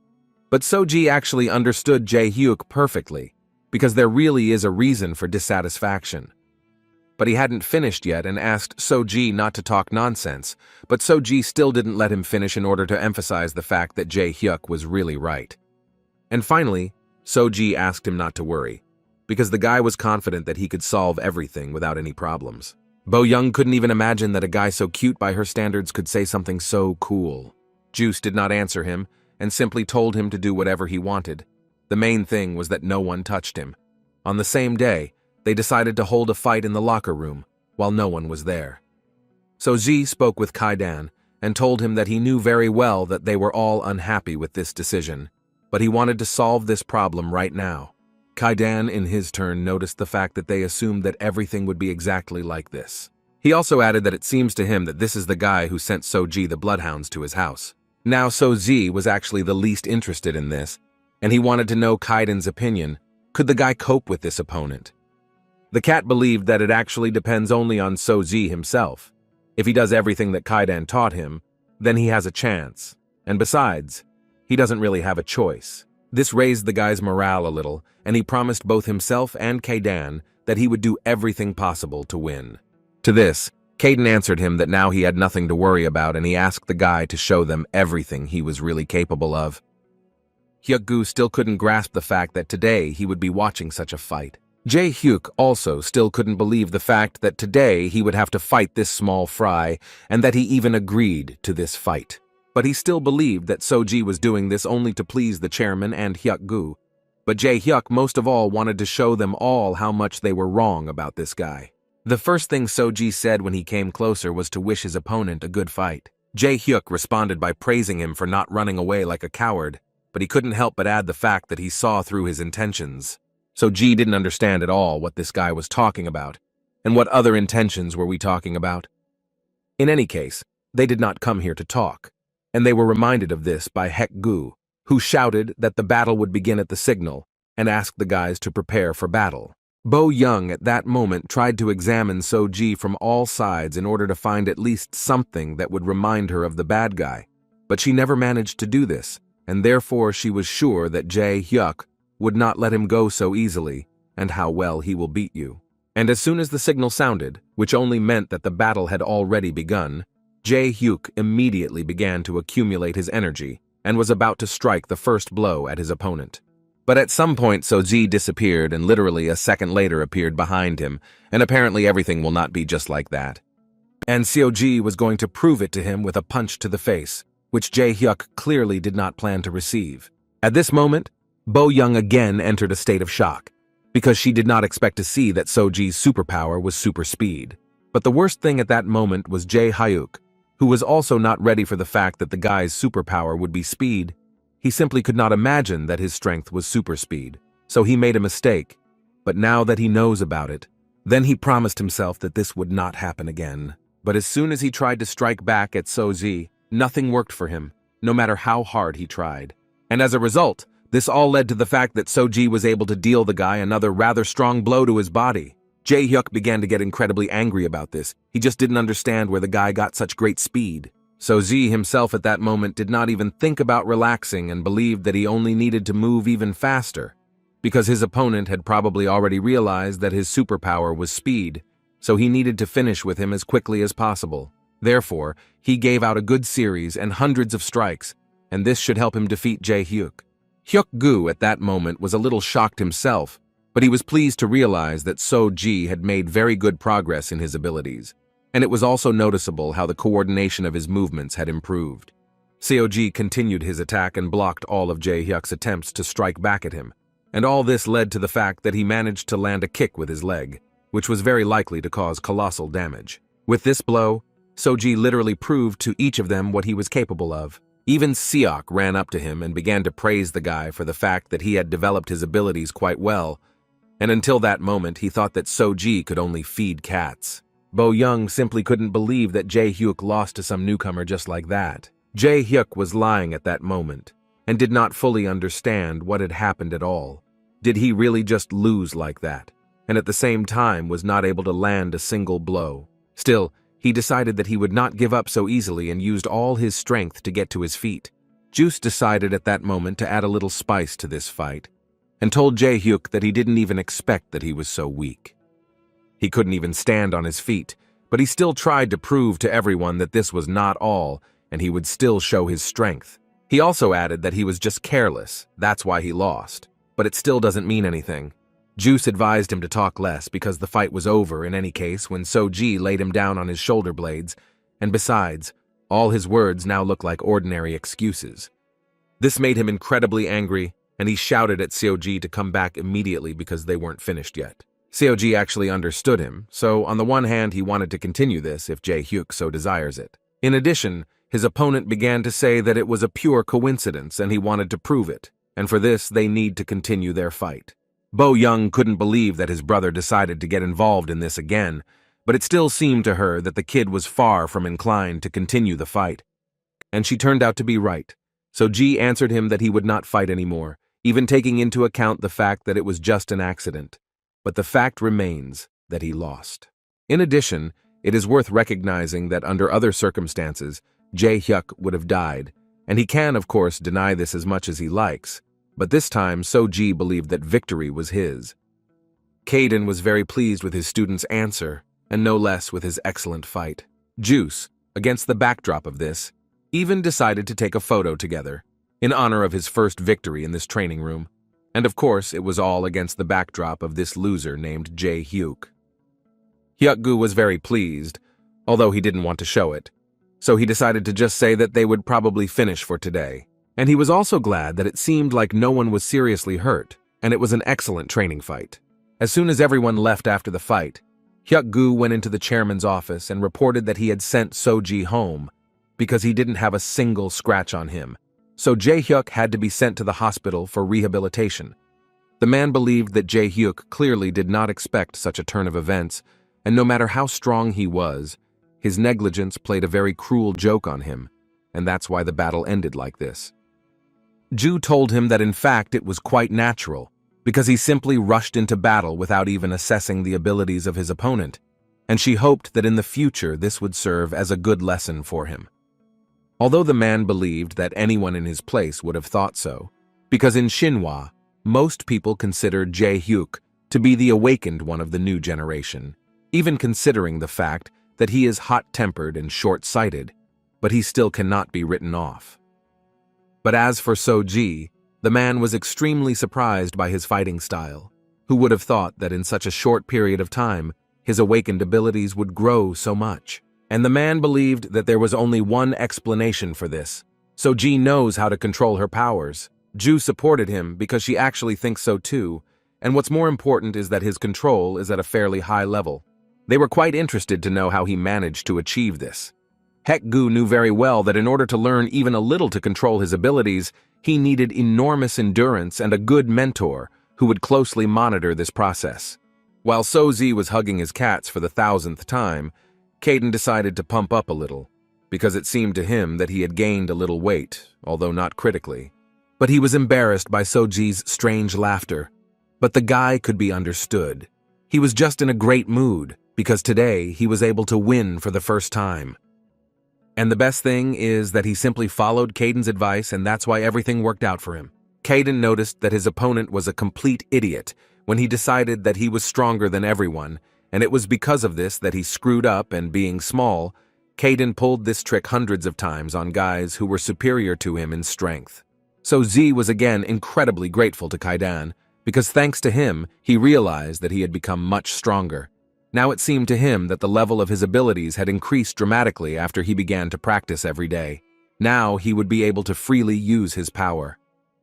At some point, So-ji even became interested in asking Kaidan how he knew all this. Caden didn't understand why such a question was asked at all, because it's obvious that he learned all this himself and can now pass on this knowledge to the guy. Well, that's why So-ji was interested in finding out how he was able to achieve this. Kaidan believed that the answer to this question was quite simple, because he was simply a genius. He did not forget to add that when his power was first seen by other awakened ones, a huge fuss arose around him, after which, according to him, crowds followed him, because he was like a shining diamond and everyone wanted to drag him into their organization. Wu Ying was at one rather important meeting for himself, when suddenly he received a rather interesting notification on his phone. There was a photo of Seok and So-ji, and a story about how So-ji had just smeared Jae-hyuk, the same guy who sent agents to his house. This obviously made him smile, and Master Deline immediately wanted to know the reason why he suddenly started smiling. Wu Ying didn't really want to tell him about this, so he said that nothing like that had happened, but the master obviously didn't believe him, because he had never seen the guy smile so sincerely. So he had to tell him that he had made friends with several friends, and they had just sent him a funny photo. Caden enjoyed the fact that his strength was praised, and said that he was an incredibly powerful, awakened among them all. And in some conversation, he started saying that he could become even stronger, if only he had a different body. He didn't understand what they were talking about and what was wrong with his body, but then he looked at his legs, and realized that he had cat legs. This scared him too much and he woke up screaming, and fortunately it turned out to be just a terrible dream. Caden couldn't imagine himself as half human, half cat. It looked too terrible. Now he liked his cat's body more. It's in any case better than what he saw in his dream. So Z immediately decided to find out if Kaidan was okay because he was screaming so much, but he calmed the guy down by saying that everything was fine. He just dozed off a little, and at times he didn't like it, because as soon as he moved into this body, he constantly wanted to sleep. So G calmed him down, saying that this was the norm and all cats do this. But Caden very loudly noticed the fact that he is not a cat and that this does not suit him. He screamed a little and calmed down, because he realized that it was time for him to start training again. So G was a little confused as to why Kaidan was constantly training and practicing his powers, so he asked him about it. He answered him quite banally, and in fact, as expected, he does this solely in order to become stronger than everyone else. But a second later he said that he was joking.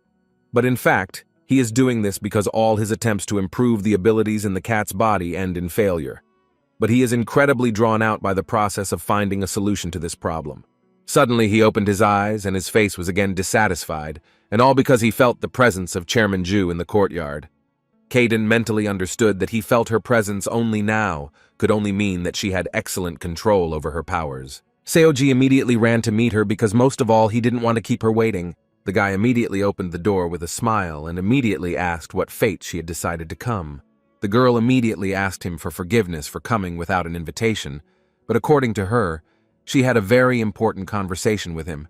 So Ji understood everything, so he gladly invited her inside the house. While she was comfortably seated, Ji brought her some tea to make her feel more comfortable. Ju took a sip of tea and decided to start her conversation with the question of whether the guy knows what power control is. So, Z perceived this as a small exam, so he easily answered that he knew the answer to this question very well.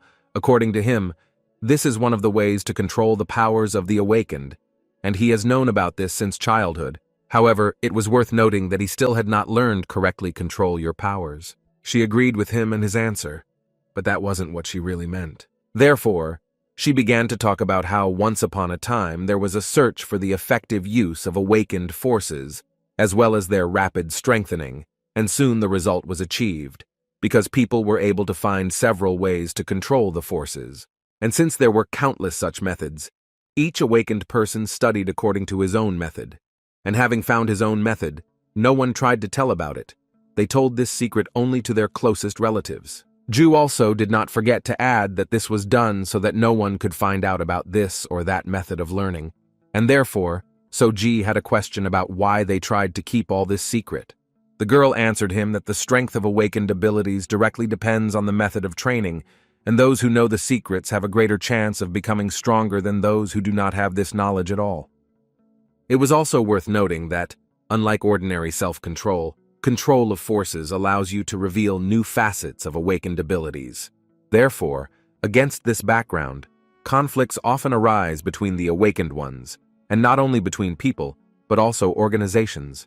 And so Ji understood perfectly well that in Shinhwa and in the city itself there are those who control the forces.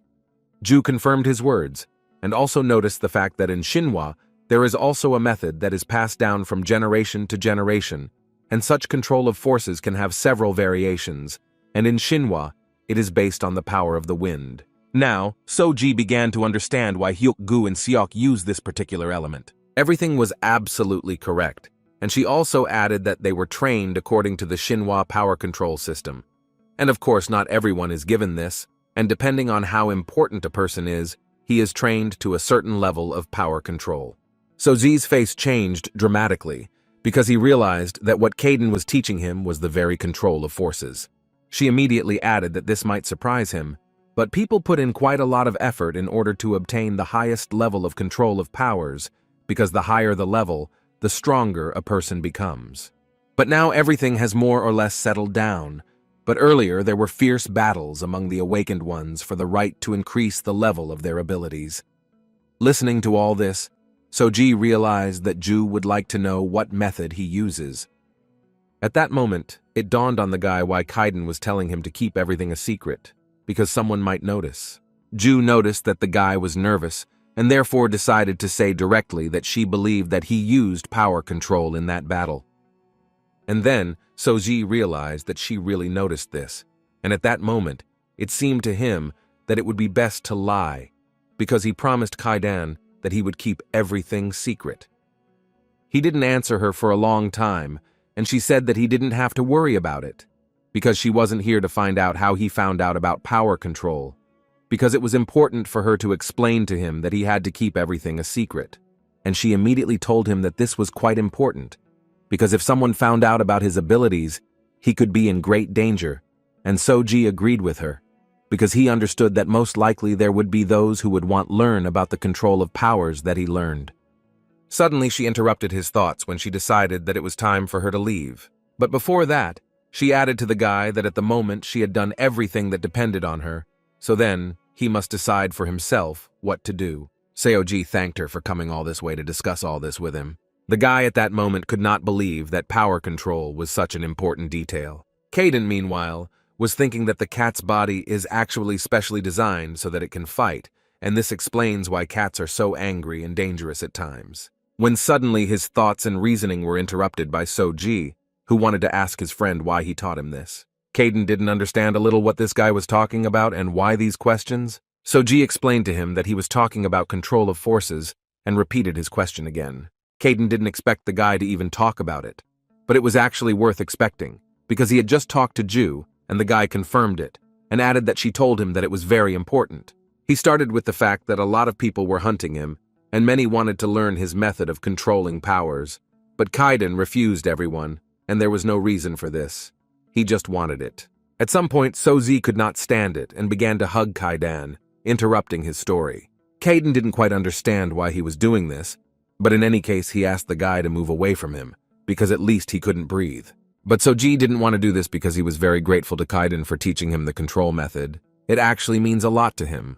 Wu Ying, at the request of others, showed all the power that he has, and it was quite impressive. Most of those present did not understand how this independent awakened one uses his powers so freely, and where did he even come from. But one thing was clear. His control of forces was at a good level, and, in addition, he passed all the tests brilliantly, and now it was clear to them why Songha and Subin put in a good word for him. Songha was also there at that moment and thought that his approval would be quite enough to accept the guy. After which she went into Hyukgu's office and decided to talk about the fact that Seoji would be Shinhwa's representative, because the man thought that this could cause some problems. Because he believed that if a guy entered the academy on behalf of Shinhwa, then mass discontent might arise among the members of the organization. Hyukgu thought on the contrary that it was not a problem at all, because as soon as they saw Soji's abilities, all their doubts would immediately disappear, and besides, the chairman had already approved his candidacy. Songha didn't fully understand whether Seoji was really so good that he was able to enlist the support of the chairman and Hyukgu. Subin, meanwhile, approached Wu Ying and praised him for his excellent performance, and she also said that they were going to go have a snack with the others, and his presence was mandatory. Wu Ying was grateful to her for her kind words, but he would be forced to refuse a snack. Subin did not expect that the guy would decide to refuse, and besides, she even made time especially for him. The guy explained to her that he understood everything perfectly and that he was really sorry, but he needed to go to school. The girl was a little shocked by his answer, because it seemed to her that school should clearly not be in the first place now. At school, the teacher told all the students that the summer holidays began tomorrow, and they would see the debtors in additional classes, and the rest after the holidays, so he wished them all a good rest and left it at that.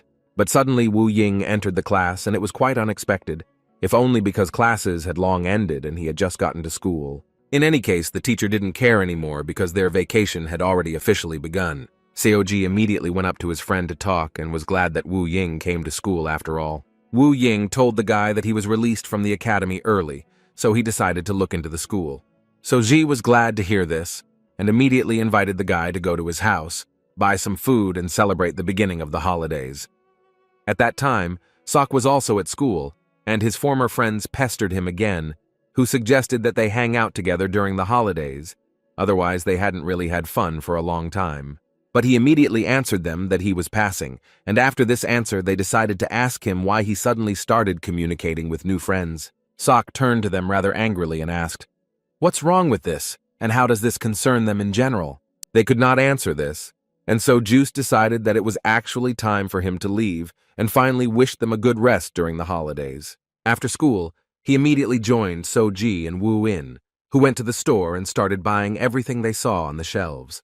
And as a result, they left the store not empty-handed, but with several huge packages, Seok was even a little worried that they had bought too much stuff, but Seok noticed that if they couldn't eat everything today, they would just leave it for next time.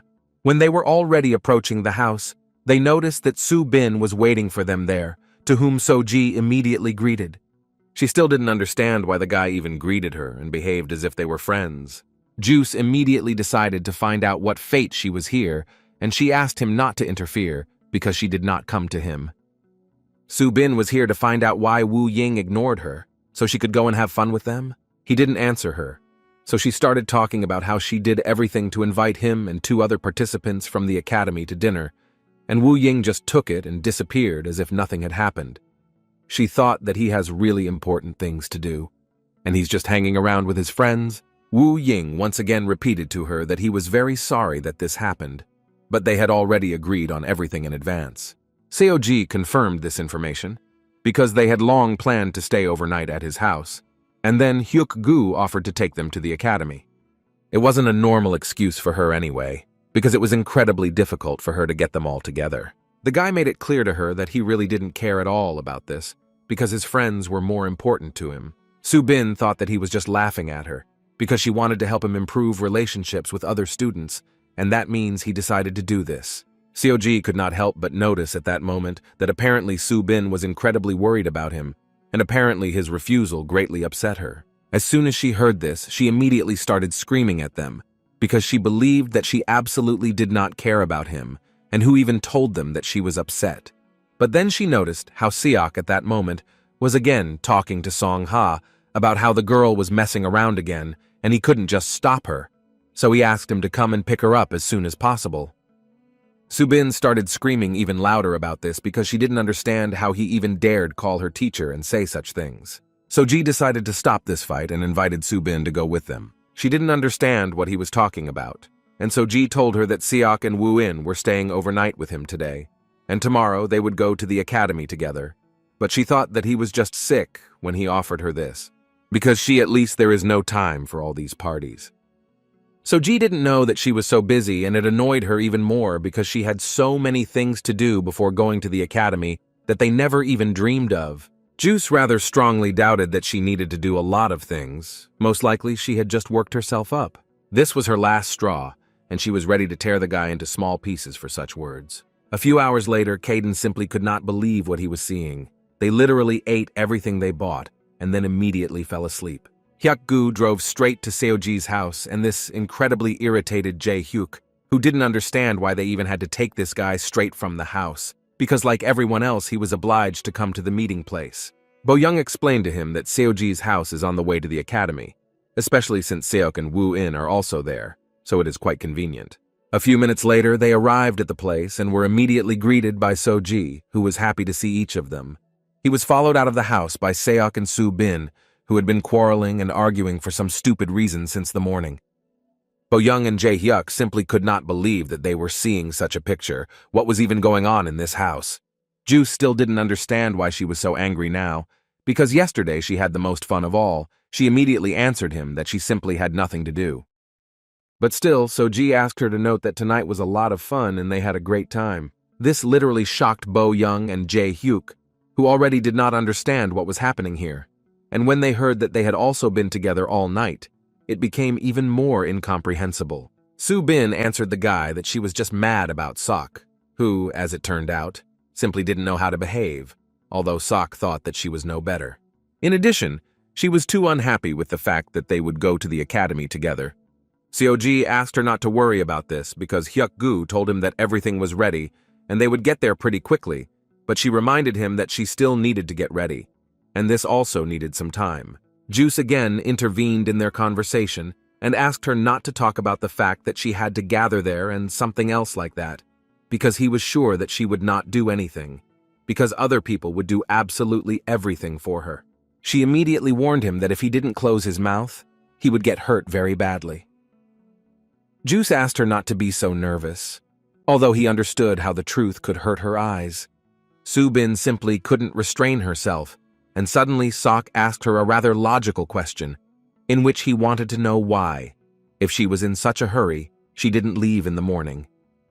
She calmed down a little and added that she would have done so if he had not clogged the toilet this morning, then maybe she would have had a chance to get ready on time and still stop by the association. So Ji began to worry about this, and the girl once again confirmed this fact, and also added that there was just a tsunami of poop that did not go away, so she had to use her awakened abilities to solve everything. Juice didn't understand what she was talking about, because he was sure that it wasn't him who did it. Subin pretended to believe him, but this angered the guy even more, because it really wasn't him, and for some reason she didn't believe him, but she just asked him next time to learn to stop his flow of poop. At some point in this quarrel, they were interrupted by Wu Ying, who began to say that it was apparently his fault, because the girl came in just at the moment when he went out to look for a plunger. Because of this, Juice began to get even more angry with her, because now he had evidence that he did not do it. In any case, it was no longer that important, so at one point, Siak finished and shouted to Bo Young and Jae Hyuk that they would leave without them if they continued to stand there. Hyuk Gu agreed with Siak and asked everyone to get into the car because it was really time for them to leave. On the way, So-ji looked at Kaiden and said that he really hoped that nothing would happen in these 2 months. Although, on the other hand, he knew very well that the people from Shinhwa promised to take care of the cats while the guys were wearing headphones. Kaiden added to him that they even agreed to feed the kids from the street, so So-ji doesn't have to worry about it. Before leaving, Kaiden finally decided to approach his new friend and ask him not to attack the people who would come, because they would come to feed other cats. But he didn't listen too carefully to Kaidan, so he had to raise his voice a little and say again that if people come to feed them, then there is no need to attack, and if suspicious people come, then he first needs to take the kids to a safe place, and then deal with them. True, Kaiden asked him not to get involved in a fight if possible, because he could die if he encountered the awakened ones. But the cat didn't answer him at all, and Kaiden didn't understand at all why he was ignoring him. Did he at least meow something? On the way to the academy, Kaidan couldn't stop yawning, and for this he has to thank the kids who were constantly chattering in his ear all night and didn't even let him sleep properly. At some point he even noticed that before he could calmly stay awake all day without sleep, but now, being a cat, he constantly wants to sleep. When the guys and Subin boarded the ship to swim to the academy, they literally immediately passed out. Hyuk-gu, looking at them, understood that the rumors that they did not sleep all night were apparently true, but Jae-hyuk mentally did not understand such behavior. After all, staying up all night and having fun in front of the academy is quite stupid, because they are not going on vacation. But the man believed that they should also relax, because for their organization it is important that all those awakened during their studies at the academy learn to interact with each other. They didn't share this idea too much, but they all agreed with him, and he once again added that they could relax, and besides, they didn't need to prove anything to anyone. Kaiden was probably the worst of all, because he wanted to sleep and eat at the same time, but he understood that there was hardly anything normal on this ship, and now it seemed to him that he had agreed to this trip in vain. Although he immediately told So-ji that this was a bad idea, the guy still continued to persuade him as best he could, because it seemed to him that not seeing him for 2 whole months was too long. In addition, So-ji was quite worried that he might get lazy and stop practicing altogether, or that he would suddenly lose all his skills. The guy was scared to go there without Kaiden. Therefore, he literally had to agree to this stupid request, and according to So-ji, he already found out everything, and Hyuk-gu even allowed him to take the cat with him. Moreover, according to Kaidan, he doesn't mind looking at this newly created academy, and now So-ji began to rejoice even more. The guys were suddenly woken up by Hyuk-gu, who began clapping and talking about how they would soon arrive at the academy. The first thing they did when they arrived on the island was Hyuk-gu decided to send a photo to the chairman with a caption saying that they were already there. She read this message and it made her smile. So-ji got out of the car and immediately began to say that she couldn't even think that the academy would be located on the island, although Kaiden understood that most likely they hid it here on purpose. But it was still worth noting that in real life she looks even cooler than any of them could have imagined. Several people immediately approached Hyuk-gu, one of whom immediately decided to introduce himself and called himself Kang Soo-han, and he, as you know, heads the Bengal Tiger Group. The man was pleasantly surprised when he heard that the chairman of the Bengal Tiger himself came out to meet them, and therefore introduced himself in response. While they were walking to the academy itself, Kaiden thought that there were quite a lot of powerful, awakened people in that building. He could feel their energy even from here, despite the fact that they were trying to hide it. And now he understood that apparently Shinhwa had quite a stock of people. They checked the documents of each of the students, after which they added that they could finally show them their dormitory. Suhan turned to Soji and Wu In and said that that guy would take them around and show them everything. As soon as Soji entered the dormitory, he immediately noticed that it was quite beautiful and wonderful. After some time, their escort led the guys to their room and immediately asked them to begin studying the materials from the textbooks that they could find in their room. As it turned out, classes at the academy would begin tomorrow, so he advised them to prepare in advance. The room was actually quite spacious, and Soji was glad that he would live in such a beautiful place. Kaiden agreed with him that the room was quite luxurious, but he still believed that all this luxury was just money down the drain. So Z didn't understand why he was saying this, so he had to explain to the guy that how can you even surpass yourself while in such comfortable conditions. Meanwhile, Hyuk-gu decided to hang up the director of this academy, who was already waiting for him. Hyuk-gu immediately bowed to him, and thus provided his respect, and he also decided to find out how the man was doing.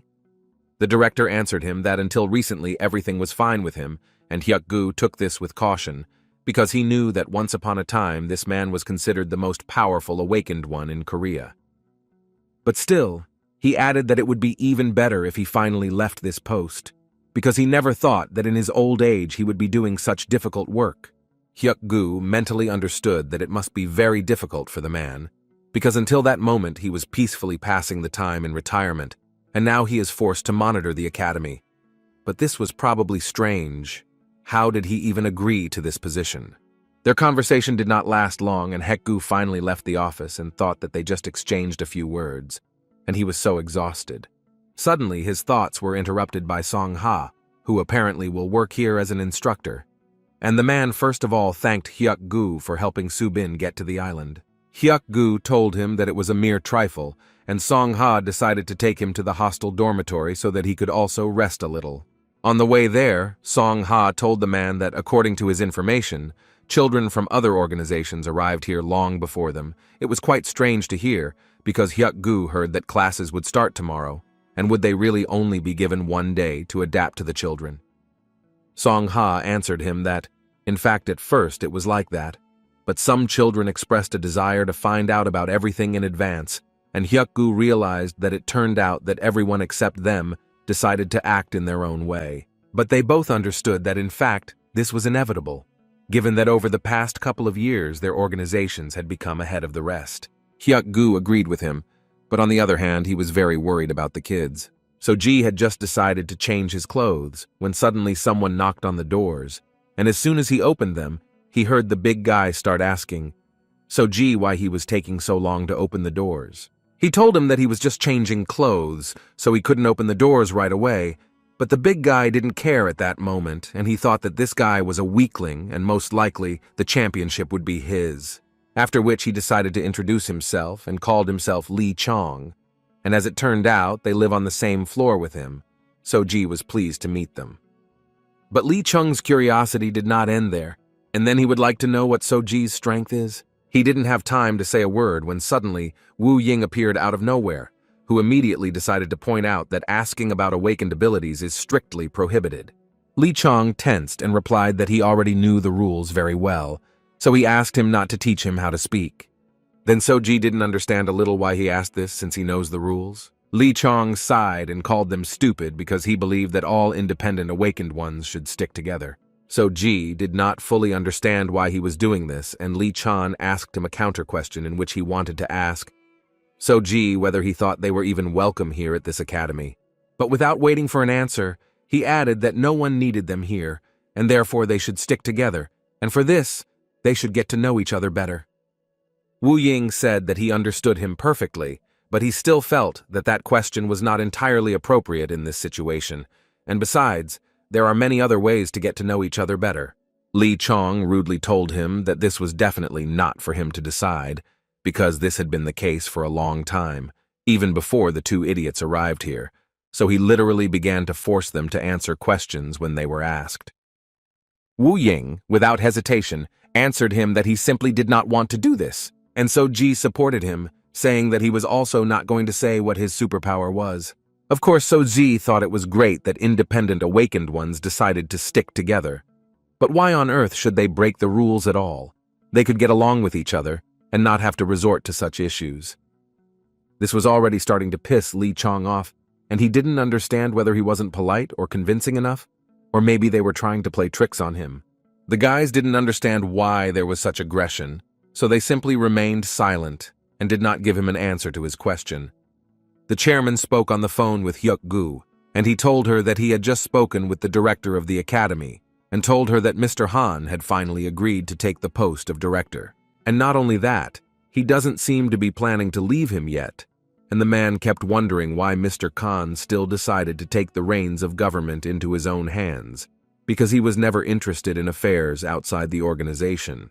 And Hyuk Gu came to the disappointing conclusion that other groups were watching them, or to be more precise, their children. And he also heard that the students of the organization, except Shinhwa and the association, arrived here a month ago.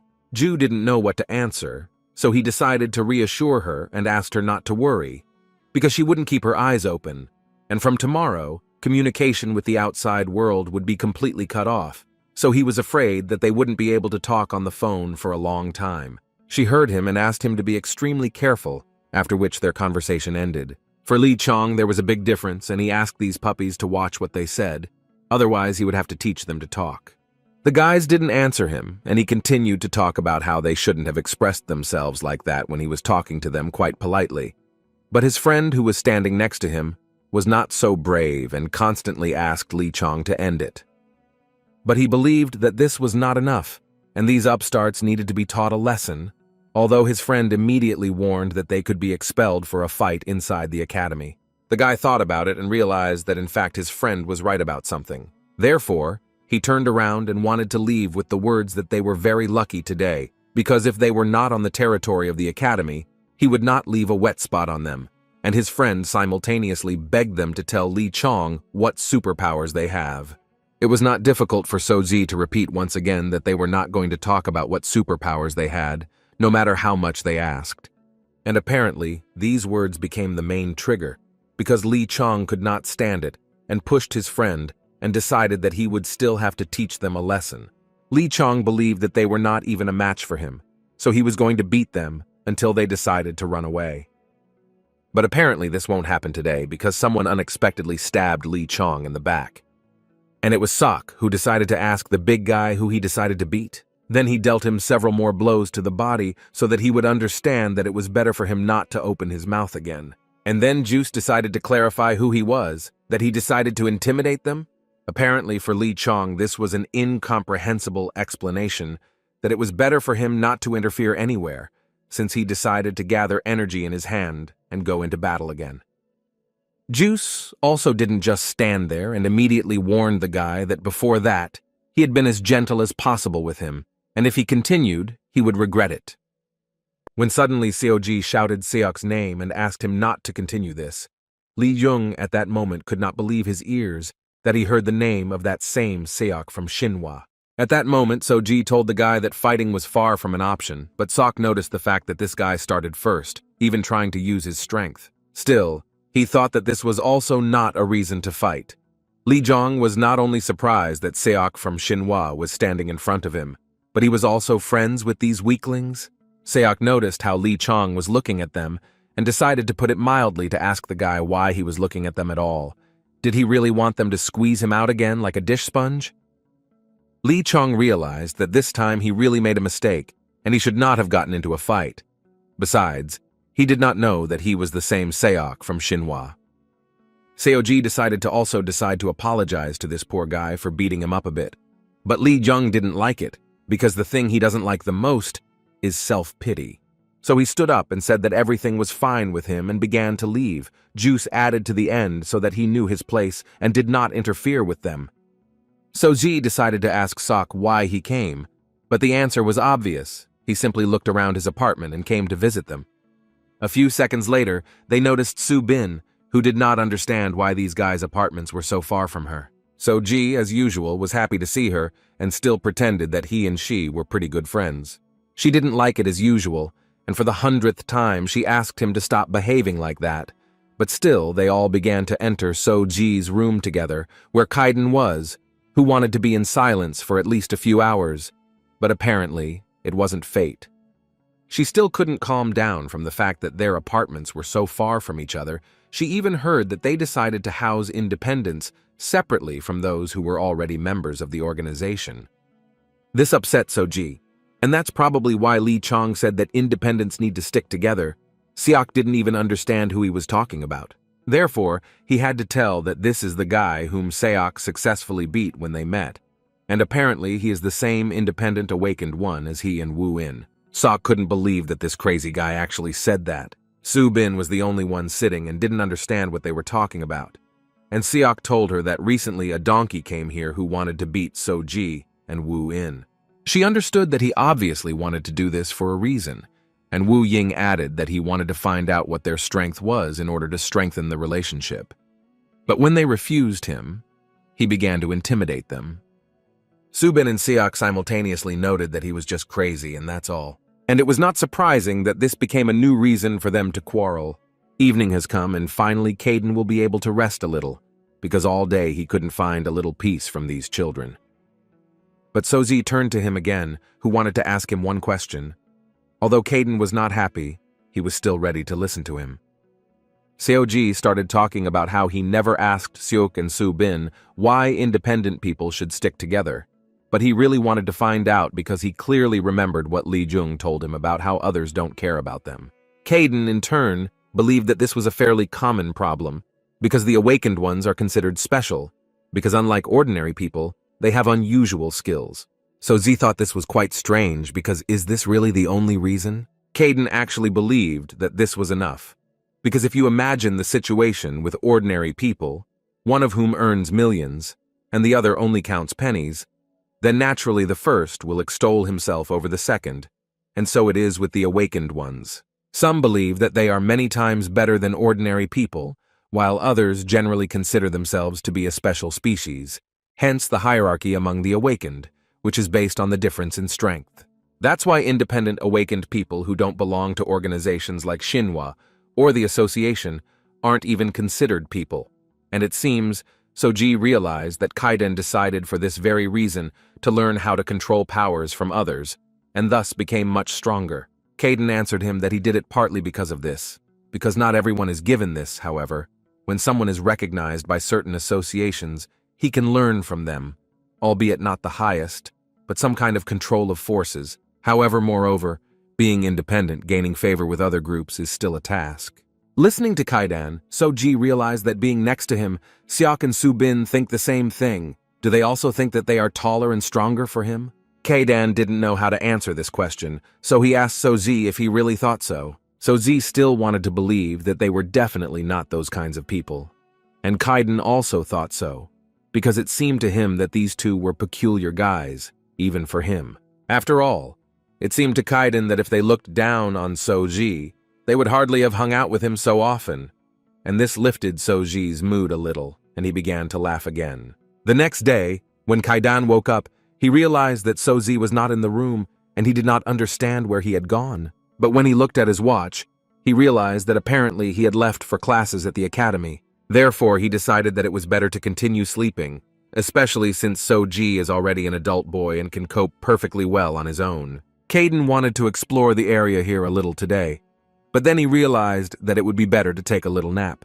Seo-ji and Woo In actually came to class, and as soon as they entered the hall, they almost immediately heard other guys talking about them, that they did not tell Lee Chong about their abilities. And they did this only because they were covered by Sok himself from Shinhwa, and it seemed surprising to them. Although on the other hand, they believed that if they had not had a patron in the person of Sok, they would probably have behaved completely differently. They did not deign even yesterday come to a party for independence. Considering all these facts, they immediately decided that these two were here through connections, and now each of them incredibly wanted to teach these two a lesson. So-ji, listening to all this, could not believe that the guys thought of them like that, because he had never even heard of the party, and it was quite strange for him, although Seok, Soo Bin, and Woo In spent the whole evening with him. At one point, his thoughts were interrupted by a man who asked for attention and introduced himself as Changji. He also added that he was glad to see each of them, and from now on, he would be their instructor at the academy. And before they start, he would like to give a little briefing, and the first thing he would like to clarify is that here he decides what can be done and what cannot be done. And he immediately warned them that if any of them did something, there would be consequences, because here they were nobody, and there was no way to call them. And now in turn, he asked each of them to tell about what their awakened abilities were. One of them immediately said that he could increase his physical strength and lift a load weighing 100 kilograms with one hand.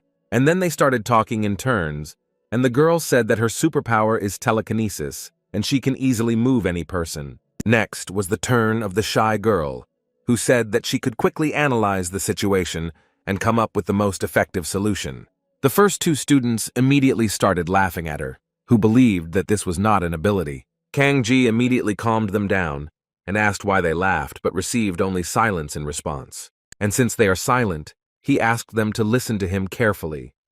This ability is much more useful than they might think, because any combat skill has a limit, and today, the awakened ones not only fight, but also, thanks to their influence, run their own business. Li Chong, who was also there, mentally still believed that every awakened person who represents his organization must have at least some kind of combat skill. Next it was Soji's turn, and the guy asked the man for forgiveness, but he couldn't tell him what superpower he had. Li Chong immediately thought that this guy was a complete fool who didn't know what he was talking about. Soji also added that as far as he knows, they are not obliged to reveal their abilities. Kang Ji knew the rules very well, and told the guy that he didn't have to remind him of them, but he didn't understand what the point was.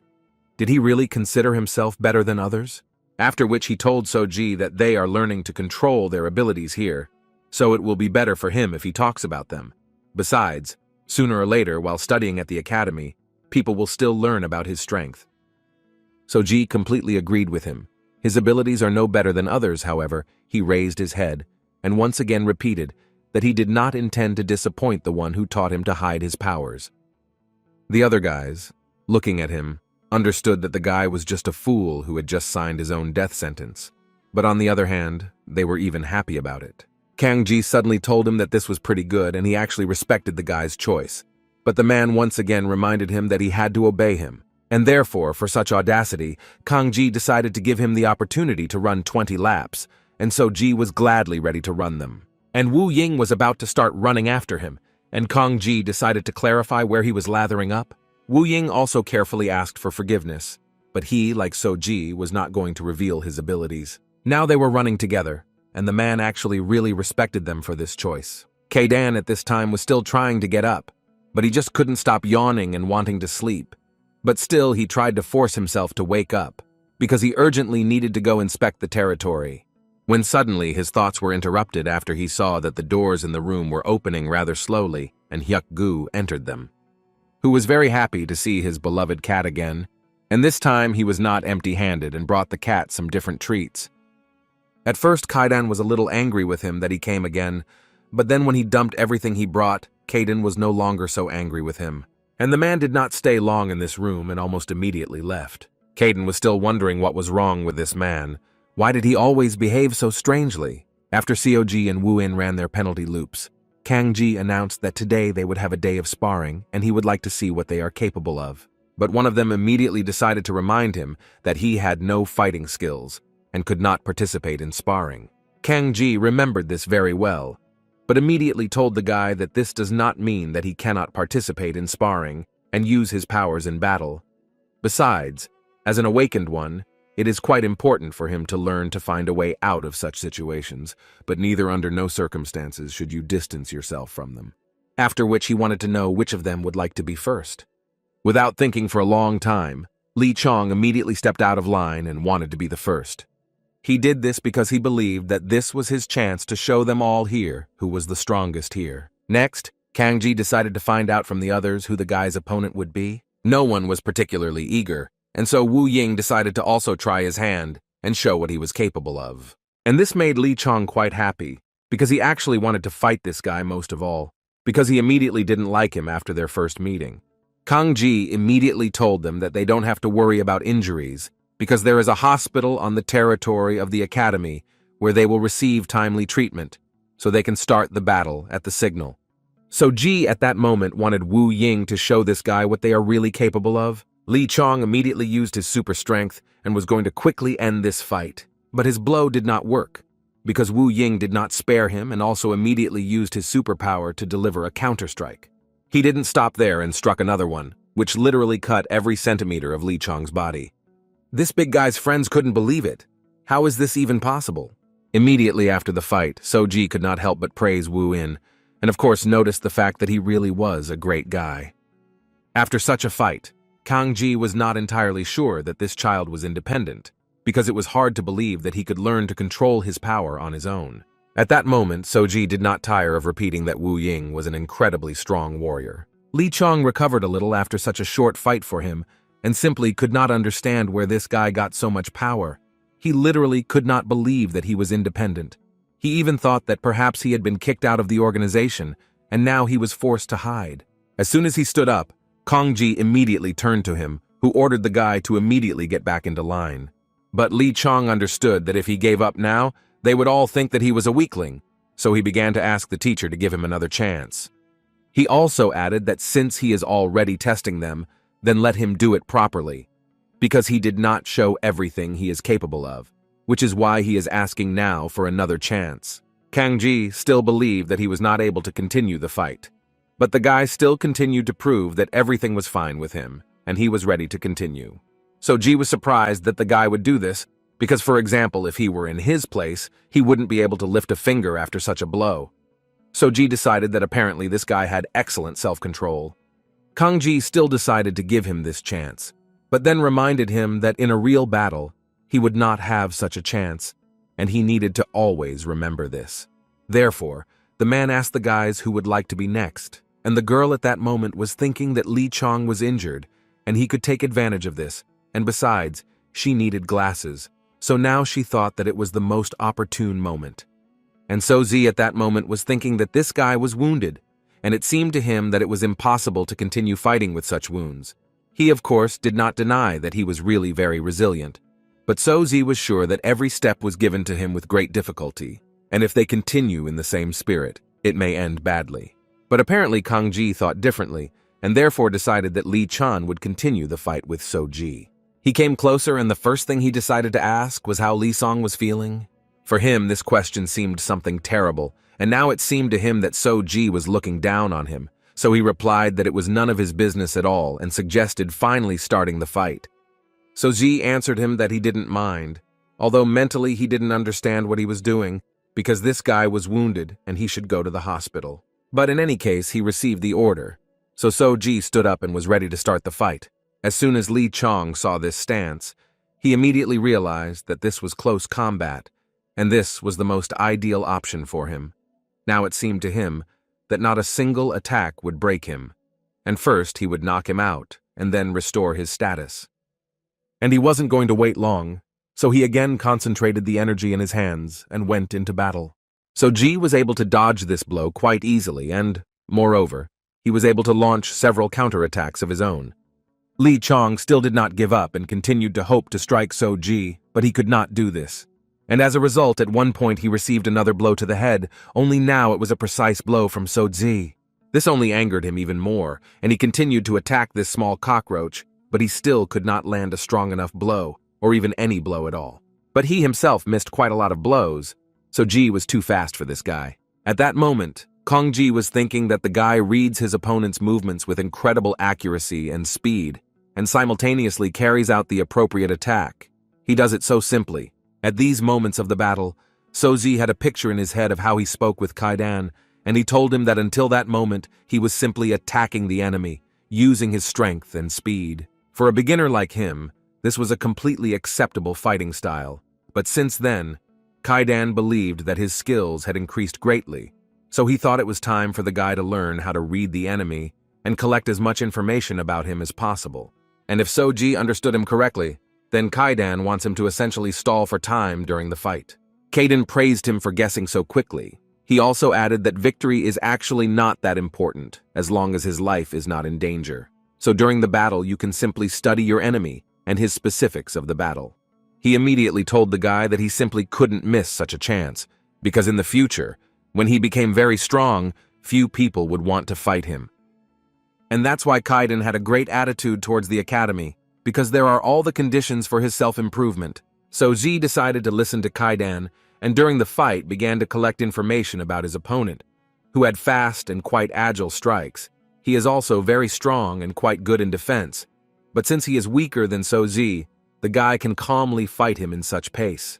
Now he realized that knowing the abilities of his opponent, he has an advantage in battle, and most likely this is exactly what Kaiden was talking about. After all, now he was given blows quite easily, which Li Chong could not block in any way. But he still did not give up and continued to shout that such blows would not break him. Although Ji did not intend to achieve this, because now he is simply training to analyze his opponent and simultaneously deliver attacks based on the situation.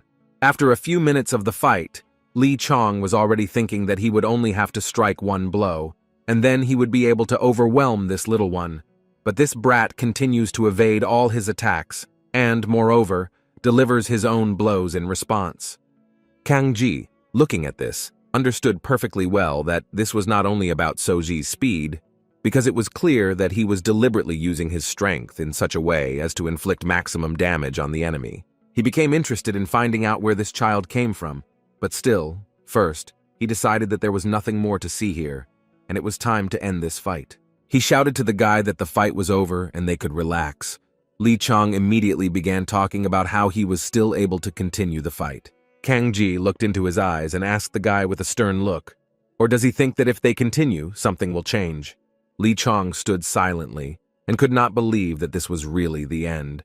But then he realized that he simply had no right to give up and must do everything to regain the favor of his group leader. After the fight, Wu Ying also decided to praise Ji a little and showed a characteristic sign for this. Ji was quite pleased to see this, although he did not want to show it. At this time, Kaiden finally found the strength in himself and went outside. And in fact, this place exceeded his expectations, because the powerful energy of the awakened ones was felt everywhere, and he was wondering how they would arrange everything here, but it's still better than he could have imagined introduce. Suddenly he saw a face that was quite familiar to him, and it was President Khan, who apparently also went out for a little walk. Together with their assistant, they immediately approached the cat, and began to think that he was most likely lost. But the assistant told him that, according to his information, this cat was registered with them as a pet of one of the recently arrived independent awakened ones. Kaiden looked at the man with such a gaze and he noticed it, and it even seemed to him that they knew this cat, no matter how strange it may sound. He realized that the man had noticed something, and Kaiden understood that running now was simply not an option. But after seconds, he calmed down a little, because the man decided to just pet this cat, and at the same time said that he would have taken such a plump cat himself. It's just a pity that he already has an owner. The next guy to show what he can do is a guy with red hair who can increase his physical strength. He believed that all the strong players already existed, and now it would be much easier for him to deal with anyone who remained. The teacher sent Li Jie to the fight, who actually wanted to fight this guy. The girl came out and immediately began to ask Gan not to hit her, because she is so small and defenseless. The guy, of course, would be glad not to do this. But apparently he is obliged, and he simply has no other choice. Still, she did not give up and asked him to at least be gentler with her, because she knows how strong he is. He could only promise her to try to do it. But in his mind, he thought that they had known each other for only a month, and there was no question of any pity here. So he advised her to stand there, unless of course she planned to get it from him. But suddenly his monologue was interrupted by the girl herself, when she placed him in a small ball, which raised the guy above the ground. It was pretty obvious that he would immediately start to get nervous and yell at her to let him go. The girl couldn't help but smile in response to this, because this fool still fell for her trick. After which she could not help but add that he just had to come to terms with it. He had fallen into a trap from which he was unlikely to be able to get out.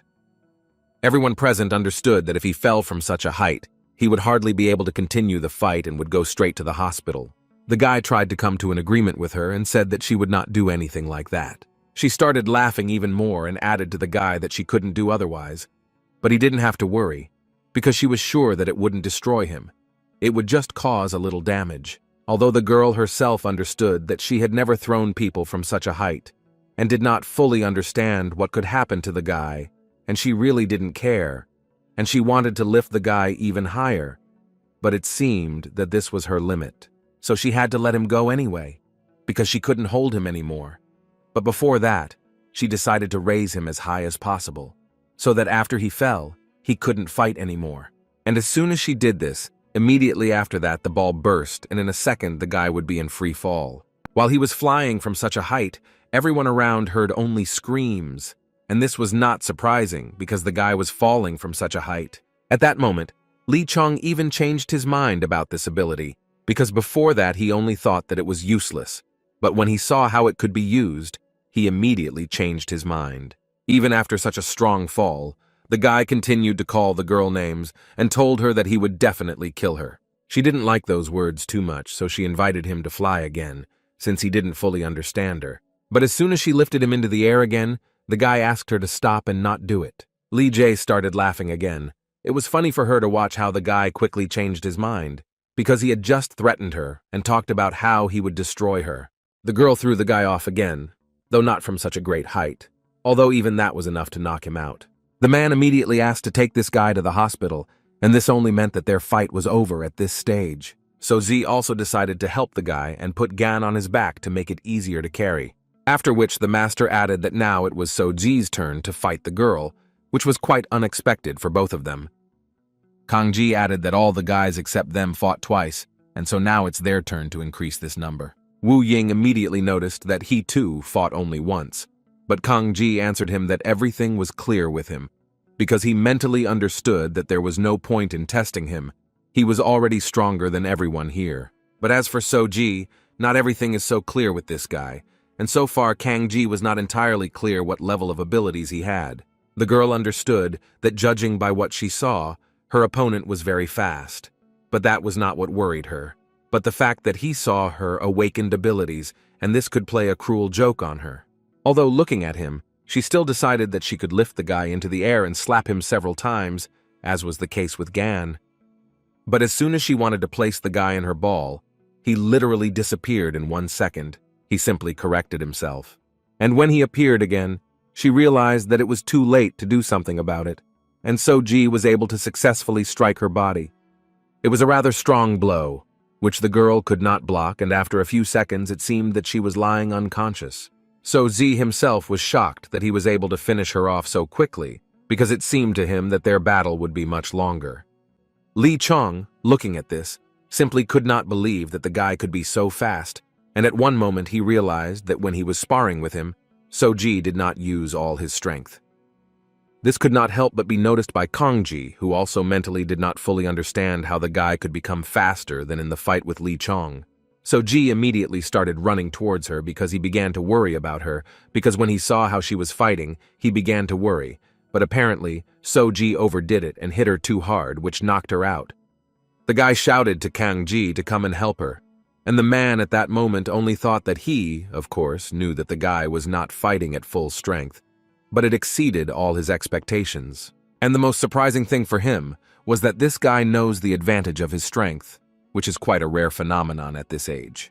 He told So-ji not to worry so much, because compared to ordinary people, the body of the awakened has a number of features with the help of which she will quickly get back on her feet at the first aid station. So-ji was incredibly reassured by these words, and he began to smile again, even though there were tears in his eyes. After this fight, the guys were allowed to go to their rooms and rest a little. So-ji entered the room and asked how Kaidan was doing, and if he had looked around the territory, to which the cat told him that there really was nothing like that here, but he was still surprised at how many strong awakened ones had gathered here. But most of all, he was irritated by the fact that he saw President Han, who, it seemed to him, had retired, and Kaidan did not expect to see him here again, but he decided not to tell So-ji about this for now. He was more interested in finding out how So-ji's first day at the academy went, and the guy began to tell him that their instructor decided to arrange a little sparring to test what they were capable of.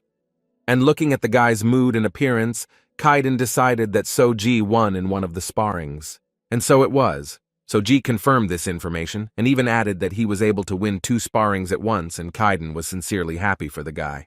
The guy also said that his first opponent was a guy who was able to increase his physical strength and turn his body into stone. And by the way, he said that he could lift a weight of 100 kilograms with one hand, but due to his speed, Soji was able to win because he managed to dodge all the blows. He also did not forget to boast that Soji was able to simply follow the battle, since Kaden recommended him, and at some point, he was still able to injure his leg, and thus weakened him. Kaden did not expect that the guy would be able to use this skill so quickly. It was quite commendable on his part. Khan simply could not understand and believe the fact that he had just been defeated by some young man, and so he decided to find out the name of this guy. He smiled and replied that his name was Kaden, and from the expression on the man's face it was clear that he had heard such a name before.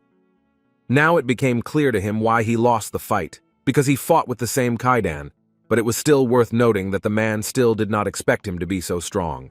Kaden did not hide it, and replied that he had the same opinion about the man. The guy thought that he was an ordinary old man who did not want to leave his post, and therefore held on to it as best he could. Such thoughts were in Mr. Han's head until one moment he was interrupted by his assistant. The man turned and added that he was actually just thinking about the memories of the past, and asked again, or was he absolutely sure that Kaiden had simply disappeared? One of the participants in the Bengal Tiger answered him with complete confidence that this was exactly the case, because when he got involved in fights with the Awakened, almost the whole world knew about it. But recently, there has been no news about him. The assistant became quite interested in asking the man if he was really that interested in Kaden. The man thought a little, and replied that in fact, in the whole wide world there is not a single awakened person who would not be interested in him, and it was difficult to disagree with this. Meanwhile, Kaden himself decided to focus a little on restoring his strength, since Soji was about to leave. He thought that if President Han realized that Kaiden was an ordinary cat, then in this body he could have incredibly serious problems, and the situation itself could get out of control. Kaden still couldn't get over the fact that he met the president here. What did he even forget here? Soji came to the second lesson in a great mood and greeted everyone. Of course, he didn't hear a word in response, but that didn't upset him. After which he first approached the girl and decided to ask her forgiveness for yesterday's fight. He understood that she was most likely in great pain, and this happened because Soji got nervous and completely lost control of his powers, and now he is very sorry. The girl remained silent in response to this, so Soji decided to turn to Gan and ask how he was doing, because yesterday he fell from quite a huge height. The guy did not understand why Soji spoke to them so kindly, but still replied that he seemed to be how good everything is. Also, Soji did not forget to ask how the shy guy was doing and asked him how he got home. He even managed to approach Li Chong and ask how he was feeling, and noticed that by his appearance, one could say that he had already recovered. So he became interested in knowing how the guy was able to recover so quickly. It seemed to Li Chong that the guy was just laughing at everyone and he didn't really care about any of them. Suddenly, his thoughts were suddenly interrupted by a teacher who informed each of them that today they would start with a run, and they would do so until he told them to stop. The guys didn't expect them to run, and Li Chong actually thought that he didn't come to the academy to run. But as for Wu Ying and Soji, the man immediately told them that they had to run 3 times faster than the others. They realized that it was better not to argue, and not to ask why exactly they should do this, but simply started running. Kang Ji looked at the others again, and once again, repeated what they needed to do, because he did not understand why they continued to stand and not follow his order. 5 hours later, Kang Ji finally shouted and allowed them to stop, and it was simply unbearable. Each of them had never run so much. They could barely do it. Kang Ji still praised them for this, and then added that of course they were already late for lunch, but in any case, he recommended that they grab something to eat in the cafeteria, and with that the training was officially over. Soji stopped the teacher and asked him if that was all for sure. The other guys immediately turned their heads towards him because they could hardly breathe normally, and the guy said that. After which COG added that, as far as he understood yesterday, they finished early because they fought with each other. But today, classes also ended early. Kang Ji listened to him and repeated once again that training is over for today, because it is also very important rest in a timely manner. The guy understood him and his questions ended there, so he decided to invite everyone to go together and eat. At the common table, they began to discuss that they could not even eat normally, and believed that such training was not entirely fair. So Ji and Wu Ying didn't quite understand what they were talking about, because it seemed to them that, in principle, everything was fine. Li Jie, of course, understood that they were all quite far from those who were already members of organizations. They even lived in different dormitories and ate in different canteens, perhaps even getting different food. And in general, she didn't understand why he made them run around just like that. They obviously didn't come here for that. Li Chong mentally completely agreed with her and also believed that it was necessary to join the organization at all costs.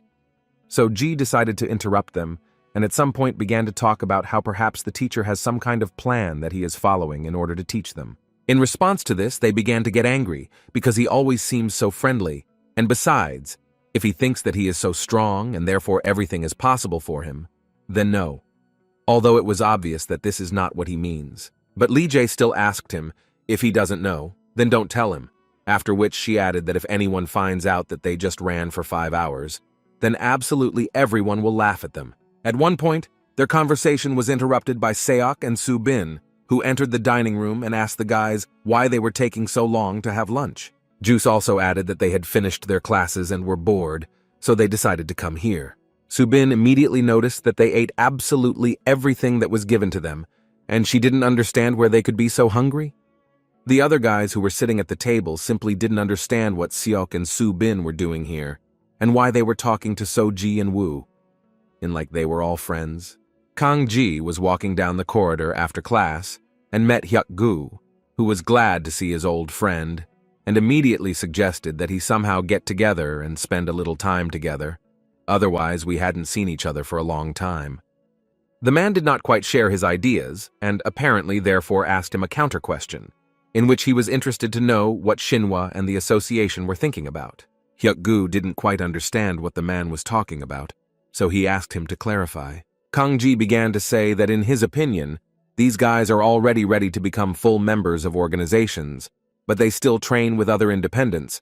Hyuk Gu understood this, and added that in fact, he has his own reasons, and asked him a counter-question in which he wanted to know, are these children causing problems?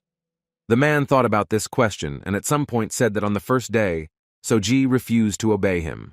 Hyuk Gu was quite surprised by this because it doesn't look much like a guy, and yet he wanted to know how Seo-ji fought back. Kang Ji said that he asked him what his awakened ability was, but in response he refused to answer. Even when he pressed a little, he still said that he did not intend to disappoint the one who taught him to hide his powers. Hyuk Gu immediately remembered that it was he who told him not to tell anyone about what superpower he had. Kang Ji didn't understand why Hyuk Gu suddenly stopped and started smiling so strangely. The next day, at the next training session, unfortunately for the guys, nothing changed, and they again ran around the training court until Kang Ji told them enough was enough. So Ji and Wu In followed the orders of Kang Ji, who asked them to run 3 times faster, and this incredibly angered the other guys, who did not understand why the guys ran like mad, and moreover, did not get tired at all. After another hour of such intense running, they finally finished this marathon, and this time it was easier for the guys to run, but still, their strength was running out. Then the plan was the same. They go to lunch, and then according to the plan, they have a rest as usual, which no one argued with. Except for Li Jie, who suddenly told the teacher directly that she was already tired of this running around. After all, lately all they have been doing is running.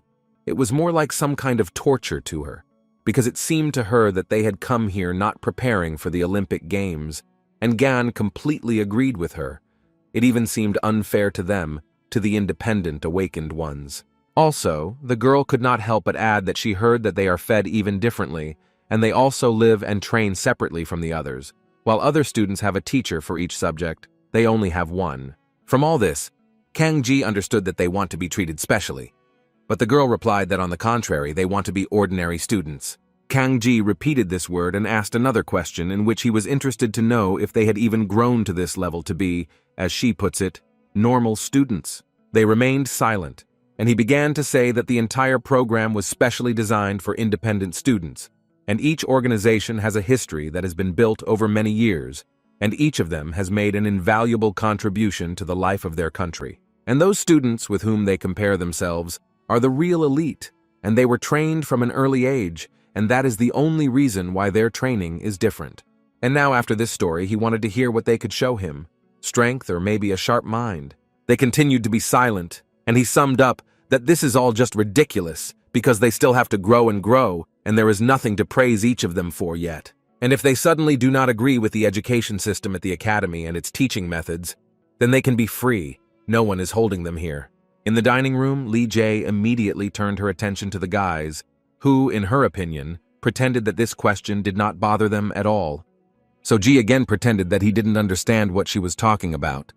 But she was not going to stop and continued to say that it seemed that she was close not only with Seok, but also with Soo Bin, and she was almost sure that when school ended, they would immediately join Shinhwa, or the association. Seo-ji immediately answered her that, of course they are quite close friends with Seok and Soo Bin, but this does not mean that they can easily join Shinhwa or the association, but the girl and the other guys were not going to believe them.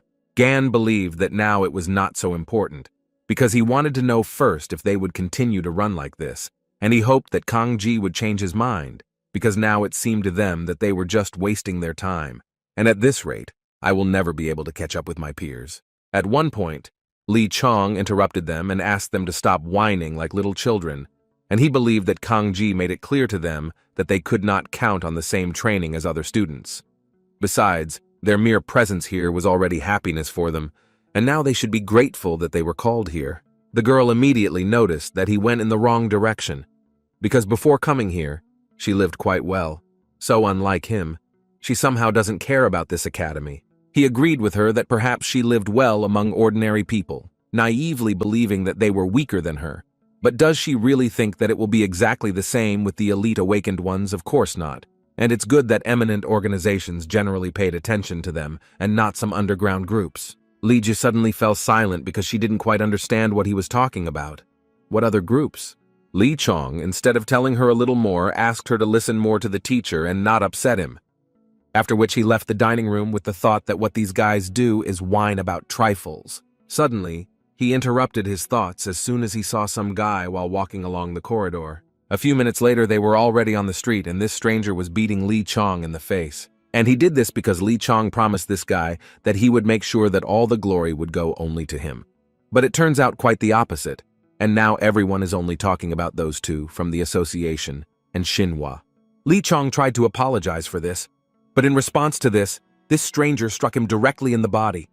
Then he added that his apologies would not help in any way, and also said that it was very difficult for him to restrain himself when Lee Chong did not fulfill his requests, and especially when Seok laughed at him along the way. But the guy could not do anything about it, because among the independents there were awakened ones, which turned out to be much stronger than he thought. But this guy didn't care about all his excuses and once again convincingly asked him to improve, because if this happens again, he will not only remove his candidacy for Baekdu, but will also personally kill Lee Chong. But even despite all these threats, Lee Chong firmly decided that he would do everything to join Baekdu. Kang Ji was shocked that he was offered to arrange a sparring between recruits and independents, because this is just crazy. But the man who was sitting opposite began to say that he heard that his students complained to him about unfair treatment of them. And he said this for a reason, but only because he had long warned Kang Ji that they would want more, because gratitude alone was not enough. Kang Ji believed that they had just recently realized that they were just as awakened, that's all. But the man still thought that this was not important at all. Maybe he would also offer them to return them home, after which he continued to say that this could even benefit them. Let them know how cruel this world is. It's better now than later. Kang Ji realized that there was no point in talking to him and decided to turn to Mr. Kang and said that he considered this completely absurd. But he told him that unfortunately, the decision had already been made, because other instructors had already approved this idea. So at this stage, he was only required to prepare his students for this. Caden dealt 1,000 blows in 1 second and did this over a certain period of time. This amazed Soji more and more every second. Kaidan called it a murder, which can be used, although not for very long. So Z suddenly asked Kaidan for one rather unexpected request, in which he wanted Kaidan to use this blow on him once. Caden tried to explain to him that this could simply destroy him, but Soji still continued to ask him about it. The next day's training was no different from before. They ran again, but this time Kang Ji forced them to do it as quickly as possible, as if their lives depended on it. The guy still didn't understand why they were doing this at all, and why was he driving them like that. So Ji and Wu Ying were probably the only ones who didn't say a word. They just ran at their maximum speed and didn't pay attention to the fact that they were incredibly tired. Today's training wasn't that long, but that didn't change the fact that they were still incredibly exhausted and tired. Now that they had finished running, Kang Ji asked them to listen to him carefully, after which he began to say that he actually did not think that this moment would come so soon. But be that as it may, today he is going to teach them one very important thing. And this important thing turned out to be the training in power control that he would like to show. From such information, each of them immediately forgot about their fatigue, because they could not believe their happiness that they had finally learned something new, other than how to run. But he immediately warned them not to be so happy, because he was going to teach them only the basics. But he believed that this would be enough for them to then use this knowledge to quickly develop and effectively use their awakened abilities. The man in the blue suit was just furious when he heard that Kang Ji was going to teach these useless children to control their power. He asked him to watch his words, because his students are not useless. Besides, it will even benefit them. After all, in the future they can become the same recruits. Kang asked him again if he understood him correctly. Kang Ji wants to teach them how to control Baiko's power. But this was not the case, because for now, he is only going to give them basic knowledge that will help them in their further development. The same loud man was categorically against this because they cannot break the rules and train awakened ones who do not belong to any of the organizations. Kang Ji didn't understand what he was talking about because he believed that such a rule didn't really exist. Now the man in the blue suit asked Kang Ji to watch his words, because this decision was made in order to avoid chaos among the awakened ones, and now he says that this rule does not exist. But as it turned out, Kang Ji didn't really mean that. At some point the president got tired of it and asked them to stop. After which he thought a little and added that he fully approved of Kang Ji's decision. However, Khan asked him to fulfill his promise and teach these guys only the basics, and another condition was that he must convince that no one would know about it. All students took comfortable positions, and Kang Ji began training in force control. The first thing he asked them was to try to control their powers in the same way as he does, and added that they should not reproach themselves for the fact that they might not succeed, because it is quite difficult and does not work out the first time. He clearly understood that it was almost impossible to immediately grasp this feeling, and therefore he had to listen to his feelings for a long time. But for example, Wu Ying is different from other children, and as a man thought, he was already trained in controlling powers. But this frightened him, because he did not understand how an independent person would know about this. So Zi at this time was no less joyful, because he understood that in fact he already knew something, but he was still not against learning a different type of power control. And it was with this request that the guy came to Kaidan after this training, although Kaidan did not quite understand the need for this. Although he himself knew very well that this is actually a common practice among the awakened, so in principle, if So Zi wants it that way, then he sees no problem in doing it. So Zi was quite surprised that Kaidan knew another way to control his powers, although Kaidan again didn't understand why he should be surprised, because of course he knows other ways. He just doesn't use them because they didn't suit him, that's all. When the teacher touched So Zi, the guy understood what Kaidan was telling him when he hinted that he would understand what a different type of control is when he learned something else besides what he has now. He literally felt the teacher's power moving inside his body, and the sensations were actually different compared to when Kaidan taught him. It was just some kind of wow effect for the guy, and besides, he was quite surprised by the fact that he could direct his powers like that. The man at that moment was a little shocked, because he realized that So Ji was also trained in controlling forces, and the guy thought that his method was certainly much more effective. But the one that the teacher offered him was also quite interesting. Kang Ji simply couldn't believe that the guy could repeat after him so quickly. And at that moment, it seemed to So Ji that the teacher was still helping him, and he wanted to try it himself as soon as possible. Of course, the man was not entirely sure that this child was trained to control forces, but then how can one explain the fact that he grabbed everything literally on the fly? After the training, the guys just couldn't stop smiling, and it was all because they learned to control their strength. Now Li Jie believed that they could still be mistaken about their teacher, and Li Chong completely agreed with her, and mentally, he thought that he could not even imagine that when he joined the organization, he would be able to develop so quickly. Gan began to say that it was actually very difficult for him.